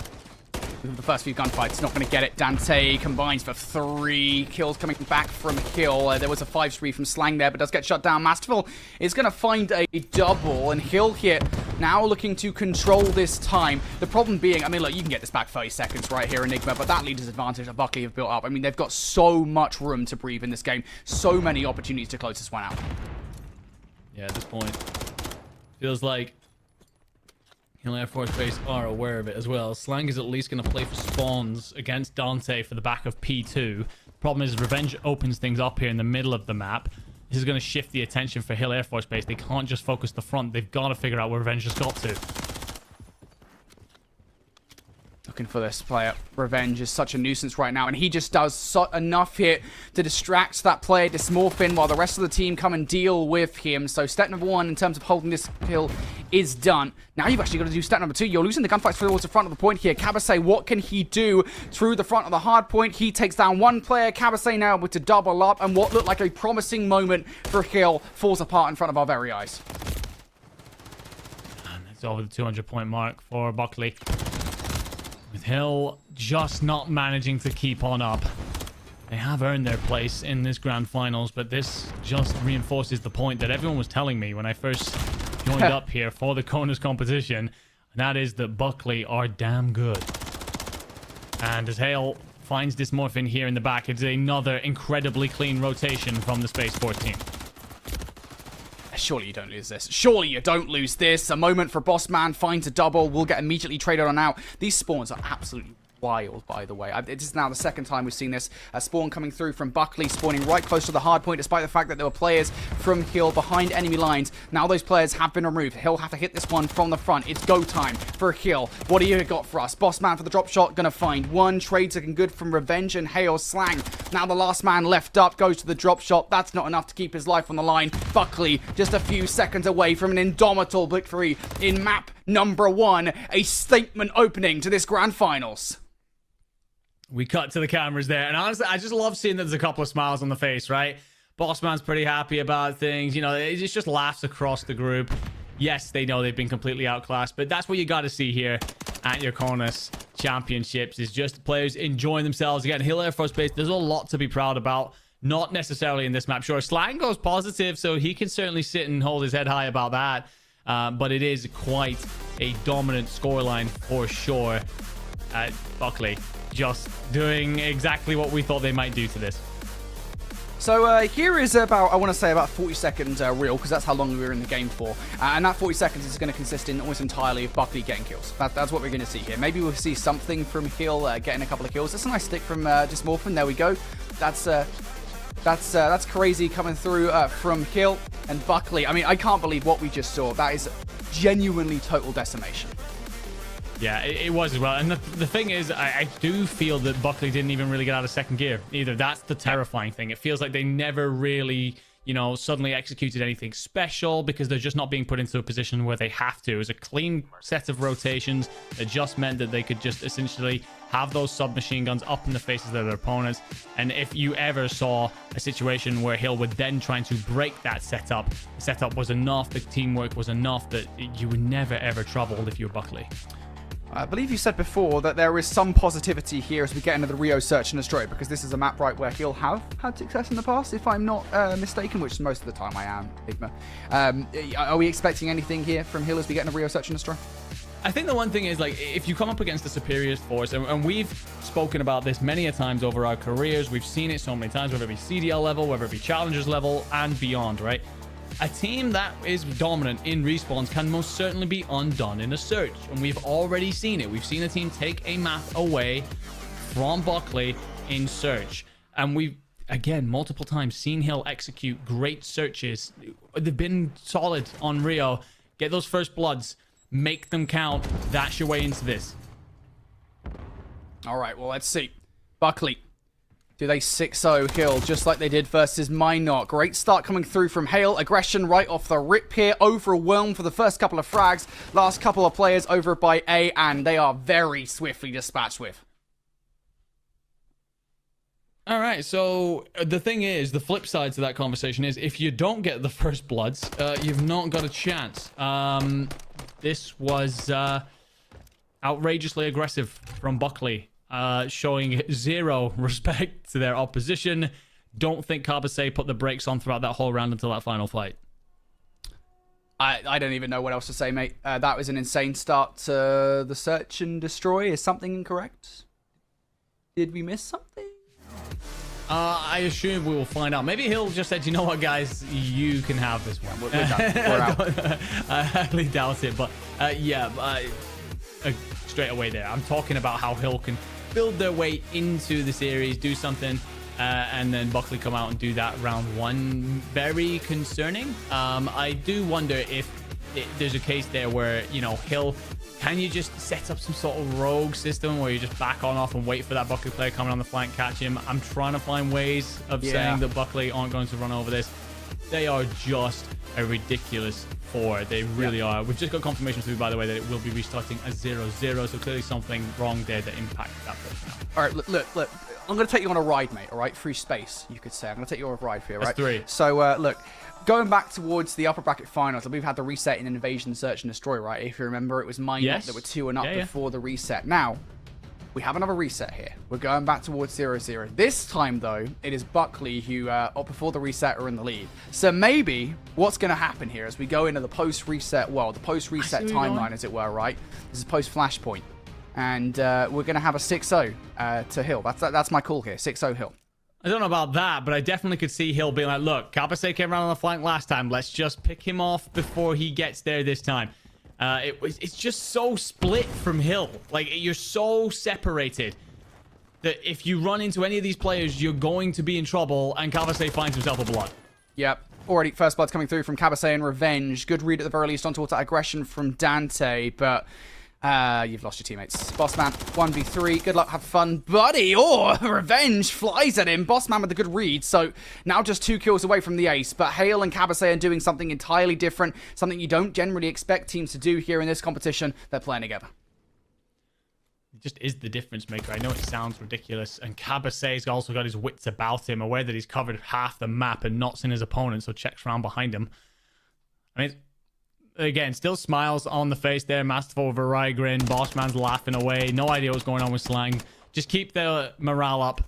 Do your absolute best to just keep your head in the game and hope that you manage to find a way to whittle them down. But that there right at the end with the two Buckley players just deciding, okay, well, let's get together. You know, they're running over this so much that you would forgive them for being lackadaisical about that. They just run out as a one, try and find their opponent.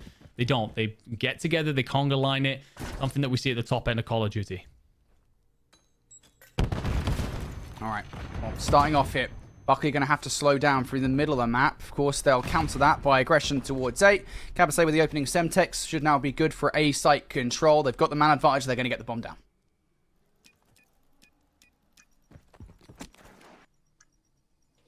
Clinical stuff just to activate immediately onto that. Cabasay puts shots through the door, finds Boss Man. Masterful's going to try and follow this on up, and it's creative, and it's still not going to go anyway, except for Cabasay, who's now looking for his 6th and a cruise missile to boot.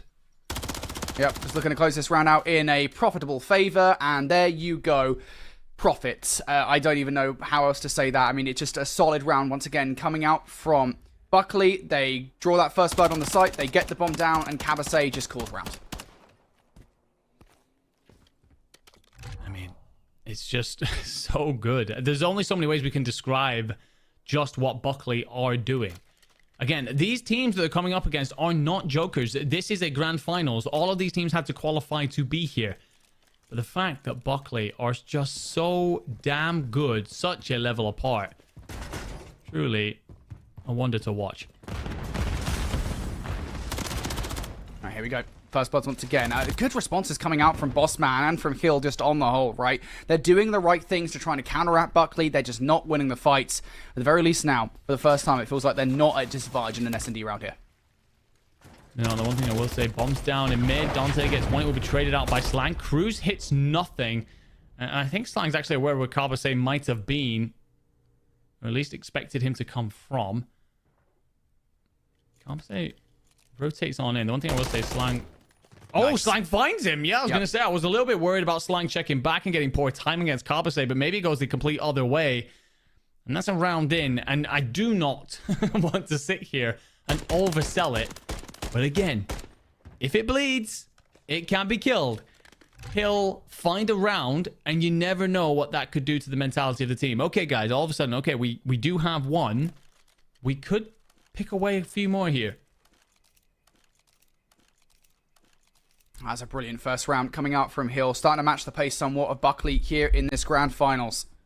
Something to say in this map. Now, what is the reaction like from Buckley? Straight toward the middle map they go once again. Opening utility good for the first blood. Good kills coming through from Bossman, though. It's a double in the middle of the map. He is going to get traded out by Revenge. Now they're reliant here on this flanking play coming through from Hill. And I will say, Buckley are playing this very separated right now. I think they're getting a little bit overconfident. Yeah, that's exactly what I'm thinking here, too. Dante left on his own in a 1v2. Also going to have to retrieve bomb, which I know you called me blind for it earlier, but I genuinely believe that these days a lot of players do miss that the bomb is down. And Dante, maybe showing that over-aggression there as well, doesn't decide to pick up the bomb and go and plant it. Instead, just tries to fly at his opponents. Maybe they want to make it interesting as well. Either way, Masterful will happily pick that one up to find himself a third. I've got to tip my hat to Bossman. Finds himself a big two-piece early on in that round to really split Buckley apart. Yeah, it does feel like at the moment, again, this is one of those situations where the rounds in which we're seeing Hill take it away. I don't want to take anything away from Hill because they are doing the right things, especially Bossman, off the start of these rounds. But to me, it's not necessarily, oh, Hill are doing the right things here. It's that Buckley are starting to kind of disconnect a little bit and are playing very much solo. This round, though, it is going to be the team play. Revenge ran out to the middle of the map. That's the most individual thing about this entire play. Opening blood potentially looking to go their way. Bossman would be the victim if anything, but keep an eye on his flank coming through from Slang. What value can they find? There's the first. Is he going to get the second? No. Good trade from Cabasay. Yeah, that's the situation there where maybe Slang could have just cut his losses, finds the first, maybe just gets out wise ahead, tries to regroup with his team, but it will be evened back on up to 3 apiece. Bomb's going to be moved towards this B site. Revenge and Cabasay then peek. Revenge snaps onto Bossman. That's a big fight, but Dysmorphin has the angle here. Can he get it done? Nope. Dysmorphin will now have to pull off a 1 versus 2. Cabasay Not going to allow Masterful to have any help here. Smorfin's already found one in this round, so he's looking for a second and a third. These guys playing together. Did Dante just see him? No, I do not think they did. So timing might well be on Dysmorphin's side here. The one thing is, Dysmorphin does not scoop the bomb. We'll probably be going back for it now, but it won't take long before Buckley realizes that there's actually nothing at A. We've just 13 seconds to go. So likely a play in through boxes up towards B. Dysmorphin will get bombed down, I think, but Carpase should be on top of it. Oh, Dysmorphin slips it. Oh, nearly gets away. Half a second there, and it becomes very interesting indeed. But I think the immediate... And again, it's something that we're just not seeing out of a lot of these other teams, right? There's situations there where we've seen a lot of these squads. We send 2 men towards one site, and we wait for the bomb to go down before we then move. You don't get that out of Buckley. They rotate on over, and they recognize that between the timer and their location, there's only one place that Dysmorphin can be, and they make that move very much so ahead of the curve, and that is the difference between Dysmorphin slipping off into the rest of the map or getting a kill and finishing things off there. Well, Buckley are starting to tighten up their team play a little bit comparatively to what we saw in the couple of rounds that Hill were able to scoop up. 9-2 start through the first 5 for Cabase. Of course, that includes the earlier race that we saw, the streak that came down to not that great of an effect. And we're seeing a very similar to look, I think this is round number 2, I want to say, that Buckley pulled this strategy outright, just fully getting on towards the A site. This time, though, they don't draw first blood that quickly, and Bossman is surely going to read there's a player right in this corner. Yeah, he's read this book before, aware of what can happen. The problem is, the door creaks. Oh, and Bossman just about comes up on top, but Hale's found Slang elsewhere. I think he was trying to find that correctly with the pushes coming around on the flank. Unfortunately, though, those guys aren't actually finding that much value, bringing this down to a 2 versus 2, though. You know where this is coming from if you're a Buckley. Shots out under the van. Dysmorphin down for the count. Masterful. Surely you're not going to fall to Hale like this. Hale's chasing for the kill, and he will close out the round. I mean, wonderful work out of Hale. The check under the van initially, then to transfer into the second fight to clean up Masterful. Just lovely stuff. The aggression again coming out of him. I did think that there was a way into that round for Hill for a moment, but I think the Buckley are just really good at squeezing the life out of any opportunity. That kill in boxes by Bossman could have given Hill an opportunity had they managed to find one on the flank, but Buckley just do such a good job of recognizing where there's a gap in their play at any moment and just smothering the flame. Buckley now starting to get hot once more. Hale on 4 in a row. Cabase yet again on another streak on 3. Hill bullied out of info. Bossman looking for that over-aggression. It's a good read. Generally speaking, that's what Buckley have been doing. But actually over towards A. Dante, he was the sole guardian of this zone. Well, this S&D site is going to go down. Now they're looking to re-get control. Revenge will do exactly that, as will Hale, bringing this down to a 2 versus 2. And bomb might go down here. What I will say is there's no coverage on boxes. However, Dysmorphin's led quite straight, so I don't think his feet will be available for the shots. And he's actually able to... No, I was about to say it looked like he had an opportunity to slip on out, but doesn't pull it on off. Slang checks. Slang will be shot at by Cabase. Can he get away? He's going to have the corner to hide in, and no. It's unfortunate. Honestly, I felt like Dysmorphin could have got out of there. I thought that there was a moment where Cabase checks back into the corridor there where he could have potentially escaped. And again, it's that fractional difference in pace. I think that if that's the other way around, you would see the Buckley player escape as soon as he has that heartbeat to do so. Unfortunately, it leaves Slang in the 1v2, and unless he gets some early shots in there as Cabase checks out at boxes, it was always asking a little bit much. Yeah. Big round again coming through from Buckley here. They've stabilized somewhat. You go into a round number 8 now with Hale and Cabase both continuing their sprees. 1 kill each respectively. And there'll be a cruise missile on the map. Hopefully for Cabase this time around, it provides a little bit more value than the earlier one did. Hill, though, what do you got for us? They're short down for the count. Revenge is going to be responsible for it. So no cruise missile just yet. I don't think it really matters now that much. 1 more player left up. You know where he's located. Masterful will at least find one. Overwhelmed, though. Buckley, a statement victory here in map number 2 to take a 2-0 lead. It's just clinical. It's brutal. It's everything that Buckley were said to be before I came into the show at the start of the week. Honestly, they are so good. Like, we're trying to find ways of talking Hill into this. That is a wild ragdoll, by the way. We're trying to find ways of talking Hill into this, and there's a lot of things to talk about how good they've been. Honestly, think Slang is up for MVP outside of any of the Buckley players. I think he's been that damn good. But yeah, I think it's just time to turn towards how good Buckley are. Yeah, they truly are just operating on a different wavelength to everyone here at CONUS. I think, you know, for like legacy Call of Duty competitive fans out here, I'm going to make a reference, right? And this is it's not a niche reference, so you should all get it. But it almost feels how Complexity were back in like 2013, 2014 Call of Duty, right? Where like Complexity were just like another. I'm not talking about Evil Geniuses, you know, when they were even in their Evil Geniuses phase, right? Where, you know, teams started to be a little bit more competitive with them. I'm talking like that phase of like late Black Ops 2 where they just dominated every single competition. They didn't lose a single tournament, and they didn't lose a grand final like by more than one map. It's just honestly insane, and that's what it feels like we're watching right now. Buckley on a totally different level. They're in a different plane of existence, in a different plane of space.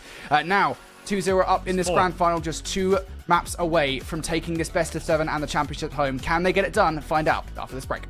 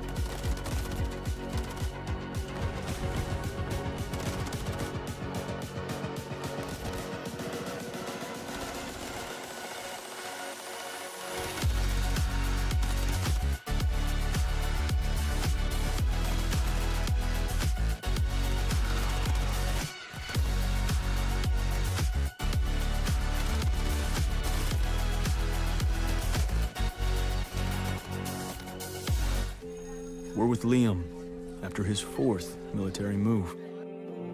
When being new is starting to get old. We're with Tara during the holidays when she misses home the most.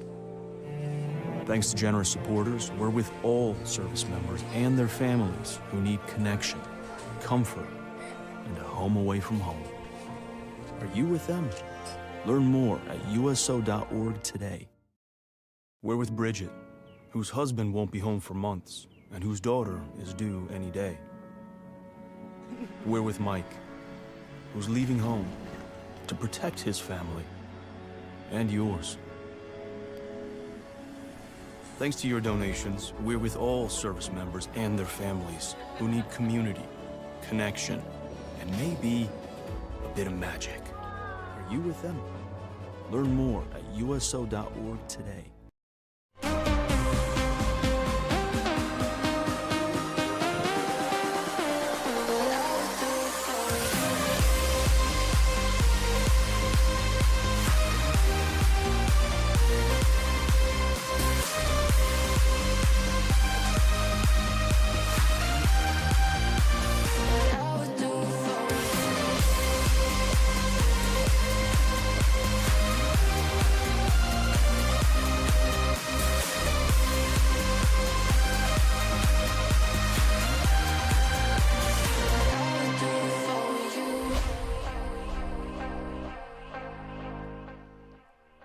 Welcome back, everybody, here to the CONUS Championships. We're about to get into map number 3 of our best of 7. And right now, Buckley have dominated this best of 7. It's Invasion Control up next.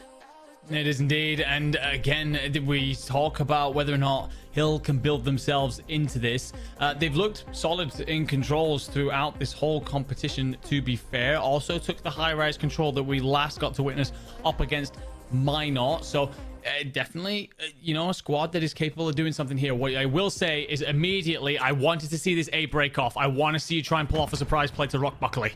Yeah, this is exactly what you need to see. Play call being made here by Hill. Is it going to work out, though? Almost immediately you lose a couple of players here. Bossman trying to get shot up through the wall by Kale. he will back off towards Cafe, and they're on the hunt. They're on the chase for these kills. They want to make sure they remove the threat entirely from their system. Bossman, the last one left alive. He has escaped to, does find one. Now trying to play his life for more. If Boss can do some more damage, it'll be nice, but no, that doesn't happen. And once again, Buckley proving why they are so different to other teams. They definitely press the advantage after picking up those opening gunfights. And Slang says, who the hell are you challenging like that? I mean, fair play, because Hale was doing an absolute madness over there, finds himself too. I don't think Slang's the kind of guy you're going to go away with that kind of an egregious a challenge, though, and that's exactly why Slang truly can shoot back and finds two to at least give his team an opportunity to try and escape out through the middle of the map. Again, it's just his power position right now that Buckley have a hold of. Revenge behind the bulldozer. It's something you do not see players, teams utilize anywhere near enough. Revenge, though, forced out of position here by Dysmorphin. It will actually pick up that one gunfight towards the middle of the map. Dante going to pick up Bossman. So threat towards A has been neutralized, but one player has got on towards B. 13.7 seconds here. Hill are hoping that this last-ditch effort is going to provide some fruit for the roster. They haven't actually been challenged just yet. I think they were hoping they could win the gunfight through the middle of that before making the chow, but now they're just going to throw the kitchen sink at the point. Hale and Revenge combine for two. TK as well. It's going to stop a player off the spawn making their way towards A. This round's done. It is. It well and truly is. And I mean, look, Slang's had a couple of nice kills. They've also managed to get a tick on the board. We'll line up some positives while we can, but of course, Slang, what are you doing? But yeah, that's one of the things I like. For all the competition that has been going on here, this has been a truly wonderful event. The CONUS Esports Championship has been just an amazing thing to watch. Seeing all these people come together from the Air Force bases, the Space Force base, and seeing, you know, not just the talent on show, but also the event unfold. It looks like an absolutely amazing time out there in Florida at the USO Gaming Center. Yeah, it does feel like a really fun time. Honestly, can we just like ditch the post-match interview with Buckley and just get another one in with Slang? Such a fun vibe. He's such a great guy. Yeah, it's so fun. He's also happens to be actually okay at the game. You know, he's pretty good. He's pretty good when he wants to show up. Right now, he is doing that, but not enough to carry the rest of his team through this one. Opening gunfights for the most part were going your way before Revenge doubles up. Now make it a triple. Opening things up here for a B push for Buckley. They're going to have some serious room to breathe. Yeah, they will. First tick will surely come on through. I like the push on out by Revenge just to try and get around the side of Treehouse, and it turns out to be fruitful because he finds Masterful. Dysmorphin. No, Dysmorphin's trying to look for some assassinations here. I guess it's one of the things I love, right? You're like, sure, you're beating us, but we're just going to have some fun with you. Revenge finds himself a cruise missile. Dysmorphin shut down in the middle. Kabase continues to run amok. Slang will stay alive for now. Oh, some beautiful shots onto Kabase, and I think he's putting a couple more into the body as well. Yeah, why wouldn't you at this point? I mean, you're just feeling total confidence right now for Buckley. One player now looking to contest. Slang smiles now no more as he's going to get cut down. That's going to be B point secured. Extra 60 seconds on the board. Buckley have all the time in the world to make this transition happen. They do indeed, and you're going to get the players squeezing up through back gas here. And if you are Buckley, you are spawning Hill in rugs because they can't get a spawn that is safe in gas. That is how much map presence Buckley have right now.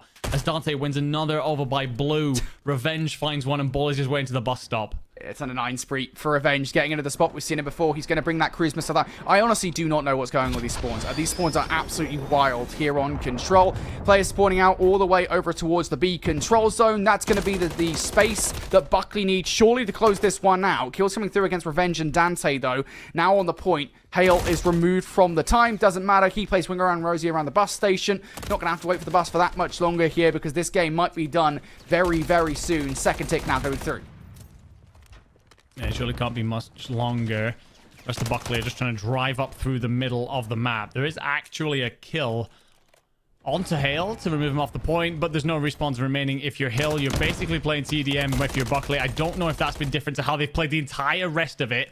As Kabase sends Dysmorphin pack in. Revenge is going to play in through rugs. Bossman actually wins that, but it will be a 14v2, so it'll matter absolutely not. And Slang finds himself a nice little 2-piece. Oh, a 3-piece. Fair enough, Slang. Do your thing. Alrighty, Slang.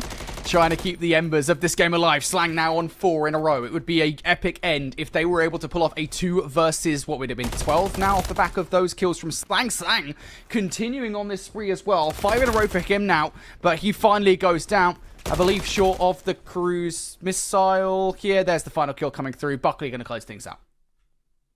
I honestly think that TDM suits Slang. Maybe we load into one of those for a change instead.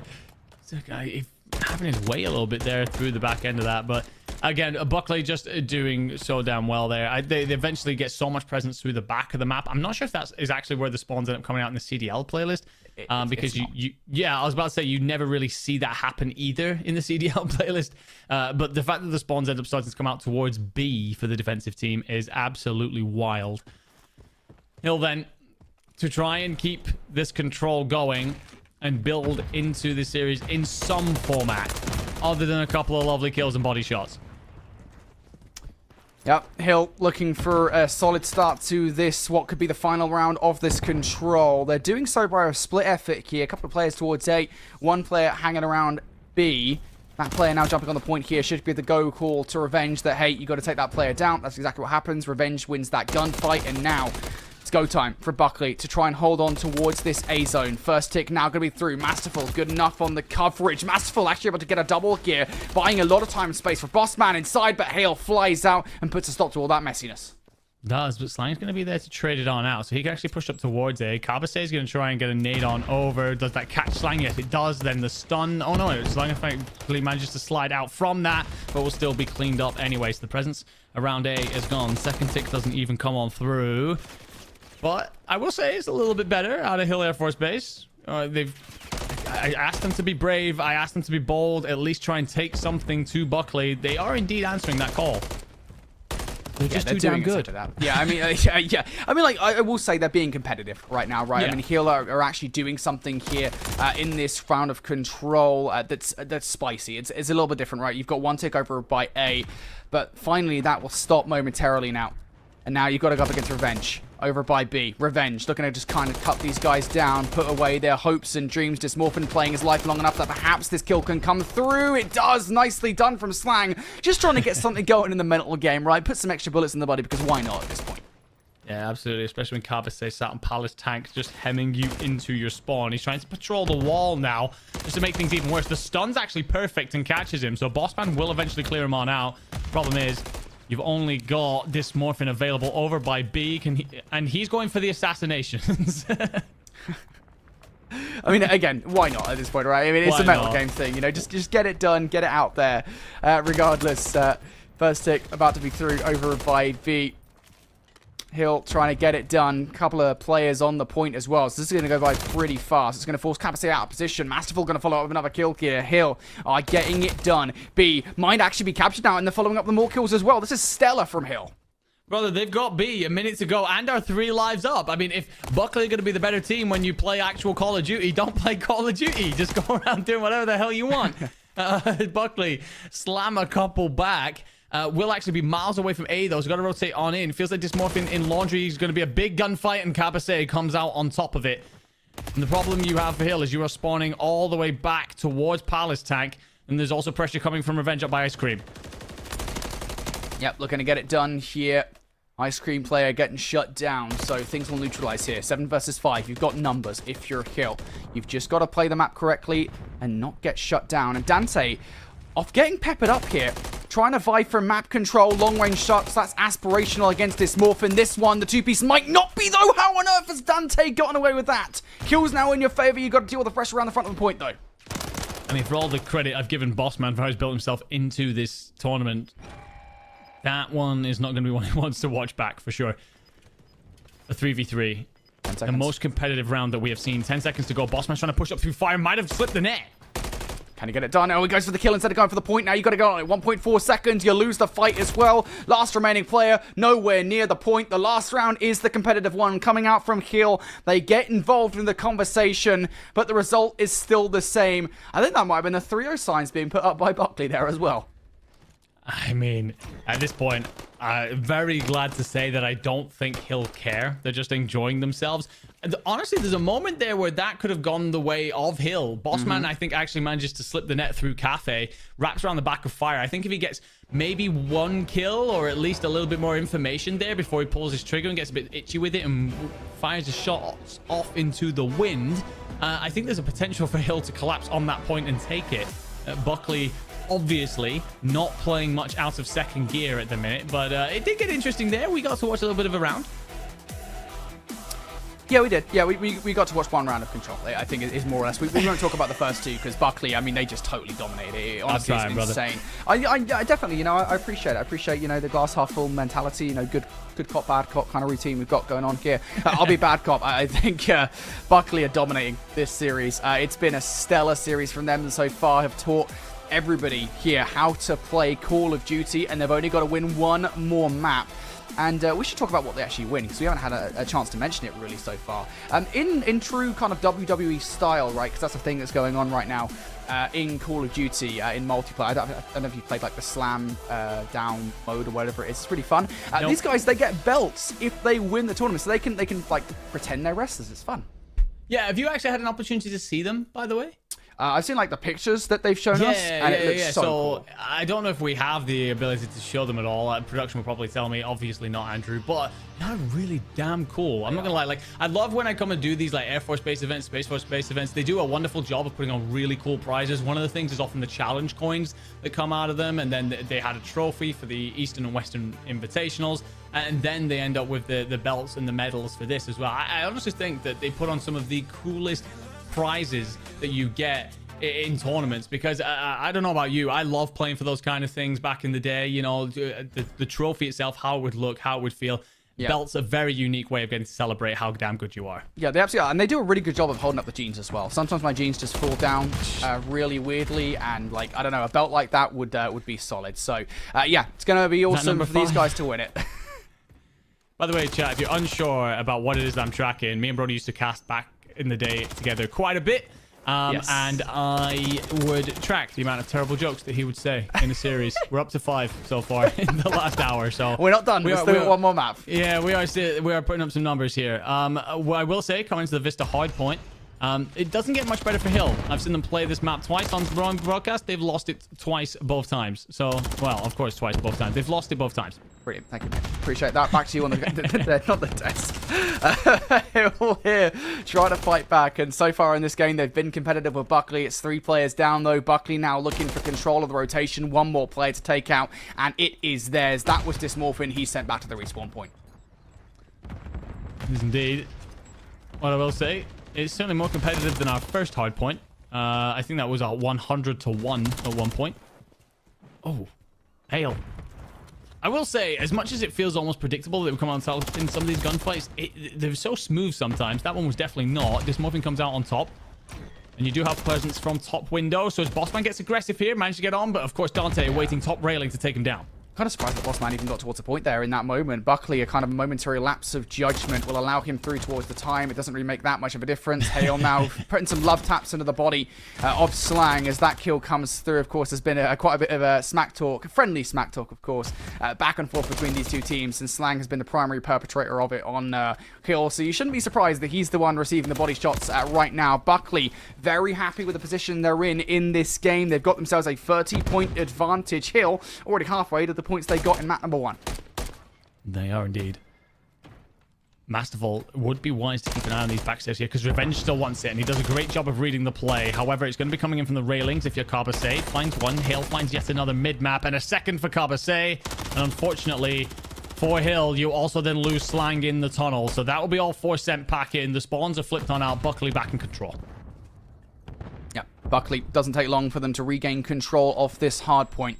Hill now looking for individual efforts to try and regain control. Masterful down low, going to get shut down. Bossman now trying to fight through the front of this hard point. Both Cabasay and Revenge down for the count.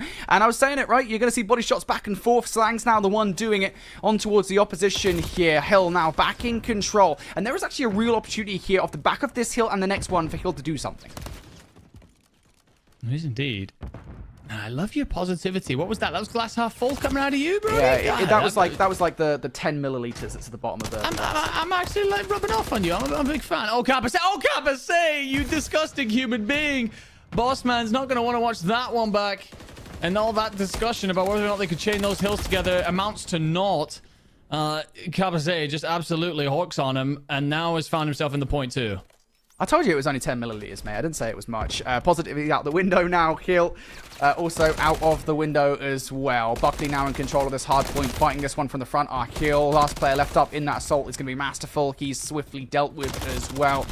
7 sprees now between Dante and Revenge. Now make it 8 if he could. Hale's kill there. Dante looking to earn the cruise missile. This is kill number 5. He will not actually earn that one, so if they want the cruise, it's got to come by way of Revenge. He is now only on 4 in a row. 20 seconds left, though.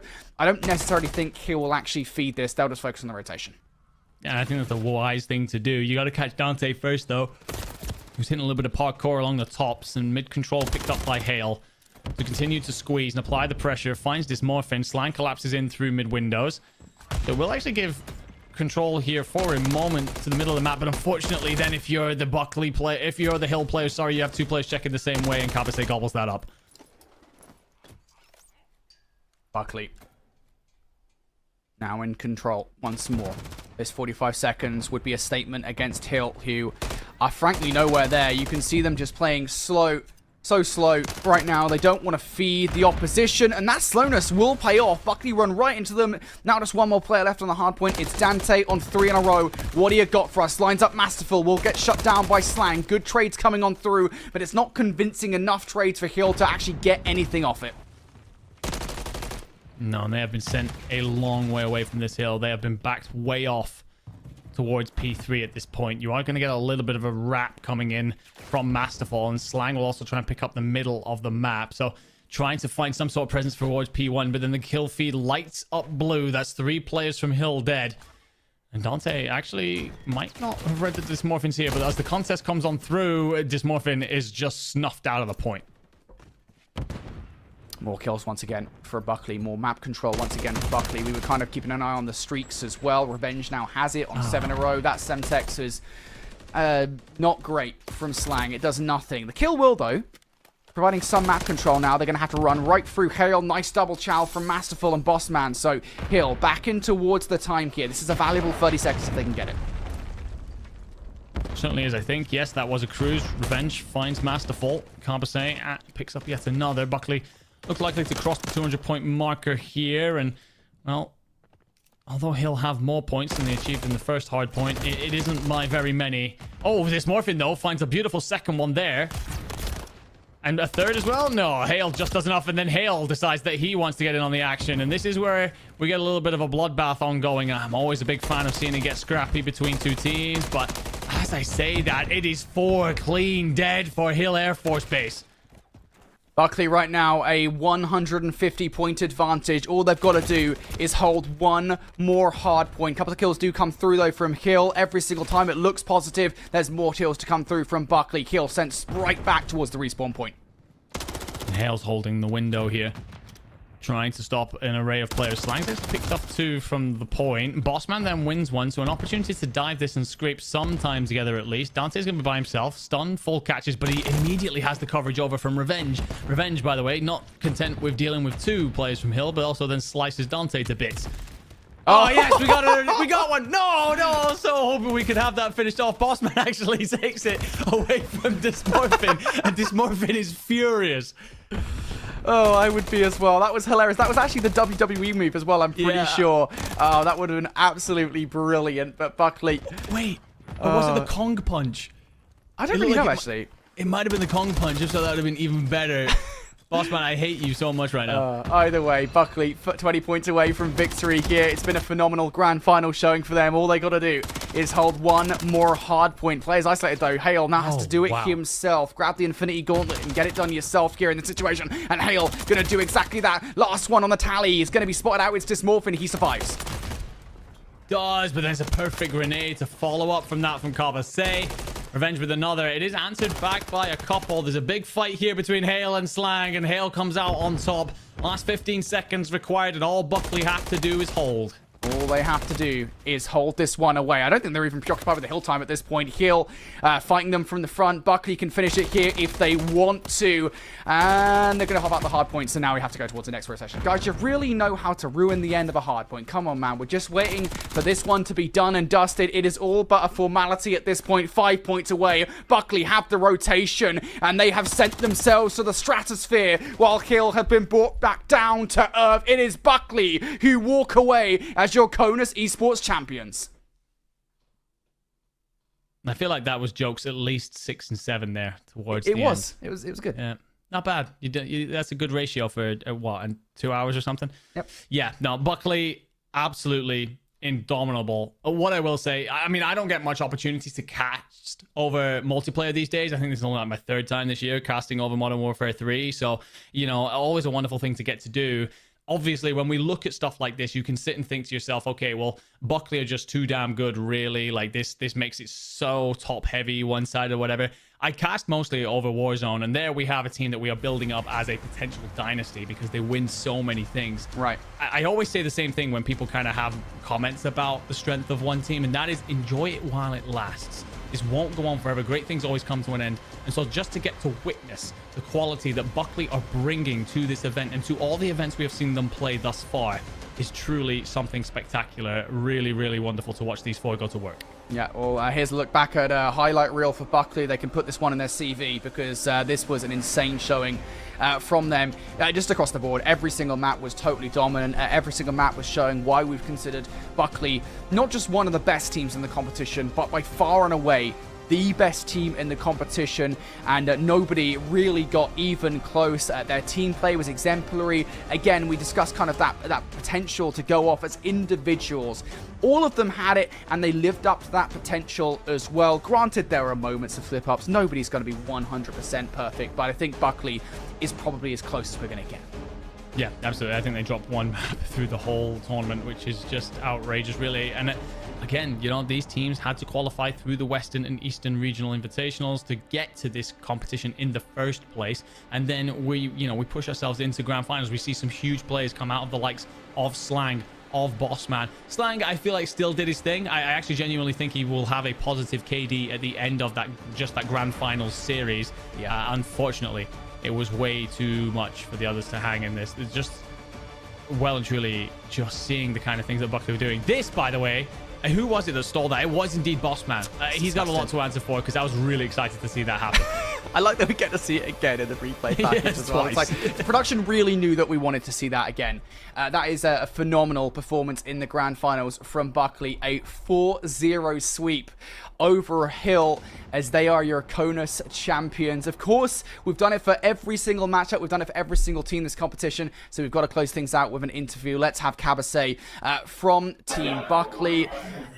First and foremost, you know what we're going to say. Congratulations on the win, Cabasay. You guys absolutely dominated that grand finals. 4-0 sweep. I mean, you guys had to have been confident going into that, right?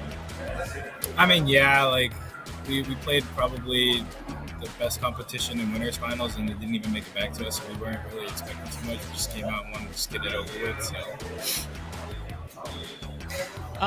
Congratulations, Cabasay. You guys get the job done. What I will say, you 4 are clearly a class above here, not just as a team, but as individuals. I've got to ask, away from CONUS here, away from what you've managed to achieve, are there more check marks that you want to tick in multiplayer, whether that be playing together or just individually?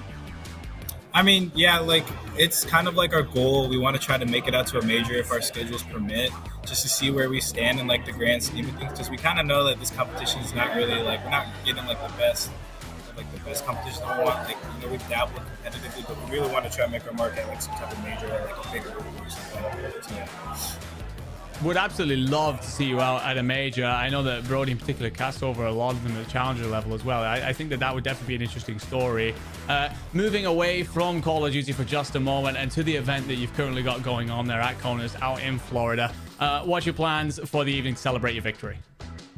I think we're going to have like a big beach day with all the people. It's been like really vibey all week, so we're all super excited to go out there and enjoy the beach because I think a lot of us aren't even stationed anywhere near a beach, so yeah, we're about to go have a good time. I imagine that's pretty fun. I'm nowhere near a beach, and that makes me sad every single day. So for you guys to be able to do that, it's a nice little celebratory thing. I don't know if I'd want to be on a beach, I'll be honest. But regardless, yeah, awesome for you guys. I guess last question. I don't know if you guys know about the prize that you have for this competition. If you've seen the belts, they are pretty cool. We're actually going to show you guys what they look like here. You've won the belts. It looks awesome. And how do you guys feel? This is what you get to walk away from this competition. Oh yeah, it's awesome. I wish they would have told us this before we packed all our stuff to come here, because my luggage is pretty full, so I'm gonna have to wear this through TSA, unfortunately. But I mean, it's gonna be a cool little flex, I guess. But yeah, super excited. It's super cool. TSA are going to have some questions for you about that one, mate. Yeah, I know, trust me. Sometimes you bring things through and they're like, what on earth is that? But yeah, awesome. It's going to look great on you, mate. Again, congratulations to not just yourself, but the entirety of the team. You guys crushed it throughout the entirety of the weekend. One thing, though, just shout out my dad. I know he's watching. It's his birthday. So happy birthday, Dad. And shout out to everybody who supported Buckley Space for Space, all our leadership. Thank you guys so much for letting us come here. And thank you for the casters. You guys did an amazing job all weekend. Thank you guys so much. I'm never going to say no to free gas, mate. Never going to say no. Thank you so much, Cabase. And again, congratulations to the entirety of the Buckley Space Force team as they walk away not just as champions, but as dominant champions. I mean, undoubtable the best teams in the entire competition here in England. Oh, yeah. I mean, it's so damn good. Absolutely love that for Cabase, by the way. Talking about his dad being in here, Cabase Sr. Getting to watch him spin on people on the map and do those things must be an absolutely wonderful thing to do. Before we head off, obviously, let's take one last look at how the 3 days unfolded. I mean, I got to watch the vast majority of this. I know that you have been here for the last 2 days yourself, Brody. So many great moments. I got to ask you, any that particularly stand out? What moments just over the last couple of days? Anything that stands out for me? Honestly, I've just got to say this entire run from Buckley. I think, you know, you sometimes cast these competitions, and sometimes the competition can be mixy, we'll say, right? I mean, some of the things you watch, you see like teams and players make mistakes, and you can kind of poke fun of it in certain instances and say this is what, you know, you would like to see better. To see a team in this competition show out, not just as the best team in this competition, but also show up and provide like proper Call of Duty in here. It's been wild. I've been totally happy with what Buckley have done, and honestly, the entire competition. I mean, I absolutely love casting stuff like this, mate. Before we go, though, there's a look at the bracket again. Congratulations as Buckley are champions. Any final thoughts here? Anything you want to say before we close things out? Not particularly, just a massive thank you to everyone for putting on this event. It was absolutely amazing. USO Gaming Center for letting us do it there. Thank you to the people who got me involved. It's always a pleasure to get to cast these events. And to be honest, as I said, I don't get to cast much multiplayer these days, so it was a pleasure. And, of course, my friends who get to work alongside you. We don't get to do it enough anymore, but always my pleasure. And yeah, just very much so looking forward to getting some sleep, but I do have the newborn, so I don't know if I'll be doing that. Honestly, at this point, I don't know. Off the back of the interview and now for you, I don't think that my head's going to fit through the door on the way out at the end of the night. But thank you so much, mate. Appreciate you being here. And a massive shout out to the production here who have been with us the last 3 days, made everything run super smoothly. And, of course, to the players competing in the center itself. Again, congratulations to Buckley. They're your CONUS champions. Thank you, everybody, for watching this tournament. We'll see you next time for more Call of Duty.